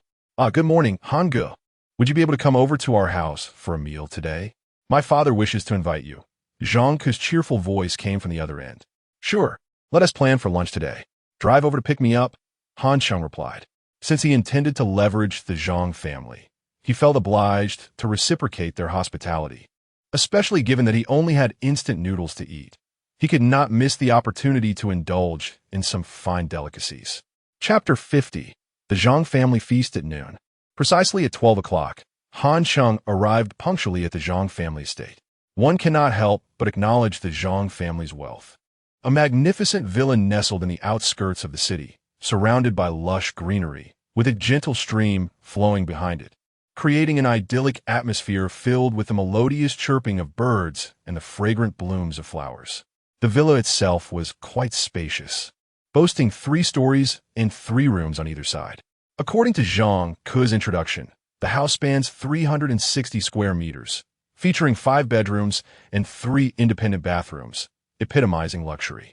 The interior was adorned with an antique charm, rivaling even the homes of past nobility, with several ink-wash paintings gracing the walls of the staircase, adding a scholarly ambience. Please, Mr. Han. Zhang Ke gestured for him to enter. Bodyguard, a Bing, promptly opened the door to the living room, which spanned over 50 square meters and was already set with a dining table adorned with an array of delicacies. Zhang Junshan was seated comfortably on the sofa and immediately rose to welcome Han Cheng upon his arrival. Mr. Han, how delightful to see you. Please take a seat. Han Cheng nodded appreciatively, observing Zhang Junshan personally pull out a chair for him before taking a seat himself. Zhang Junshan, with a beaming smile, called out to a Bing, Bring out my cherished bottles of Lafite. Zhang Junshan felt a surge of joy at Han Cheng's willingness to honor the invitation. However, he was astute enough to avoid adopting an air of superiority, for Han Cheng did not view the Zhang family as indispensable. There were several families in Dongjiang City with financial capabilities akin to the Zhangs. Should the relationship with Han Cheng sour, he could easily seek collaboration elsewhere. Conversely, the Zhang family could not afford to lose Han Cheng, as bizarre occurrences were rampant, and Zhang Junshan feared their household might encounter such anomalies. Han Cheng's prowess was evident, and Zhang Junshan was keenly aware of the necessity of maintaining a cordial relationship with him. Hence, he understood that he was the one in need, and his demeanor needed to reflect that reality. Mr. Han, we hope you will visit often and consider this your home, Zhang Junshan humbly suggested, beckoning Zhang Ke hurry. Pour Mr. Han a drink. Zhang Ke, not one to miss a cue, filled Han Cheng's glass. Brother Han, please enjoy a toast on behalf of my father and me. Cheers, let's have a drink, Han Cheng replied, no longer modest, joining the father and son in their toast. After some light conversation, he broached the main topic. Mr. Zhang, I will require a substantial supply of grain and oil in the future. Can you provide these? There is no issue with grain. We have plenty in our warehouse, and the government has yet to impose restrictions. However, as for oil, I regret to inform you that we are unable to assist. Given the current circumstances, oil is considered a strategic resource, and our family does not engage in that trade. Zhang Junshan expressed, clearly troubled, yet it was the truth. Han Cheng, experienced from past apocalyptic events, understood the difficulty in securing oil and did not press the matter further. Then let's proceed with the grain for now. As for oil, I will need to seek assistance from the order, Han Cheng used. It is our honor to assist Brother Han, Zhang Junshan replied with a smile. The two parties exchanged casual pleasantries until the television broadcast caught their attention. Breaking news. A variety of bizarre and alarming incidents have erupted globally, with a tendency for these events to proliferate. Experts, professors, and researchers, including notable figures from religious and spiritual communities, have been studying these phenomena, discovering that they are caused by an extraordinarily peculiar entity that defies conventional scientific explanation. In fact, these entities exhibit no signs of life and resemble the ghosts from our cultural lore, clearly not belonging to our world. Some scientists suggest that our blue planet is currently experiencing a spatial overlap with an alien realm, though such views are not widely held. As of this report, humanity has yet to gain a profound understanding of these unique entities. We know only that they are impervious to our weaponry. Bullets merely pass through their forms, and conventional melee weapons cannot inflict any harm. Only certain funerary items seem capable of affecting them. Moreover, these bizarre entities possess tenfold the physical strength of humans, making it nearly impossible for anyone but the most robust individuals to contend with them. The global community is mobilizing. The United Nations has established a worldwide organization to combat these anomalies, uniting the elite from various fields to devise strategies against these entities. This organization has collectively designated these peculiar entities as weirdness. In Dongjiang City, citizens are advised to remain calm and primarily use bicycle for transportation, as all highways have been closed and all other transport halted in response to the rampant bizarre occurrences. Recent communications reveal that a foreign group claims to have discerned the behavioral logic of these entities, indicating that their attacks are neither indiscriminate nor random, but rather possess specific intent. This breakthrough will significantly aid humanity in mitigating the threats posed by these entities, and the station will continue to provide real-time updates. Observing the news, Han Cheng felt unsurprised, as these events had transpired in his previous life. Initially, there is a global effort to study the anomalies, leading to the discernment of their behavioral patterns. Subsequently, a fortunate individual would acquire the ability to counteract them, resulting in a gradual decline in incidents of harm. Humanity would eventually regain its composure from the initial panic. However, they remain blissfully unaware, or perhaps overly optimistic. The current manifestations of weirdness were merely of a startling nature, with few instances of lethal aggression. It was only when city-level or nation-level horrors emerged that humanity would truly face its lamentation. At this moment, Zhang Ku, watching the news, wore an expression of admiration, for the information presented was what Han Cheng had relayed to him the day before. Brother Han, you are truly remarkable. What the television is reporting is precisely what you told me yesterday. You seem to know more than the news station itself. Those foreign experts cannot compare to your insights. Zhang Junshan also recognized that this anomaly expert was far more formidable than he had imagined, and he could not help but express his delight in agreement. That is no problem. I have my methods for handling ordinary anomalies, Han Cheng responded confidently, casting a casual glance at Zhang Junshan. In truth, Han Cheng's means of dealing with the anomalies were limited. He could only ensure his own safety. He relied more on his intelligence and the knowledge acquired from his previous life to navigate these challenges. However, one must not always be entirely straightforward, as he still required the Zhang family's cooperation. The father and son of the Zhang family were naturally pleased and convinced by his words. Just then, a cold snort emanated from the entrance, followed by a mocking voice. Who is this so-called expert? If these anomalies are so easy to handle, why are so many people dying each day? Accompanying the voice were the distinct sounds of high heels clicking on the floor, signaling the approach of a domineering woman with an imposing presence. Han Cheng turned to look, his eyes brightening with interest. Chapter 51. Zhang Jingqi. As Han Cheng turned his gaze, his eyes involuntarily brightened. The speaker was a stunning beauty, enchanting in her allure. Approaching leisurely from the living room was a tall woman with long hair, her cold, exquisite features accentuated by a sleek black work uniform. Her steps were firm and rhythmic, the hem of her attire swaying gracefully with each movement, her sharp gaze fixed intently on Han Cheng. Even before she reached him, this striking woman already emanated an imposing aura. Zhang, who stood up to greet her first. Sister, what brings you here? Isn't it busy in the city? Zhang Jingqi, Zhang Ke's elder cousin by a year, had graduated from a prestigious university in Huaguo. Unlike her cousin, who indulged in a carefree lifestyle, Zhang Jingqi was a prodigy born with a silver spoon, excelling academically and consistently standing out. This, of course, contributed to her aloof demeanor. She resembled the most radiant North Star in the night sky, high and unattainable. After graduation, Zhang Jingqi joined the municipal government and currently worked in the Eastern Jiang City's Bureau for Anomalous Events. In Huawa, there exists a peculiar phenomenon where certain offices or groups often signify special power. Those working within may hold modest positions, yet they have direct access to superiors, bearing responsibilities that grant them the authority for exceptional cases. Naturally, this positioned them above other departments in the entire organizational hierarchy. Zhang Jingqi's presence in such a department spoke volumes of her exceptional capabilities, undoubtedly aided by her formidable family background. Now, standing at the dining table, she regarded Han Cheng with an air of disdain. Being a member of the team dealing with anomalous events in Eastern Jiang City, Zhang Jingqi was acutely aware of the peculiarities of these entities, aptly referred to as anomalies. They were impervious to conventional weaponry, and aside from certain supernatural artifacts, there was little recourse against them. The world was currently in a state of exasperation regarding these anomalies, unable to devise an effective strategy. Their behavioral patterns were only just beginning to be understood, with many uncertainties remaining. Yet here was this young man boldly claiming to handle anomalies with ease. Was that not a mere boast? Zhang Junshan, wearing a cordial smile, stood up, having sensed the awkward atmosphere. His niece was known for her seriousness and independence.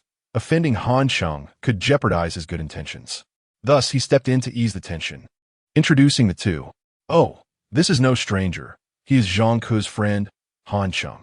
Zhang Ke, noticing her father's incomplete introduction, added, Sister, this is the anomaly expert. Han Cheng, the one who. Zhang Jingqi's brow furrowed, her expression frosty. Before Zhang Ke could finish, she coldly interjected, I know. The brevity of her response suggested that elaboration was an exhausting endeavor, radiating an air of impenetrable aloofness. With those two words, the surrounding atmosphere chilled several degrees. Zhang Junshan felt a bead of cold sweat trickle down. His niece had arrived at the most inconvenient time. He chuckled nervously, attempting to clarify. Jingqi, you might be misunderstanding. Mr. Han truly possesses remarkable skills. You're currently in the Bureau for Anomalous Events, and Mr. Han is an expert in this field. Zhang Ke quickly chimed in, yes. Sister, I witnessed Mr. Han's prowess firsthand.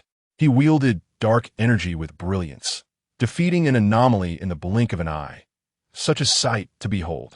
As Zhang Ke animatedly described Han Cheng's gallant demeanor, it evoked excitement akin to a fantasy film, making it hard for the average person not to admire him. Yet, Zhang Jingqi regarded Zhang Ke with the eyes of one observing a fool, recognizing that he had always been frivolous and unreliable. Zhang Ke, sensing her disdain, retreated slightly, nudging his father. If you don't believe me, just ask Dad.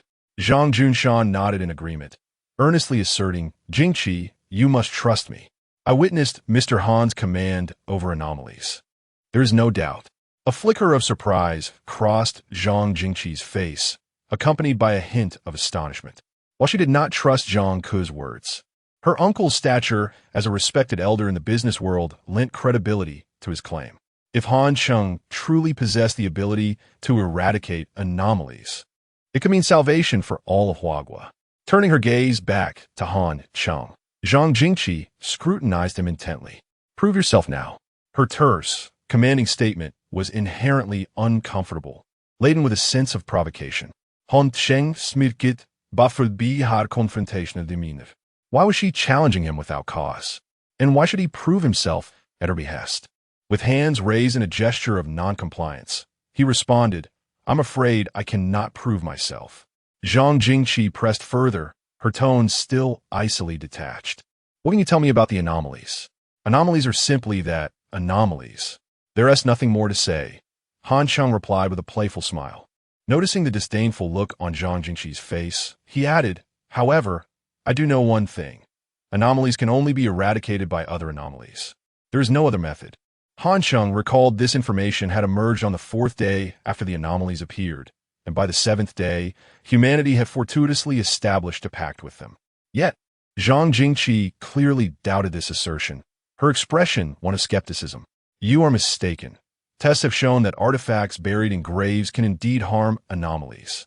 "True, but as you said, they can only inflict injury, not kill," Han Cheng countered, waving his hand dismissively. He remembered the news highlighting both revelations from the 4th day, which had been sensationalized as major headlines. After all, when all human weapons failed against the anomalies, it fostered a profound sense of despair, often leading to a loss of will to resist. The news of potential methods to defeat anomalies was broadcasted as an exhilarating tonic to uplift humanity's spirits. Han Cheng recalled the considerable effect it had at the time, inspiring many to believe that humanity could ultimately tame anomalies, much like they had once tamed horses and cattle. Little did they realize how laughable that self-assuredness was. Han Cheng's words momentarily stunned Zhang Jingqi, leaving her at a loss for a response, her expression awkward. Indeed, as he stated, while humanity could injure anomalies using artifacts, there had been no reports of kills. Simultaneously, she felt an inexplicable sense of frustration toward Han Cheng, finding him elusive. If he lacked capabilities, he would not have been invited into their home by her uncle, yet he refused to demonstrate his skills in front of her. His words offered no proof of anything. Frowning, Zhang Jingqi's displeasure grew. To her, Han Cheng had become an obstinate stone. However, her stubborn nature would not allow her to relent. Moreover, her strong sense of responsibility compelled her to persist. With a stern face, she continued to question. "Whilst you know, I'm afraid I don't provide free services. That last piece of information was only shared because your uncle gifted me a substantial shipment. Otherwise, I wouldn't utter a word," Han Cheng stated, leaning back in his chair, casually sipping from his glass. Seeing Han Cheng's smug demeanor, Zhang Jingqi felt as though her elevated status had been insulted. Having grown up in an atmosphere where she was constantly revered and being respected in her professional life, she found it intolerable to endure such treatment. Like seedlings in a greenhouse, once exposed to the outdoors and buffeted by the wind, they may easily break.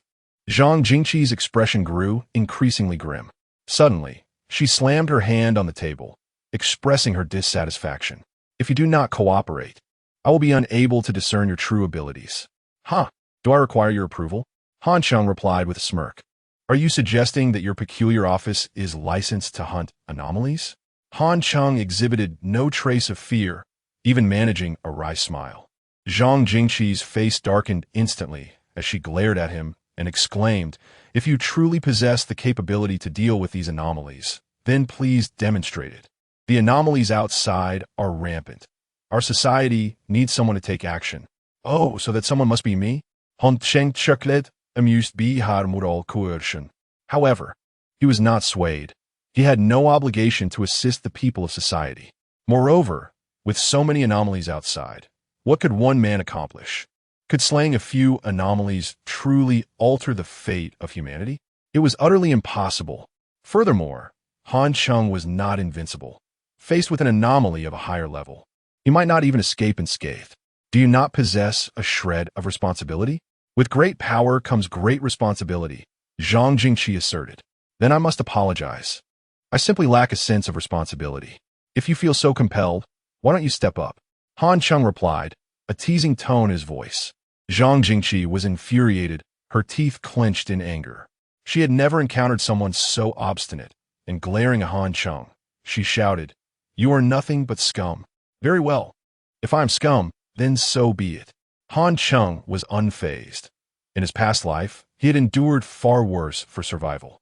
Being labeled scum by a beautiful woman was hardly something to incite anger. It was a gross underestimation of his resilience, seeing that her insults were ineffective. And Han Cheng was even grinning, as if relishing the situation. Zhang Jingqi's face burned with fury. She suddenly turned to Zhang Junshan. "Uncle, this man cannot remain in our Zhang family. Even if he has talent, I personally believe he should not be favored by us." Zhang Jingqi was at a loss. Song Yunshan to dismiss Han Cheng. Simultaneously, she completely abandoned any hope for him, as his self-righteous arrogance was unbearable. Yet, how could Zhang Junshan possibly expel Han Cheng? He was a valuable asset they could not afford to lose. "Well, Jingqi, whether Mr. Han deals with anomalies is entirely his choice. You should not coerce him." Zhang Junshan reproached gently. "Uncle, why are you defending him?" Zhang Jingqi exclaimed in astonishment. "Sister, if you wish for Han to assist you, you must be courteous.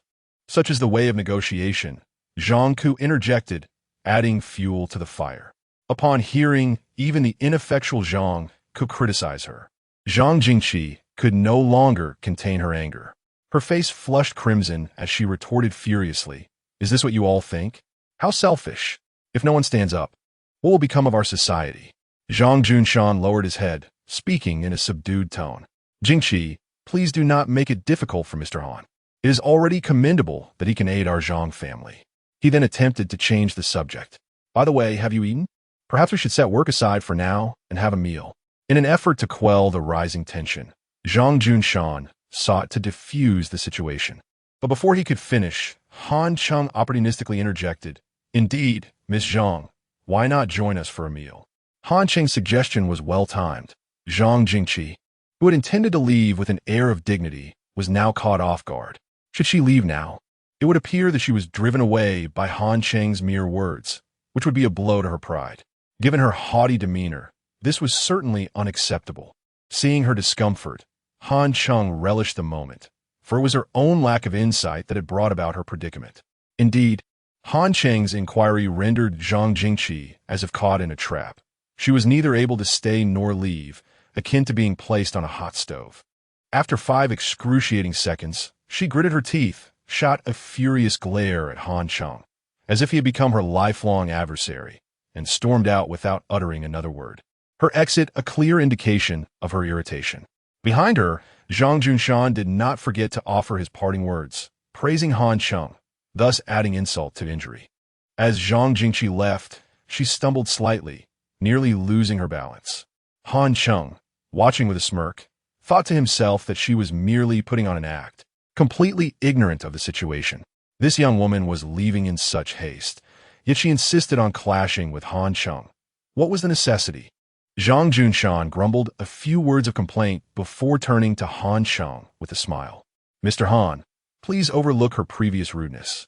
That was my niece, who has been spoiled since childhood. Do bear with her. Come, Mr. Han, allow me to serve you some dishes." Zhang Junshan eagerly piled food on a Han Cheng's plate, who accepted graciously, understanding that the Zhang family sought his assistance and thus did not need to concern himself too much with their manners. Meanwhile, Zhang Jingqi, seething with anger, drove to the municipal government, entering the comprehensive office building with a stormy expression as she made her way to her department, the Anomaly Response Office of Dongjiang City. Chapter 52. The Anomalous Response Office of Dongjiang City. The Anomalous Response Office of Dongjiang City, a specialized department established merely 3 days ago, is currently abuzz with activity. Each individual is overwhelmed, voices are raised in chaos, and the incessant ringing of telephones fills the air.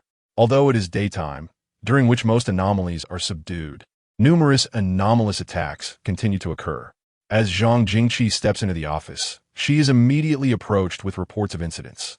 "Officer Zhang, There has been an incident at the Ninth Welfare Institute in the outskirts, involving 78 children. Understood, I will handle it. Upon receiving the report, Zhang Jingqi's brow furrows, her already troubled mood intensifying. Eager to prove herself in her new role, she is acutely aware of the whispers regarding her admission to this department, largely attributed to the Zhang family's influence. Thus, with a fierce resolve, Zhang Jingqi is determined to achieve results to validate her capabilities. Simultaneously, she harbors a profound disdain for anomalies. These creatures have no place in the human realm and have caused untold suffering. They must be eradicated. Suppressing her burning fury, Zhang Jingqi strides purposefully into the team leader's office. Team Leader Qin, I have received a report regarding the Ninth Welfare Institute.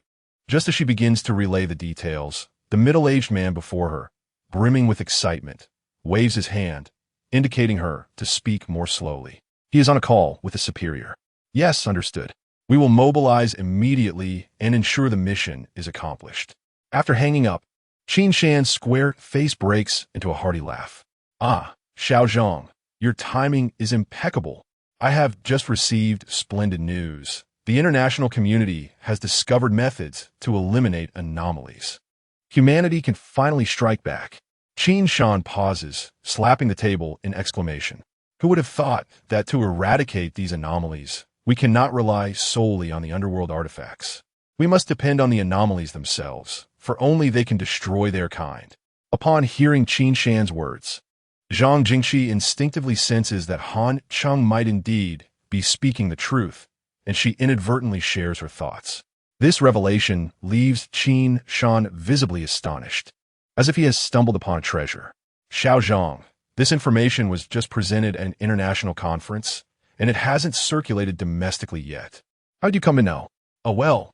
Zhang Jingqi hesitates, unwilling to divulge the source, her mind flashing back to Han Cheng's insufferable demeanor that makes her grit her teeth. A despicable individual informed me. Despicable? Qin Shan's expression is one of confusion. Yes, and an exceptionally vile one. Zhang Jingqi's eyes gleam with intensity. Qin Shan is puzzled. Who exactly is this person? Team Leader Qin. I will provide you with more information about him shortly. For now, should we address the situation at hand? Zhang Jingqi deftly shifts the topic, handing Qin Shan the report regarding the Ninth Welfare Institute. 78 children. Quickly organize a rescue team and depart at once. Qin Shan's brow tenses, his expression darkening considerably. Soon, within the government compound, a convoy of specialized vehicles sets out, hurtling towards the Ninth Welfare Institute. Inside one of the command vehicles, Qin Shan has just finished listening to Zhang Jingqi's report on Han Cheng. After a moment of contemplation, he poses a question. Is this Han Cheng truly the internet celebrity anomaly god Han Cheng? It must be. His appearance closely resembles that on the underworld currency. I recognized him at first glance. Zhang Jingqi affirms with confidence. Is that so? Then this young man is certainly someone we should engage with. However, Team Leader Qin, this man exhibits no sense of social responsibility. When I requested his assistance in our efforts to eliminate the anomalies, he adamantly refused, insisting that it was not his concern. As Zhang Jingqi continues, her frustration surges. Moreover, he is completely uncooperative. When I asked him to demonstrate his abilities, he ignored me. After a brief silence, Qin Shan expresses understanding. That is not surprising. Confronting anomalies is perilous. Asking him to risk his life to save the world would naturally provoke resistance. Team Leader Qin, you too. Zhang Jingqi feels increasingly aggrieved, surprised that even Qin Shan seems to defend this man. Qin Shan raises his hand to interrupt her, decisively stating, let us refrain from further discussion on that matter until we have established contact with him. For now, call your uncle and ask him to keep Han Cheng in place. I will dispatch personnel immediately. With a grim expression, Zhang Jingqi reluctantly agrees for the greater good and contacts Zhang Junshan. However, she receives disheartening news. Han Cheng has left the Zhang residence. Where has he gone? Zhang Jingqi presses. Unknown. Mr. Han did not disclose his destination. He left in quite a hurry and had Zhang Ke drive him away. Zhang Junshan replies. Understood. I will call Zhang Ke. After hanging up, Zhang Jingqi attempts to reach Zhang Ke, only to find the call cannot be completed due to the service area being unavailable. Her expression darkens. Team Leader Qin. Han Cheng's whereabouts are unknown, and my brother Zhang, who accompanied him, I cannot get in touch with him. We shall wait a while longer. If this individual possesses genuine abilities, he should be able to evade harm from the anomalies. We still have a chance. Qin Shan's gaze tightens, pondering for a moment before speaking. At this moment, the vehicle comes to a stop, and a voice from the driver's seat reports, Team Leader Qin. We have arrived at the Ninth Welfare Institute. The situation here is exceedingly bizarre. Qin Shan's demeanor grows stern as he disembarks the vehicle and catches sight of the Ninth Welfare Institute. A thick shroud of crimson clouds envelopes the area above the institute, obscuring half of the building. Simultaneously, chilling cries echo intermittently from within the red clouds, sending shivers down one's spine. Anomalous realm, Qin Shan exclaims in alarm. The anomalous realm differs from the anomalous trials, which occur more frequently and present a variety of tasks. As long as humans can complete these tasks, anomalies typically do not pose a threat, allowing for safe extraction, often accompanied by a reward of underworld currency. However, the anomalous realm is entirely different. It is a barrier created by one or more anomalies, amplifying their power exponentially, making them exceedingly difficult to confront. Furthermore, within the anomalous realm, the regulations are far less restrictive. As long as the conditions for the anomaly to inflict harm are met, they can act freely. Qin Shan's brow furrows as he voices his apprehension, sensing that the students and staff trapped within the Welfare Institute may be beyond rescue. This realization weighs heavily on his heart, and he slams the car door, commanding, "Seal off the area. Do not allow anyone to approach. Then report to the higher-ups. We require reinforcements." Faced with the anomalous realm, Qin Shan finds himself utterly unequipped to respond. All he can do is enforce a lockdown to prevent the situation from escalating further, leaving everything else to unfold as it may. Meanwhile, within the blood-red mist, the atmosphere grows dim, visibility reduced to mere 5 meters. The air is thick with the scent of blood, and the surroundings are eerily silent, creating an environment that feels both mysterious and oppressive. Chapter 53. The boy in the blood mist an hour and a half ago. Han Cheng was savoring delectable dishes and fine wines at the Zhang residence when he suddenly received a call from the director of the orphanage. The director's voice was fraught with urgency and terror, as if something ominous was encroaching upon her. She informed Han Cheng that Lin Shui had gone missing, and that a thick blood mist was enveloping the entire orphanage, growing ever denser. Before she could finish her plea for help, a chilling scream pierced the air, and the call was abruptly cut off. Upon receiving the call, Han Cheng immediately instructed Zhang to drive him to the Ninth Orphanage. Upon arrival, he discovered the sanctuary shrouded in a ghastly blood mist, the crimson light piercing the heavens and staining the surroundings in a manner reminiscent of a post-apocalyptic scenario, evoking a profound sense of dread and despair. Han Cheng found this scene hauntingly familiar. It was none other than the Blood Domain orphanage from his previous life. In that moment, he comprehended that the peculiar entity possessing an S-grade skill had manifested itself, and a wave of anxiety washed over him.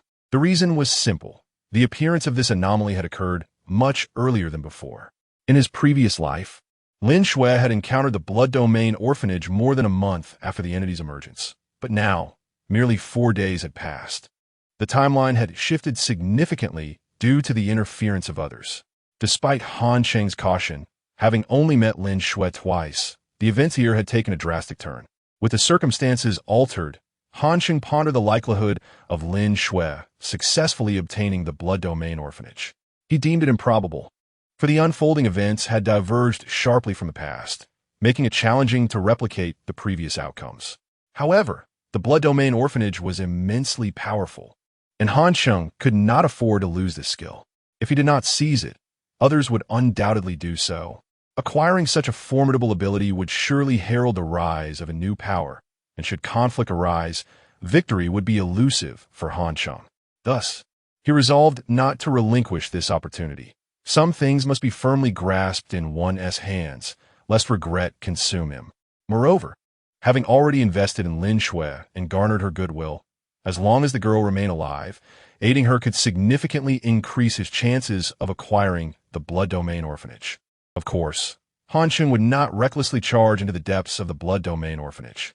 He had his own means of protection, 2 life-saving artifacts, the Celestial Card and the Substitute Doll.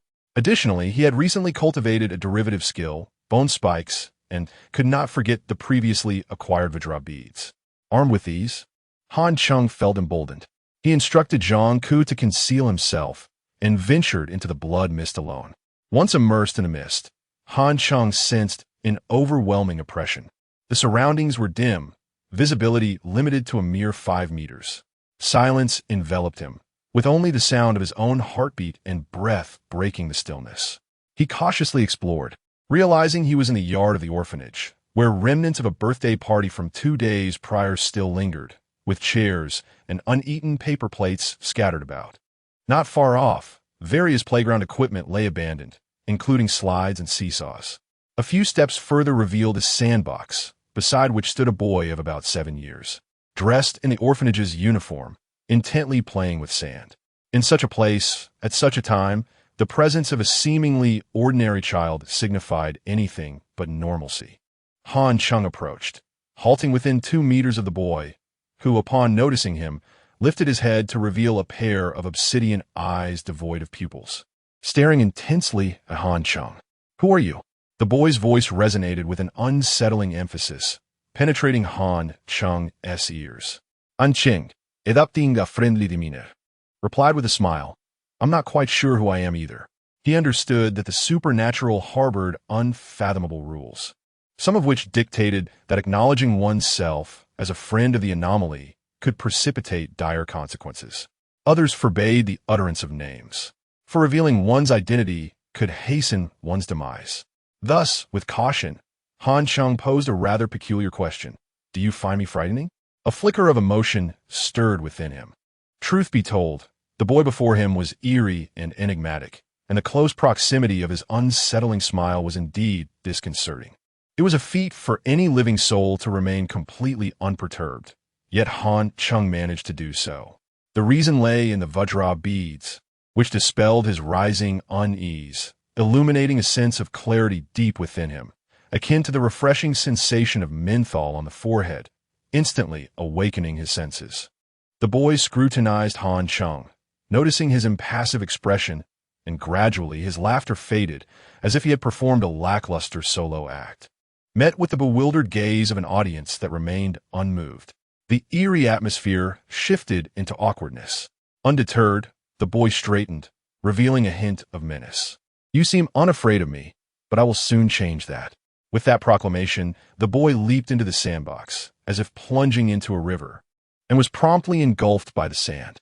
3 seconds later, the sandbox trembled slightly, and a blood-red figure emerged, still the same boy, but now devoid of clothing and skin, with veins and muscles starkly visible, akin to a grotesque anatomical specimen on display in a medical facility, sending shivers down one's spine. "Am I terrifying now?" The boy inquired once more, his grin unsettling. "Do you truly believe I would be scared?" Han Cheng smirked, feeling rather bored. Indeed, he found the encounter tedious. His fear had dissipated, and this little rascal's antics failed to stir any trepidation within him. How dull it was.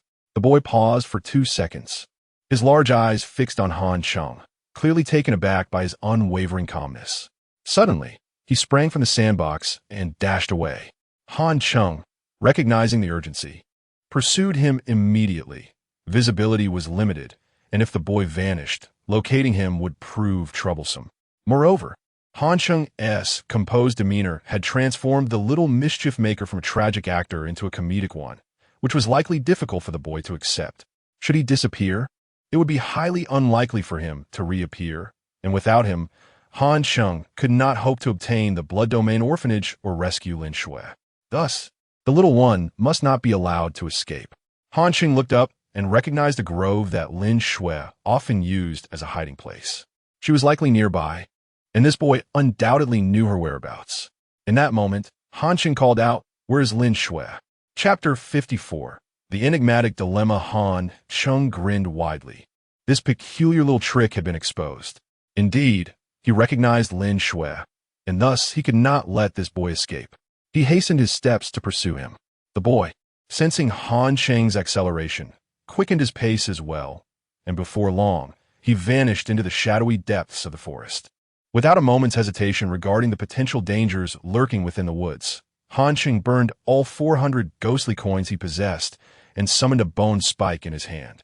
This weapon, approximately half a meter in length, featured 1 inch sharp and the other broad. Its acute tip was exceedingly sharp and remarkably durable, rivaling that of iron. In his grip, it served as a formidable short spear. As Han Cheng's emotions settled, the darkness before him retreated, revealing a vivid crimson landscape. The trees and scattered stones were all draped in red, and at the center lay a pool of water. No, more accurately, it was a pool of blood. The boy stood beside the blood pool, his dark eyes fixed on Han Cheng before he glanced down at the pool. Within the sanguine depths lay a figure, and as Han Cheng approached, he discerned that it was Lin Shui. She lay in the blood pool, face up, her head above the surface while the rest of her body remained submerged. Her complexion was pale, her lips cracked, and her eyes tightly shut, devoid of any awareness. Han Cheng halted his steps and turned to the boy, who spoke up. "She is my friend." "Well, she is also my friend," Han Cheng replied. The boy's eyes widened, fixed intently on Han Cheng. "I cannot allow you to take her away. And what do you intend to do?" Han Cheng infuriated. "I want her to remain with me forever, just like I am here. As long as her flesh decays, she will never leave this place."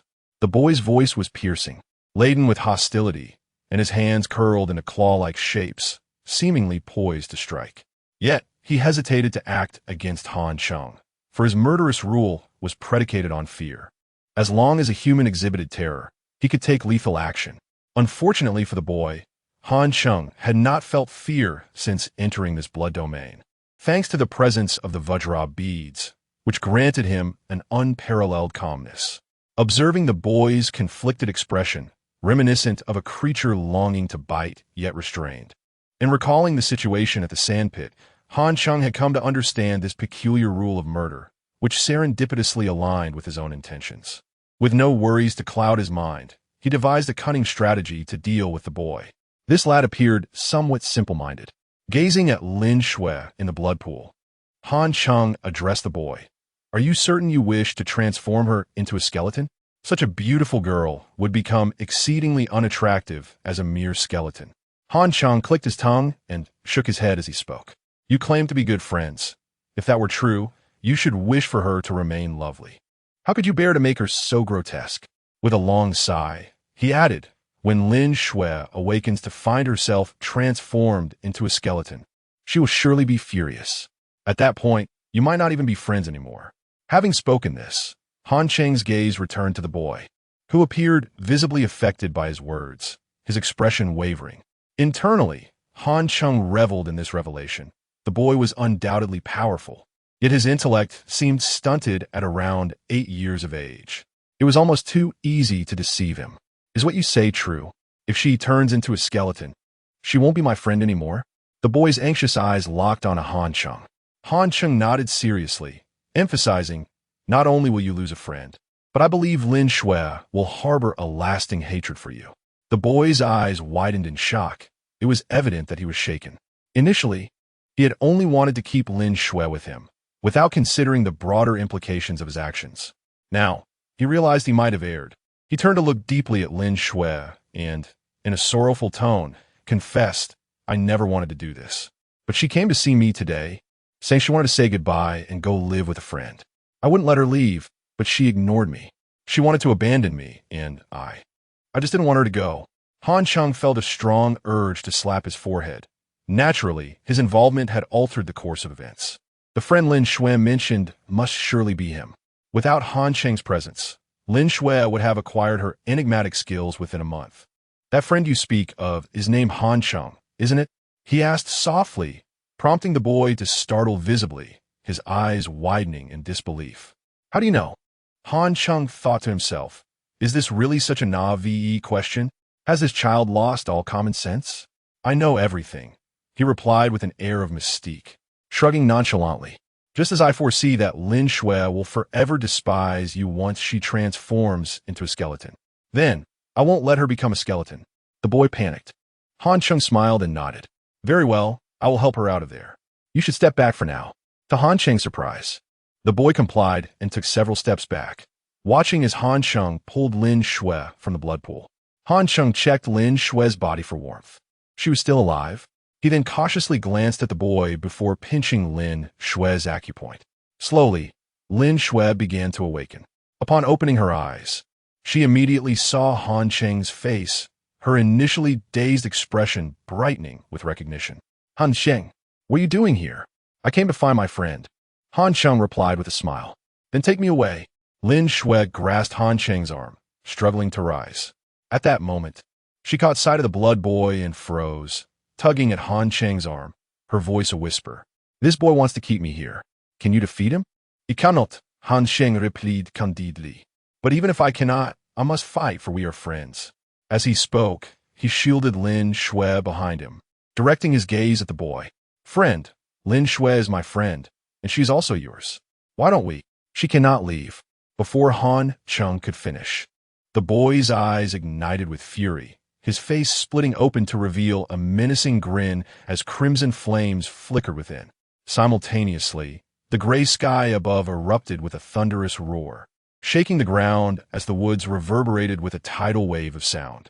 Han Cheng remained alert, scanning his surroundings as a torrent of blood surged forth, crashing like ocean waves. Turning back to the boy, he saw him levitating above the ground, a meter off the earth, his blood-red gaze fierce, and his mouth contorted into a savage grin, a visage that resembled a demon from the depths of hell, save for the absence of horns. It seems you have made quite an extraordinary friend, Han Cheng remarked, casting a glance at Lin Shui behind him. Yes, he is formidable, but I believe you are even more so, Lin Shui replied, her misty eyes fixed on Han Cheng. Han Cheng felt the weight of her expectations.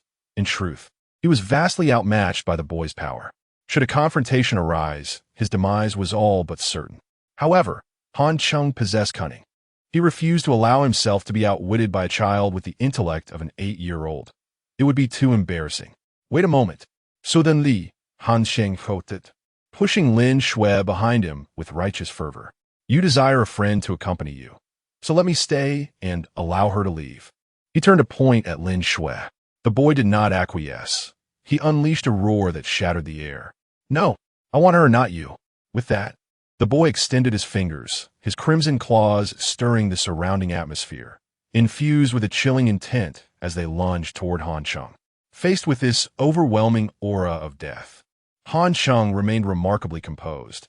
In fact, he had no option but to maintain his calm demeanor. In this state of utter tranquility, he clearly discerned one crucial fact. This boy had another rule for killing. Whoever attempted to take away his friend would become his target. But had Han Cheng promised to take anyone away? He did not. On the contrary, he pushed Lin Shui away, which implies that the rules had never been established. This peculiar scenario was merely an unwarranted assault. Consequently, the outcome would be punishment. However, Han Cheng possessed the ability to withstand this maneuver, as one hand reached for the effigy nestled within his embrace. Chapter 55. Divine Punishment. In this bizarre and ominous world, the entities of terror are categorized into various ranks. The D and C grade entities possess frightening abilities, such as the C rank skill of the Blue-Eyed Fury.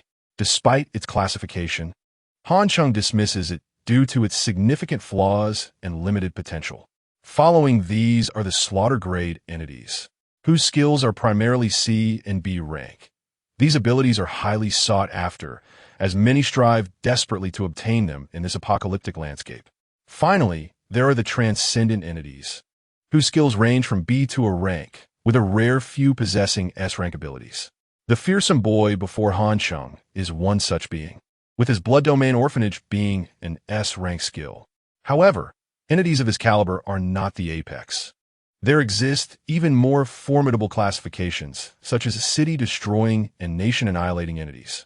Yet, no human has ever successfully forged a contract with such beings. Had they done so, humanity would not have suffered as grievously as they did in past lives. As the boy lunges at him, Han Cheng feels no fear. He raises his arm and incinerates 400 yuan ghost coins, summoning dark energy that envelopes him. From his fingertips, a white object shoots forth, a bone spike, extending over a meter in length, sharp as a blade, aimed directly at the oncoming boy. The boy does not flinch. Instead, he transforms into a torrent of crimson light, engulfing the bone spike, which shatters upon impact. The blood light surges forward, coming within mere inches of Han Cheng. At that moment, a cacophony erupts from Han Cheng's body, a heart-wrenching wail akin to the cries of the underworld. A roaring wave of darkness materializes, forming a tangible barrier between him and the boy. The blood light is halted, yet its power remains formidable. The dark energy falters and ultimately crumbles, a surge of red light cascading toward Han Cheng. Soon after, his body begins to decay, flesh, blood, and bone rapidly dissolving, until the blood light retracts, leaving only a pool of blood where he once stood. Lin Shui stares in shock, unable to process the scene before her. After what feels like an eternity, she lifts her gaze to the boy, her eyes filled with profound hatred. "You killed him. You want to leave with him? I will not allow it." The boy's voice is tinged with desperation. "I don't care. You took his life, and I will take yours." Lin Shui picks up a branch and charges at him, striking without hesitation. The boy does not retaliate, bewildered as to why Lin Shui would wish to harm him for that man. Did he truly mean more to her than he did? This thought pierces the boy's heart, for he had always regarded Lin Shui as his best and only friend. Yet, it is evident that she does not share the same sentiment. He leaps aside, but Lin Shui relentlessly pursues him. "Do not run. You took my best friend's life. You must pay for it." "Is he truly your best friend?" he questions, his voice trembling. "Of course," Lin Shui asserts firmly, for in her darkest moments, it was Han Cheng who illuminated her path, making him an irreplaceable figure within her heart. She then pointedly remarks, "Remember the birthday cake I gave you the other day? He bought it for you. If you want cake, I could buy you one too." The boy pleads, "I do not want cake. I want you to die." Lin Shui retorts, continuing her assault. The boy, in anguish, jumps away, evading her grasp. Suddenly, a thunderous roar reverberates through the sky, as if the heavens themselves might shatter. The boy's face pales in terror as he screams and races toward the orphanage. "Stop! Do not run!" Lin Shui yells, but she cannot match his speed. Just before he reaches the orphanage, a bolt of lightning crashes down, striking the ground with a deafening boom and creating a deep crater, smoke billowing upward. This is a punishment for the boy's transgression against Han Cheng, and fortunately, his strength prevents him from being obliterated. What a pity he has not been eradicated. Han Cheng's voice echoes from behind Lin Shui as he approaches, warmth radiating from him. He checks his pockets. Aside from the vanishing substitute doll, the celestial bank and the diamond prayer beads remain intact. "You did not perish," Lin Shui exclaims, her face lighting up with joy. "Indeed, you are stronger than him. Was that thunder you're doing?" Han Cheng grins. It could be said that it was. It could also be said otherwise. But you remain modest. If it were not for you, that lightning would not have struck him. Lin Shui squints, assessing him. "All right then, consider it as me taking credit for it." Han Cheng acknowledges this, knowing well that his cleverness had ensured the boy's misfortune. "However, if we wish to escape, we must locate that boy again." Han Cheng muses, glancing down at Lin Shui. She looks toward the orphanage, contemplating before speaking. "That fellow hails from a place called Nightmare Realm. I have seen it. It resembles a cocoon, over 3 meters long. You should more aptly describe it as a coffin." Han Cheng interjects. Lin Shui chuckles, but quickly grows serious. "Nonetheless, be cautious. That boy is formidable. I am aware, but the lightning has surely taken a toll on him. I should have a chance. He, like me, is an orphan bullied by his brothers. He escaped, yet he often has nightmares, claiming that within that cocoon, his power grows stronger." At this realization, Lin Shui's eyes brighten. "Hey, we should hurry. If that boy enters the Nightmare Realm, it will be difficult to confront him." "Do not worry. I have a strategy for dealing with him," Han Cheng replies, hands clasped behind his back, his head held high as he ponders. This boy, an orphan bullied by his siblings, must harbor deep insecurities, especially since Lin Shui is his sole friend. indicating his profound isolation. Such a self-doubting and introverted personality often leads to extreme behaviors. These extremes can manifest in two ways: either overwhelming kindness, as he shows to Lin Shui, or a seething hatred that drives him to commit unspeakable acts. To tame such an entity, one must only offer assistance, ensuring he is eternally grateful. Lin Shui has become his first friend, and now I shall help him vanquish his inner demons. Contemplating this, Han Cheng smiles faintly, turning to Lin Shui. Shall we play a little trick on him? What trick? Lin Shui asks, her eyes wide with curiosity. We will tell him that we both wish to be his friends. What? Do you intend to stay? Lin Shui exclaims in surprise. If we reverse the notion, he cannot leave with us. Can he? You make a valid point. That boy longs for friendship. Allowing him to accompany us may be a solution. Lin Shui nods, a hint of affection for the boy evident in her expression. She raises her gaze to Han Cheng. By the way, I forgot to mention, the boy's name is Aki. Aki, is it? Noted, Han Cheng responds. Hey, I suddenly feel that you are unlike ordinary people. That boy nearly killed you, and yet you wish to befriend him? Lin Shui's insecurities mirror her own, as she retaliates against those who bully her, stemming from her own feelings of inadequacy. Her assertiveness, as well as her previous life's dominance, serves primarily to mask her inner fragility. She fears that her vulnerable self will be discovered. Thus, she relies on strength to command the obedience of others. Hence, she embodies the persona of an ice queen.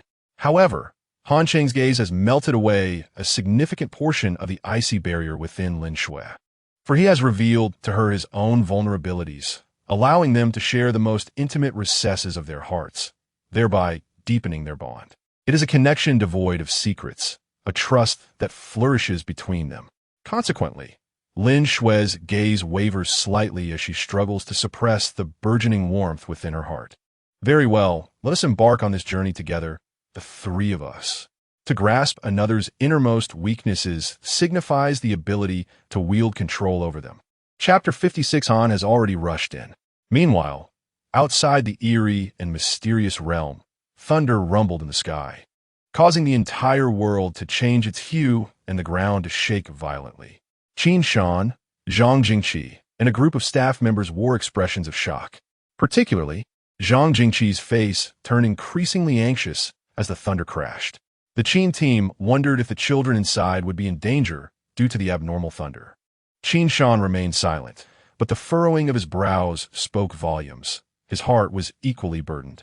Gazing at the thickening blood mist enveloping the orphanage, Zhang Jingqi stomped her foot in frustration. Damn it! Some people possess the ability, yet refuse to confront the bizarre. They lack any sense of responsibility. Why is the darkness in their hearts so profound? Do they even deserve to exist in this world? Zhang Jingqi's ire was directed at Han Cheng, whom she loathed with a passion, selfish and shameless. The truly sinister entities should be targeting scoundrels like him, not those innocent children. Beside her, Qin Shan wore a grim expression. Saying nothing, he recognized whom Zhang Jingqi was denouncing, but did not know Han Cheng well enough to make a judgment. However, if Han Cheng acted in such a manner, he might not be entirely in the wrong. No one should assume a moral high ground to dictate others' actions. That in itself is unethical. At that moment, someone approached with a report. Qin team, we discovered a vehicle nearby, and there's a person inside. Someone suggested that the individual leave, remarking on the chaos surrounding them. Qin Shan suppressed his anger and replied, but he refuses to leave, claiming he knows. The reporter glanced at Zhang Jingqi, hesitating to continue. Zhang Jingqi, puzzled, asked, who is this person? Sister, it's me. I can't leave. Han has already rushed in to save people, and I must wait for him, Zhang Ku announced as she approached. Zhang Jingqi's expression shifted to one of surprise, but she quickly retorted, you're saying that scoundrel Han Cheng has gone in to rescue people? Impossible. That man is nothing but a lowlife. Sister, Han is not as bad as you think. As soon as he arrived at the orphanage, he dashed inside without a second thought. Zhang Ku replied, her chin raised in admiration. I think you're blinded by infatuation. That kind of person is utterly selfish. How could he possibly save anyone? He must be hiding away. You're too young to see through his deception. Zhang Jingqi nearly exclaimed, but she restrained herself from saying it. Believe it or not, Han is a hero. Han Qi insisted, defending Han Cheng vehemently. Qin Shan could no longer remain silent. He turned to Zhang Ku and asked, "Are you serious? That scoundrel Han Cheng has truly rushed in?" "Of course. I personally brought him here and watched him go inside." Dian Kiskiviko exclaimed indignantly. Qin Shan nodded slightly. Without a moment's hesitation, he instructed the nearby staff, quickly notify the entire city's medical system to send ambulances over. A hero has entered to save lives. We must be fully prepared to welcome him back. Yes, the staff member responded, turning to leave. At this moment, Zhang Jingqi's expression darkened as she stated, "Qin team, I believe it's impossible. I have interacted with that scoundrel. He lacks any sense of responsibility and would never go in. I suspect there's something amiss. If we allow more people to approach, I fear it may be dangerous." Qin Shan dismissed her concerns, firmly stating, "I still have faith in Mr. Han. I believe he has gone in to rescue people. Moreover, anyone who can bravely enter this perilous situation must possess certain abilities. So we need to be adequately prepared to treat the injured. Do not speak further on this matter." His final words came out almost as a growl. Zhang Jingqi fell silent, yet her heart remained heavy with doubt as she watched the blood mist grow ever denser, her frustration simmering within her. On the other side, amidst the blood mist, Han Cheng and Lin Shui had entered the orphanage, which lay in utter disarray. Tables and chairs were strewn across the floor, and the walls and windows were stained a deep crimson. Blood even flowed on the ground. Han Cheng detected a more potent stench of blood in the air than outside.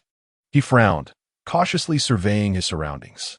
Without his substitute doll, he had to be vigilant. The bank card could not guarantee his life. Up ahead is the dining hall where we had our meals. To the left is the girls' dormitory, and to the right is the boys'. The second floor is where the headmaster and the others reside, Lin Shui explained, feeling secure since she knew Aki would not harm her. She pushed open the door to the dining hall, revealing a scene of carnage, blood splattered everywhere. However, there were nearly 100 objects resembling silkworm cocoons, most lying neatly on the long table, while others were on the ground, partially submerged in blood. "What is this?"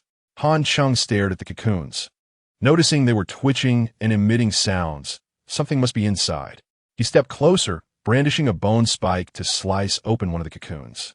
As it split, a human face emerged. Unfortunately, it was the headmaster. The headmaster's face was pale with terror, his lips quivering as he saw Han Cheng, grasping at the chance for salvation. "Mr. Han, please save me. Where's the boy who tied you all up?" "He's upstairs," the headmaster stammered. Ignoring the headmaster further, Han Cheng addressed Lin Shui. "Let's head to the second floor." Upon hearing Han Cheng's intent to leave, the headmaster panicked. "Mr. Han, you must save me. I feel like I'm being drained. These creatures are sucking our blood." Han Cheng glanced back at the cocoons and noticed that blood seeped from each one onto the long table, trickling down to the floor. "Wait, let me handle this." The headmaster, already pale, turned even whiter, panicking. "Shui, what are you planning to do?" "Headmaster, you've always taken care of me. I must help you now," Lin Shui said playfully. Seeing her expression, the headmaster shivered. She was known for her mischievousness, and he worried about what she might do. "Shui, don't act recklessly. I'm always well-behaved, aren't I?" Lin Shui tilted her head with a devilish smile. The headmaster was left speechless as Lin Shui leaned closer. "Don't worry. I'll save you right away." Lin Shui slowly produced a plastic bag containing 3 live frogs. "Lin Shui, don't!" the headmaster shouted. Unfazed, Lin Shui grabbed one frog and placed it into the cocoon. The frog squirmed its way inside, and the slimy sensation made the headmaster tremble with disgust. The headmaster let out a scream akin to that of a slaughtered pig. She detested these slimy creatures, which had firmly secured their place at the top of her list of aversions, all thanks to Lin Shui. The headmaster might never want to encounter frogs or cakes again in her lifetime. Thus, Lin Shui reveled in excitement, thinking, "Let you old hag trick me. Now I'll return the favor with a frog. Revenge is best served promptly." Lin Shui, quickly take the frog out. "No, don't. That teacher, don't struggle so. Didn't you always say that children who don't cry are the best? Yet here you are, crying and shouting."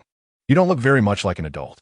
Lin Shui waved the remaining frog before the dean, saying, by the way, the gift I present to you is the Frog Prince.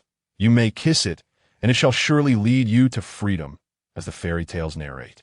Suddenly, the dean began to froth at the mouth, on the verge of fainting. Alas, she did not succumb, for the frog leapt onto her face with a resounding plop. Chapter 57. The Queen's Revenge. After presenting a frog to the dean who once cared for her, Lin Shui still felt unsatisfied. She turned to Han Cheng and said, just a moment, I have an old friend to see. Han Cheng nodded absent-mindedly, aware of whom she intended to find. Indeed, offending the Queen Lin was one of the most foolish mistakes one could make. In her previous life, she had been exceptionally domineering, decisive in matters of life and death, showing no hesitation. Now, merely gifting a frog seemed almost adorable. Perhaps if her cruel and tyrannical subordinates from her past life were to witness this, they would surely be moved to tears. Their queen had grown so merciful, verging on saintly. Lin Shui's old friend was none other than the portly Depang. It was not difficult to locate him. The widest silkworm cocoon certainly belonged to him. A slit was made, revealing a chubby white face. Depang was nearing his limit, breathing heavily. Upon seeing Lin Shui, a flicker of joy crossed his face. However, this joy was short-lived, swiftly replaced by a rising tide of fear. Cold sweat poured down his forehead as an ominous premonition gripped him. Indeed, he saw Lin Shui swinging 2 frogs in her hand. Lin Shui, I swear I won't let you rest in peace, even in death. Depang foresaw his tragic fate, throwing caution to the wind, hoping to salvage at least a moment of reprieve. Unfortunately, he was facing Lin Shui, a mischievous girl far beyond his comprehension. With a charming squint and a smile, Lin Shui said, Depang, I initially intended to save you, but since you chose to insult me the moment you spoke, farewell. She waved her hand, her adorable little face brightening as she turned to leave. Depang's heart sank, although he sensed that the possibility of her saving him was slim. In the face of impending doom, one clings to any hope. What if Lin Shui was indeed sincere? This was a chance for survival, and Depang was unwilling to let it slip away. Like a drowning man grasping at a straw, he pleaded, Lin Shui, don't go. I was just joking. Please save me. If I make it out, I'll be eternally grateful, even as a ghost. All right, then you might as well become a ghost now. Either way, it's death. Dying first might even be more comfortable, Lin Shui replied with a chilling smile. Please, I beg you, save me. Dapong cried, his insides twisting with regret. He had always bullied Lin Shui, and now he found himself pleading for her help. His conscience pricked him, and although his face was flushed with shame, it could not redden further. Tears streamed down Depang's face as he gazed at Lin Shui, his voice trembling with emotion. Lin Shui, thank you. I promise I will never bully you again. All right, since you're so gallant, I'll give you another frog. What? You want another one? No, I don't want any at all. What? You wanted 3? Why didn't you say so earlier? Here, take 2, and no more. Depang, utterly disheveled, found himself entangled with the 2 frogs Lin Shui had bestowed upon him. He felt an overwhelming itchiness, a sticky sensation that made him feel nauseous. Lin Shui, I was wrong. Depang sobbed, his complexion shifting once more. Oh, then strive to be a good person in your next life. Farewell. All right, let us go, Han Cheng said, turning to leave when suddenly a chorus of cries for help erupted behind him. The group trapped within the silkworm cocoon could not see outside, yet they could hear the impending departure, causing panic to spread among them. Help! Oh no! Save me! The cries echoed, many laced with sobs. Listen, stop shouting. We're going to find that boss. If we defeat him, you will all be saved. Rescuing you now won't help. You won't be able to leave anyway. Pulling each of you out of the cocoon would be a waste of time, Han Cheng declared, yet the pleas only intensified. No one was willing to relinquish this slender thread of hope. Yet Lin Shui had a solution. I still have 10 frogs. Who wants one? The room fell into an immediate hush, silence enveloping the space. Lin Shui grinned, raising an eyebrow at Han Cheng, who responded with an approving thumbs up. So, what do you think? My frogs are invincible. Aren't they? They're so adorable. Their fear is irrelevant to me. If they aren't afraid, then the rest no issue. Fine, I concede you're impressive. By the way, does that Achi like frogs? Who knows? Oh, ISNT, that fellow referred to as weird.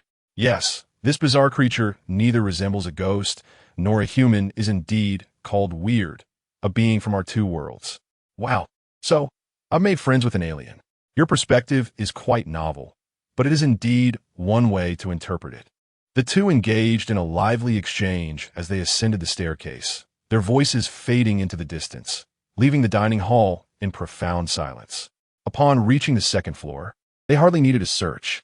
In the dean's bedroom, with the door ajar, lay a 3-meter-long silkworm cocoon, a colossal target directly in view of the staircase. Impossible to miss. Lin Shui, leading the way, approached the enormous cocoon and noticed that it was not fully sealed. Rather, it encased an oval-shaped ring. Inside lay the boy, named Achi. Curled up like a shrimp, his complexion ashen. He appeared gravely injured. As Lin Shui neared the cocoon, she saw that Achi had lost an arm and a leg. The formidable weird beings could regenerate lost limbs. This boy was not corporeal, but a manifestation of blood. Once his strength was restored, his limbs would regenerate entirely. Han Cheng observed Achi and slowly remarked, "At this moment, he could be defeated with a mere stab of a bone spike. But I need the benefits of the S-level blood domain orphanage. This boy cannot die. Wake him up and tell him we wish to be his friends." Han Cheng instructed Lin Shui, stepping back to avoid any potential attack from the awakening boy. Lin Shui nodded and called out to Achi. However, Achi did not stir. He remained curled up in a slumped position. "Hey, are you all right?" Lin Shui sensed something was amiss. Achi should not be ignoring her. She reached out to give him a gentle push, but at the moment her finger made contact, a radiant white light erupted. Han Cheng, observing from behind, saw the bright glow emanating from the cocoon, as if a swirling galaxy had suddenly materialized in the void. Achi's body began to rotate. This is the nightmare space. Without hesitation, Han Cheng grasped the white light-encased Lin Shui, and in the next instant, both vanished. Chapter 58. Deceiving Achi. The world that Han Cheng beheld upon opening his eyes could scarcely be described with words like astonishing, bizarre, incomprehensible, or any other terms that convey such sentiments. It would likely fail to capture even a fraction of the true spectacle. This realm was nothing short of extraordinary. The chaotic space resembled the primordial universe at the dawn of creation, with phenomena such as thunderous awakenings, auroras, and a web-like display of lightning manifesting everywhere. Floating stones scattered through the void resembled the aftermath of celestial collisions. The backdrop was a profound, endless blackness of deep space. Han Cheng glanced around and noticed Lin Shui lying beside him.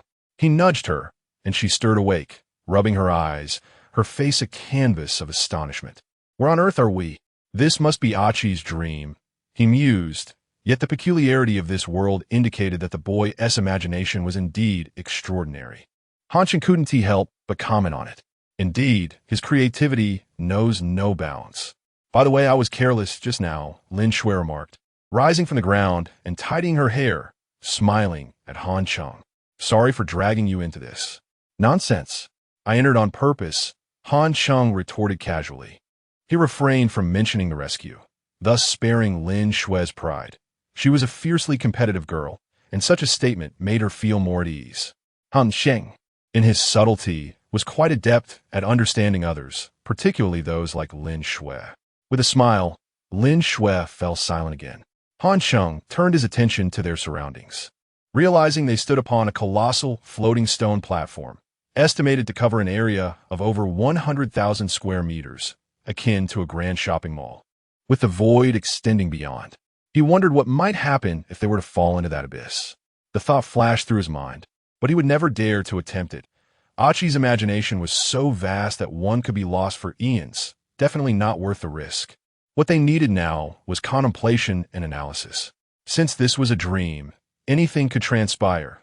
Perhaps Romeo and Zhu Yingtai were together, with Juliet simmering in jealousy. Or Tang Bohu and Einstein battling it out in a singing competition, their voices echoing through time. Or Hamlet avenging his father by slaying Louis XIV. Or Meng Jiangnu weeping for the Great Wall while the Eiffel Tower collapsed.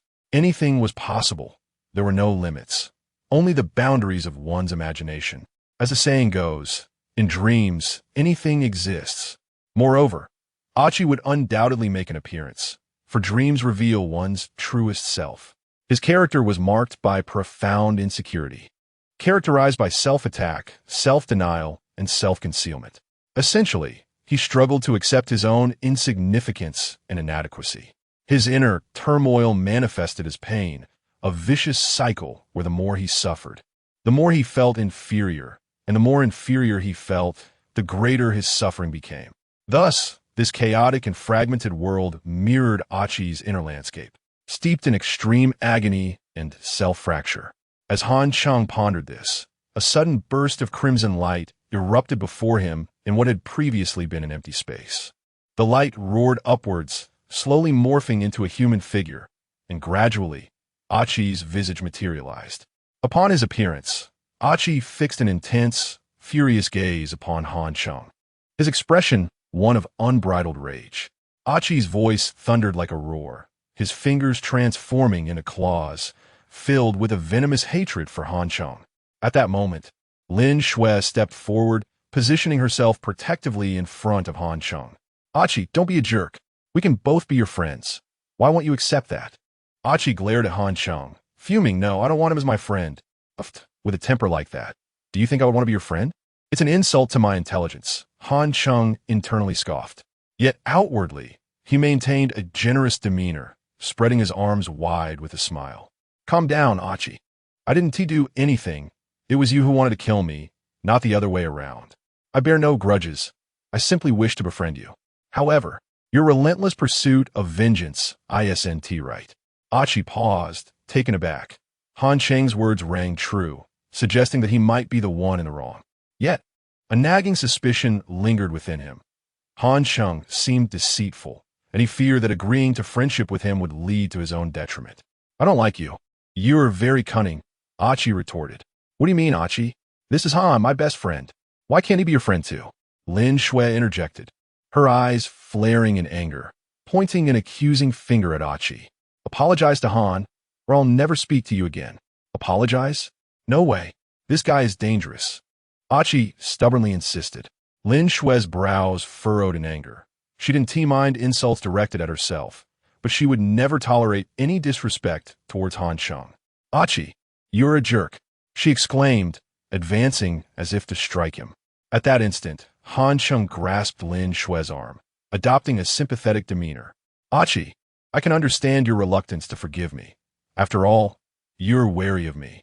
However, I haven't done anything wrong.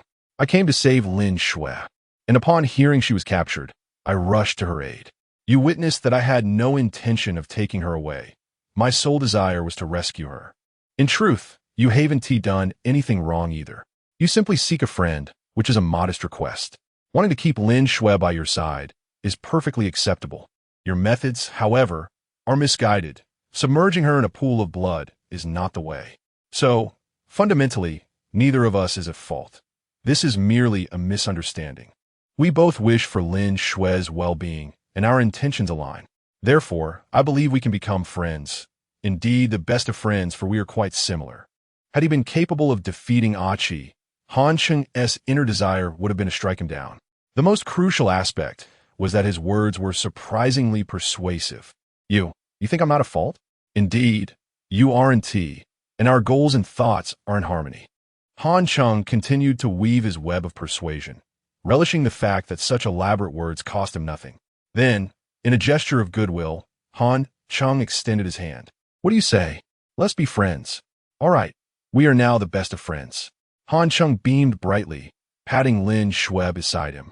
Along with Xiao Shui, the three of us shall be companions. We are partners. Achi felt as if he were caught in a dream within a dream, now possessing two friends.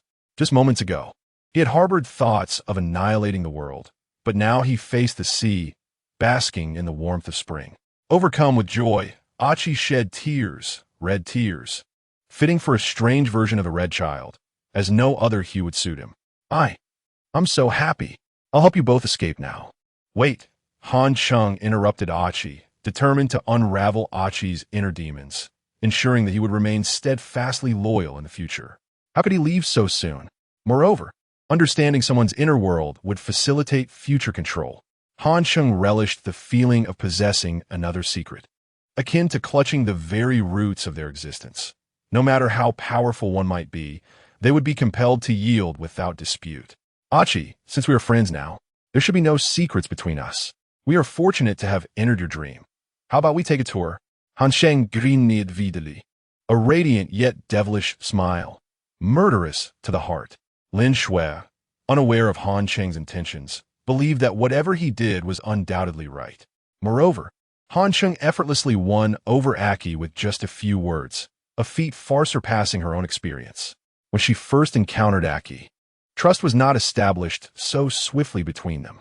Thus, Lin Shui couldn't help but feel that Han Cheng was remarkably impressive and astute, possessing a remarkable ability to navigate social situations. Essentially, one could say he had a thick skin. Chapter 59. Thank you. You truly are my friend at this moment. Archie found himself in a predicament. His dreams were engulfed in negative energy, and he was reluctant to reveal his secrets to others.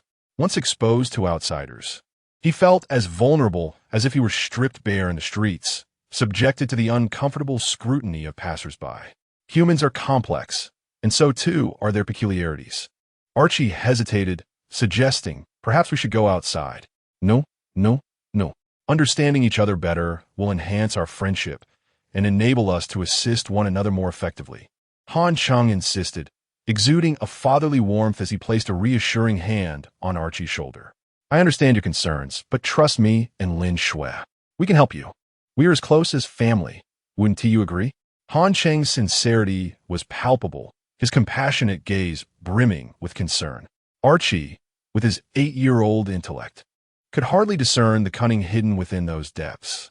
Han Cheng's words resonated so profoundly with him that he found no grounds for rebuttal. More importantly, he felt his heart warmed by Han Cheng's kindness, and the long-sealed doors of his heart began to open. All right, if you must see, my home is over there. As he spoke, Archie turned his gaze to the side, where red light danced and spiraled around the earth, gradually transforming into ethereal shapes. Soon, an exquisite 3-story villa appeared amidst the desolate landscape. The villa was stunning, its windows gleaming and adorned with a quaint loft. The eaves were painted yellow, and the walls shone white, immaculate in their appearance. A charming little garden surrounded it, vibrant flowers blossoming in the flower beds, lush green grass covering the ground, and a few butterflies flitting about. The scene was idyllic, tranquil, and delightful, a perfect painting laid out before them. However, this paradise was soon disrupted. Bang! The door was violently flung open, shaking the house with the force of the entry. 3 children emerged, clad in Western attire. 2 of them were robust, resembling little calves, likely around 11 or 12 years old. They charged into the garden, frolicking wildly, chasing butterflies through the flower beds and trampling the grass, leaving footprints in their wake. In stark contrast to these 2 raucous boys, the 3rd child appeared much more reserved. He looked no older than 8, with a bashful demeanor reminiscent of a girl. His eyes reflected a sadness that belied his youth as he timidly watched his elder brothers at play, too afraid to join them. He found a quiet corner to sit, his feet tightly pressed together, embodying an air of restraint and obedience. This 8-year-old boy was unmistakably Archie. You are quite the quiet one, even more so than a girl. Han Cheng gjested, casting a glans åt Archie. In truth, he thought to himself, this boy is exceedingly withdrawn. Is he truly that intimidated by older children? Han Cheng recalled how, at a young age, he mingled with older kids on the streets without fear. If he couldn't win, he would cry, and the older kids would bear the brunt of the consequences. Indeed, the atmosphere in the garden shifted. The freckled boy among the 2 rascals shouted at Archie, "Coward! Come here and help me pick this flower." Archie stood up, hesitating for a moment, but ultimately could not muster the courage to approach. "You little coward! If I tell you to come over, then come. What are you waiting for?" The freckled boy scolded impatiently. "This kid is asking for a beating. We haven't tormented him in a while, have we?" sneered the other boy with a bulbous nose. "Indeed, it seems it's time to teach him a lesson." The freckled boy cackled, both of them grinning malevolently. From a distance, Archie appeared pitiful, trembling in fear. Reluctantly, he approached, shrinking in on himself like a frightened dog. He glanced at the flower they wanted him to pick, hesitating before saying quietly, "This is my mother's favorite crystal flower. If I pick it, smack." Before Archie could finish, the freckled boy struck him sharply on the back of the head, nearly knocking him to the ground. "Why are you babbling? If you don't pick it now, we will beat you." The boy with the bulbous nose added with disdain, "Hurry up. Are you a turtle?" Archie's head drooped lower in submission, and with no other option, he reluctantly reached out to pick the flower. "Ha ha, this fool fell for it. Idiot. Now you're in trouble. Mom, Archie picked your favorite crystal flower. Let us get out of here." The two little rascals snickered as they dashed away, the freckled boy stomping on the flower bed with delight before they fled. At that moment, a beautiful noblewoman emerged from the house, draped in luxurious attire, exuding an extraordinary grace. Upon entering the garden and seeing Archie, her exquisite features contorted into a mask of darkness. "Archie, do you have any idea what you've done? That was a crystal flower, a premium ingredient for skincare. It takes 10 years to bloom one flower. You little rascal, I should never have given birth to you. You should have been eaten." As she uttered the last words, her mouth stretched grotesquely, revealing sharp fangs. Faced with her thunderous rage, Archie trembled in fear, unable to utter a sound, even too frightened to cry. What followed was a scene of unspeakable domestic violence. Han Cheng, exasperated, thought to himself, "This boy ought to be ashamed. How can he be bullied so mercilessly without a peep? What a pathetic excuse for a person." Lin Shui, unable to bear the sight, felt as though she were the one being bullied, her anger boiling over. Teach them a lesson. Queen Lin indeed possessed a certain flair, although she too harbored insecurities. She showed no fear. Han Cheng looked at Archie, whose head hung so low it seemed destined to disappear into his pants. He slapped Archie's head, scolding him directly. "You worthless wretch, open your eyes. Are you even a man? I'm not a man to begin with. Besides, I am afraid. I can't fight them." Archie cried in anguish. "Huh, so just because you can't win, you won't be a man anymore?" Han Cheng exclaimed, astonished, continuing his tirade. "Shut up. You lack courage. Stop making excuses." His words struck deep within Archie's soul. He fell silent for several seconds before raising his head to gaze earnestly at Han Cheng. "Can I truly defeat them?" "Absolutely," Han Cheng replied with unwavering conviction. "In your dreams, you can accomplish anything. Stop being so pathetic." With a newfound sense of determination, Archie's face hardened, and he stepped toward the illusory villa, his steps resolute and his gaze sharp. Yet just 3 steps in, he halted, the fiery resolve dissipating, leaving him deflated like a puncture balloon. "I'm still afraid." Smack! Han Cheng slapped his own face in disbelief. If there had been a pillar nearby, he would have grabbed Archie's head and slammed it against it. This cowardice is beyond comprehension. What now? Your dreams can only be resolved by you. Han Cheng, clinging to his last vestige of patience, said with irritation. Will you help me enter the dream?" Archie asked timidly. "Huh? You want me to do that for you?" Han Cheng's mouth fell open in astonishment, his expression one of disbelief. This request was akin to a groom failing to consummate his marriage, leaving his beautiful bride to be serviced by a friend. How utterly bizarre and exceedingly absurd. However, a single statement from Archie prompted a shift in his perspective. "As long as you can assist me, I shall enter into a pact with Lin Shui." Archie quickly clarified, "I can only form a contract with a young girl." This revelation aligned perfectly with Han Cheng's earlier suspicions, rendering it rather inconsequential. Upon hearing this, Han Cheng slowly nodded and proclaimed loudly, "Very well, since it is thus, I shall reluctantly lend you my aid." "Thank you. You truly are my friend." A flicker of joy crossed Archie's previously tormented visage. "I shall now transport you into the illusion. Keep your eyes wide open and observe how I accomplish this," Han Cheng instructed, ready to impart some wisdom. In an instant, a brilliant flash of white light enveloped Han Cheng, and he felt his body lift, as though plummeting into an abyss. Fortunately, this sensation was fleeting, and soon he found solid ground beneath his feet. Before him loomed a gaping maw adorned with sharp fangs, drooling viscous saliva that hissed as it met the ground.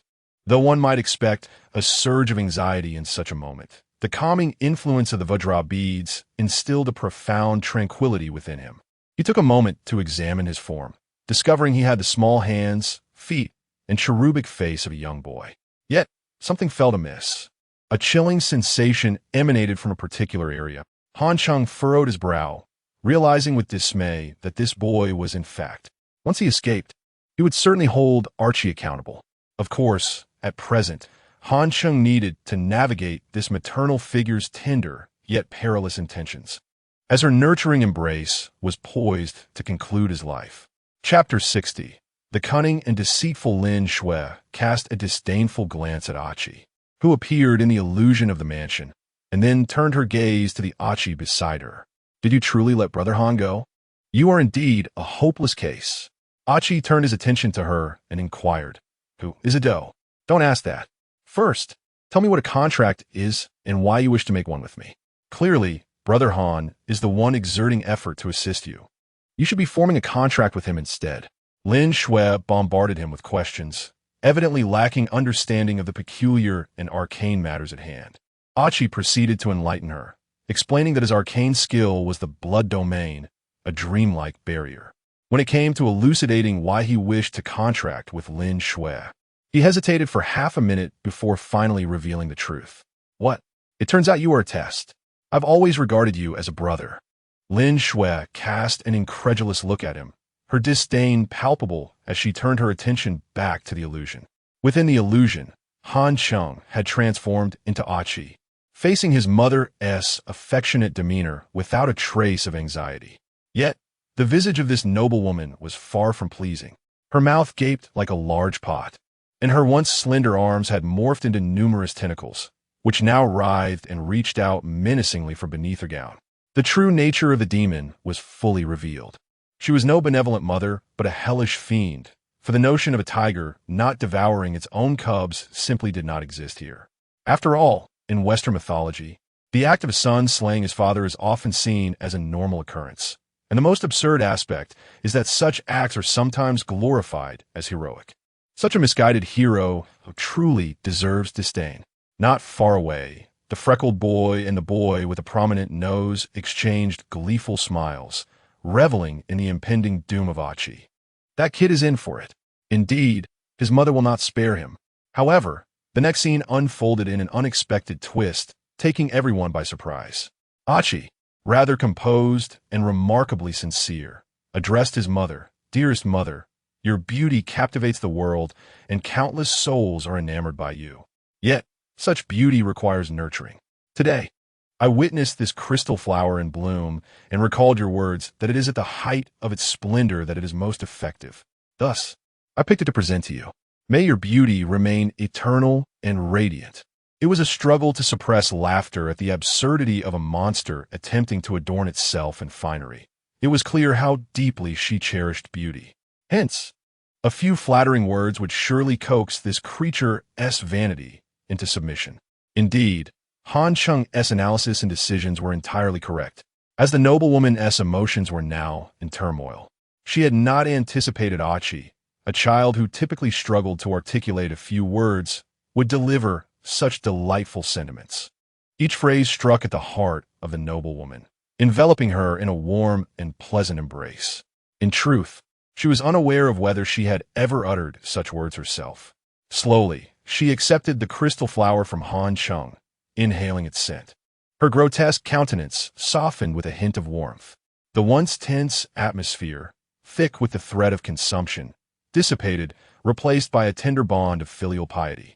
Farewell, dearest mother, Archie expressed with genuine concern. Yet, as the noblewoman's gaze wandered to the nearby flower bed, she noticed the chaotic footprints and several precious blooms trampled underfoot, including some that were essential for her beauty. The joy she felt moments ago vanished, her brow furrowed once more as she coldly inquired, Archie, what has transpired in my flower bed? Her words struck like a thunderclap, and the tentacles beneath her gown stirred with agitation. In the distance, the freckled boy and the boy with the prominent nose exchanged glances, initially disheartened by Archie's clever maneuver, but now finding hope in the unfolding drama. That kid is still doomed. His mother will devour him. There are flowers she adores among those that were trampled. They chuckle mischievously. Yet, the ensuing scene only deepened their disappointment. Han Cheng was not one to be easily deterred by trivial obstacles, and dealing with this monstrous mother, along with the two foolish boys, was a trivial matter for him. With his head bowed and shoulders trembling slightly, he lifted his misty eyes to the noblewoman, feigning a pitiful demeanor. "Mother, I apologize. It was I who trampled your flower bed in my eagerness to gather the crystal flower. Please scold me." He closed his eyes and bowed his head slightly, remaining still as if awaiting his mother's harsh punishment. Of course, Han Cheng was certain that such punishment would not come. Though this monster might consume her son, she was not devoid of compassion. As she gazed at Achi's woeful expression, her anger inexplicably subsided. She found today Achi particularly thoughtful, and her fondness for him grew, rendering her reluctant to harm him.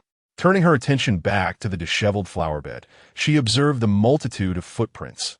Nearly all were large, and Achi's small 8-year-old feet could not have left such marks. Suddenly, the noblewoman comprehended that her two older sons were the culprits behind the chaos.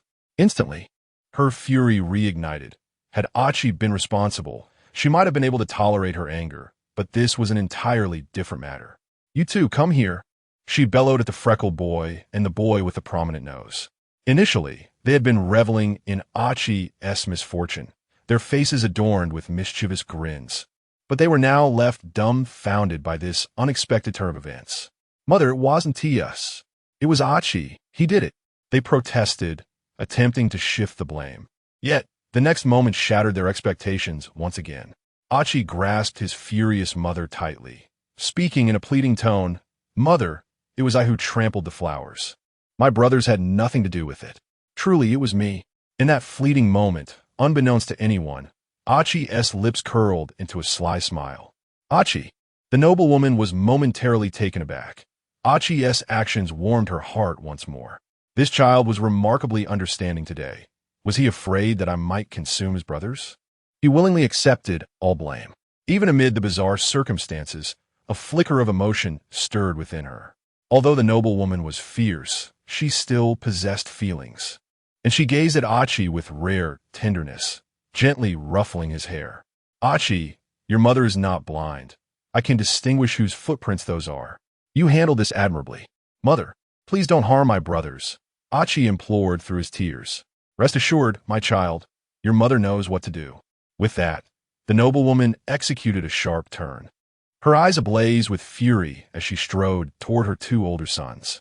Achi's entreaty intensified her loathing for them. The freckled boy panicked and exclaimed, "Mother, the footprints were made when Achi wore our shoes." This boy was indeed malicious. Even on the brink of doom, he continued to weave lies. The noblewoman, however, found no credence in his words. Achi's conduct was beyond reproach, and to frame such a child was utterly infuriating. "You have deeply disappointed me. Achi has protected you so well, yet you would betray him. You shall not remain in this world." The noblewoman's gaze turned lethal. Chapter 61. Will you not die even after the resurrection? Outside the ethereal mansion, the Real Aki stood in astonishment, utterly captivated. "Han, call a brother Han. He is your elder brother. Show him some respect," Lin Shui reminded. "Han, brother Han, you are formidable." Aki's eyes brimmed with admiration and reverence. Faced with the ferocity of their mother, Han had adeptly navigated the crisis, while Aki felt utterly powerless in such a situation. At times, one simply must concede defeat. Lin Shui, too, held deep admiration for Han Cheng's every action, yet there was an air of pride in her demeanor, as though she were flaunting her achievements to Aki. "So how about that? He's my best friend. I'm going to find him. That's perfectly fine, right?" Within the surreal mansion, a noblewoman swiftly approached the two young men. Her aura surged ominously, and her multitude of tentacles writhed menacingly, inducing a paralyzing dread in the boys. "Mother, spare us. We shall not defy you again. Please grant us mercy." The freckled boy and the boy with the wine-red nose knelt in desperation, fully aware that opposing their powerful mother was tantamount to courting death. However, their pleas seemed futile. The noblewoman's murderous intent was palpable. her visage twisted with rage, fangs bared. "Mother, you cannot devour us. How will you explain it to our father?" The boys hastily invoked their father, the mountain giant, a being of immense stature and strength. Upon hearing their father's name, the noblewoman hesitated, her gaping maw retracting as her contorted expression gradually returned to a semblance of normalcy. Yet her anger remained, and she fixed her stern gaze upon her sons. "Remember, do not go near my flower garden again, or I shall surely consume you." "Yes, mother, we will not approach it again," they hurriedly replied, sweat streaming down their brows. In the distance, however, Aki made a mocking face at them, defiantly raising his middle finger and grinning with unbridled arrogance. Damn it, the freckled boy nearly exploded with rage, but as he stood, he was subdued by his mother's piercing glare. "Do not move. What are you plotting?" The noblewoman was incensed. Just then, a figure darted toward her. Aki, brimming with delight, rushed to the noblewoman's side, tightly grasping one of her tentacles. "Mother, thank you for sparing my two elder brothers. They only wish to assist you in gathering the crystal flowers." How thoughtful, how obedient, how delightfully treacherous. The noblewoman affectionately patted Aki's head, smiling. "Aki understands. Mother is very happy today."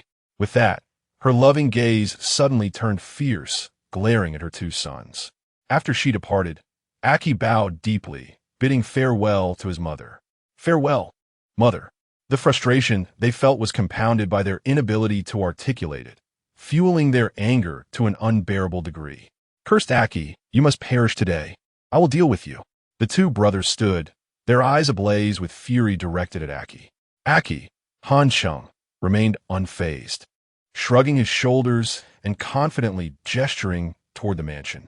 "Dear brothers, before you lay a hand on me, you ought to think carefully. Mother is just upstairs. Any noise will summon her, and what consequences would that entail?" Aki grinned mischievously at the two. The boy with the wine-red nose was thoroughly infuriated, rolling up his sleeves and shouting, "I don't care. Even if it means being devoured by mother, I will kill you." Fortunately, the freckled boy displayed a modicum of cleverness, grabbing his companion. "Do not act rashly. We cannot defeat him instantly. If we fail to kill him, mother will come down, and we will be the ones to suffer." The boy with the wine-red nose stomped his foot in frustration. "Must we simply watch him act so brazenly?" "Indeed, you have no choice but to witness my audacity," Han Cheng retorted with a smug expression. "Sometimes, being clever allows one to act without restraint. Come at me. Damn it. Just wait. We will have our chance," the freckled boy muttered, suppressing his rage as he shot Aki a venomous glare. Yet, the next scene was bound to astonish them anew. Aki maintained his mischievous demeanor, chuckling. "Are you suggesting that there will be opportunities in the future? Oh my, seeing you both so dim-witted truly worries me. Do you think you will have another chance? Will I grant you such an opportunity?" With a chilling smile, Aki gazed at his elder brothers, his expression sending shivers down their spines. While the freckled boy struggled to fathom any schemes Aki might concoct, an ominous premonition gnawed at him. Aki was certainly up to no good. The two brothers were slow to react. Their intellect paled in comparison to Han Cheng's. While they remained apprehensively contemplating Aki's potential mischief, he had already set his plan into motion. Without warning, Aki leaped into the flower garden, smeared mud across his face, and then trampled the remaining flowers underfoot. He then delivered a heavy punch to his left eye, transforming it into a blackened mess. Having completed these acts, Aki erupted into a wailing cry, a sound that could shatter the silence of the night. "No, no, these are Mother's beloved flowers. You cannot destroy them." At that moment, the freckled boy and the boy with the wine-red nose awoke from their stupor, realizing that Aki's antics had taken a treacherous turn. "Damn it, I will kill him." The boy with the wine-red nose, unable to contain his fury, charged into the garden, ready to unleash his wrath on the grinning Aki. "Fool, you have fallen into his trap." The freckled boy, witnessing this, stamped his foot and shouted, "Run!" Alas, their mother was swifter than they could imagine. A shadow darted forth, exuding an overwhelming presence that halted the two boys in their tracks. The noblewoman's expression darkened as she surveyed the scene. The boy with the wine-red nose was grasping Aki, poised to strike, while Aki feigned tears, seemingly fighting to protect the now non-existent flowers. Very well, I comprehend the situation. The noblewoman's voice was cold and devoid of emotion. Mother, you do not understand. Allow me to explain. The freckled boy pleaded urgently. Are you implying that mother is blind and cannot see the truth? No, mother, it is actually spare me your excuses. I have had enough of you both. But mother, our father, the mountain giant, a mere mountain giant. What does he amount to? Compared to Aki's father, he is nothing. The noblewoman scoffed, narrowing her eyes at the freckled boy. Do you know who Aki's father is? The freckled boy shook his head. How could he possibly know? His father was the blood demon of hell, a being of unparalleled malevolence. Can a giant even compare? The noblewoman's lips curled into a disdainful smile.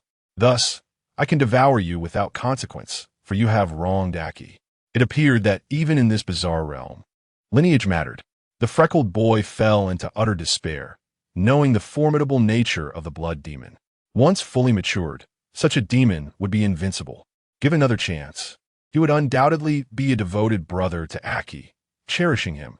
For having a blood demon brother would be a tremendous advantage, one that would shield him from fear. Unfortunately, he would never have that opportunity. The intimate mouth of the mother descended, and the freckled boy let out a piercing scream. Following him was the boy with the wine-red nose, who trembled violently in his final moments, paralyzed by sheer terror. As her two sons were devoured, the mother regained her elegant form and bestowed upon Archie a sweet smile once more. My understanding, child. No one shall ever bully you again. She then gently embraced Archie. Chapter 62. The man has truly arrived. The true Archibald had witnessed the entire ordeal, and with the conclusion of his nightmare, the heavy shackles that once suffocated him dissolved into nothingness, leaving behind an overwhelming sense of liberation and joy. His past struggles, which had driven him to flee from home, stemmed from a traumatic event in which he lost an arm to his mother. Now, as this haunting nightmare came to an end, it felt as though a door had swung open within his heart, awakening an exuberance akin to a wild stallion ready to gallop freely.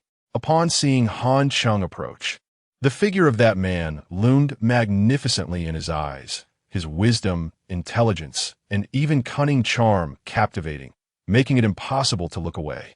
Brother Han, Archibald called out, his voice quivering slightly, betraying his excitement. Yet, while he was filled with fervor, Han Cheng remained composed, gazing at him with an inscrutable expression. Tell me honestly, are you male or female? I'm a girl. My mother preferred boys and raised me as one, Archibald hastily explained. I've told you this before, but you didn't believe me. I don't believe you. Could you clarify once more? Had I known you were a girl, I would never have entered your dream. Han Cheng replied, keen to divert the topic. Now it's time for you to fulfill your promise and make a contract with Lin Shui. Brother Han, I have a request. I want to destroy this orphanage. Lin Shui abruptly interjected. Absolutely. Proceed as you wish, Han Cheng replied. Then, Lin Shui turned to Archibald. Sister Archibald, let us commence the contract. Okay. Archibald felt a touch bashful, yet her demeanor had improved considerably. This newfound ease brought a smile to her face. Han Cheng, on the other hand, was eagerly anticipating this. She was a blood demon, a being of terrifying power, rumored to possess extraordinary abilities worthy of cultivation. Although it was said that nurturing such a creature required considerable amounts of soul currency, Han Cheng was abundantly supplied in that regard, rendering the cost negligible. 5 minutes later, the nightmare realm began to collapse, shards of disintegrating stone glowing brilliantly as the entire world was enveloped in blinding light. Ultimately, these luminous rays converged, and the surroundings gradually dimmed. Let this orphanage remain eternally within Archibald's blood domain. From now on, her eerie abilities will be that of the blood domain orphanage. Lin Shui proclaimed. Thus, the name of the once feared blood domain orphanage, which had instilled terror in countless hearts during its previous existence, was born. They exited the blood domain, accompanied by the entire faculty and students of the orphanage. Miraculously, none of the nearly 100 individuals had perished. They were all safe, albeit pale from excessive blood loss. Meanwhile, as the blinding light erupted and the blood mist swirled like a tornado, those outside were filled with dread. Oh no, The secret realm is about to explode. The faculty and students inside will. Zhang Jingqi exclaimed, biting her lip and stamping her foot in anxiety. The surrounding crowd shared her pessimism, certain that such a violent spectacle could yield no favorable outcome. Yet, Zhang Ke remained calm, smiling as she reassured, "Sister, don't panic. You must trust Brother Han's capabilities. He is a god of the uncanny." "Shut up. If he were a god of the uncanny, he would have rescued the children by now, rather than let this drag on. Just look at the situation." Zhang Jingqi shot Zhang Ke a fierce glare. At that moment, the blood mist dissipated like a tempest, a chilling aura sweeping through the vicinity, cloaking the surrounding woods and roads in frost. "Hey, the orphanage has vanished," someone shouted. As those words echoed, everyone turned their gazes, witnessing the former orphanage's absence, revealing an expansive, open area where the faculty and students appeared to be alive and well. The onlookers were astonished. This was the first instance of anyone emerging unscathed from such a bizarre realm. They were truly saved. "It seems they're all fine. It must be that god of the uncanny, Han Cheng," murmured a few individuals. Reacting swiftly, Qin Tian bellowed, "What are you all standing around for? Hurry and go rescue them. Also, find if that god of the uncanny, Han Cheng, is among the crowd. Bring him here." With his command, medical personnel and staff, who had been on standby, surged toward the group of orphanage faculty and students. Naturally, the latter were unharmed, having merely been teleported together, and they soon encountered Lin Shui and Han Cheng. Given the earlier events in the cafeteria, the atmosphere became oddly awkward as they faced each other. The director's face still bore remnants of their earlier encounter, causing him to shudder at the sight of Lin Shui. The other faculty members displayed complex expressions, a mix of fear and trepidation toward the two. Lin Shui, unable to contain her discontent, remarked, "I must say, you are all ungrateful wretches.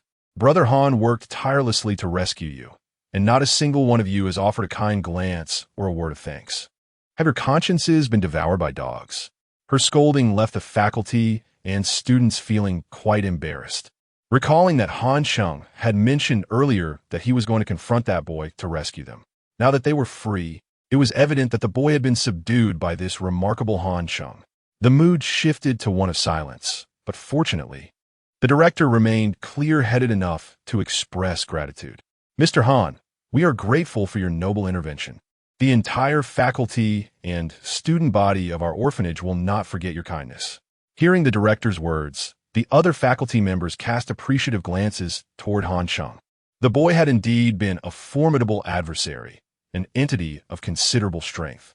Han Cheng, maintaining a serious demeanor, subtly acknowledged his heroic deeds, but felt no need for humility, as he had indeed saved them.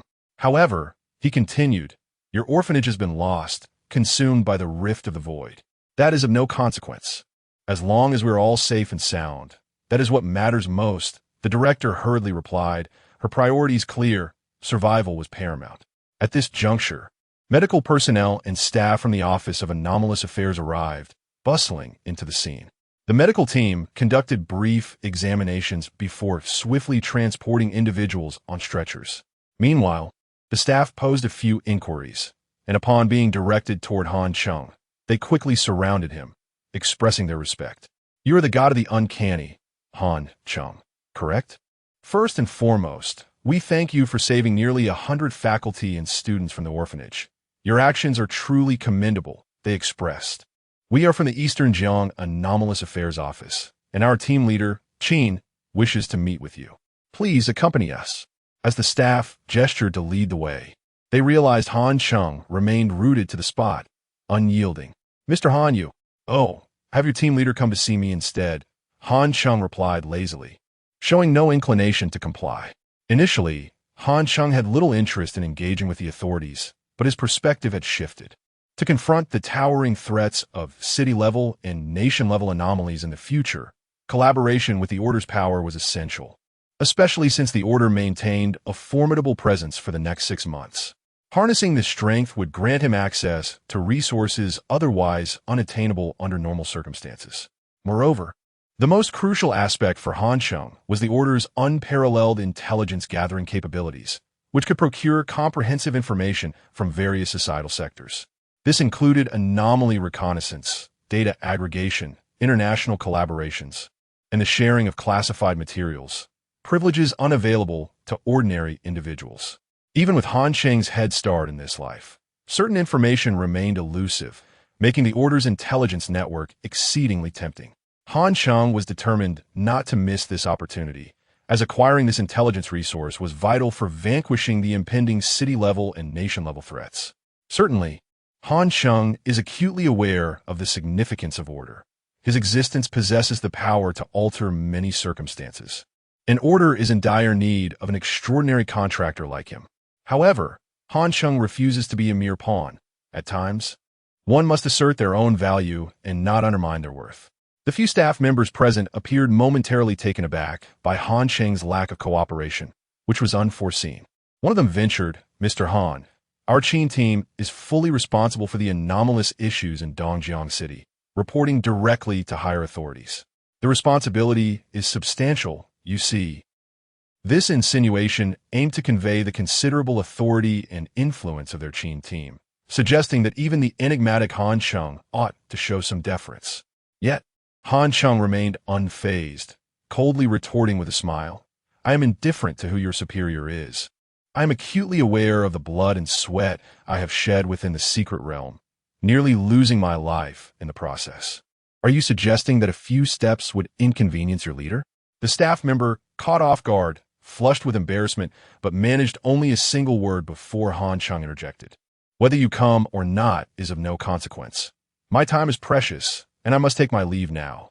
Lin Shui, we are departing." The staff member stood in stunned silence and hastily exclaimed, "Wait, Mr. Han, I will contact Team Leader Qin immediately. Please hold on." In a flurry, the staff member grasped the communicator to report, "Qin team, Mr. Han refuses to come over. He insists that you come to see him." "Come to see me?" Qin Tian paused, momentarily taken aback as he directed the rescue efforts and coordinated the entire situation. Had it not been for the pressing circumstances, he would have visited Han Cheng in person long ago. Hearing Han Cheng's request, he did not react with anger. Instead, a smile crept onto his face. "Indeed, it is appropriate for me to meet him. As the team leader, I should have managed this better. Please inform Mr. Han that I shall come at once." "But Mr. Han is leaving now. Zhang, you should come too." "Yes, Qin team." At that moment, Zhang Jingqi's expression darkened. The prospect of yet another meeting with Han Cheng left her feelings in turmoil. Chapter 63. The duel between old foxes. The ability to subdue the bizarre and rescue nearly 100 teachers and students from the welfare institution is ample proof of this individual's extraordinary prowess and unwavering sense of justice. In stark contrast to those so-called masters and immortals, who are often driven by self-interest and a desire for fame, this person is not only genuine, but also truly admirable. Consequently, his value becomes exceptionally precious. Humanity has yet to devise effective means to contend with the bizarre. Although it is known that the bizarre can be vanquished by the extraordinary, the question remains, how? Thus, Qin Shan resolved that this young man must be brought on board, even if it requires a considerable cost. "Mr. Han." Soon, Qin Shan caught up with Han Cheng, who was not hastening his pace alongside Lin Shui. In truth, Han Cheng was deliberately walking slowly, awaiting the arrival of Team Leader Qin. "Mr. Han, please walk a bit slower. I believe we can sit down and have a proper discussion." Qin Shan panted as he spoke. At that moment, Han Cheng halted, turning to face Qin Shan. He was a middle-aged man with a square face, exuding an air of seriousness and a strong sense of justice. However, the smile on his face made Team Leader Qin feel more at ease, lacking any sense of oppression, which in turn endeared Han Cheng to him. "Are you the leader who wished to meet me?" Han Cheng inquired, his eyes somewhat narrowed. "Indeed, my name is Qin Shan, and I am the head of the Bureau for Bizarre Affairs. I apologize for not being more considerate earlier. I have been quite busy, and I hope you can understand," Qin Shan said, his tone exceedingly polite as he extended his hand to convey his sincerity. "Oh, what is it that you need?" Han Cheng replied, his tone flat, not reciprocating the handshake. Qin Shan felt a bit awkward with his outstretched hand, but as a leader, he maintained his composure and continued to smile amiably. "Mr. Han, your ability to confront the bizarre is indeed rare. You are likely aware of our current predicament. It is not only Dongjiang City, but the entire world that is experiencing a surge in bizarre incidents, with the death toll rising sharply. Do you not wish to do something amidst this chaos? Han Cheng shook his head. I have no interest in saving the world. If that is your intention, I could take my leave. Mr. Han, with great power comes great responsibility. I hope you will reflect on this carefully, Qin Shan insisted. After a brief silence, Han Cheng's gaze shifted to Zhang Jingqi, who was also looking at him. Their eyes met, and the beauty immediately blushed and turned away. Her expression was a tapestry of emotions. 3 parts anger, 3 parts dissatisfaction, and 4 parts guilt. If Zhang Jingqi were a man, he would undoubtedly be feeling quite vexed at this moment. Qin Shan noticed Han Cheng's gaze and understood his thoughts. However, he held his own perspective. In his eyes, Han Cheng was not as heartless as he appeared. Take, for instance, his rush into the welfare institution to save lives. This man possessed a sense of justice, albeit overshadowed by numerous concerns. Mr. Han, I recognize that we are attempting to coerce you into confronting the bizarre through lofty moral arguments, which is, in itself, a reckless act of irresponsibility, Qin Shan stated candidly. He paused before continuing. How about this? You may propose any conditions you desire, and I will do my utmost to accommodate them. Han Cheng remained silent for a moment, a glimmer of shrewdness flickering in his eyes. Precisely what he had been hoping for. Leader, here are my conditions. First, I require a privilege to access all information regarding the bazaar, even classified materials. And I must be able to do so without any restrictions. Second, I need an identity that allows me to operate freely within Dongjiang City, without any limitations imposed upon me. Third, I will not accept orders from anyone. I reserve the right to refuse certain action requests. Fourth, I require a substantial material reward. I will provide a list shortly, which will include some firearms. Fifth, if any of the aforementioned conditions cannot be met, even one, I will refuse to cooperate with you ever again. Han Cheng's tone was cold, embodying a formidable presence. Before Qin Shan could respond, Zhang Jingqi could no longer contain her frustration.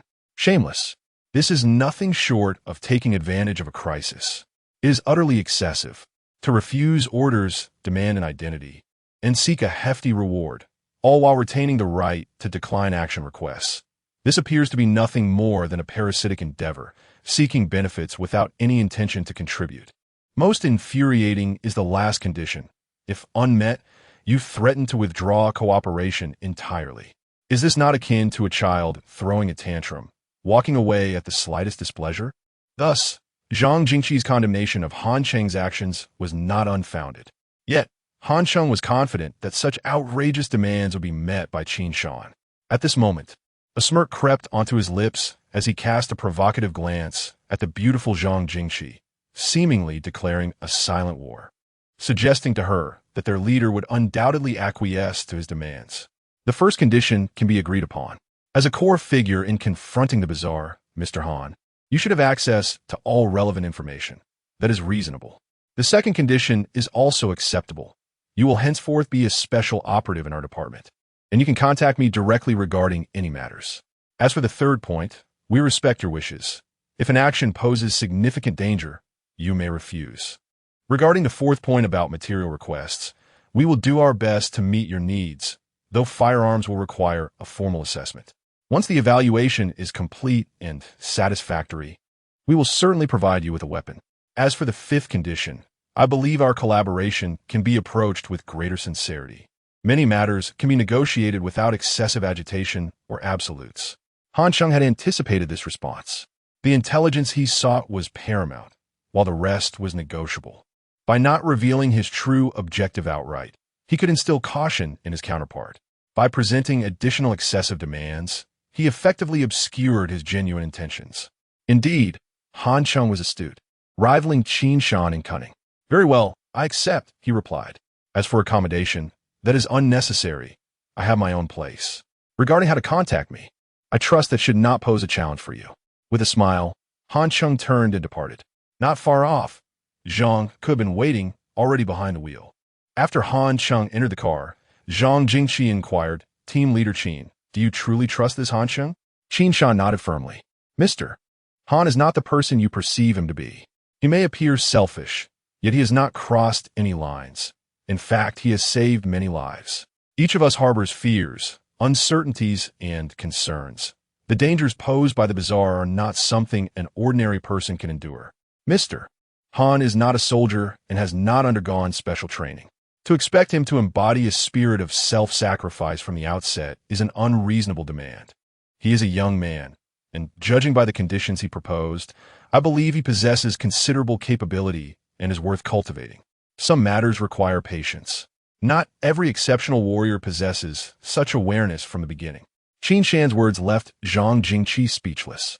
She gazed at the car that had vanished from sight, her thoughts in disarray. At that moment, Qin Shan added, "By the way, I will entrust you with the liaison work concerning Han Cheng from now on, Zhang. I have faith in your abilities. Additionally, you must reflect on your previous misunderstandings regarding Han Cheng. It was inappropriate. In the future, be more attentive in your work and refrain from hastily dismissing others." Zhang Jingqi furrowed her brow. A self-reflection? Must I? Her head was spinning. Chapter 64. This woman is quite ruthless in the vehicle. Han Cheng and Lin Shui occupied the back seat while Zhang Ke drove the front. The fellow glanced at the retreating welfare institution in the rearview mirror, smirking slightly. "Oh, what does that signify?" Han Cheng replied coldly, devoid of any interest. He had no concern for Qin Shan. His collaboration with the Order was merely a matter of mutual benefit, and it would last at most 6 months. "Really? I hardly feel anything," Han Cheng retorted, his gaze filled with disdain. The atmosphere grew awkward once more, striking a heavy blow to Zhang Ke's sycophantic spirit. At that moment, Lin Shui chimed in playfully, "That woman is your sister, and you're that pleased?" The tension dissipated instantly, and Zhang Ke adopted a self-assured demeanor. "Of course, my sister has excelled academically since childhood, always outshining me. The family constantly compares me to her. Damn, I genuinely find her annoying. Just seeing her makes me furious. Brother Han has helped me vent my frustration, and witnessing her embarrassment is quite satisfying." "Oh, so you consider yourself a good-for-nothing?" Lin Shui teased, her eyes sparkling mischievously. Zhang Ke felt as though he had been stabbed in the chest. The girlish logic was peculiar and her angle sharp. Yet, her words rang true. He was indeed a layabout. Were it not for the Zhang family's wealth, he would be nothing more than a slothful king. "Huh, Miss Lin has a way with words," Zhang Ke remarked, his expression pained. He dared not show displeasure towards Lin Shui, as she was someone held in high regard by Brother Han. He could only endure. He then glanced at the box beside the passenger seat, recalling something.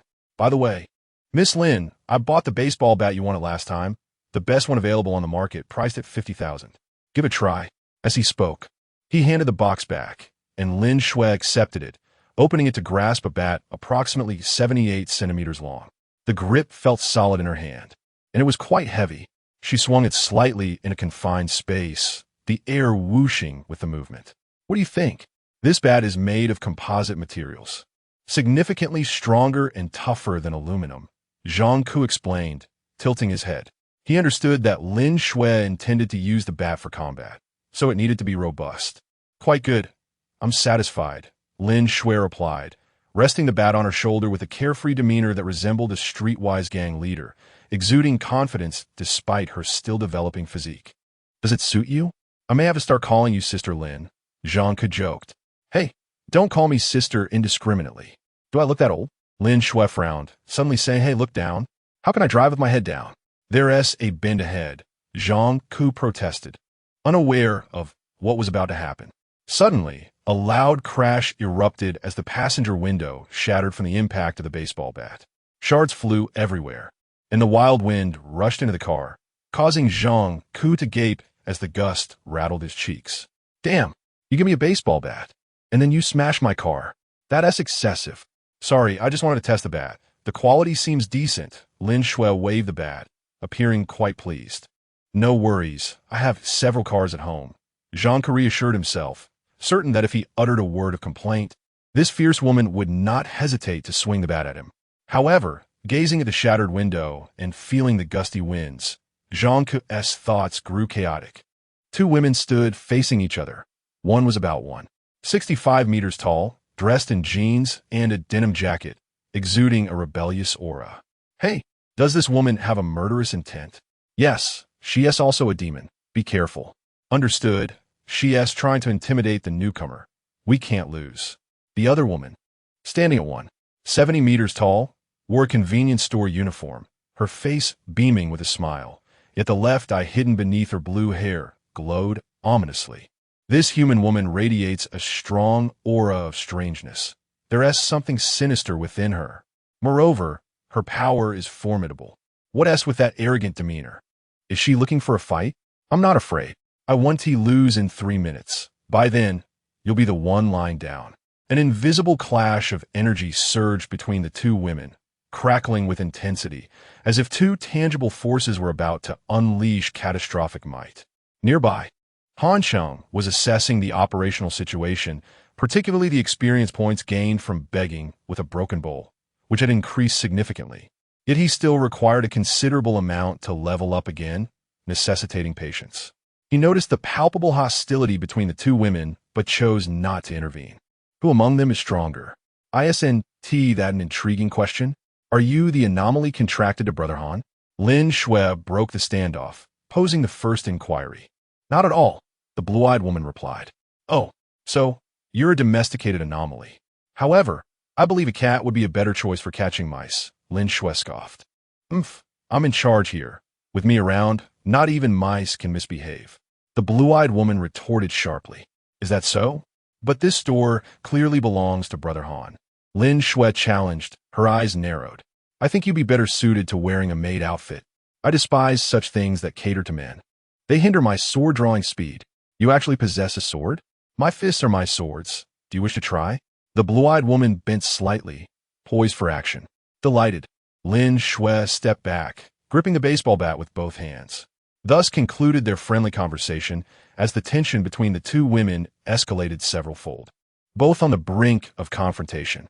Han Cheng was intrigued by the impending outcome and halted his work, observing patiently. Just then, a peculiar figure laden with bags emerged from the merchandise area. Instead of approaching the checkout to pay, it intended to push through the door and leave. In an instant, two piercing gazes filled with murderous intent locked onto it. Hey, pay first! The two voices echoed in unison. The figure at the door slowly turned, its tone menacing. Pay for what? Even if I stole it, what could you do about it? The moment the words left its mouth, the figure regretted its bravado. In mere seconds, the two furious figures lunged forward. 3 seconds. The figure lasted only 3 seconds before being dismembered, leaving behind mere remnants. You got quite the skill, Lin Shui remarked. Brandishing the baseball bat, her attire soaked in blood, having utilized Aki's power. You're not too shabby yourself. You've actually contracted a blood demon. That is exceptionally powerful, the blue-eyed woman commented, astonished. From now on, call me Xiao Lin, Lin Shui declared confidently, extending her hand. Call me Xiaolon. The two women surprisingly shook hands. How about a drink? I have fresh guai tea. Recently, I disposed of Thousand Eyes guai, didn't tea pay? And I took its eyeballs to brew tea. It's beneficial for the eyes. The blue-eyed woman suggested, her tone warming. No, thank you. I only drink plain water. Lin Shui firmly declined, adding, I'll take a stroll outside. With that, she pushed the door open and exited. Han Cheng observed from behind. He had just witnessed the combined strength of the two women. Remarkable. Of course, in the later stages, Lin Shui's blood demon would prove to be superior. Given its status as a greater demon, possessing formidable strength even before maturing, unmatched by ordinary demons. Fortunately, Lin Shui had restrained herself earlier, not using her full power, or else that glass door would need replacing. Setting down the paper money in his hand, Han Cheng too exited the convenience store, needing to find Lin Shui quickly. That spirited girl was far too headstrong. Despite having tapped into Aki's power, it came with a price. She did not wish to reveal her vulnerable side to others, so she had likely retreated to a corner to silently endure her burdens. Indeed, as Han Cheng had surmised, Lin Shui was currently lying on a bench at a bus stop outside, for wielding such strange powers required a toll, even if her bond with Aki was unique. Rules are rules. No one or nothing can escape them. The cost for Arch is steep, requiring a sacrifice of 600 cc of blood with each use. Such a quantity could render an adult uncomfortable, let alone Lin Shui, a young girl. She is indeed in peril. Yet, her stubbornness prevents her from uttering a word, not wanting to burden Han Cheng with worry. However, the agony is nearly unbearable. Lin Shui's complexion turns pale, her body trembling slightly as she softly murmurs in distress. Does it hurt? Han Cheng inquires from the sidelines, producing a substantial stack of ghost coins and placing them beside Lin Shui, which can offset the cost. Ghost coins, Lin Shui exclaims, slightly taken aback. Yes, this is the currency for the bizarre realm. In the future, when strange occurrences abound, these ghost coins will become invaluable. Don't hesitate, Han Cheng urges. Lin Shui glances at Han Cheng, her eyes filled with confusion. She is unsure how to utilize these coins. Grasping a few in her hands, feeling lost. Han Cheng then sits beside her, gently wrapping his arm around her frail shoulders, allowing her to lean against him. He takes the ghost coins from her hands and explains, focus on the incantation for low-cost compensation. This will activate the coins in your grasp, like this. Han Cheng demonstrates by executing a derived skill, Bone Spike. A conical bone erupts from the ground nearby, its sharpness shattering the cement bricks beneath it. He incinerates 4 ghost coins, utilizing 400 for compensation. Lin Shui follows suit, grasping 6 ghost coins and performing the same incantation. Her coins turn to ash, and instantly, relief washes over her. The pain dissipates, and her complexion regains its rosy hue. How effective! Lin Shui beams. Han Cheng deposits the remaining ghost coins into Lin Shui's arms. Keep this safe. It totals 100,000 ghost coins. Use them as needed, and do not hesitate to ask for more if you run short. By the way, I have an abundance of ghost coins, so please feel free to request. Hey, do you have a fondness for these? What? You mean you like ghost coins because their aura is pure? Ah, I see. By absorbing the negative energy from the coins, you can grow stronger, correct? That's right. In the future, I will ask Hango for more. Indeed, you ought to express your gratitude. Without me, you would never have met Hango. Next time we face off, exert yourself more. You clearly faltered against that girl with the eyes. Boss, would you like a drink? Help yourself. I prefer not to be disgusted. Han Cheng gestures toward the counter. By the way, take 600 ghost coins from within. Consider it a bonus. You performed admirably. Thank you.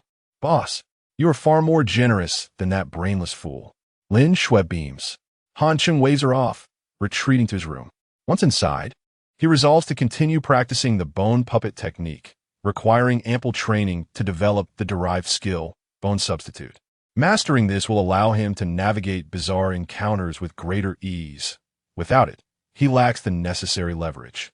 Without further ado, Han Cheng retrieves 1,000,000 ghost coins, stacking them beside him like a small mountain, and begins his practice. Time becomes irrelevant as he summons the bone puppet again, which unexpectedly rises to a human height, brandishing a bone knife. Its appearance remains crude, yet its combat potential is evident, as demonstrated by the bone knife. Progress. Han Cheng pats his abdomen and asks, "Can you endure? Shall we continue? You must be close to leveling up, yes?" Indeed, the voice of the bone lady is soft. Then let us upgrade. Han Cheng is invigorated. Transforming the bone puppet from D to C level will significantly enhance its capabilities. The room fills with swirling dark energy as the low murmurs of the summoned bone puppet resonate. Meanwhile, the previously towering stack of ghost coins rapidly diminishes, now reduced to roughly 1/3 of its original amount. In just a few hours, over 700,000 ghost coins have been expended, an exorbitant cost for the growth of this bizarre skill. This explains why the bone puppet remained at D level for so long in Han Cheng's prior life. He lacked the financial means for investment. Now with wealth at his disposal, he indulges freely. Training persists until midnight, culminating in the successful upgrade of the bone puppet from D to C level. The summoned puppet stands tall, one hand wielding a bone knife and the other now equipped with a bone shield, its posture hunched, resembling a mere cannon fodder. As for its combat ability, it remains rather feeble. However, Han Cheng can now summon 2 of them. Yes, the primary distinction between C and D levels lies in quantity. Adding another bone puppet does not drastically alter their overall strength, as they are both relatively weak. Still, their combined presence significantly enhances their intimidation factor, at least in combat. They now fight as a unit rather than alone. While this may affect their mobility, their defensive capabilities will markedly improve, allowing them to withstand attacks from lethal bizarre entities. Albeit only temporarily, a second onslaught would necessitate a fresh summoning. Fortunately, Han Cheng possesses an ample supply of ghost coins, making such consumption feasible. With greater financial power, many things indeed become possible. Meanwhile, in the East Jiang City Bazaar Response Office, a stack of documents rests on Qin Shan's desk, all pertaining to Han Cheng. Since he intends to utilize this peculiar individual, it is imperative to comprehend his background thoroughly. Qin Shan closes the final page of the dossier and turns to Zhang Jingqi beside him. Have you investigated all other aspects? I believe this fellow possesses extraordinary luck. His ability to confront the bizarre seems to have been acquired by chance. The specifics can only be clarified by him. Zhang Jingqi provides a detailed account. Her diligence and capability are commendable, yet she and Han Cheng do not see eye to eye. Qin Shan remains silent for a moment after hearing her report before signing a document and handing along with a special identification card to Zhang Jingqi. Engage with Han Cheng. Here is the identification for the Bizarre Action Team. You will collaborate with him moving forward. Understood, Team Leader. Zhang Jingqi accepts the task with a serious demeanor, devoid of complaints. Time is of the essence. You should depart immediately to execute your first assignment. I have already sent you the details. Should you require assistance, do not hesitate to ask. Additionally, you must be present when Han Cheng engages in combat with the Bizarre. Afterward, submit a report to me, as this is crucial. Qin Shan meticulously outlines his plans. That evening, Zhang Jingqi's vehicle arrives at the entrance of the Bizarre convenience store. She takes a deep breath before striding confidently into the barrier. Chapter 65. Are you teaching me how to do my job? I am the one in charge. How many times must I repeat myself? Zhang Jingqi approached the convenience store. The information was quite explicit. Han Cheng had arrived here right after leaving the welfare institution. The moment she stepped into the threshold, the surrounding atmosphere shifted dramatically. Despite the early summer heat, a bone-chilling cold enveloped her. Dressed in a black uniform, her hair cascading naturally, and carrying a briefcase, she exuded an air of formal elegance. She fought to suppress her growing displeasure as she made her way to the entrance of the store. In her mind, she had rehearsed how to engage with Han Cheng numerous times, striving to maintain a tone that was neither subservient nor arrogant, treating this rogue as an equal. Of course, she represented the Peculiar Affairs Office, and it was imperative that she did not appear overly humble.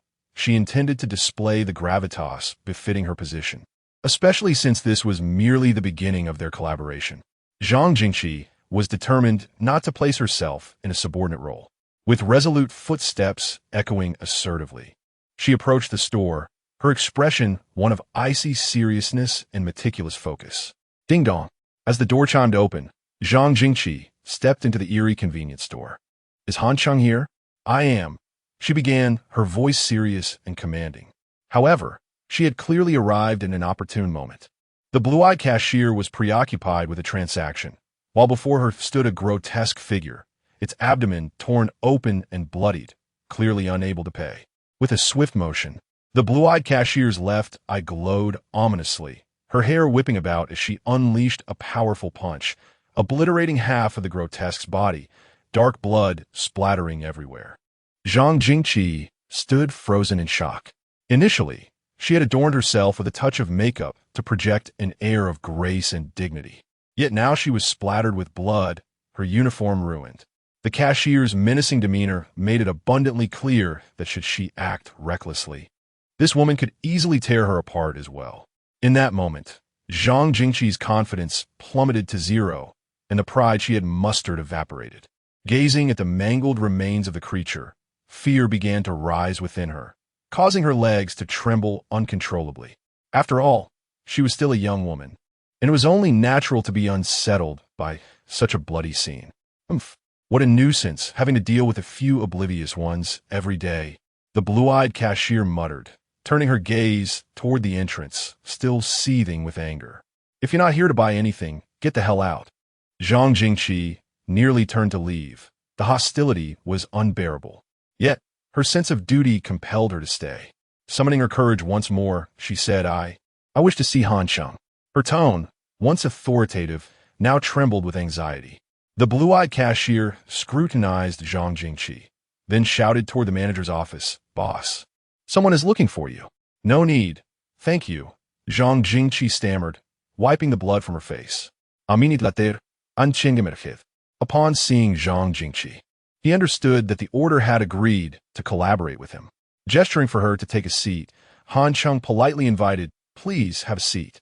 Near the cashier's desk was a small table with 2 chairs, perfectly suited for their discussion. Han Cheng took a seat without hesitation.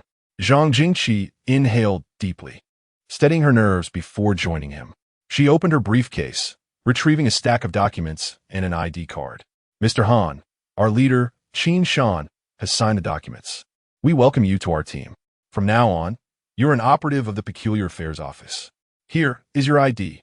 With this, you may go anywhere in Dongjiang City, and no institution can obstruct you. Pausing, she handed the documents and ID to him. Han Cheng accepted them, but merely flipped the ID, ignoring the documents entirely. Zhang Jingqi felt a surge of dissatisfaction at his indifference. Yet fear compelled her to conceal her irritation. She continued, I will be collaborating with you on future assignments. When Dongjiang City faces peculiar issues, I will accompany you. Hoping to convey goodwill and a sense of teamwork, she began to express her intentions, but her words were abruptly interrupted by Han Cheng. Wait a moment. If I heard correctly, you're here to assist me, which means you'll be my secretary? If that is how you interpret it, it's not incorrect. My role includes tasks akin to that of a secretary, and you can report your actions to me. Let us not sidestep the topic. What I mean is, any orders I give, you must follow unconditionally, correct? Han Cheng regarded Zhang Jingqi with a knowing gaze. An anxious thought erupted within her. What do you intend to do? Yet, she managed to respond, that's about right. Qin Shan had instructed Zhang Jingqi to accommodate Han Cheng's requests as much as possible. Then it's settled. From now on, you will assist me here in the store, as I am in need of extra hands. Han Cheng tucked away the ID and tossed the stack of documents into the trash bin. Zhang Jingqi could no longer restrain herself. This was treating her like a cheap laborer. Mr. Han, I think you have misunderstood. While I am your subordinate, this kind of personal labor. Knowing that I am your superior, why do you still refer to me as Mr. Han? Very well, Han Cheng, I find your behavior quite excessive. Weren't we just discussing unconditional compliance? Look at you, lacking a sense of responsibility. Can't you endure a little inconvenience for the sake of just cause? Han Cheng fruged, returning her earlier accusations with interest. Han Cheng, you scoundrel, you only bully me. Zhang Jingqi's composure shattered, and she stood, nearly overturning the table. See, we haven't even begun working, and you show this attitude while defying your superior. Perhaps I should inform Qin Shan to replace you. Han Cheng threatened, pretending to leave. Wait, Zhang Jingqi blurted, her face flushed. She did not wish to be replaced, as that would imply incompetence and an inability to see the bigger picture, which would reflect poorly before Qin Shan. It's just moving things, I can do that. Thus, she clenched her teeth and endured. Inside, her emotions surged like a stampede, trampling her composure. Han Cheng, stop right there. I warn you, do not push your luck. I am here to deliver your ID and to inform you that we need to take action. A serious peculiar incident has occurred in the city. Will you go or not? With a commanding demeanor, Zhang Jingqi locked her gaze onto Han Cheng. Han Cheng paused, slowly turning around, looking at her with disdain. Are you instructing me on how to do my job? I am in charge. How many times must I repeat myself? I only ask if you will go or not. Zhang Jingqi pressed, her tone firm. Feeling utterly dismissed, Zhang Jingqi was both humiliated and furious. She grabbed her phone to report to Qin Shan, but alas, there was no signal. Just as she turned away, she bumped into the blue-eyed cashier, who held a work uniform in her hands, a malicious smile gracing her face. Don't think of leaving. The boss wants you to work, so finish your task before you go. Han Cheng, you scoundrel, just wait. I will definitely report this to Qin Shan and see how you explain yourself. Though she could still muster the courage to curse him in her mind, Zhang Jingqi felt utterly aggrieved, forced to swallow her indignation. Chapter 66. The eerie god moves the continuous use of eerie techniques inevitably leads to mental fatigue. Moreover, Miss Whitebone also requires rest. Even with the compensation of ghostly coins, the use of eerie techniques cannot be sustained indefinitely. They, like ordinary individuals, have their limits. During a moment of idleness, Han Cheng calculated the days that had passed since the emergence of the eerie phenomenon. It seemed to be the 5th day. The 7th day marks the discovery that the eerie beings can form contracts with humans, resulting in an increasing number of humans possessing eerie techniques. Consequently, more individuals will visit the eerie trial grounds, which will erode Han Cheng's unique advantage of possessing these techniques. Perhaps he should take this opportunity to explore the trial grounds again and see if he can acquire something of value. Naturally, Han Cheng was indifferent to the mere hundreds of ghostly coins that could be obtained from the trial. He recalled the presence of a critical stone tablet there, which held the power to close the barrier. This means that if the critical stone tablet is placed within the eerie barrier, the barrier can be sealed. Once sealed, neither outsiders nor eerie beings can enter, not even those of city-destroying or nation-annihilating caliber. This effect is akin to severing the connection between the barrier and the real world. Without a door, one cannot enter the room, though for those powerful enough, they could break through the walls. Akin to shattering the void to re-establish a connection and force their way inside the barrier. However, such godlike strength eludes even the most formidable of eerie beings. Thus, possessing the critical stone tablet guarantees absolute safety for the eerie barrier, especially as the true apocalypse of eerie beings descends upon humanity in 6 months. Having such a tablet can provide security for ages. Of course, while the critical stone tablet can close the barrier, it can also open it, albeit at a certain cost. However, this cost pales in comparison to the tablet's formidable capabilities. Soon, news of the critical stone tablet spread, attracting more individuals to seek it out. Ultimately, it remains unknown who possesses the stone tablet, and thereafter, no further information emerged. It is likely that the individual who acquired the tablet found a secluded eerie barrier and has since kept it to themselves. With outsiders unable to enter, it has naturally become a mystery. In this lifetime, the critical stone tablet must not be overlooked. Han Cheng felt a surge of determination. Perhaps he should seize the opportunity while he still possessed his unique eerie techniques. Who knows, the Yin building might have transformed into an eerie shop by now. Shortly thereafter, the door to the manager's office opened, and Han Cheng stepped out. He glanced around the store, but did not see Zhang Jingqi. When he looked at the blue-eyed woman, she pointed towards the changing room. Understanding her gesture, Han Cheng deduced that Zhang Jingqi was likely changing into her convenience store uniform, and the blue-eyed woman had not overlooked her. Without further ado, Han Cheng remarked, "I'll step out for a moment. Please keep an eye on the store." "Understood, boss. I will take good care of that self-important woman," the blue-eyed woman responded with understanding. Han Cheng exited the barrier and found Lin Shui at the bus station. The mischievous girl was staring absently at the distant sun, the afternoon sunlight lazily illuminating her delicate face. Noticing someone nearby, Lin Shui turned her head towards Han Cheng. "Brother Han, are you interested in visiting the eerie shop together?" "Sure, I'm utterly bored. I've been wanting to stretch my legs," Lin Shui replied as she hoisted a baseball bat, her eyes sparkling with enthusiasm. "Then let us go," Han Cheng said as he led the way to the roadside, where 2 shared electric scooters were parked. Currently, the bus station had no buses, and even the subway had ceased operations. Transportation relied solely on foot or personal tools. Fortunately, the shared electric scooters were still operational, available for scanning and riding, with sufficient battery power. Meanwhile, in the eerie response office, Qin Shan received an important communication. "Qin team, the eerie god has mobilized, but Officer Zhang did not accompany them. He is with a girl. Can we ascertain their destination?" "The route aligns with Yin building. They seem to be on a mission." "Good," Qin Shan responded, his previously furrowed brow now relaxing. "Our eerie god is still following orders. He is dependable. Continue to observe. If he requires assistance, act promptly." "Understood, Commander," came a reply. As Qin Shan hung up the phone, he finally exhaled in relief. The decision to bring Han Cheng into the fold weighed heavily on him, and he had even made a military pledge before several high-ranking officials in the operations department. Now, those concerns could be temporarily set aside. At least Han Cheng had made his move. In this chaotic situation, A strong leader was necessary to steer the course forward. Such a person must possess not only influence and status, but also strength, and Han Cheng was the optimal candidate. In truth, with Han Cheng's current prowess, bolstered by the combination of bone armor and bone spikes, even the typical slaughter-class eerie beings would struggle to inflict harm upon him. Additionally, with the support of the Heavenly Bankard, unless faced with an entry-level eerie being, his safety was assured. Now, with Achi by his side, even in the event of encountering an entry-level eerie being, he would possess the strength to fight back.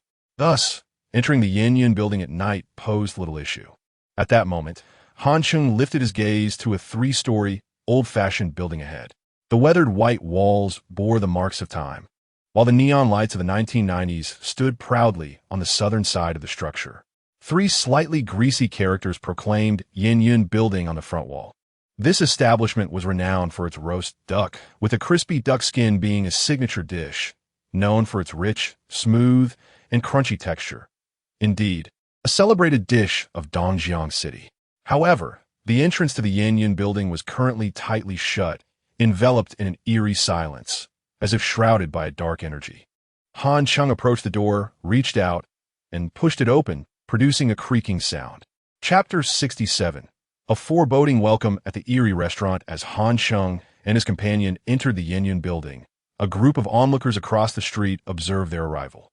This residence, once a private home, had been requisitioned by the personnel from the Eerie Response Office, now filled with various equipment for communications and surveillance of the surrounding area.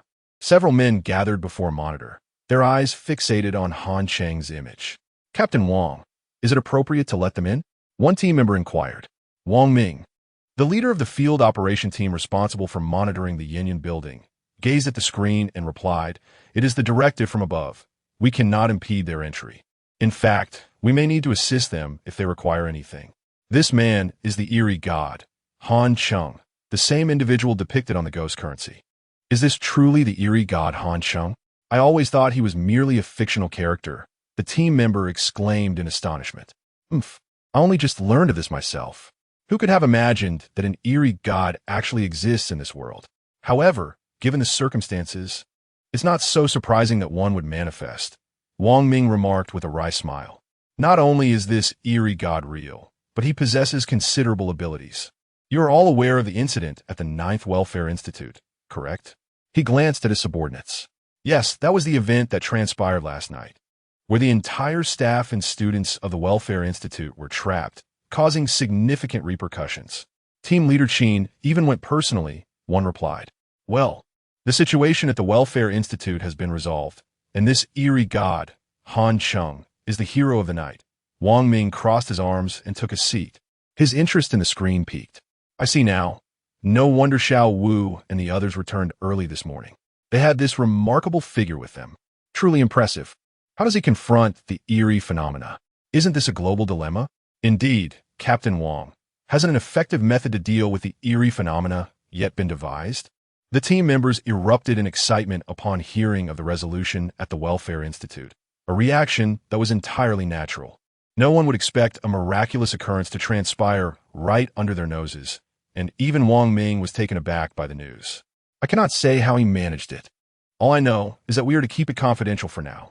Eerie God Han Cheng has joined our ranks, and it is anticipated that his involvement will soon be announced. At that point, our country will surely gain recognition, Wang Ming declared, his spirits lifted. During these 5 days of eerie disturbances, the world underwent significant transformations. Under the leadership of the United Nations, a global organization for responding to eerie phenomena was established. If effective methods for combating the eerie could be disclosed at the organization's conference, China's influence within it would undoubtedly increase, along with the associated benefits. However, all of this hinged on their ability to rescue Xiao Lu and the others. Wang Ming's expression darkened as he recalled Lu Tong and the others. 5 members of the Eerie response team had been engulfed when the Eerie barrier of the Yin building unexpectedly expanded last night, leaving their fates unknown. Originally, Zhang Jingqi had sought Han Cheng for a mission to enter the Yin building to rescue these 5 team members while also assessing Han Cheng's capabilities. Wang Ming believed Han Cheng was merely there to fulfill the mission, completely unaware of the young man's true intentions, which coincidentally aligned with the location of the Yin building. They've gone in. They've gone in. A team member shouted excitedly. On the monitor, the entrance of the Yin building slowly creaked open, emitting an unsettling sound. The barrier that had abruptly expanded last night had since reverted to its original form, with the entrance still serving as the threshold to the eerie realm.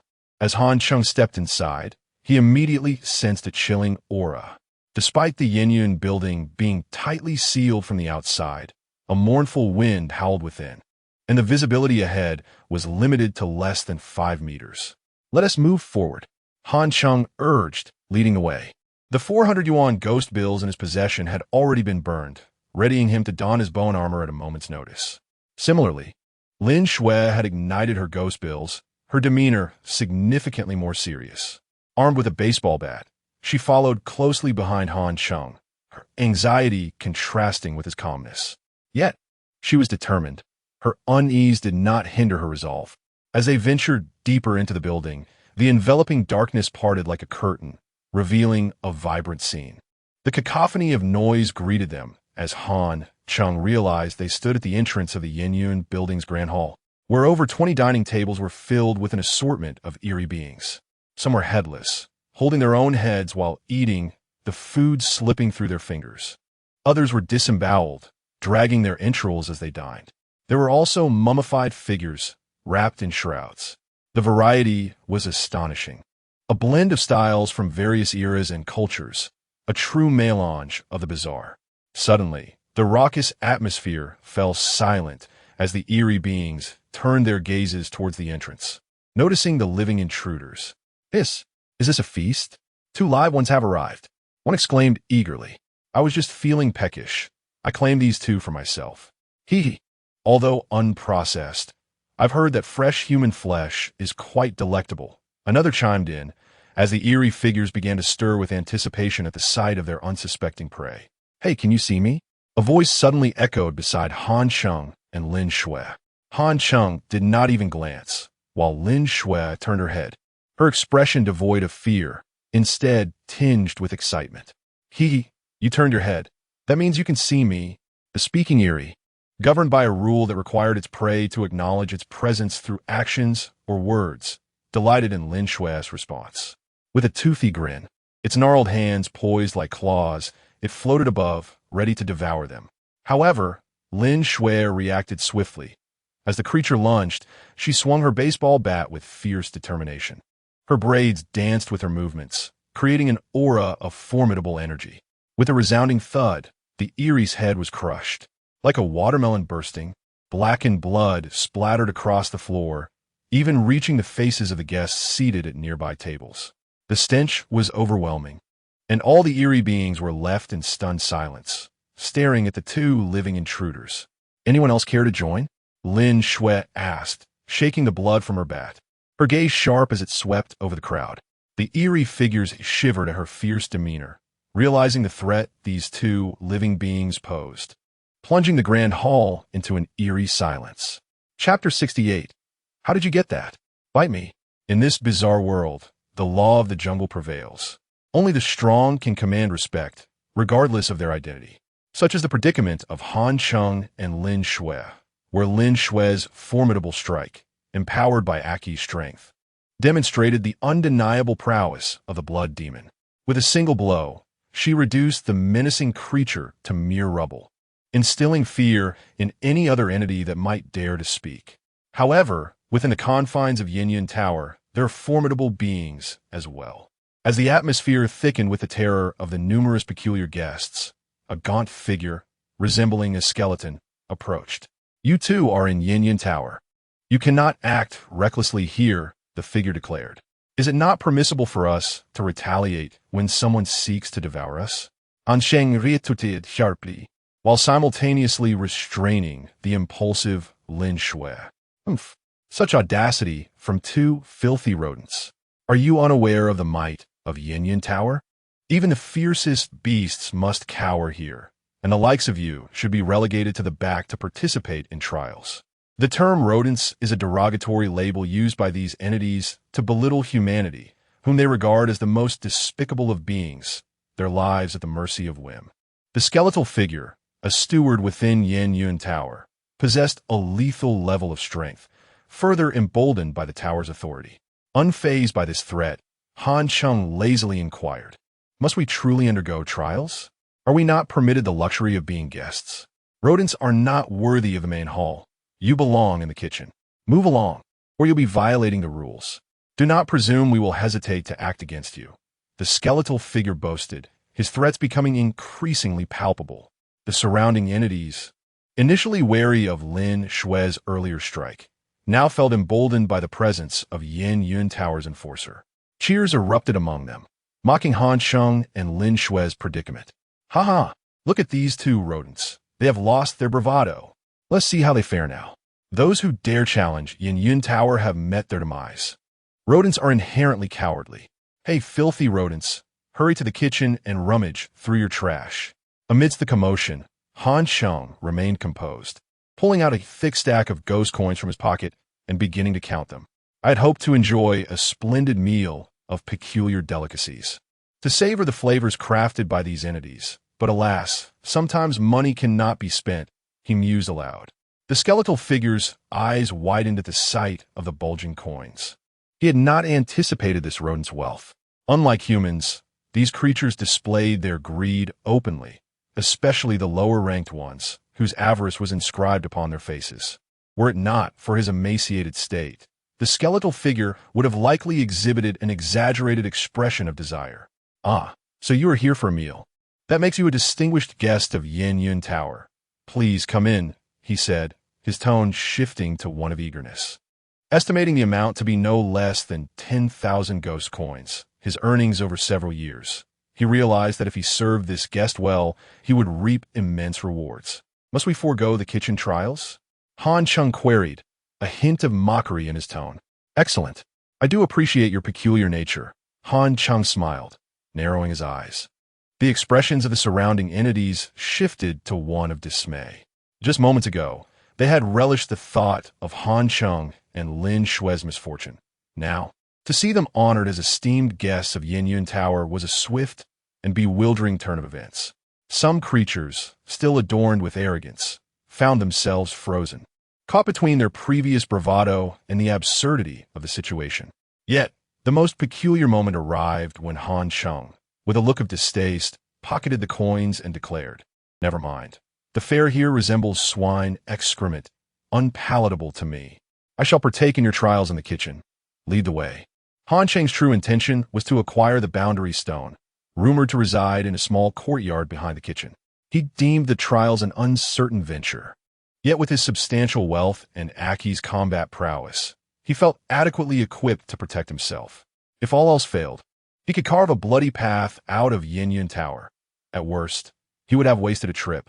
The skeletal figure stood momentarily stunned. Han Cheng's actions seemed to mock him deliberately. Enraged, the skeletal figure's initially amused expression morphed into one of menacing fury, glaring at Han Cheng. "Rodent, do you find this amusing? Just wait. The trials will ensure your demise." This was akin to Han Cheng taunting the skeletal figure. "I can do as I please. What will you do about it? Bite me."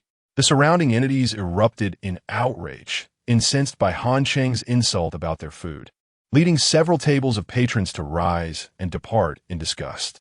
"Follow me," the skeletal figure commanded, leading Han Cheng and Lin Shui to the kitchen. Inside the kitchen, another scene unfolded.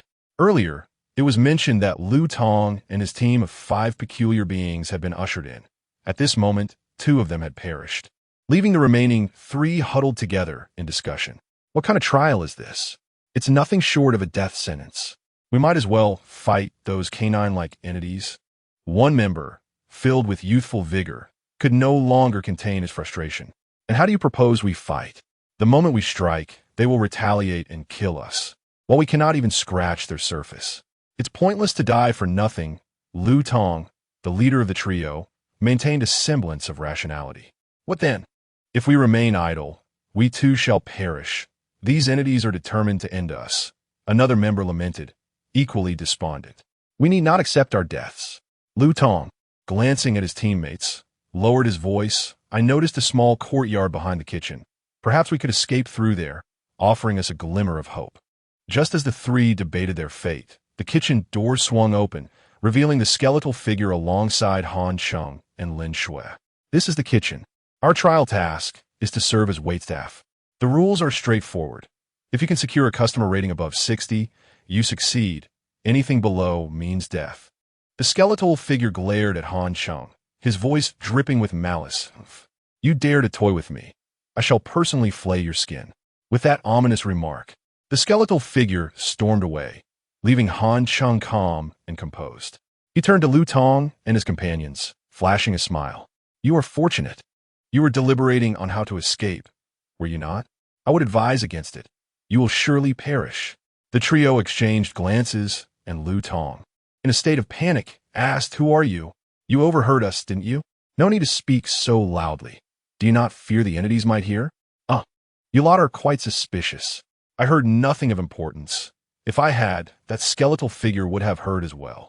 Attempting to flee would violate the rules. And that creature is capable of killing you on the spot. Han Cheng analyzed slowly. Then how do you know? Lu Tong, bewildered, inquired. Chapter 69. I'm your superior, I say. You three huddled in that obscure corner, so close to each other. Surely you're not merely whispering, but engaging in other activities? This is the realm of the bizarre. If you wish to live, you must certainly desire to escape. There is no need for guesswork. Han Cheng shook his head, clicking his tongue, while Lu Tong and the others stared in disbelief.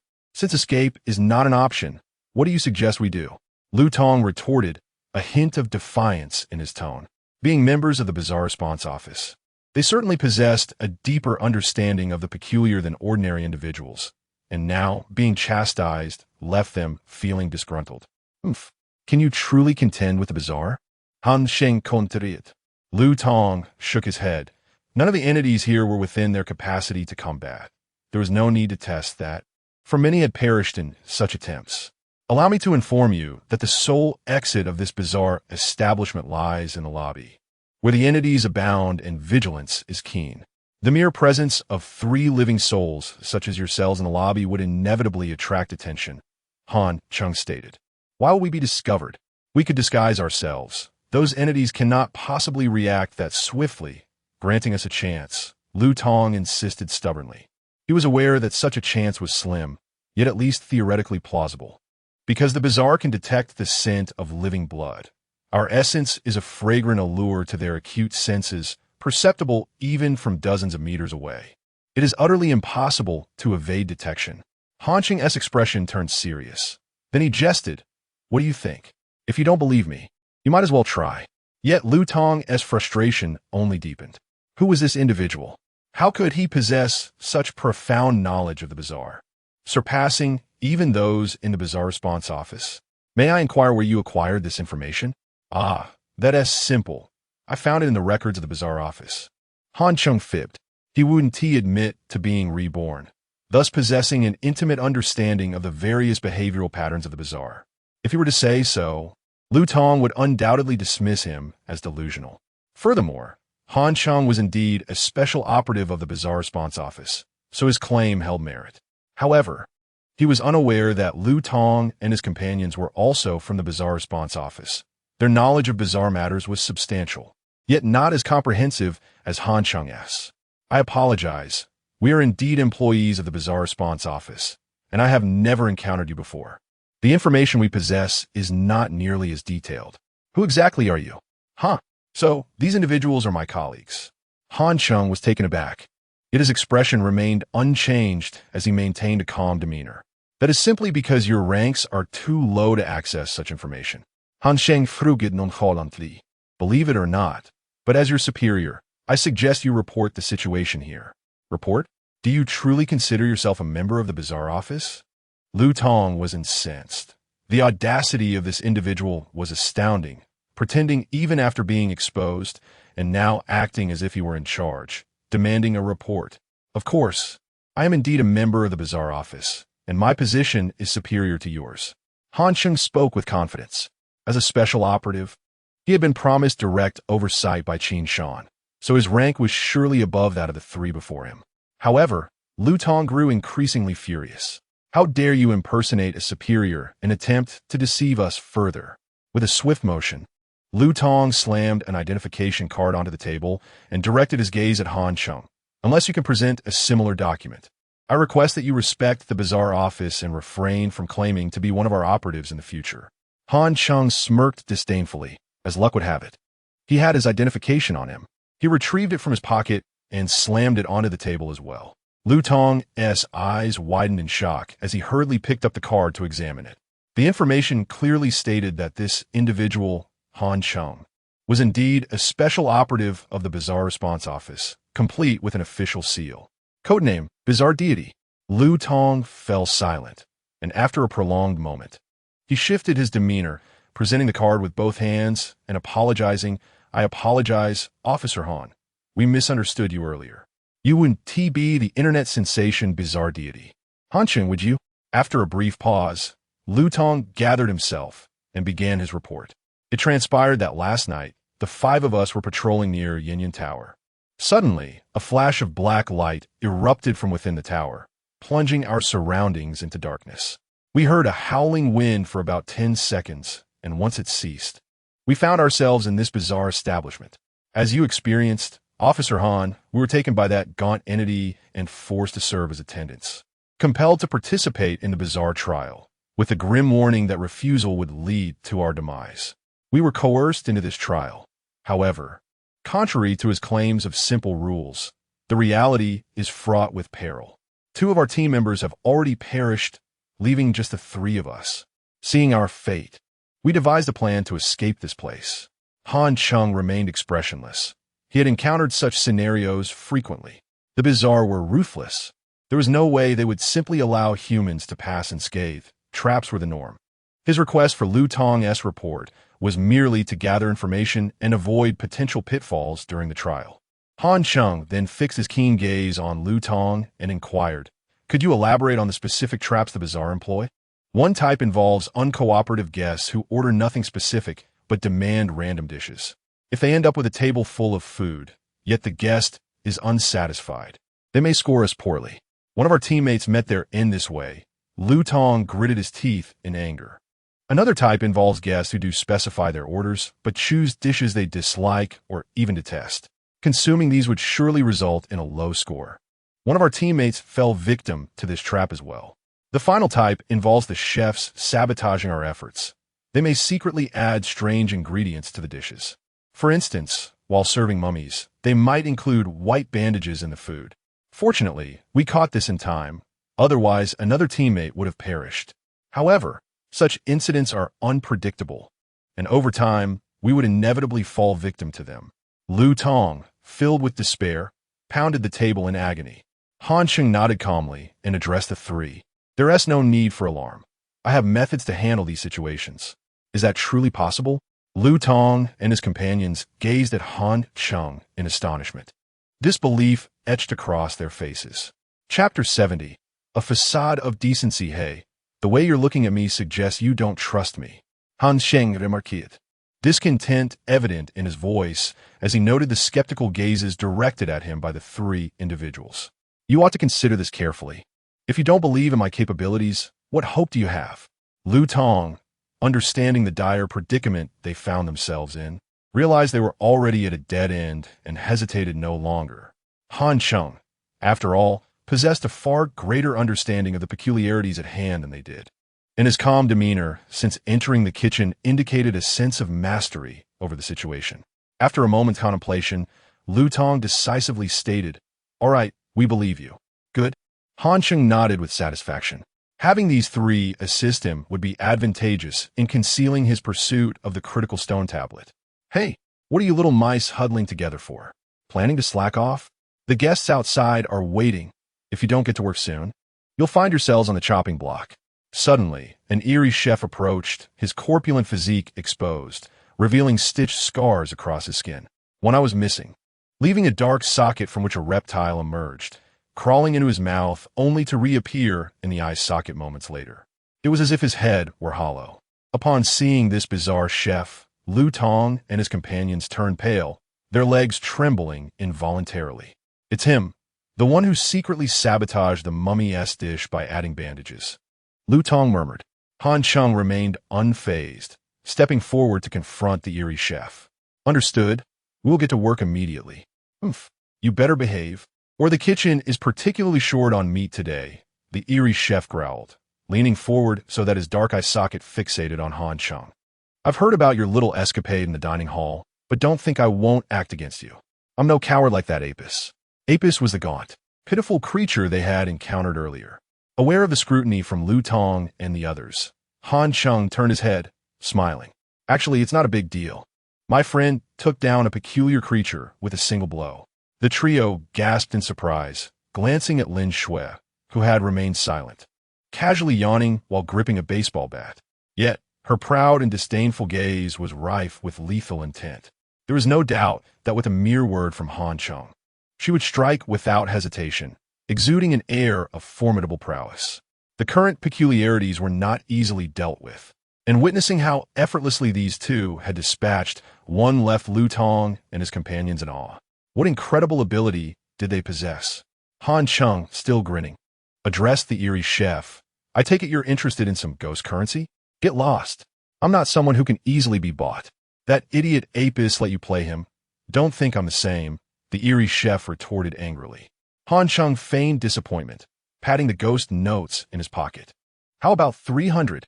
The eerie chef's fury escalated, his teeth resembling a rake as he snarled. You foul rodent, don't think you can toy with me. But that deal is done. Huh, it can work that way.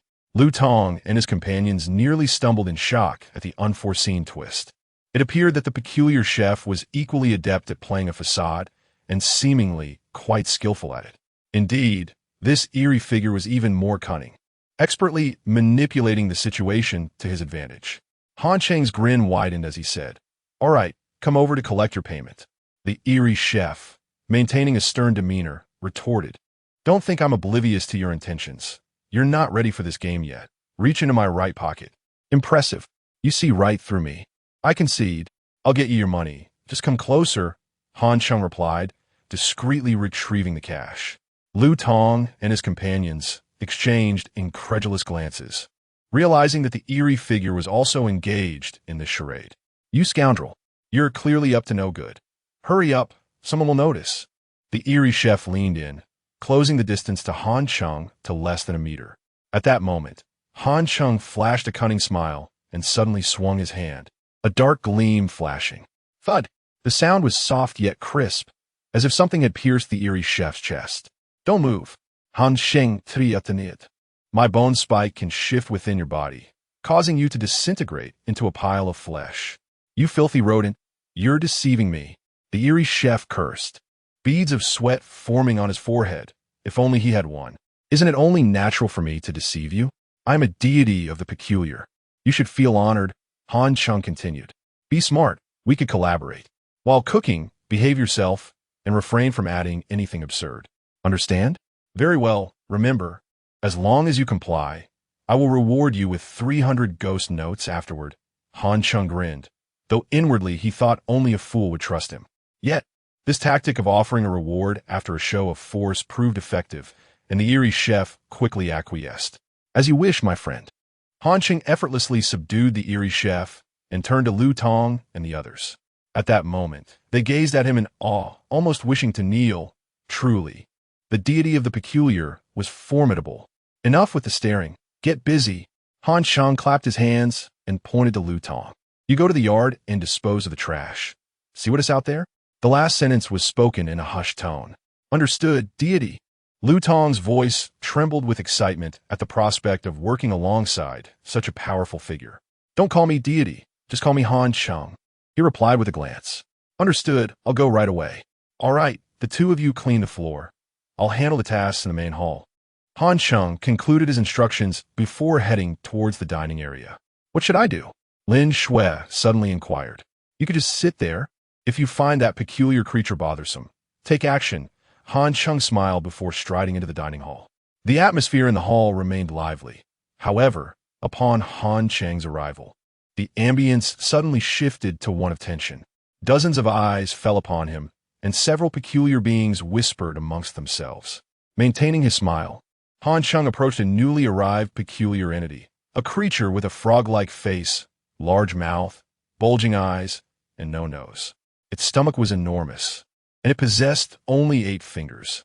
Upon seeing Han Cheng approach, it didn't even lift its gaze, emitting a disdainful snort from its nostrils. Clearly, this creature harbored an extreme contempt for humans, resembling a monstrous form. Han Cheng respectfully inclined his body slightly, politely asking, "Sir, what would you like to eat?" "Flowerbug Valley," the frog-like creature replied casually. It was normal for a lazy frog to desire insects. Han Cheng thought fleetingly, though he quickly dismissed the notion. The disdainful gaze and the creature's evident loathing for humans should have prompted it to order a delicacy like thousand greasebone. Such contradictions raised his suspicions. "Very well, sir.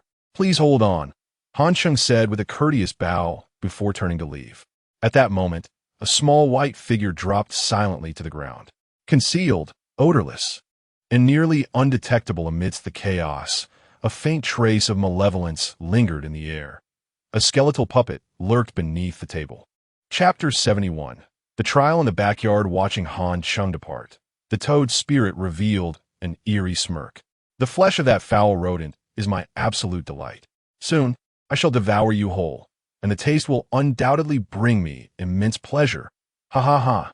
As for the insects, I haven't consumed one in hundreds of years. They're simply too revolting."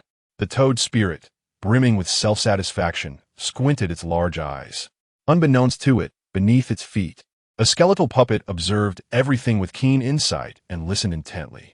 On the other hand, Han Cheng was fully aware of the situation. He stood outside the kitchen door for a few seconds before stepping inside, and promptly called out to the peculiar chefs, "Human bones from table 23 are required. Don't boss me around, rodent, or I shall fry you." One of the peculiar beings retorted, clearly displeased at being commanded by a human. The other oddities nearby also cast glances, evidently sharing the same disdain for being directed by a human. Han Cheng, however, showed no leniency and tossed the menu onto the table, stating, "You may do as you wish, if the guests do not receive their meals. The responsibility lies not with me. Do as you please." "I will fry you. Just wait," the obstinate creature grumbled. At that moment, the chef who had been struck by a bone pin stepped forward and swiftly shoved this one into the frying pan. "Stop your incessant chatter. Your noise is irksome. Get to work." The command sent the previously defiant chefs into a stupor, compelling them to lower their heads and diligently resume their tasks. The chef who had been struck was evidently the leader here, casting a glare at Han Cheng. However, he quickly averted his gaze, mindful of the potential repercussions of crossing this human. Han Cheng nodded, recognizing that the information aligned with what he had learned in his previous life. The critical stone tablet was indeed within the dry well, but as Lu Tong had mentioned, there was likely something guarding it. It seemed that obtaining the stone tablet would require considerable effort. "I understand. You may attend to other matters. I will handle this," Han Cheng commanded, and Lu Tong departed. Han Cheng then surveyed the entire kitchen, which was spacious, covering over 300 square meters, and the presence of more than a dozen oddities made it appear quite roomy. Various ingredients were stacked in the corners, and a few small doors likely led to storage rooms. After ensuring no one was paying attention, Han Cheng slipped into one of the storage rooms. The room was cluttered with various skins, human, beast, and even those of other peculiar beings, some of which Han Cheng could not identify. Skins that had been fried hung from the beams, resembling curtains in the dimly lit space, permeated by a mingling scent of death and grease. He closed the door behind him and found a spot on the floor to sit, taking out 4 ghostly coins to burn. As the flames consumed them, a white skeletal puppet emerged from his sleeve, gently pushed open the door, and slipped outside. Since upgrading, Han Cheng could now summon 2 skeletal puppets simultaneously. The larger one wielded a bone knife and shield, serving as a disposable warrior, while the smaller one continued its reconnaissance and thievery missions, proving to be exceptionally versatile. With the departure of the skeletal puppet, Han Cheng's mind filled with its perspective, allowing him to hear the sounds outside. He monitored the puppet that ventured towards the courtyard. It was clever, moving stealthily and without drawing attention as it climbed through a window into the yard. The scene in the courtyard quickly unfolded in Han Cheng's mind. Just as Lu Tong had described, it was a veritable mountain of bones, both human and animal, scattered everywhere, with a dry well at the center, octagonal in shape. A bucket dangled from the well's mouth, though it was evident that it had not been used for a long time and was in disrepair. "Approach and see what lies within," Han Cheng instructed the skeletal puppet, which obediently inched closer to the well. Soon, it reached the edge, leaning over but hearing no sound. Han Cheng furrowed his brow, pondering whether something was amiss. Lu Tong had heard a noise, yet there was now complete silence. Never mind. I must first assess the situation inside the well, he decided. The skeletal puppet leaped to the well's edge and peered down into a pitch-black void where nothing was visible.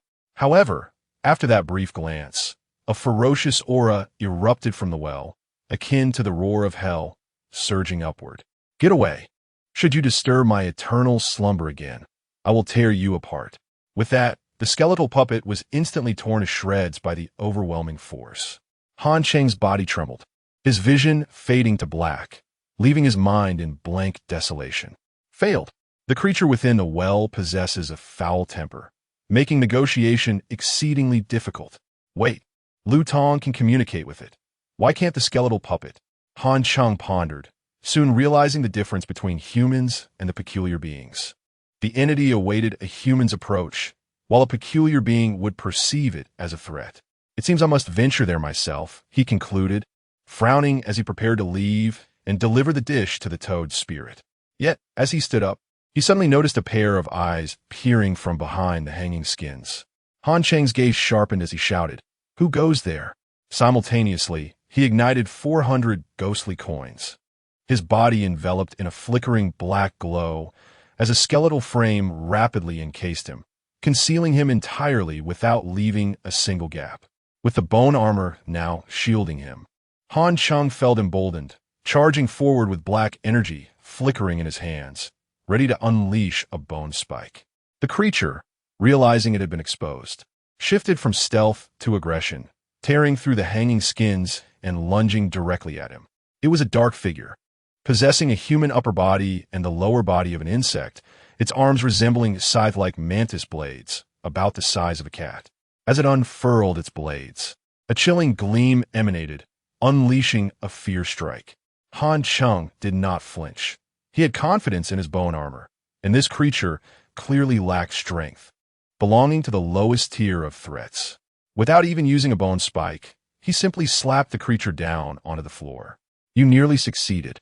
One must never let their guard down in this peculiar realm," he chastised himself, recognizing the creature in his grasp.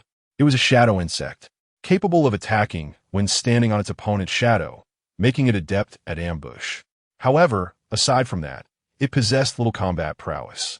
This little creature did have a unique ability, allowing it to sever shadows, which constituted its eerie skill.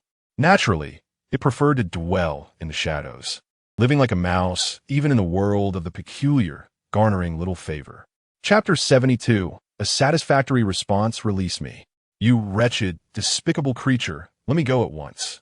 The grotesque insect uttered words with human-like disdain, hurling insults, even though a being of its ilk had the audacity to look down upon humanity. Han Cheng was not inclined to entertain such insolence. With a swift motion of his left hand, a slender bone spike materialized, aimed directly at the creature. "Stop! Don't harm me! I surrender! Spare my life!" The grotesque insect immediately cowered, but Han Cheng paid it no heed, plunging the bone spike downwards. With a sickening sound, the spike pierced through the insect's body, pinning it firmly to the floor. It let out a wretched cry, yet remained alive. Han Cheng regarded it with a cold smirk, tauntingly saying, "I have not killed you. You may remain here." As he pretended to rise, the insect's human-like face contorted with terror, realizing that this human was far more terrifying than its own kind. "Wait, you. Could you not kill me? Being pinned here and slowly dying is far too torturous." "But I relish it," Han Cheng retorted, a devilish grin on his face. The insect cursed vehemently, but Han Cheng was already beyond hearing its lamentations. It was left to await its demise, the life force within it gradually ebbing away, accompanied by the despair of its imminent death. Stepping outside, Han Cheng found the dish of 1,000 fat human bones had just been completed and was placed upon a serving tray. He carried it towards the main hall. Upon his re-entrance, the bizarre gazes of the onlookers converged on him, the previously raucous atmosphere descending into a tense silence. Undeterred by the piercing stares, Han Cheng approached the grotesque frog creature, placing the dish before it with a courteous bow. "Here you are." "Huh." The frog creature, observing the dish presented, slammed its hands on the table in fury. "I ordered the 100-flower worm valley, a platter of insects, not human toes." "Ah, please enjoy at your leisure," Han Cheng replied, his smile unwavering. After all, the trial rules of the Yuan Tower dictated that customer satisfaction was paramount. Delivering an alternative dish was hardly a grave offense. The frog creature seethed with rage, glaring at Han Cheng, aware that its petty scheme had been exposed. It had no desire for insects. Rather, it craved human flesh. Now that the dish was served, according to the rules of Yuan Tower, it could not refuse to eat, for doing so would mean disrespecting the establishment. The owner of Yuan Tower had a formidable background, one that even the most audacious of beings would hesitate to offend. In the realm of the bizarre, establishments that could operate and establish authority were either backed by a powerful entity or possessed a formidable lineage. Yuan Tower was fortunate to embody both.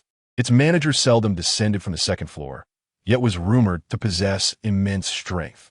Furthermore, Yuan Tower boasted a profound influence, a power so great that many beings dared not look up to it. Thus, despite its curses, the frog creature ultimately had to comply and consume the dish. For the cost of offending Yuan Tower was one it could ill afford. Without utensils, the frog creature seized the human toes with its hands, stuffing them into its mouth. The delightful flavor burst upon its tongue, a taste it relished, causing it to squint in pleasure. However, while it savored the morsel, its heart was filled with profound discontent. "Please rate our dish. How does it taste? Does it meet your expectations?" Han Cheng placed a rating sheet before the frog creature. With a sullen expression, the frog creature begrudgingly grabbed a pen and scrawled a score of 80. In the realm of the bizarre, one could not deceive during the rating process. Any insincere assessment would invite the wrath of the laws governing their existence, with dire consequences. An 80 out of 100 was a commendable score, and according to the rules of Yuan Tower, a tip was expected for such a rating to denote satisfaction. "Consider yourself fortunate, you filthy rodent." The frog creature tossed down 100 ghost coins, cursing as it departed. Han Cheng smiled as he collected the coins. Though he was already wealthy, he never turned down more. Ghost coins were always welcome. As the frog creature crossed the threshold of the establishment, Han Cheng did not forget to express his gratitude. "Esteemed customer, thank you for your generous tip. You wretched rat, should we meet again, I shall tear you apart." The frog creature hissed, yet Han Cheng merely returned a friendly smile, a clear message conveyed. "Should you possess the courage, do come and bite me." The frog creature seethed with fury, its cheeks puffed out, resembling a frog in its rage.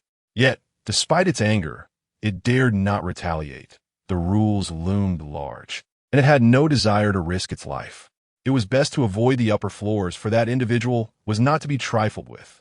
"Han, bruter Han." Lu Tong addressed him with renewed excitement. "We only have 2 hours of work left until we can leave." The trials at Yuan Tower extended until closing time at midnight, and with 2 hours remaining, Lu Tong and his companions were filled with hope. Han Cheng, however, had much to attend to. He turned to Lu Tong, saying, with fewer patrons outside, "I must step out for a moment. You can manage the tasks in the main hall. Remember, do not be afraid. Be bold yet cautious. Should any issues arise, my friends will assist you." Han Cheng glanced at Lin Shui, who was stifling yawns, her boredom palpable, as no bizarre being dared to sign her work. The scene in the main hall had become known among many. Who would be foolish enough to provoke this formidable presence? Lu Tong quickly nodded and returned to his tasks. As Han Cheng approached the door leading to the backyard, a shadowy figure suddenly blocked his path, its darkened face leaning close, ominously stating, "You cannot leave, wretched rodent." Han Cheng smiled, questioning, "Really? I cannot leave? Lu Tong has gone out. Your words seem directed at me. Are you displeased with my presence?" Pointing toward the bizarre cook, Han Cheng retorted, "Your leader permitted my exit. Do you take issue with that?" The creature in the shadows hesitated for a moment before stepping aside, allowing Han Cheng passage. With a cold smirk, Han Cheng pushed open the door and stepped into the backyard, where an icy malevolence enveloped him, revealing a ground strewn with desiccated bones. This place is truly sinister. Han Cheng mused inwardly. Chapter 73. The absolute stalemate. Han Cheng arrived at the backyard, a modest area measuring over 100 square meters, enclosed by towering walls on all sides, with a grayish mist overhead. The ground was ominously littered with towering piles of white bones. Standing amidst this grim setting, Han Cheng felt a chilling sensation coursing through his body. In front of him lay a clearing with a well, its octagonal rim narrow at the top yet widening below, a swirling mass of dark mist hovering above. As he stepped closer, now less than 10 meters from the well, a deep, commanding voice resonated from within, reminiscent of an authoritative figure issuing orders. Another filthy rat? Did Yuan Tower disturb my nest today? Hey, you over there, hurry up and come here. Faced with such a situation, Han Cheng had no intention of complying. Even Lu Tong was aware of the dangers lurking within the well and dared not approach. So how could Han Cheng possibly venture closer? However, Han Cheng was more astute than Lu Tong. He adeptly feigned terror in response to the undeniable command. Who are you? Don't concern yourself with my identity. If you do not approach immediately, I shall emerge and consume you. It's in your best interest to come over quickly. The voice from the well urged with a hint of urgency. All right, please don't harm me. I'll come over now, Han Cheng replied, maintaining his facade of fear.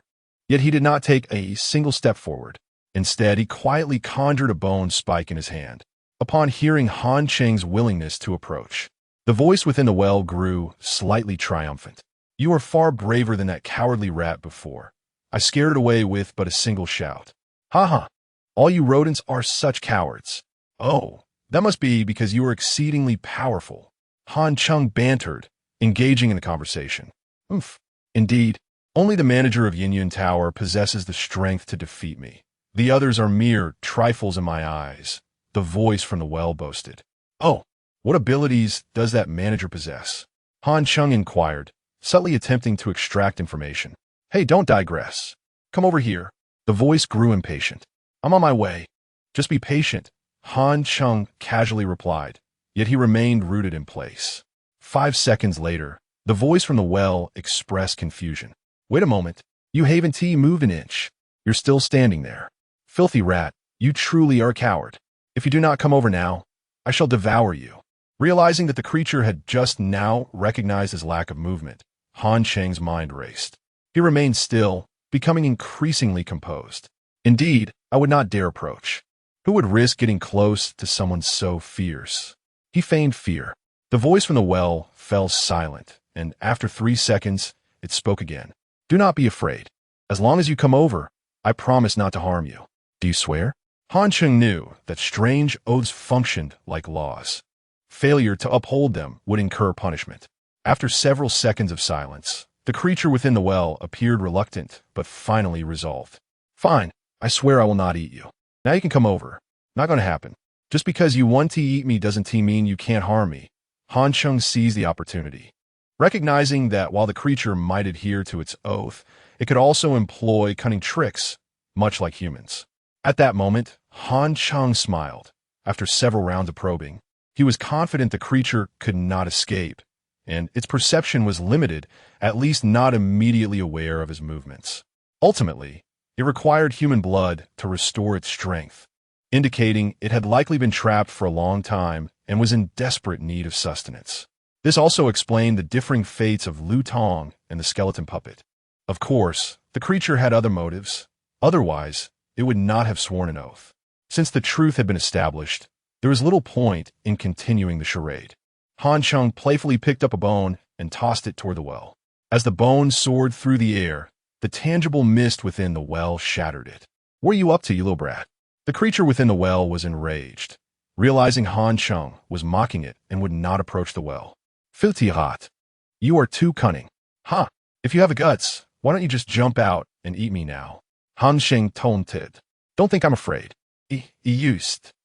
Just can't come out, and you have no eyes, so you can't see whether I've approached or not. You're just listening, aren't you? Han Cheng turned the tables, his tone sharp. You scoundrel. The creature's bravado diminished, clearly struck by Han Cheng's words. And what now?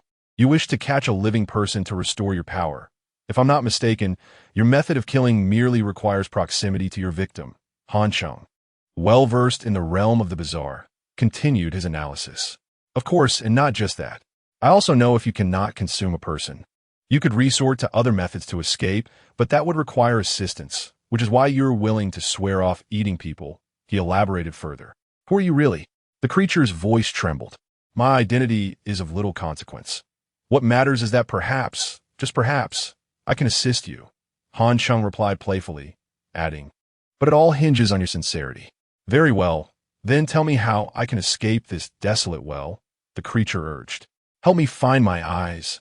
With them, my strength can be restored significantly, and the restraints of this well will no longer bind me, it replied. And where are your eyes? Han Cheng inquired, gazing down at the creature. Want to live? I'll answer your questions, it retorted. Leave? Filthy rat. I want to fall for your deceit, the creature spat. Very well, then continue waiting for death. I shall take my leave, Han Cheng stated, turning to exit, only to hear a desperate call behind him. Wait. Friend, I was just joking. I want to live. You can ask me anything. Chapter 74. The beautiful customer, the spectral worm, a peculiar creature reminiscent of a cat, dwells in the shadows and harbors a profound aversion to light. Its favored habitats are corners and subterranean spaces. In any abode infested by these creatures, there exists no corner unknown to them. The reason is quite simple. They are not well liked, nor are they welcomed in the spectral realm. They scuttle about in the shadows, leveraging their small and agile forms to evade obstacles with ease. Consequently, they roam most areas of the building, rendering them familiar with every nook and cranny of the Yin Tower. Han Cheng knew he had posed the right question to the spectral worm as he clutched the bony spike and inquired, "Where does the manager reside?" "On the second floor." The worm replied. "Be more specific," Han Cheng urged, adjusting the bony spike, hoping for cooperation. "Otherwise, how can I release you?" "In the room between the two floors." The worm grimaced in apparent agony. "Then what resides in the yard behind that room?" Han Cheng added. "Is it the one in the well?" "I suspected as much. It's a formidable eye demon, imprisoned for centuries. When I arrived here, it was already confined," the worm confessed. "Eye demons are indeed terrifying entities, and I generally avoid approaching them, so I am not well acquainted." Han Cheng knew it. Aware of the eye demon's reputation for possessing extraordinary abilities and a particularly lethal method of attack, legend has it they can kill with a mere gaze. To speak plainly, they can obliterate life simply by fixing their gaze upon you. Their eyes harbor a certain spectral power. Once you're caught in their sight, your bloodline may reverse, unleashing a tremendous force from within that rends your body asunder. This method is an insidious form of murder, and some exceptionally powerful eye demons can annihilate entire groups with a single glance, making them notoriously difficult adversaries within the spectral realm. Does the eye demon possess eyes that the manager has hidden away? Han Cheng pressed, inching closer to the crux of the matter. I do not know. The spectral worm stammered. Han Cheng adjusted his grip on the bony spike, eliciting cries of pain from the creature. Those eyes are in the manager's room. Is there any restriction in the manager's room? I mean, are there any traps or mechanisms? No, or how would I have gotten in? But that room is perilous. I generally avoid it, the worm replied. Excellent. Now, could you clarify what you deem necessary? Han Cheng, like a cat sensing fish, persisted in his inquiry. Is that truly vital? I merely intended to steal some spirit coins. The manager is affluent, residing in a grand hotel, while I am impoverished, confined to this wretched place. The worm retorted indignantly. What a profound commentary on the times. Even the spectral creatures share such sentiments, Han Cheng mused. All right, my questions have been exhausted. So will you now release me? The spectral worm implored, growing increasingly agitated. No, you deserve to descend into the abyss. Han Cheng suddenly tightened his grip, pushing the bony spike forward. Vidarat, you promised to release me. The worm cursed, its chest wound widening, clearly nearing its limit. Han Cheng released his grip, coldly remarking, You divulged too much information. If I were to set you free, you might inform the manager that someone is coveting the eyes of the eye demon. Can you imagine the consequences? Thus, for the sake of certainty, It is best you hasten towards your demise. Damn, you are a devil. Meanwhile, Han Cheng stepped outside, intending to address the trial matter before dispatching the skeletal puppet to retrieve the eyes on the second floor. Coincidentally, at that moment, Lu Tong arrived in a flurry, his face etched with worry. Not taking orders and just serving randomly is indeed suspicious, he exclaimed. Very well, I shall handle this. You attend to other matters. Han Cheng replied. Lu Tong nodded to depart, but Han Cheng halted him, whispering, Keep an eye on that skeletal creature. It won't let us off easily. Understood. Brother Han. I will watch closely, Lu Tong affirmed before leaving. Han Cheng then proceeded to the main hall, where an eerie silence enveloped the atmosphere. All gazes were fixated on table 17, where a captivating young woman sat, with long, wavy hair and an exquisitely crafted face devoid of any distraction. Her enchanting eyes sparkled, and she donned a light blue dress that accentuated her delicate alabaster arms. The woman was indeed stunning, yet it was not merely her beauty that captivated the multitude. It was her formidable aura. Even from a distance, Han Cheng sensed the chilling energy emanating from her. As he drew nearer, the oppressive weight of her presence intensified, rendering his breath uneven. No wonder the room fell silent. Even the spectral entities understood the importance of discretion, fearing to evoke the displeasure of such a significant figure. Dear guest, your request to serve dishes at random puts us in a difficult position. Might you kindly select a few dishes so we can prepare accordingly? The beautiful specter raised her neck slightly, her gaze languid yet threatening. Is it a rule at Yinyun Tower that customers must name their dishes?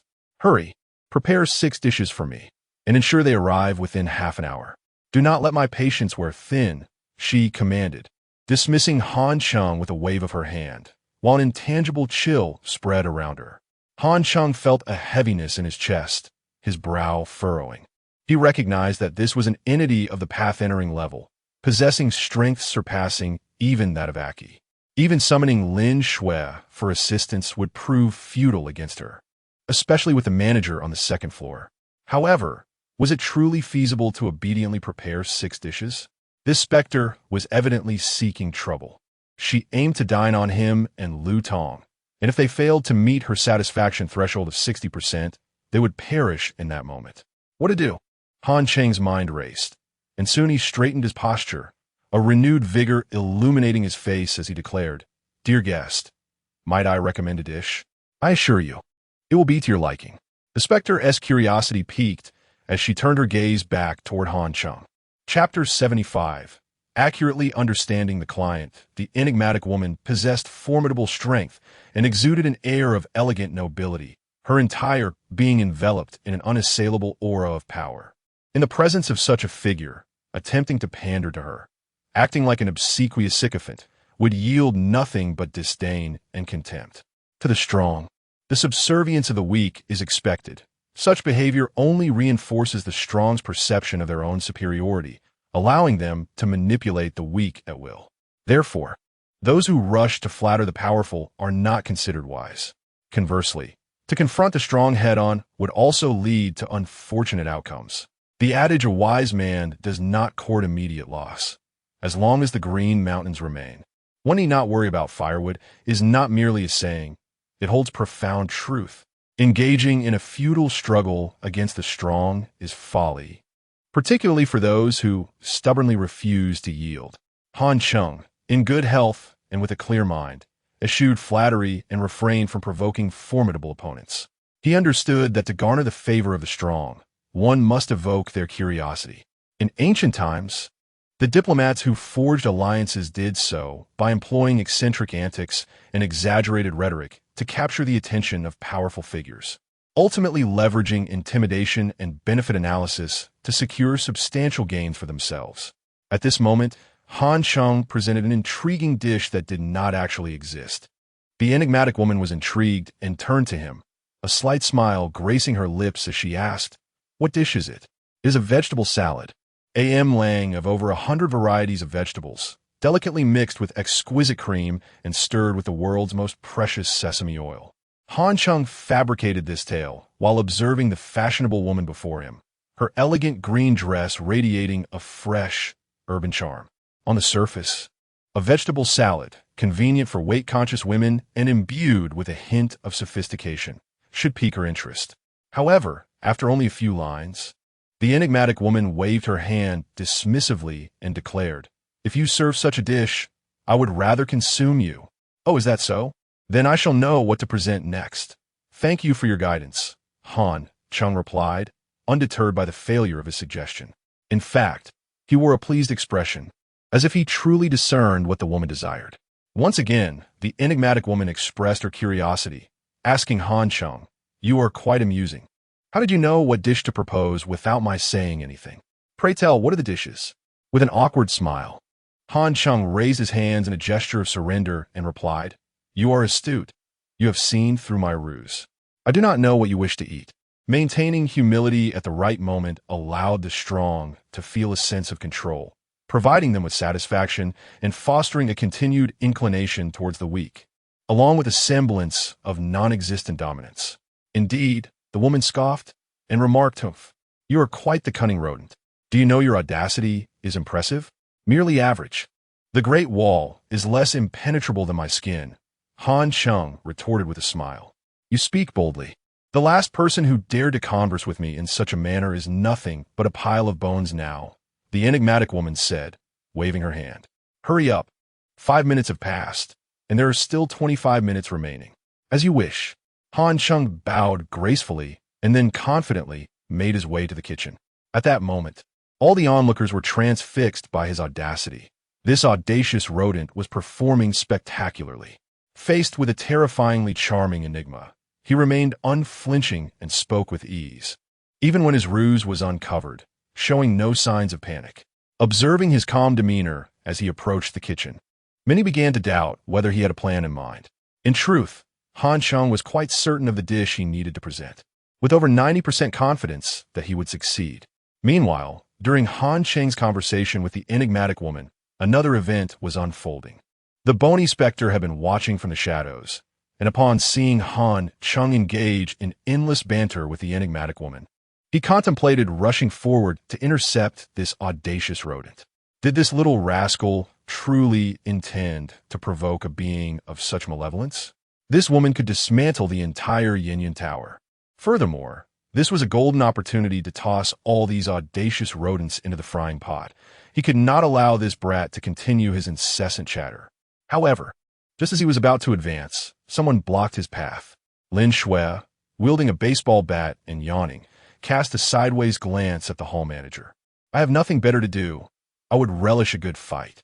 The bony specter gritted his teeth, suppressing his anger as he glared at Lin Shui before turning to leave, plotting how to ensnare Han Cheng and his companions in his trap, ensuring none of these audacious rodents escaped.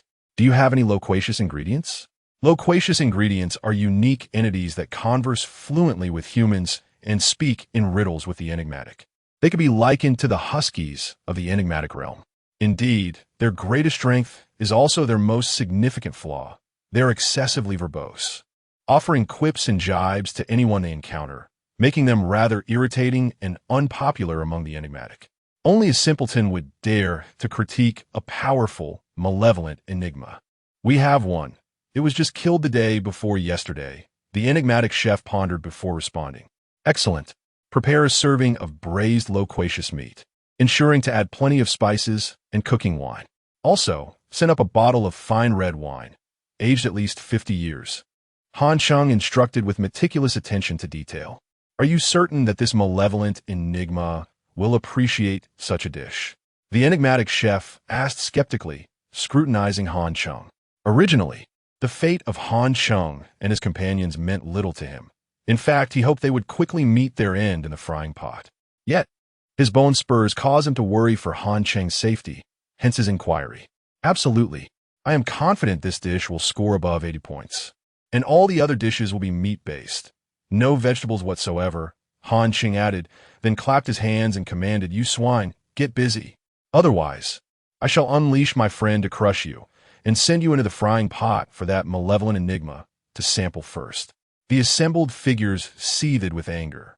Yet not one dared to speak out, for the last person who had dared to confront Han Cheng now sizzled in the frying pot. "Brother Han, That bony specter was intimidated by us, Lu Tong remarked, joining Lin Shui, his demeanor markedly more composed than before, having shed his earlier helplessness and despair. Continue to keep an eye on that bony specter. I am certain he will stir up trouble again, Han Cheng said, his expression darkening. In truth, he yearned to eliminate the bony specter, but unfortunately, the opportunity had not yet presented itself. Surveying his surroundings and finding no immediate threats, Han Cheng decided to unleash the bone puppets to spy on the eyes of the enigmatic. He entered the storage room, discovering that the enigmatic shadow worm inside had perished. Sitting cross-legged, a wisp of dark energy enveloped Han Cheng, swirling around him before two fist-sized minions emerged from his garments, quietly pushing open the door and exiting one after the other. By releasing two bone puppets, Han Cheng was determined to succeed, for the eyes of the enigmatic were key to obtaining the critical stone tablet. Chapter 76. The Theft of the Eye Demon. Two skeletal puppets set forth in tandem, their dainty forms deftly leaping over the railing and ascending the corner column to the second floor.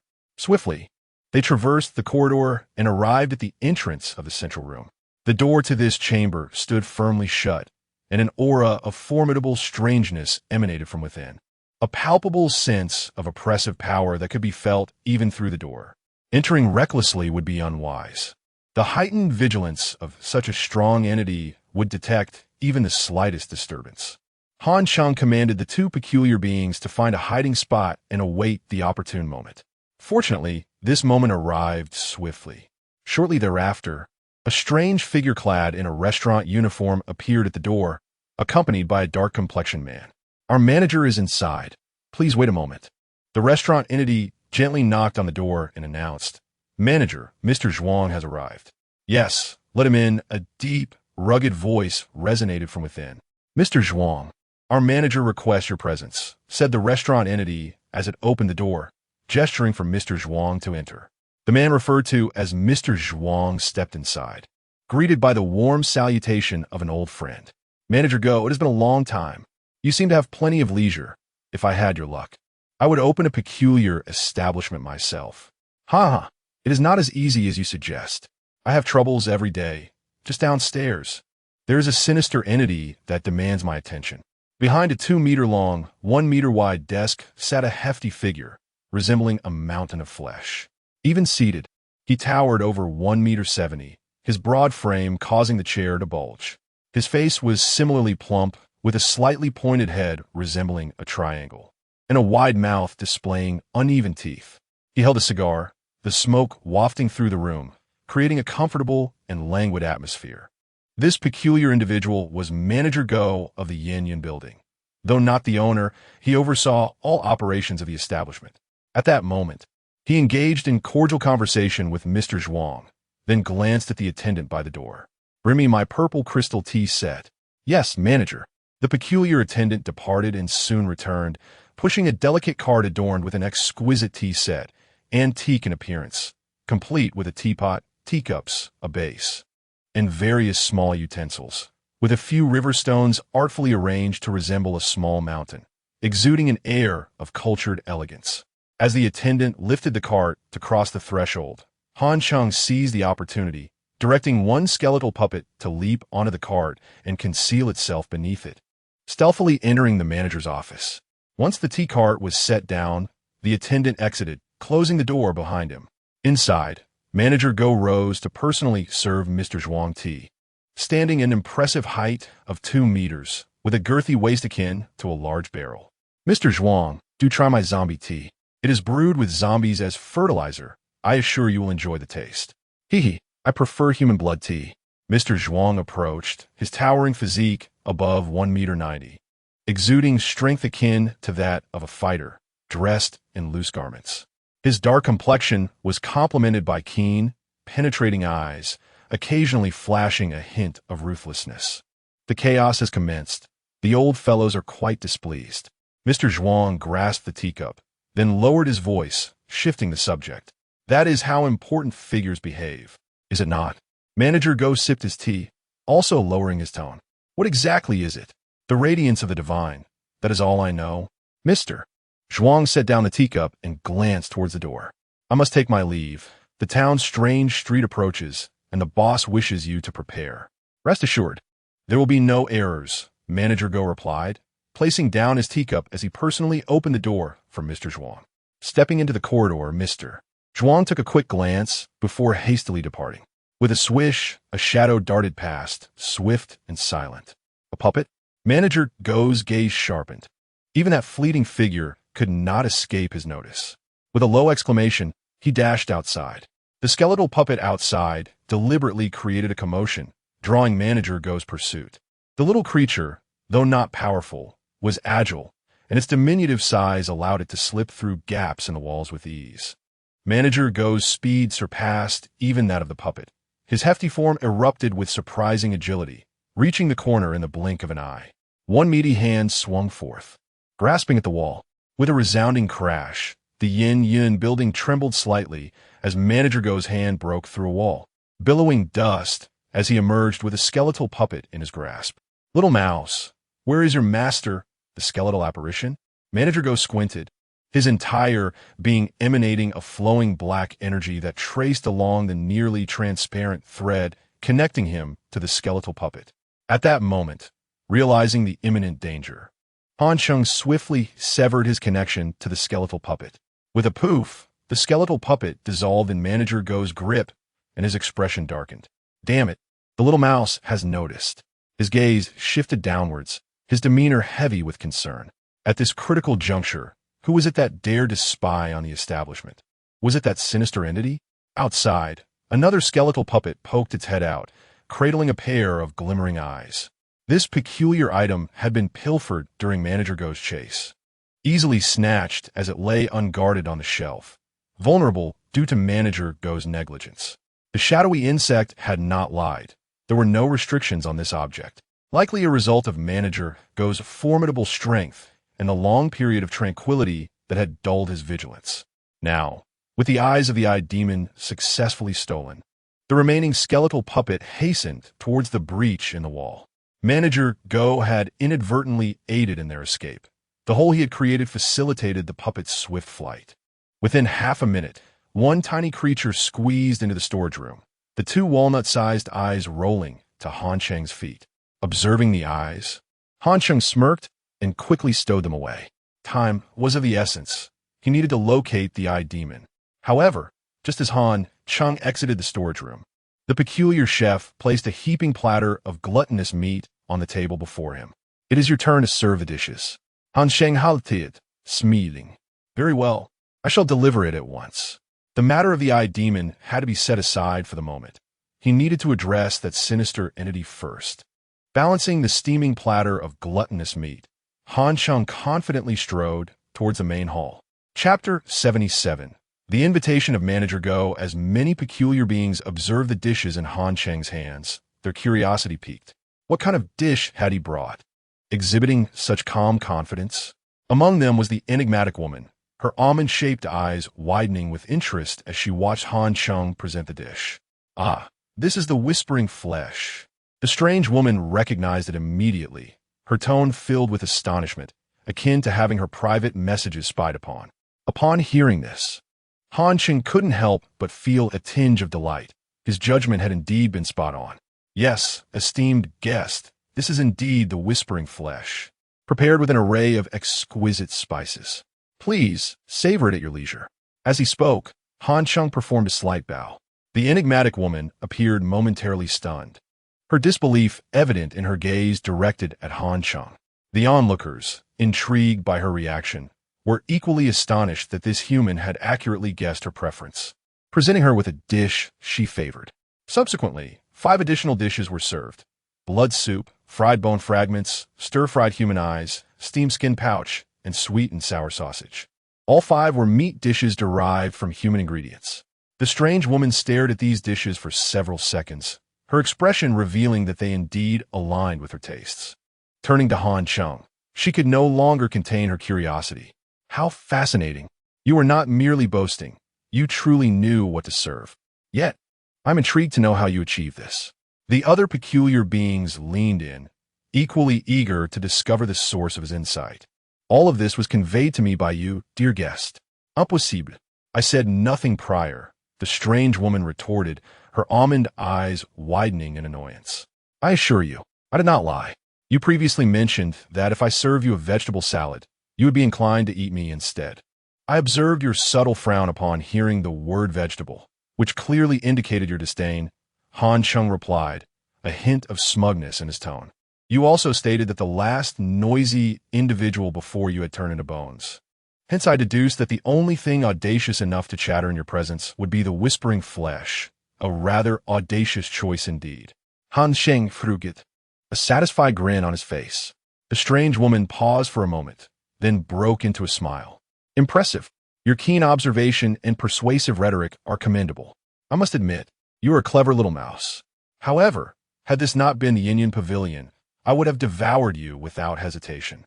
She felt a twinge of dissatisfaction at being outwitted by a mouse's intellect, yet she recognized the significance of the Yin Pavilion and refrained from overstepping. Humph, arrogant fool. She scoffed, casting a dismissive glance at Han Cheng before smiling again. You are quite intriguing. Should the opportunity arise, do visit this place. With an elegant flick of her wrist, she handed Han Cheng a silver card, which he caught deftly. An address was inscribed upon it. Number 13, Zhengguo Street. Han Cheng glanced up at the strange woman, recalling that Zhengguo Street was no ordinary place.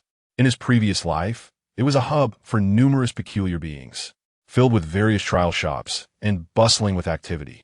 However, it was also rife with danger, littered with nameless corpses and heavy with the stench of blood. Zhengguo Street was a treacherous locale. Thank you, Han Cheng replied nonchalantly, concealing the card. The enigmatic woman smiled with amusement as she sampled the dishes. After a few casual bites from the 6 offerings, she set her chopsticks down, awarding the meal a high score of 90. She left behind 300 yuan coins and departed. As the captivating figure exited, the previously tense atmosphere in the hall transformed back into a lively buzz, with many peculiar beings now discussing Han Cheng. This mouse had left a remarkable impression. Even Manager Go on the 2nd floor regarded Han Cheng with newfound respect. A human who had swiftly vanquished a low-level anomaly upon entering the establishment and shown in the trials could not possibly be an ordinary individual. Intrigued, Manager Go decided he wished to meet Han Cheng personally. He picked up a bell from his desk and gave it a gentle shake. After the ringing sound echoed, a staff member entered, knocking at the door. Go fetch the human from downstairs for me. Yes, manager. Downstairs, Han Cheng tucked the 300 yuan coins into his pocket, leaving with a cheerful demeanor. Brother Han, it's already 11:30. In half an hour, it will be midnight. Our trials are nearing their end. Lu Tong and his companions were brimming with joy, reflecting on their previous despair, now on the cusp of survival. Such a stark contrast, all thanks to Han Cheng. Han Cheng remained calm, aware that the final stages of the trials often brought unforeseen challenges. Anomalies were rarely benevolent. Everyone, take care. Do not let your guard down until we have exited. As soon as Han Cheng spoke, trouble approached. A bony anomaly advanced from the other end, its expression dark and threatening. You mice were merely fortunate earlier, but your trials are far from over. Do not celebrate prematurely. From this moment on, you will be tasked with cleaning up the corpses. Ha! Dare to defy the trial? You're as good as dead. The bony being chuckled sinisterly, dark energy swirling about its fingers, exuding an extremely perilous aura. The team members who had spoken out retreated in terror, while Lu Tong, displaying loyalty, moved forward to assist. However, someone was quicker, already blocking the bony anomaly. Do you wish to fight? Lin Shui had long been unable to contain herself, although the anomalies typically avoided her. The hostility in her eyes was unmistakable. Having been isolated in the orphanage, she found this confrontation intolerable. She had longed to catch an anomaly, to teach them a lesson in respect. Step aside. The bony being halted, wary of Lin Shui. I refuse to move. What do you do about it? Lin Shui glared defiantly. The bony being gritted its teeth, eyes narrowed, yet dared not utter a threatening word. The atmosphere grew tense. At that moment, a voice shattered the stillness. A staff member entered the kitchen, calling out, "The human who served the enchanting anomaly, Manager Go requests your presence." Hearing this, the bony being retreated a step, a sinister grin spreading across its face. You're finished. Manager Go has set his sights on you. No matter how strong you are, you cannot defeat him. Tonight, no mouse will leave alive. Not a single one. Lu Tong and the others turned pale. Unease etched on their faces as they glanced at Han Cheng. Meanwhile, Han Cheng remained unfazed, his mind racing with possibilities. A slight smile crept onto his lips. This was an opportunity to eliminate the bony anomaly. Chapter 78. A counterplot after careful contemplation. Han Cheng devised a plan to eliminate the sinewy specter. True to his character, Han Cheng had no regard for face. In his life's lexicon, the concept of dignity was non-existent. In this world, the victors are the true strong, while the vanquished possess nothing. What value does face hold? Therefore, as long as victory is within reach, everything else is easily cast aside, especially when it comes to the utterly useless and bothersome notion of face. Han Cheng naturally took a pragmatic view. Now, with the opportunity to eliminate this sinewy specter, Han Cheng was willing to sacrifice his formidable persona. He instantly transformed from a figure of jest into one of somber determination, donning a mask of sorrow and despair. The shopkeeper sent me here.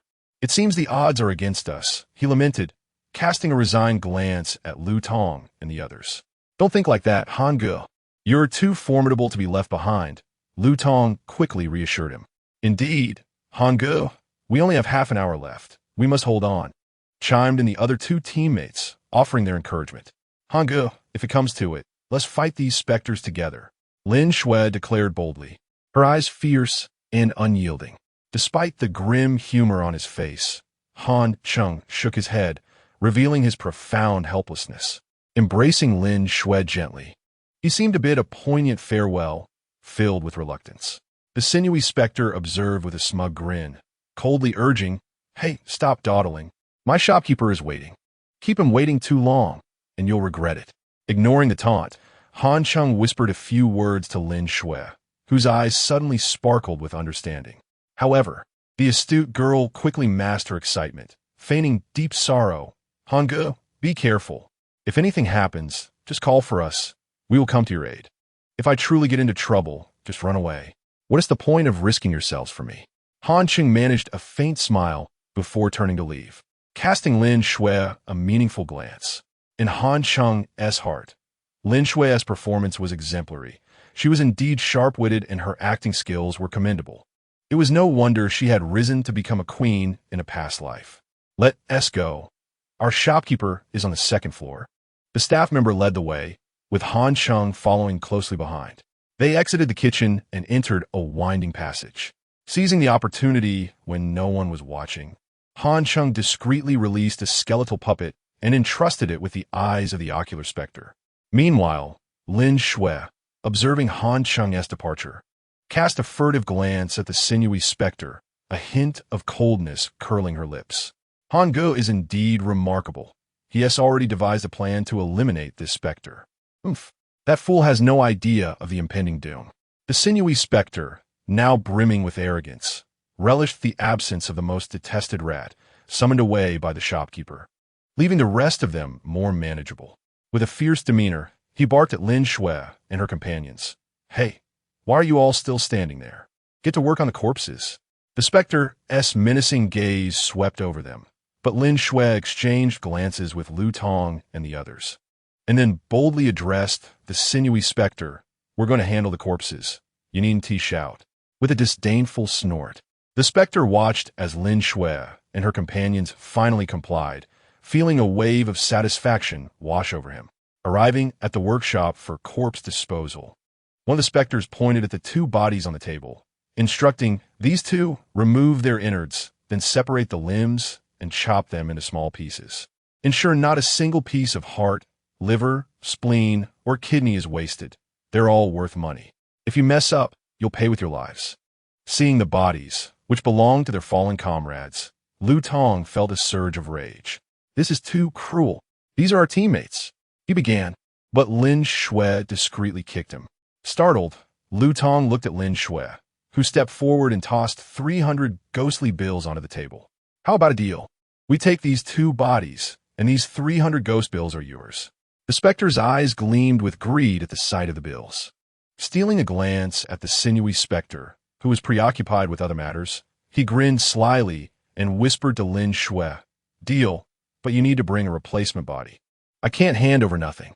We have a replacement," Lin Shui replied, eyeing the sinewy specter, who was boasting while inspecting the chefs, inciting disdain from the specter chefs, who shot him cold glares.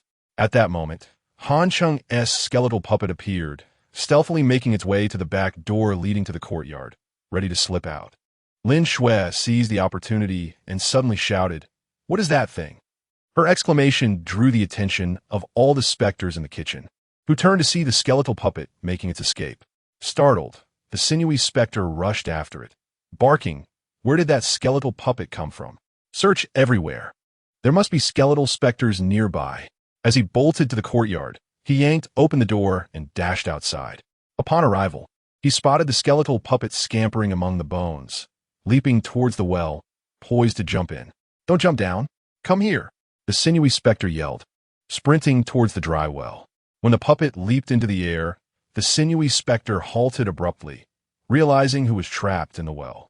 If that ocular specter emerged, he would surely meet his demise. Its power was nearly equal to that of the shopkeeper. The only solace was that the ocular specter was now significantly weakened without its eyes. Nonetheless, the sinewy specter was unwilling to take the risk, retreating to a distance of over 20 meters from the well's edge.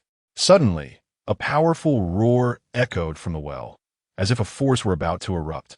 With a thunderous voice, a shadowy figure surged from the well, propelled by a fierce, dark wind, soaring towards the heavens like a celestial pillar. The sinewy specter's face reflected sheer astonishment. He suddenly realized the gravity of the situation. The ocular specter, once hollow-eyed, now boasted a pair of brilliant orbs that glinted ominously, sending a chill through him. What did it acquire eyes? It must have been that skeletal puppet. The sinewy specter finally understood, but it was too late. Empowered by its regained sight, the ocular specter surged forward, leaving the sinewy specter no chance to escape. Indeed, despite its tattered clothing, the ocular specter emanated a potent aura, advancing slowly with an indomitable presence that none could withstand. The ocular specter's eyes radiated an intense malevolence. Although not overwhelmingly strong, the sheer murderous intent and ferocity in its gaze terrified the sinewy specter, who found himself paralyzed with fear. Suddenly, the door swung open, and a mischievous girl stepped out, casually shouldering a baseball bat, her fierce and indifferent gaze fixed on the sinewy specter. "Thinking of escaping? Han Ge had everything planned for you. Just accept your fate here." Chapter 79. The scheme within a scheme, seeing the entrance blocked by Lin Shui, the skeletal figure. Pai Baogu shouted in exasperation, "Get out of my way!" Although he was aware of Lin Shui's formidable prowess, the malevolent creature behind him, the Eye Demon, was far superior. However, in the comparison, he believed that breaking through Lin Shui's defense offered a greater chance of survival. Unfortunately, such an opportunity was also exceedingly slim. Bloodlight erupted from Lin Shui's body, coiling around her like a protective dragon, forming a crimson barrier. Before Pai Baogu's attack could reach her, the bloodlight surged towards his face. Clawing at the blood barrier with both hands, Pai Baogu exuded a fierce aura, yet he was unable to penetrate the crimson shield. Instead, he was pushed back by the barrier, which bore down upon him with immense force, causing him to stagger 3 steps back, his chest bursting with mangled flesh. Injured, Pai Baogu sank to one knee, his heart filled with confusion. At this moment, Lin Shui could have easily dispatched the peculiar creature, but she refrained from delivering a lethal blow, for she had more pressing matters to attend to. The task of eliminating Pai Baogu was to be left to the Eye Demon. "You swore an oath that whoever helped you escape the well, you would never harm them," Lin Shui called out as she swiftly passed the skeletal figure, directing her voice towards the Eye Demon. "I'm a friend of the one with whom you made that bet." "Ugh, filthy rat, spare me your reminders." "Get lost," the Eye Demon retorted. It did not obstruct her passage as she darted past. Turning his head, he could not help but scoff. "Hey, that blood demon on you is quite a formidable entity. Once it matures, it will surpass even me." Mind your own business and get out of my way." With that, Lin Shui leaped into the well. The eye demon, unperturbed by the dismissal, chuckled to himself. This girl is amusing, but that lad is even more intriguing. Naturally, the lad he referred to was Han Cheng. Suddenly, he raised one hand and grasped at a pile of bones. The bones soared into the air, thousands of them floating in suspension. Among them, a faint purple glow caught the eye demon's attention, and he swiftly turned his gaze, his eyes emanating a dark aura. Instantly, the air was thick with malevolence, causing the purple-hued fragment of bone to tremble as if something were attempting to tear it apart. Oomph. There remains a wisp of lingering soul, but it is utterly useless. The eye demon smirked disdainfully, and as the dark aura intensified, the purple bone fragment shattered with a sharp crack, its brilliance extinguished, leaving only a faint trace of spiritual essence. With a flick of his arm, he cast the purple bone into the well. The eye demon then coldly stated, "The gift promised to that lad, you filthy girl, may keep. We are now even." With that, the eye demon turned his attention back to Pai Bao Gu, his expression suffused with hatred. He harbored a profound loathing for all the creatures of the Yin Yun Tower. He wished to exterminate each and every one of them. "Eye demon, my shopkeeper will arrive shortly. Are you not taking this opportunity to flee? If you do not leave now, you may never have another chance." Pai Bao Gu shouted, speaking the truth. The commotion in the back courtyard could not possibly have gone unnoticed by the shopkeeper. "Oomph. I detest being told how to conduct my affairs. Do you think I fear shopkeeper?" The eye demon advanced step by step, his gaze darkening. He had a particular aversion to any mention of the Yin Yun Tower shopkeeper. The defeat he suffered years ago was a source of profound humiliation. Pai Bao Gu's careless words had sealed his fate. He could have left with his life intact, but now even that was a distant luxury. The eye demon's gaze unleashed a torrent of malevolent energy. Though they were more than 20 meters apart, the invisible pressure bore down upon Pai Bao Gu, causing his body to crack and contort as if squeezed by an invisible force. With a resounding bang, Pai Bao Gu's chest exploded, his innards splattering everywhere, and his head was severed, hanging by a mere sliver of skin. As the remnants of his body collapsed to the ground, Pai Bao Gu's severed head cried out in terror, "Spare me! Spare me! Spare you? Not a chance." The eye demon crushed the head beneath his foot, and then he did not leave. Instead, he turned to the well. Lin Shui had just emerged, having discovered a critical stone tablet within the well. Using the convenience store contract card that Han Cheng had provided her, she had claimed the stone tablet. Additionally, she had retrieved the purple bone fragment that the eye demon had discarded. Having completed her task, Lin Shui sprang from the well. Han Cheng had instructed her to act swiftly. Otherwise, trouble would arise with the shopkeeper's imminent arrival. As she leaped from the well, she moved with incredible speed, even collecting Pai Bao Gu's corpse as she passed by the eye demon. "I'll take this. Oomph. Consider it a debt owed to me," the eye demon sneered. However, as soon as his words left his lips, a 100 yuan ghost bill flew into his hand. Grasping the bill, the eye demon smiled with amusement before looking up at the two-story building. Meanwhile, a few minutes earlier, Han Cheng was being led by the peculiar shop attendant to meet the shopkeeper.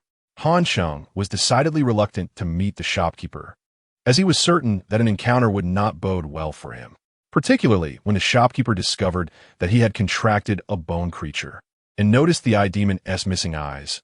He could easily deduce that Han Cheng was responsible. Would he have any hope of escaping? Even with the protection of the heavenly bank card, he knew that facing a creature of the Tao level would not allow for a safe retreat. Thus, midway through, Han Cheng feigned a stomach ache and excused himself to the restroom. The peculiar shop attendant frowned and scolded, "Filthy rat, you always have problems. Hurry up and resolve it." "Yes, I'll be right there," Han Cheng replied as he dashed into the restroom, where he multitasked. On one hand, he controlled the previously released skeletal puppet to deliver the eye demon's eyes, reenacting the earlier scene in the courtyard. On the other hand, he maneuvered another skeletal puppet to the door of the shopkeeper's office. Just as the eye demon exited the well, inside, shopkeeper Ghost sensed something amiss. His attention was immediately drawn to a bottle on the wall, which appeared undisturbed with its lid still on. However, the eye demon's eyes which had previously been stored inside, were now conspicuously absent. In an instant, shopkeeper Go realized the gravity of the situation. Without a moment's hesitation, he dashed out of his office, heading for the back courtyard. At that moment, a small figure darted past him. With his keen eyesight, shopkeeper Go quickly recognized it as a skeletal puppet. Remembering that he had previously captured one, he dismissed any other thoughts and reached out to grab it. The strength of a high-level Dao creature was undeniable. With a simple gesture, the invisible force seized the skeletal puppet, drawing it closer. Shopkeeper Go's expression shifted from confusion to fury. Damn it! If I find you, I will grind you to dust. With that, he charged headlong into the wall. Chapter 80. This human is terrifying. Manager Go was played for a fool. In a fit of rage, he charged headlong into the wall. Of course, it was not an act of self-harm, but rather a shortcut. As he crashed through the wall, a mountain of flesh thunderously collapsed onto the ground, causing the entire Yuan building to tremble. The eye demon, with its arms crossed, greeted him as if encountering an old friend. Hey, you rotund creature, it's been years. You become as plump as a pig. Ha ha ha.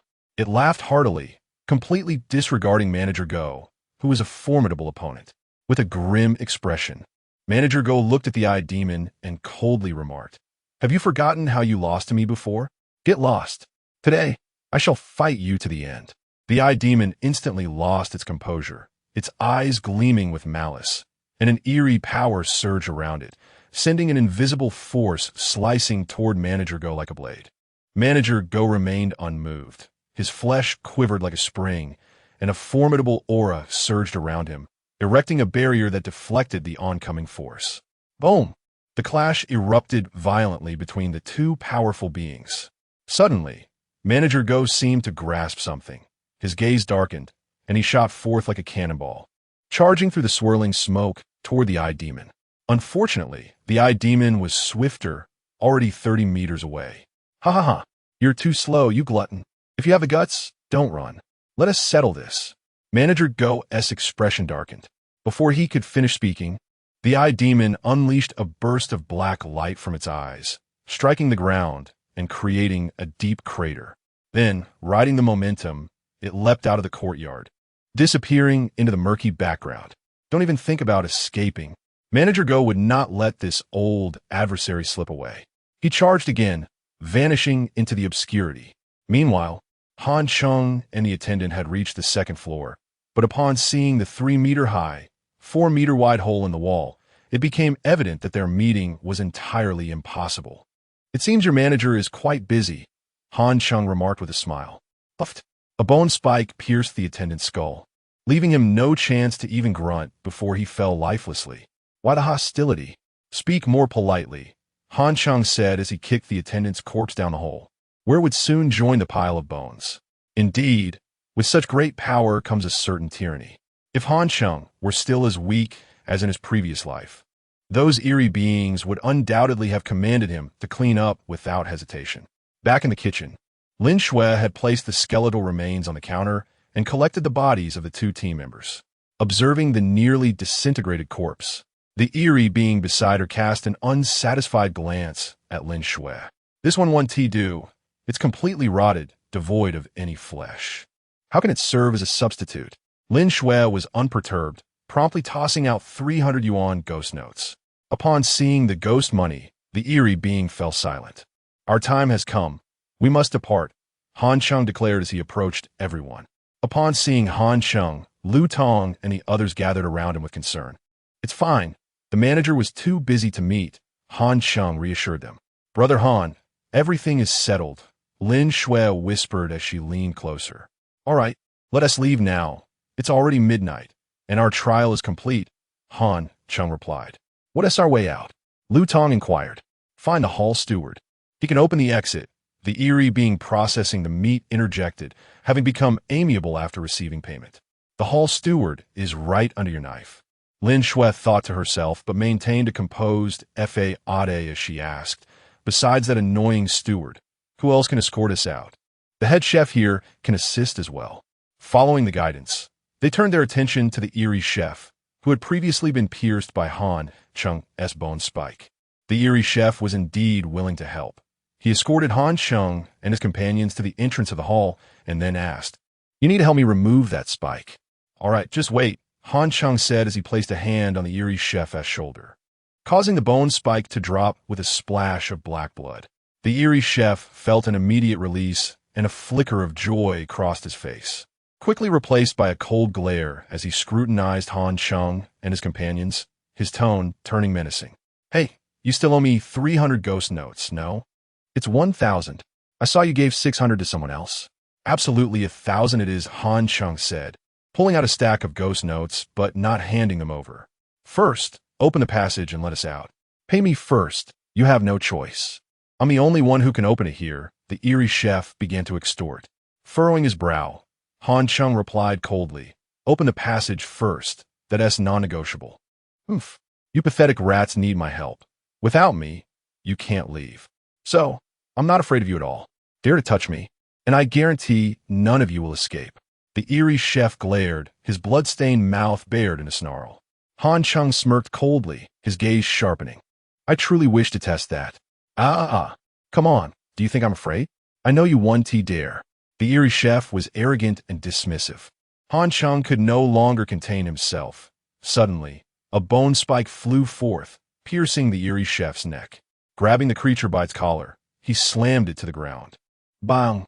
The eerie chef's plump body crashed onto the floor, shattering the tiles, his face smeared with blood, unable to utter a word, only able to grunt. "Huh, you said to come at you. What does it feel now?"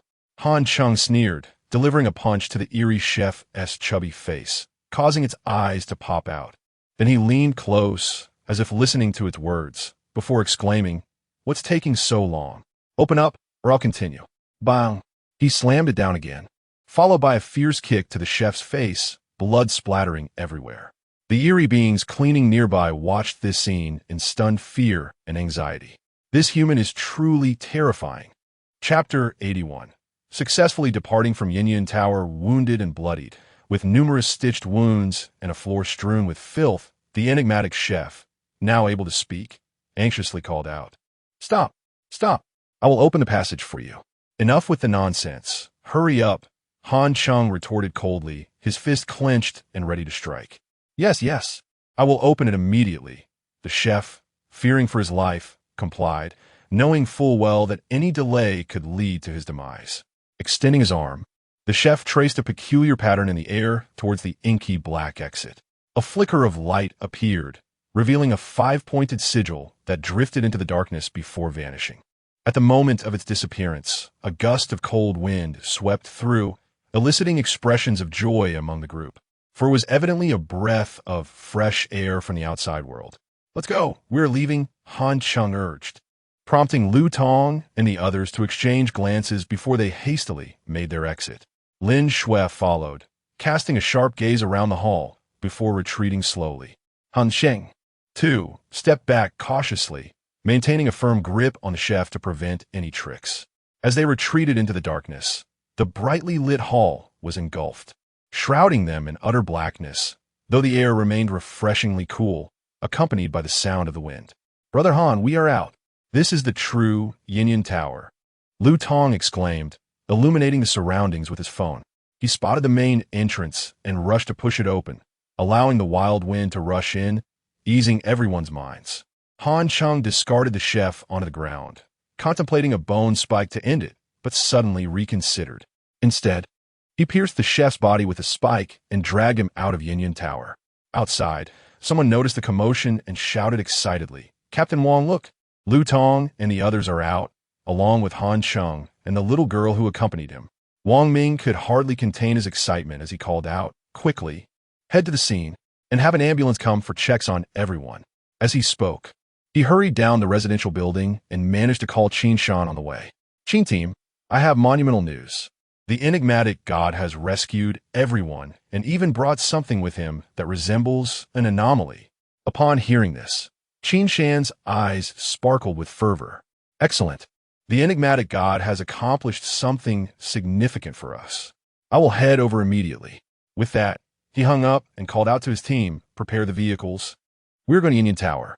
Meanwhile, Wang Ming rushed to the entrance of Yuan Tower, where a crowd had already gathered. Medical personnel were attending to Lu Tong and the others, while the bodies of the two deceased team members were being taken away. Nearby, a dozen individuals clad in protective gear surrounded the enigmatic chef. Wang Ming approached Han Cheng first.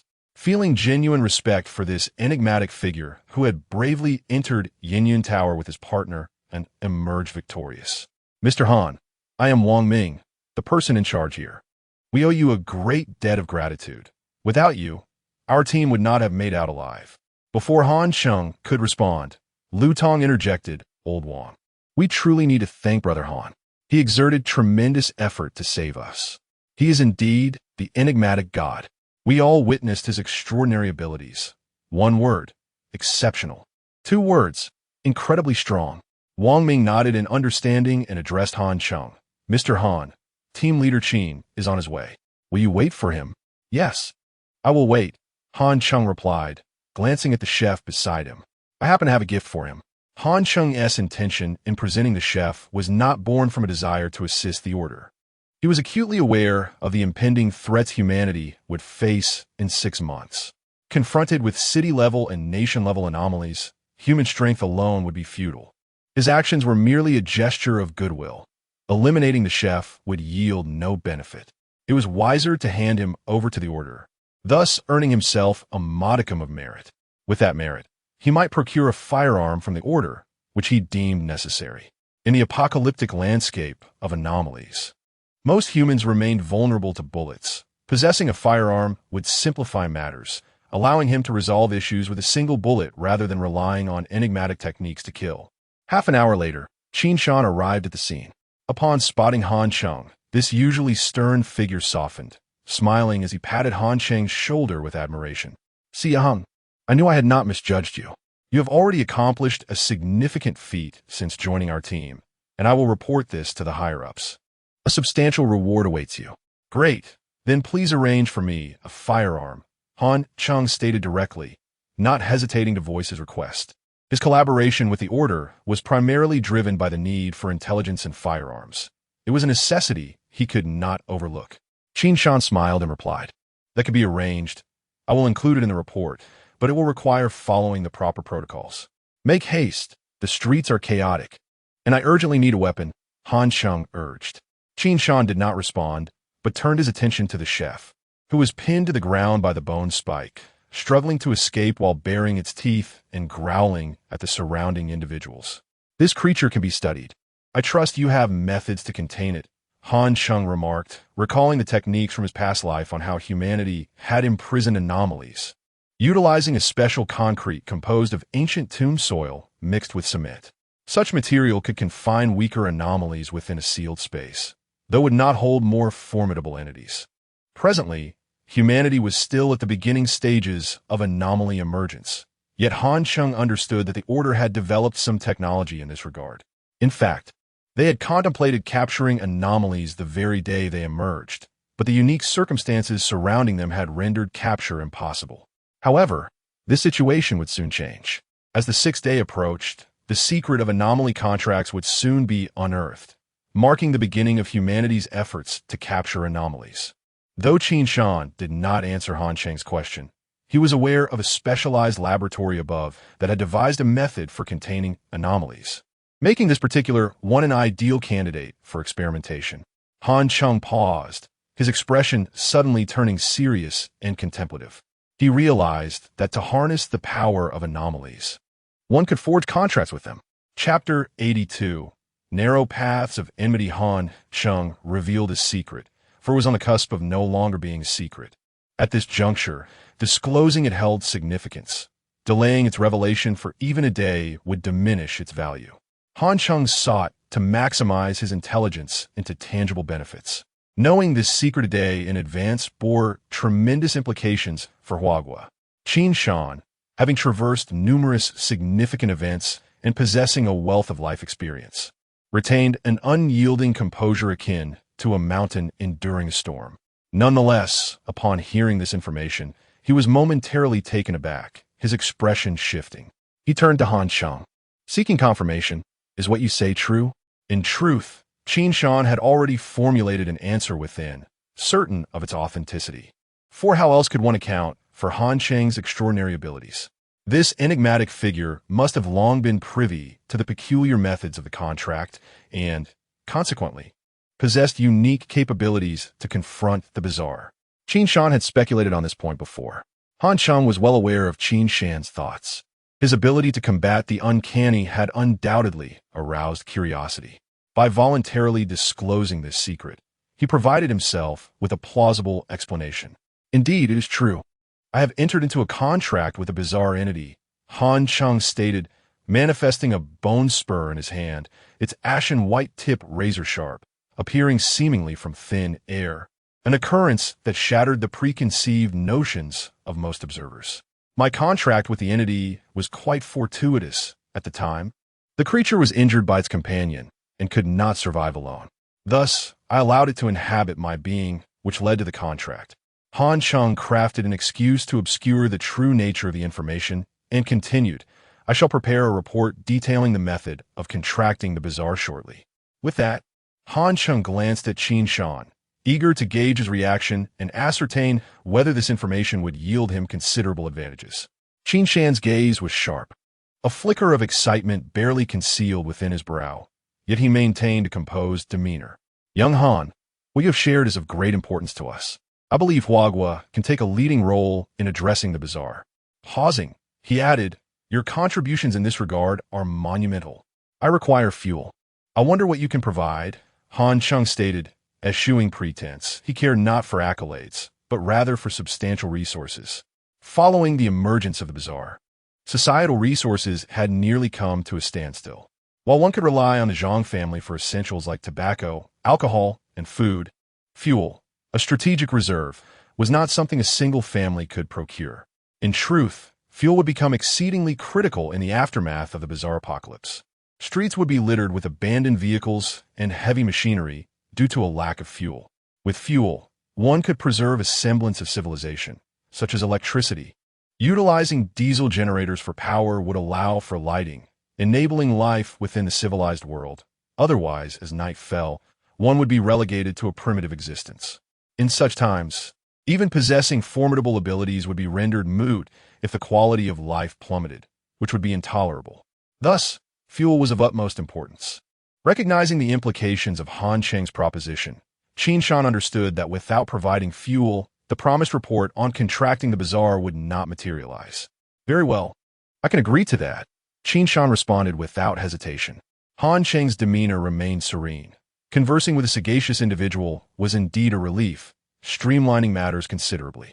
Afterward, Han Cheng cast a glance at Lin Shui, and the two prepared to depart. At that moment, a vehicle approached, and, as the door swung open, Zhang Jingqi rushed out in haste. She shot Han Cheng a venomous glare before turning to Qin Shan, her demeanor a mix of indignation and fury. Team Leader Qin, this Han Cheng is utterly unwilling to collaborate with us. He has reduced me to mere cheap labor at his convenience store. With that, Zhang Jingqi trembled with rage. I toiled for a full 12 hours at that bizarre establishment before he let me leave, and the place was crawling with strange entities. Han Cheng feigned indifference. Ooh, so you were quite frightened. Get lost. It would be abnormal not to be afraid, Zhang Jingqi retorted. Her brows furrowed as she shot another glare at Han Cheng before continuing her complaint to Qin Shan. Team Leader Qin, someone like him cannot be retained. I propose we expel Han Cheng from our unit. Moreover, he possesses a mysterious connection to the bizarre. I should be detained for investigation. Huh, you are slandering me. What do you mean by mysterious connection to the bizarre? That store is run by the bizarre. I merely had nowhere to stay and sought shelter.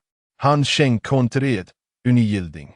If you intend to arrest me, do you expect me to engage in cordial discourse? Besides, I am not exploiting cheap labor.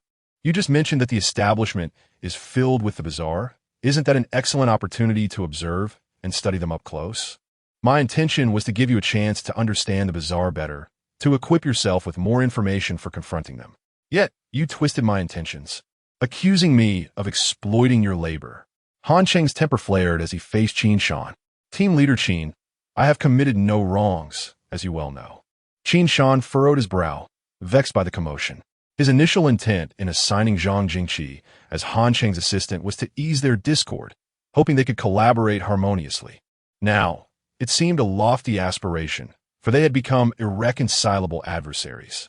Yet, Qin Shan also possessed clarity regarding Han Cheng's actions and the potential benefits he could bring to Huagua. Thus, in terms of sentiment, reason, and moral obligation, he knew how to proceed. Zhang Jingqi, Qin Shan called her by name, his expression unusually grave. Before you arrived, do you know what Han Cheng has accomplished? What can he do but put on a show for this report? He told me he would not execute this mission. Zhang Jingqi blurted out. You speak without understanding the situation. Han Cheng not only obeyed orders by coming here to rescue people, but he also achieved great merit by capturing a bizarre entity. Qin Shan exhaled heavily, disappointment etched on his face. What? He has already rescued someone? Zhang Jingqi stared in disbelief at Han Cheng, who offered her a cold, indifferent smile. Inciting her ire, Zhang Jingqi was left dumbfounded.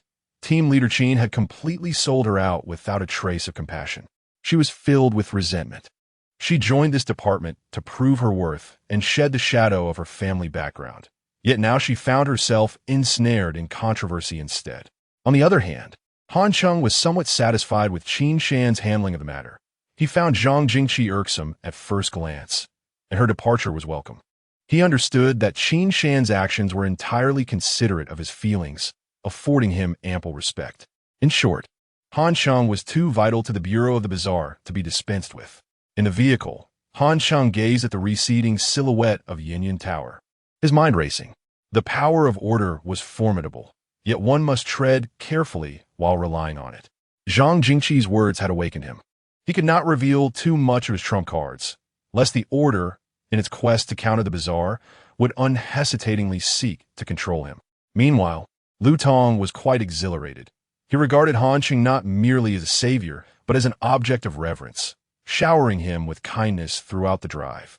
Brother Han, Team Leader Qin informed me that I should assist you in your work. Just tell me what you need me to do. Sure, why not work at the convenience store? They are short-staffed there, and you'll have the opportunity to showcase your abilities, Han Cheng replied without hesitation. Absolutely. Whatever you assign me, I will do. Just don't treat me as an outsider moving forward. I assure you, I shall not. Han Cheng smiled. Free labor was indeed delightful. Chapter 83. The promotion of Miss Whitebone's Han Cheng entered the manager's office, commencing the composition of a report that would unveil critical information to the world the following day. This encompassed the intricacies of the Bazaar contracts, the classification and ranking of peculiar skills, various gradations of the strange, and the cost associated with employing these uncanny abilities. Previously, such information was dictated by others. However, it was now entirely at Han Cheng's disposal. Of course, Han Cheng was indifferent to the ephemeral glory of such knowledge. It was only meaningful when transformed into something tangible, lest it be mere self-indulgence. Another matter of significance was the acquisition of ghost coins, particularly the method of preemptively burning them for oneself before the emergence of the Bazaar, which would likely be discovered by the Order. Yet, Han Cheng bore little concern regarding this. After all, the ghost coins were securely ensconced within the heavenly bankard, a realm beyond the Order's reach. The only caution required was in their use in the presence of others. Through several confrontations at the Yuan Tower, Han Cheng had come to deeply appreciate the importance of strength. While astuteness and intelligence could often help one evade peril and confer numerous advantages, all strategies proved futile in the face of true, insurmountable power. Thus, only through personal enhancement could one truly possess the confidence and means to survive. At present, Han Cheng's foremost desire was to swiftly cultivate another skill for the white-bone puppet, the white-bone substitute. This skill functioned akin to a surrogate doll, capable of shielding him from a fatal predicament, a matter of utmost importance for Han Cheng at this juncture. After a full day and night of rigorous training, alongside 3 hours of morning exercise and the expenditure of substantial ghost coins, he finally conjured a puppet the size of his fist within the manager's office. Distinct from the white-bone puppet, this little being bore flesh and blood, its visage strikingly reminiscent of Han Cheng himself. At last, it had emerged. 2 lives now belonged to him. Han Cheng felt a sense of satisfaction, albeit tempered by the limitation that only one substitute puppet could exist at a time. Once consumed, he could summon another. This meant he could not replicate the infinite lives of a video game character. Simultaneously, his white bone lady had also ascended in rank, evolving from the level of intimidation to that of slaughter. The enhancement of the bazaar was gradual, akin to the elevation of his skills, yet nearly equivalent. Han Cheng sensed this augmentation, invigorated as his auditory, visual, and various perceptual faculties sharpened remarkably, akin to a rebirth. Indeed, the bazaar and its host were interlinked, provided there were sufficient ghost coins. Without them, Han Cheng had failed to develop the white bone puppet's derivative skills in his past life. Thus, wealth proved exceedingly vital. Nurturing the bazaar was essentially a contest of monetary capacity, and with the elevation of its level, the cost of utilizing its abilities had also escalated significantly. Presently, employing the white bone lady demanded 500 ghost coins, still falling short of the 600 required for Aki. However, the future held promise. Having completed these tasks, Han Cheng rose to stretch his limbs and proceeded to the storeroom at the back of the shop, where the boundary stone now lay concealed. The boundary stone, with its grayish surface marred by numerous scratches, resembled an elderly figure, imbued with the weight of ancient years. The front bore the inscription boundary stone, flanked by 2 lines of smaller text. Opening the boundary facilitates unimpeded passage on the left and a grain of sand, a stone. The stone has its boundary on the right.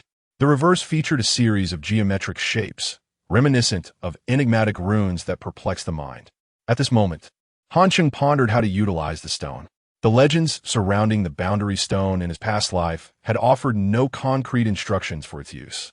Prior to acquiring the stone, he had not contemplated it deeply. Now, gazing at the runes on its back, a thought took root. Might they be related to the patterns?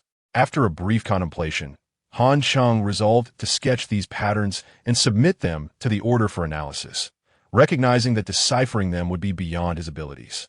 Naturally, he harbored concerns about the order discovering his possession of the boundary stone. In this regard, Han Cheng believed that one should not be overly cautious. Often, the very things one fears most tend to materialize. It was better to act boldly, as such openness could lead to fewer obstacles than anticipated. Only he was aware of the stone's existence, and now that he had taken it, those who ventured to the Yin Tower would be none the wiser. Provided he remained discreet, who would suspect him? Furthermore, with the impending upheaval of the world in 6 months, such considerations seemed trivial. Indeed, if the Order were to uncover the secrets of these patterns, it might ultimately benefit Han Cheng. Thus, Han Cheng decisively gathered paper and pen, meticulously reproducing the designs, and then photographed them to send to Qin Shan. His message read, "Team Qin, I discovered a series of mysterious symbols during my time at Yin Tower. I suspect they are connected to the bazaar. Deciphering their secrets would greatly aid our efforts against it. Well done, Xiao Han. I will expedite this information to the relevant department for interpretation. Team Qin, these symbols are likely of great importance. I hope to be informed promptly should they be deciphered." "Absolutely. I have complete trust in your integrity, Xiao Han. You saved 3 team members, and the people in our department now regard you with newfound respect." The tone from Qin Shan was evidently encouraging as he continued. "I believe you will be able to shoulder great responsibilities in the future. When can I expect the fuel supplies to arrive?" "They have already been dispatched, 3 trucks of fuel. I feared you might lack the capacity to store them. I have my methods for storage." "Thank you, Team Qin." After concluding the correspondence, Han Cheng tucked away his phone and gazed at the overcast sky, a faint smile gracing his lips.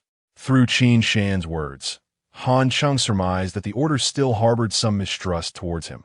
For if there were genuine, unconditional trust, such remarks would be unnecessary, as they would inherently imply suspicion and reassurance. Qin Shan's intent was to soothe, yet Han Cheng discerned the underlying essence. Collaboration with the Order could only be tenuous, and he must not reveal too much of himself. As for the matter of fuel storage, he would enlist Zhang Ku's assistance. The Zhang family was involved in the construction industry, and despite the current tumult, as long as sufficient funds were provided, labor could still be procured. Thus, Han Cheng promptly called Zhang Ku. Chapter 84. A crucial decision at 2 o'clock in the afternoon. In the enigmatic response office of Dongjiang City, Qin Shan sat alone in his office, diligently preparing a work report on his computer screen. Chief, we have made significant gains regarding the Yenyun building incident. An elderly man with white hair and a serious demeanor spoke from the screen. I have reviewed your report, and to be frank, it is quite exhilarating. If ordinary people can form contracts with the supernatural and gain their powers, it would fundamentally alter the course of human history. Indeed, I share your perspective. Humanity possessing such contracts would become immensely powerful, leading to various societal challenges, Qin Shan acknowledged, then shifted the focus of the conversation. However, our immediate priority is to establish a formidable force to confront these supernatural entities. That much is clear without your reminder, the elder replied, a hint of displeasure in his voice. I have already initiated research in the 6th laboratory on the materials you sent. I must inform you that the entity we contacted has agreed to collaborate with us, and it has consented to contract one of our warriors. That is excellent news. This will allow us to take a proactive stance against the supernatural rather than remaining passive.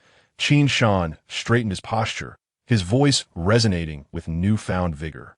However, utilizing supernatural powers and techniques will come at a cost. According to Han Cheng's report, it can be compensated with Underworld coins. The issue lies in his proposed methods for acquiring these coins, which are limited to trials and the completion of supernatural tasks, leaving little room for alternatives. This is overly restrictive. The elder's tone turned grave. Indeed, I concur that the avenues for obtaining Underworld coins are too few. Thus, their value will be excessively high. My personal suggestion is to limit the usage of supernatural powers and techniques, allowing them to be employed only in dire circumstances. Qin Shan proposed. That is a prudent approach. Otherwise, our warriors may face swift demise. The elder remained silent for a few moments, clearly resigned to this compromise. There is another matter. Han Cheng has made significant contributions. How do you plan to address this? Finally, the conversation shifted to Han Cheng, and Qin Shan's eyes sparkled with enthusiasm. There is no doubt regarding Han Cheng's capabilities. He has risen to the occasion in critical moments, rescuing individuals twice, demonstrating his strength to undertake great responsibilities. Additionally, he has captured a supernatural entity and provided a detailed report, offering contributions that are difficult for others to match. To be candid, all of humanity should honor him with a memorial. As for his loyalty, I believe there should be no issues. He may exhibit arrogance and defiance, but such traits are often found in talented individuals. I am willing to patiently engage with him, the elder noted, narrowing his eyes. Do you intend to promote this individual? We have already begun to reinstate Han Cheng. Without him, we would still be devoid of hope. So it is not a matter of willingness. We must rely on him. Qin Shan replied, his gaze unwavering as he met the elder's eyes, revealing no hint of retreat. The elder averted his gaze, falling into silence for a moment before saying, since you have confidence in him, we will fully trust him and strive to accommodate his reasonable requests. Yes, Chief, I understand what must be done. Qin Shan's face brightened. His spirits lifted. The elder smiled, pointing at Qin Shan. You are as stubborn as ever. Yet, I must admit that you possess a sharper insight than I. An old man, I place my faith in you. Rest assured, I will personally mentor Han Cheng, much like you once guided me, Qin Shan said earnestly. Very well, let us set aside his matters for now. I have something else to discuss. At 7 tonight, the United Nations Supernatural Response Department will convene a meeting to announce significant developments. I wish for you to attend, and I suggest bringing Han Cheng along. Since we have decided to trust him, he must be involved, the elder instructed.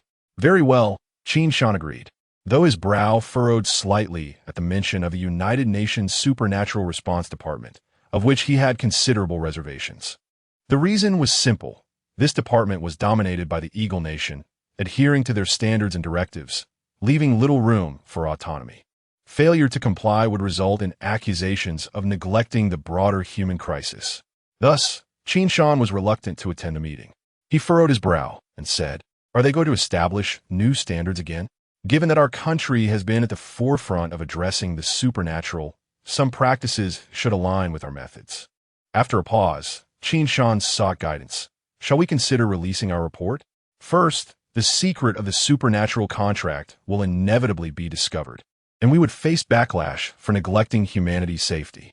Second, we could take the initiative, enhancing our influence in the supernatural response department and freeing ourselves from external constraints. Agreed. I look forward to your presentation tonight, the elder declared, slamming his palm on the table with conviction. It is high time we assert ourselves against certain foreign entities. Do not let me down. Yes, Chief, we will not yield to them. Qin Shan stood, saluting with a perfect military gesture.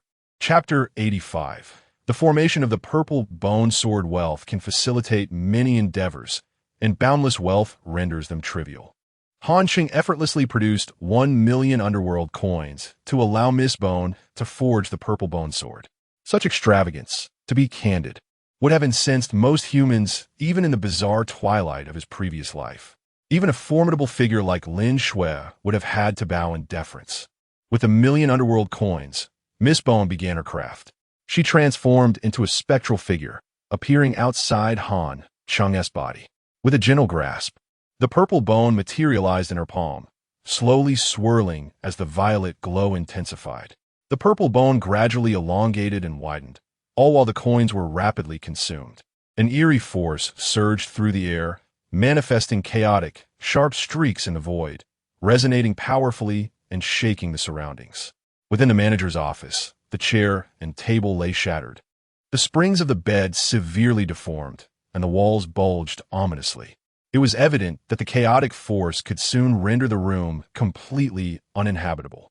Han Cheng, however, remained unperturbed, eagerly observing the formation of the purple bone sword. Under the final surge of brilliant violet light, a formidable force howled through the room. The door burst open with a loud crash, and the blue-eyed observer gazed in astonishment. The room was in disarray, yet a purple short sword had taken shape in midair. Measuring 1.5 feet in length, retaining a skeletal form that exuded an ancient and somewhat crude appearance, lacking the opulence of a renowned sword. Nevertheless, this bone sword was enveloped in a tremendous, swirling force, with tendrils of black light dancing along its edges, exuding a striking presence. Within the sword lingered remnants of the sword demon's soul, leaving traces of its intent. At this moment, Miss Bone spoke, her voice slightly subdued from the exertion of forging. Han Cheng's gaze intensified as he reached out to grasp the bone sword. Upon contact, the sword trembled slightly, its touch as frigid as a plunge into a frozen abyss. Yet Han Cheng held firmly to the hilt. In that moment, an indescribable power surged through his arm into his mind, as if countless figures were demonstrating exquisite swordsmanship, illuminating his vision and momentarily stunning him. Concurrently, waves of sword intent began to take root deep within his memory.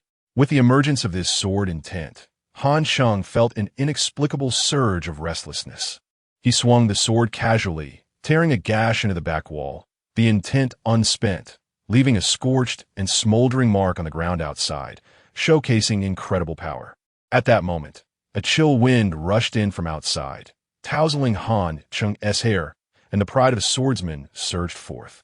Wow, manager, are you demolishing the store? What on earth is happening? The blue-eyed observer approached, her eyes wide in shock at the chaotic scene within the manager's office. Never mind, even if the store is lost, it can be rebuilt, Han Cheng replied nonchalantly, tucking the purple bone sword away. Miss Bone, having exhausted herself, faded into nothingness, needing rest. What? You are incredibly wealthy. Is this the face of all capitalists? The blue-eyed girl retorted, visibly displeased. I am wealthier than any capitalist, Han Cheng declared without a hint of modesty. Wow, you truly are arrogant. But I like it. She suddenly squinted and smiled. Boss, contract me. I can help keep you warm at night. Han Cheng couldn't help but glance at her, his tone cold. Are you trying to frighten me? In the dark, I wouldn't dare approach you. So let us not discuss such matters. I'll have someone come to clean this up. We'll be closed for a few days. Just help supervise, he added. And please, for the love of all that is good, don't reveal that I have yours. It could terrify anyone. Han Cheng had already contacted Zhang Ke, and soon a dozen workers would arrive to construct an underground oil storage facility while also renovating the manager's office. Oof, am I really that frightening? The blue-eyed girl called out as Han Cheng departed the store, touching her face. I do say I'm rather attractive amidst the bazaar. It's clearly your aesthetic that's lacking. Outside, Han Cheng sneezed. Why am I catching a cold? Lin Shui glanced at him. Such is the burden of public service. With rescues and meetings. I want to go. I'm currently reviewing your firearms application. It will be resolved shortly.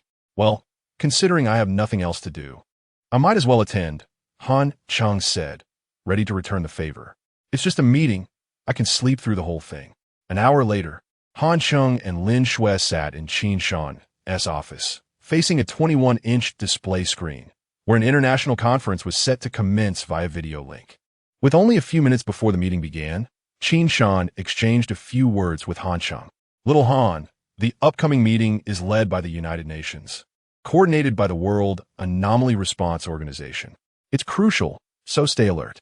Qin Shan had prepared everything, and during the meeting, Han Cheng's report would be announced, ensuring he would have to say a few words, prompting this reminder for preparation.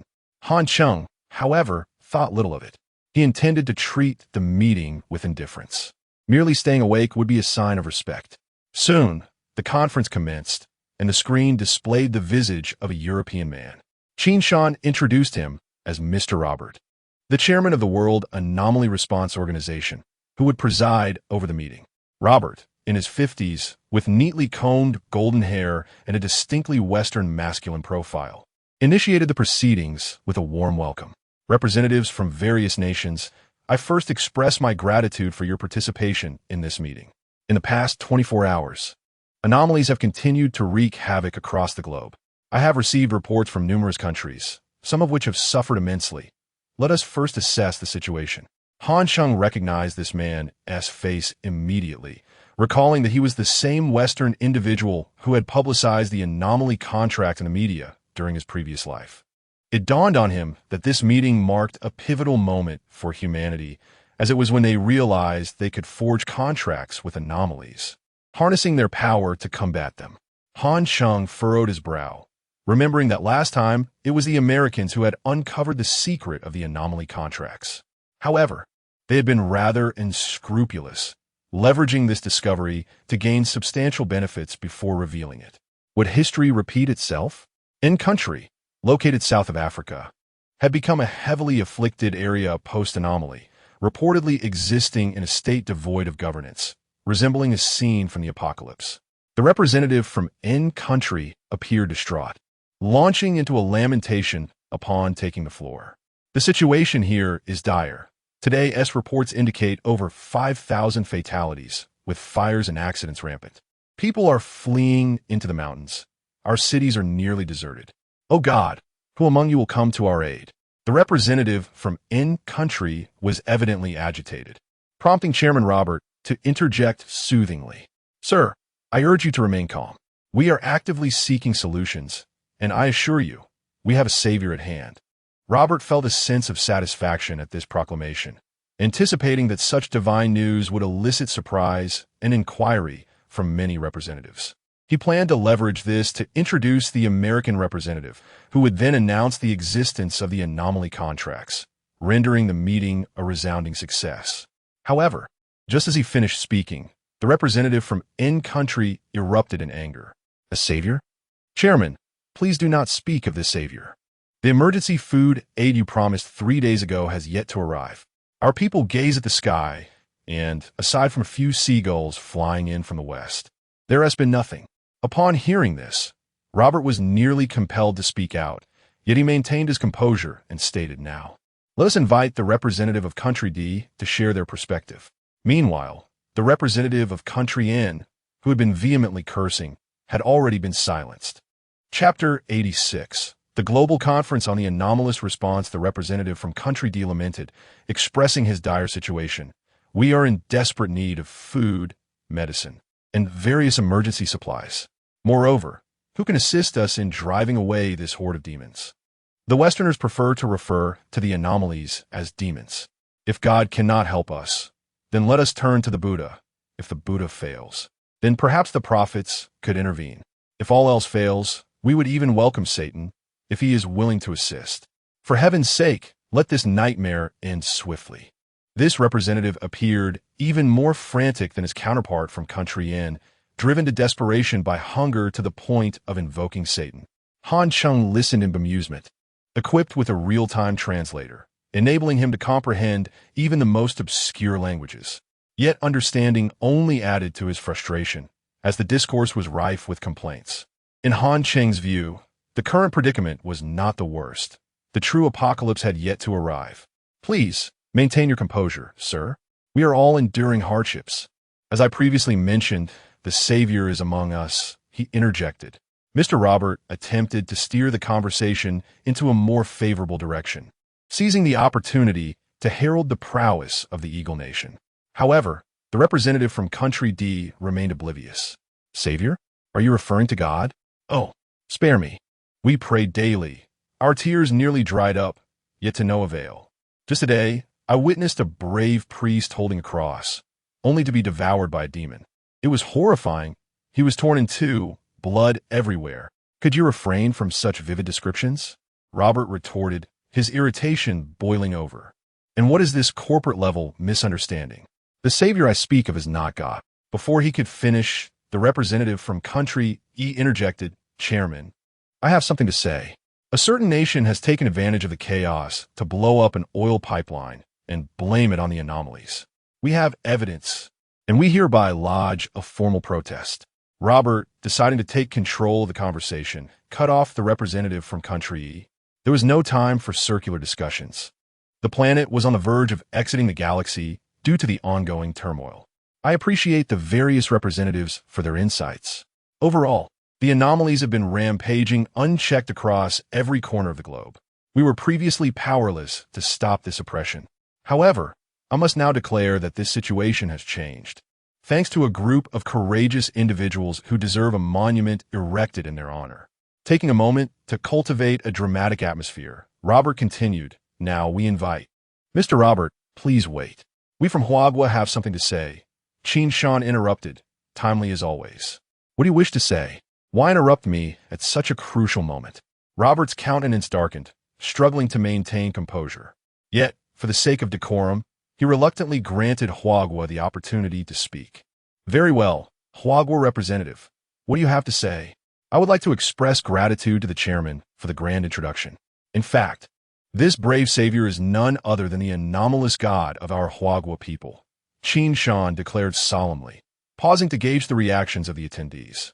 The icons of the attendees displayed on the screen revealed their astonishment, particularly Robert, whose eyes sparkled with confusion and disbelief.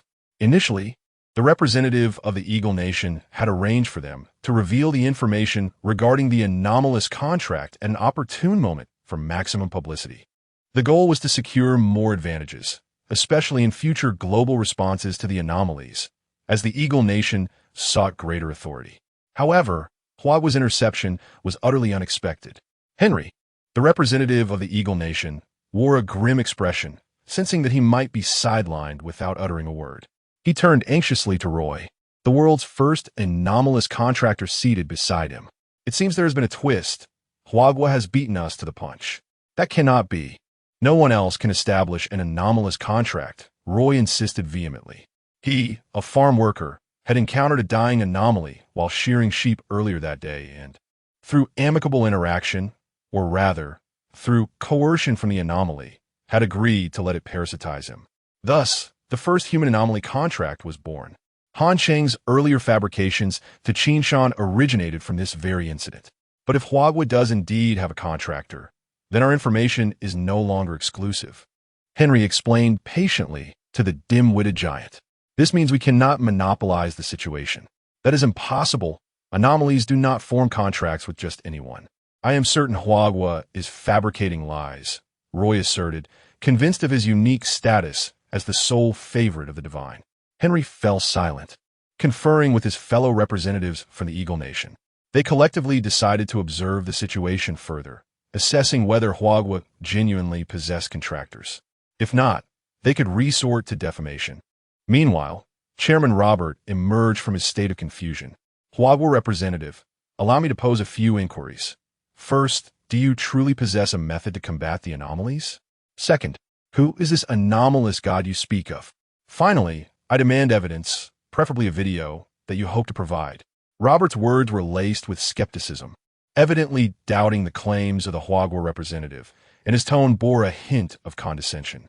This was characteristic of their demeanor, narrow-minded, arrogant, and inexplicably superior. Even Han Cheng felt discomfort by this exchange. Though he had no desire to be a hero, he would relish the opportunity to slap Robert's face. Qin Shan responded with conviction, "We certainly have the video, which will be disclosed shortly. Furthermore, we are willing to share all intelligence we possess to combat the anomalies alongside the nations of the world." "So you do have contractors," Robert exclaimed uncontrollably, his eyes darting towards his laptop, where a communication interface was linked with the Eagle Nation. In a hushed tone, he urged, "Henry, aren't you going to do something? Let them demonstrate the abilities of their contractors." Henry whispered back, "Anyone who is contracted with the anomalies will undoubtedly possess powers beyond those of ordinary humans. Perhaps even anomalous techniques." Roy's anomaly did possess such techniques, which he had previously showcased to the representatives of the Eagle Nation, albeit at the cost of finger, a decision he regretted immensely. "Very well, Huagua representatives. If you can demonstrate the techniques of your contractors, it will substantiate your claims," Robert stated, his voice tinged with malice. Chapter 87. The Light of Humanity. The scene shifted to Han Cheng, who exhibited no signs of emotional fluctuation. He raised his palm towards the camera, and a sharp bone spike protruded from his palm.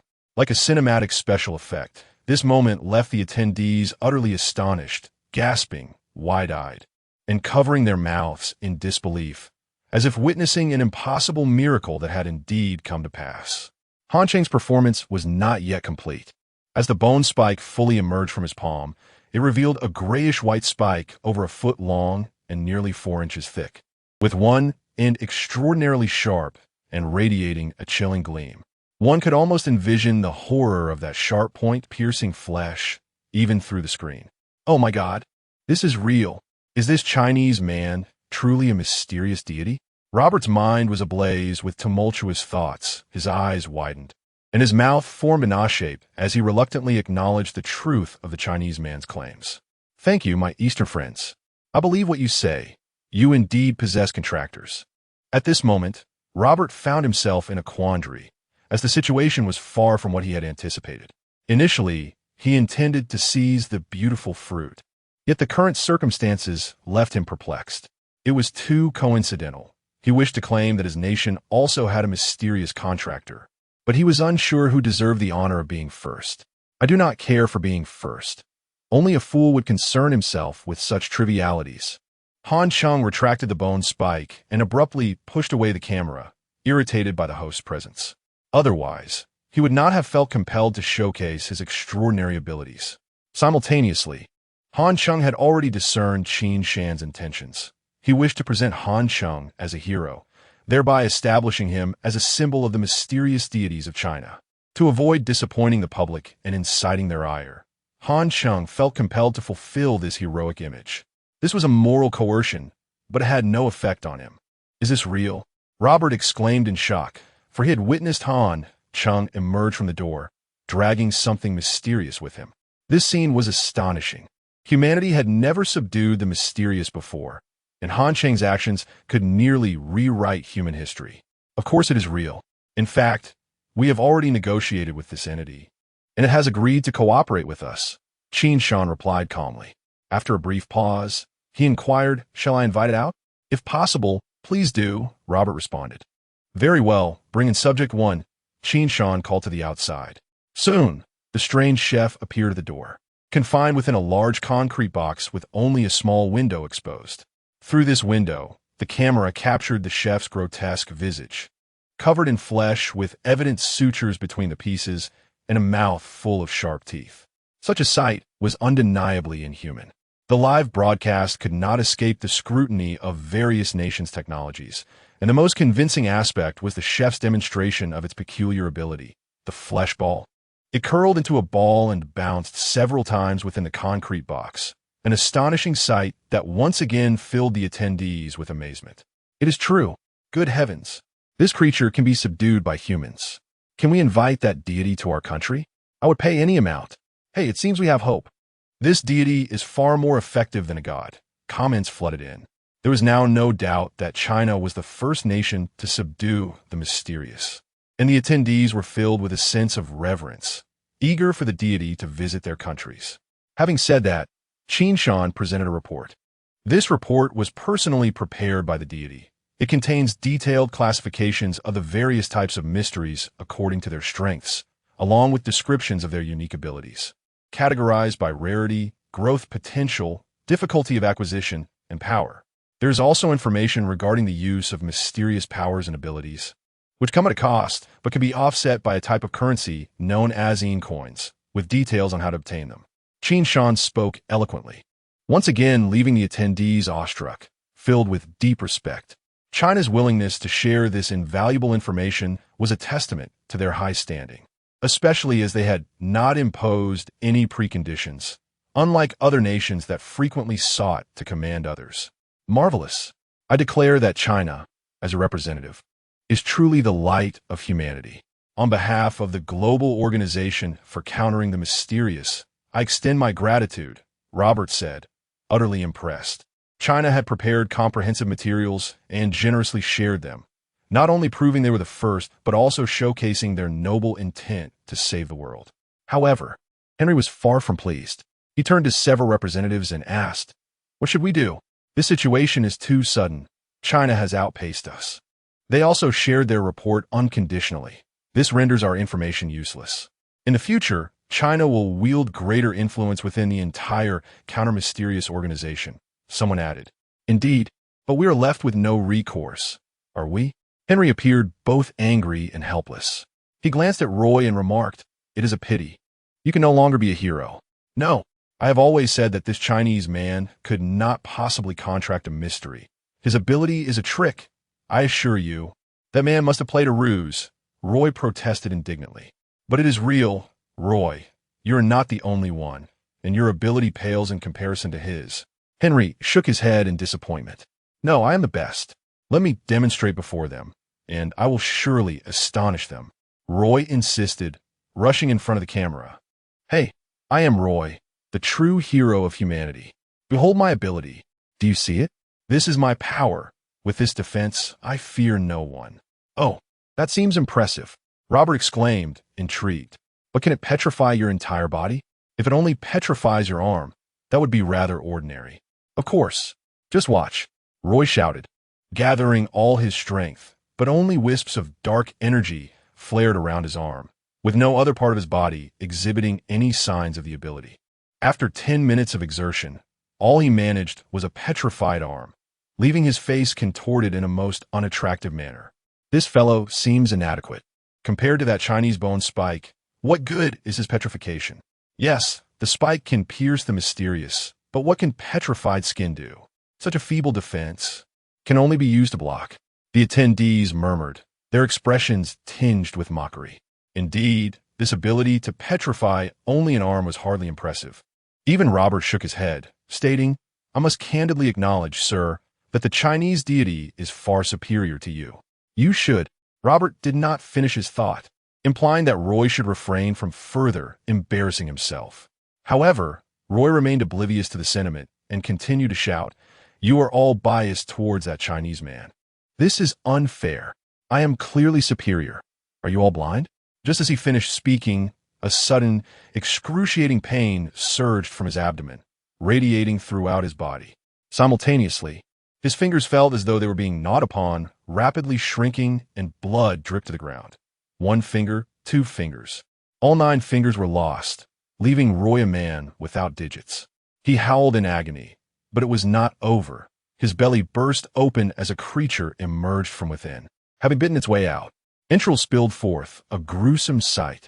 Roy's eyes widened in horror as he collapsed. In that moment, the creature stood from his lifeless body, appearing rejuvenated after consuming flesh and blood, its black glowing eyes scanning the other representatives from the Eagle Nation. "Damn it, that fool Roy!" Henry cursed. "Run."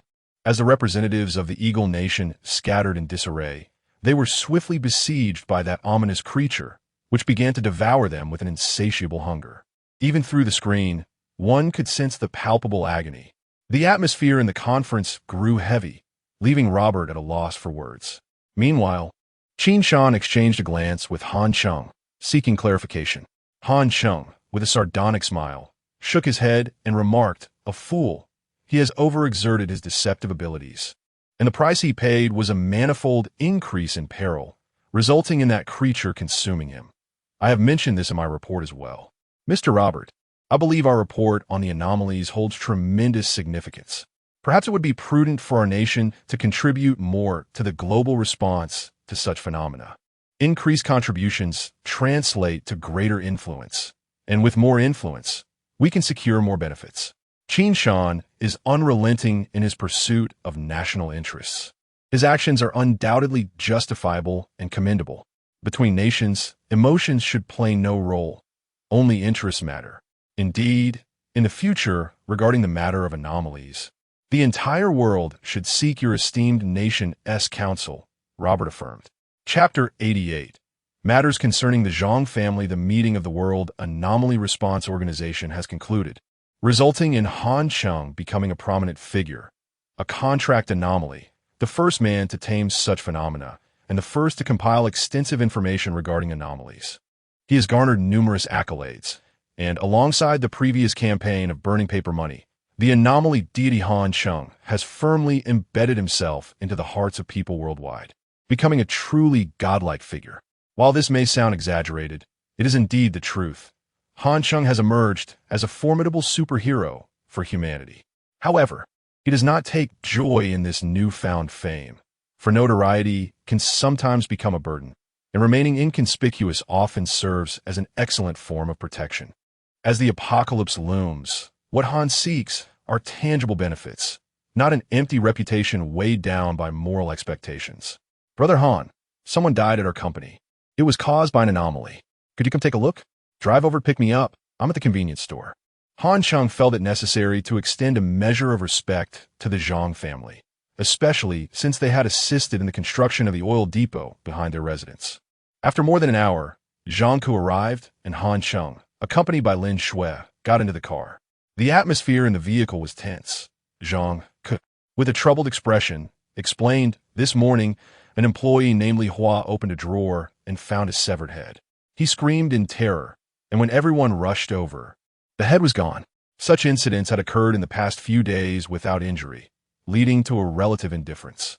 However, unexpectedly, over an hour later, a head was discovered in the men's restroom, which turned out to belong to Li Hua, who was still working in the office as if nothing had happened. Han Cheng maintained a calm demeanor and inquired, "Is that Li Hua still in the office?" After a moment of contemplation, he added, "It is likely an anomaly, but we cannot be entirely certain until we examine the head." "Are you suggesting that the head is fake, but the person is real?" Zhang Ke asked in astonishment. "It is also possible that both are illusions, both anomalies," Han Cheng replied. "That's terrifying. How are we supposed to live like this?" Zhang Ku's face turned pale. One anomaly was already causing panic, and the thought of two was overwhelming. Lin Shui interjected, "Hey, are anomalies really that frightening? As long as you don't fear them, they cannot harm you."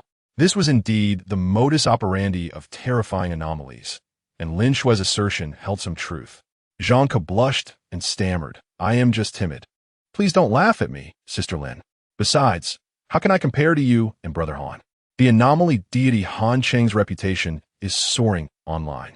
Suddenly, Zhang Ke became animated, glancing back at Han Cheng. "Brother Han, did you know? You made an appearance at the World Conference yesterday, and the television stations are airing it repeatedly. They say you have made tremendous contributions to humanity. Without you, we wouldn't know how to deal with these anomalies. You have pointed us in the right direction and provided effective methods. Your report has gone viral online, and many are now aware of how to handle anomalies, with some even daring to venture into anomaly trials for rewards. To put it simply, Brother Han, you are now a savior. Everyone believes you truly deserve the title of anomaly deity." Han Cheng lowered his eyelids, acknowledging the situation, much like a fellow named Roy in his previous life, who was hailed as humanity's savior after revealing the potential to contract anomalies. The honor had now shifted to Han Cheng. However, he did not desire this recognition and even regretted attending the anomaly conference the previous night. He suddenly recalled how Roy met his end. overwhelmed by various accolades and often showcasing his ineffective anomaly skills, ultimately leading to a gruesome demise, much like the outcome from the previous night. Hence, Han Cheng felt it prudent to remain vigilant. All these so-called honors were merely moral chains, and anonymity was far more favorable. The rest of the ride was silent until they arrived at Zhang's company. Due to the emergence of anomalies, only a handful of employees remained at work, barely sustaining the company's operations. Fortunately, the small number of people prevented the situation from escalating further. Accompanied by Zhang Ku, Han Cheng and Lin Shui approached the office. Through the window, Zhang Ku pointed inside. That's Li Hua. Brother Han, can you tell if he has an anomaly? Through the glass, Han Cheng observed the office, which was nearly empty save for one individual at work. There were no signs of ominous energy, yet the person exhibited peculiar behavior, frequently shaking his head and at times cradling it as if it needed realignment. This should be a living person, Lin Shui stated first, possessing heightened sensitivity to ominous energy after contracting with Achi. However, the absence of ominous energy does not necessarily indicate he is alive, Han Cheng countered, shaking his head. There are various methods to conceal ominous energy, and if an anomaly is weak, it may be difficult to detect any such presence. This was akin to Han Cheng's skeletal puppets. Due to their weakness, they possessed minimal ominous energy, making them hard to detect.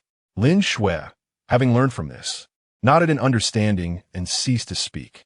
Zhang Ku, however, remained puzzled and asked, Brother Han, could you please clarify, is this person human or not? To my estimation, he is most likely not human, Han Cheng replied with conviction. Just as he spoke, Li Hua in the office leaned down to type. Suddenly his head flopped onto the keyboard, his real face rolling across it. Yet Li Hua, seemingly oblivious, stared at his own backside, appearing pensive for a moment before realizing something and rotated his head 180 degrees to align it properly. Goodness, he truly is not human. Zhang Ke gasped, his face turning ashen as he turned to Han Cheng. What should we do? Shui, why don't you handle this anomaly? I will go check on the severed head in the restroom. Han Cheng sought to use this opportunity to test the capabilities of this future queen. Do you need to keep the entire body intact? Lin Shui inquired. Do as you see fit, Han Cheng replied, then turned to Zhang Ku. Lead me to the men's restroom. The severed head should still be there, right? It's still there. Who would dare touch such a horrifying thing? Zhang Ku hurriedly led the way. Brother Han, this way. Following Zhang Ku through the corridor, they turned a corner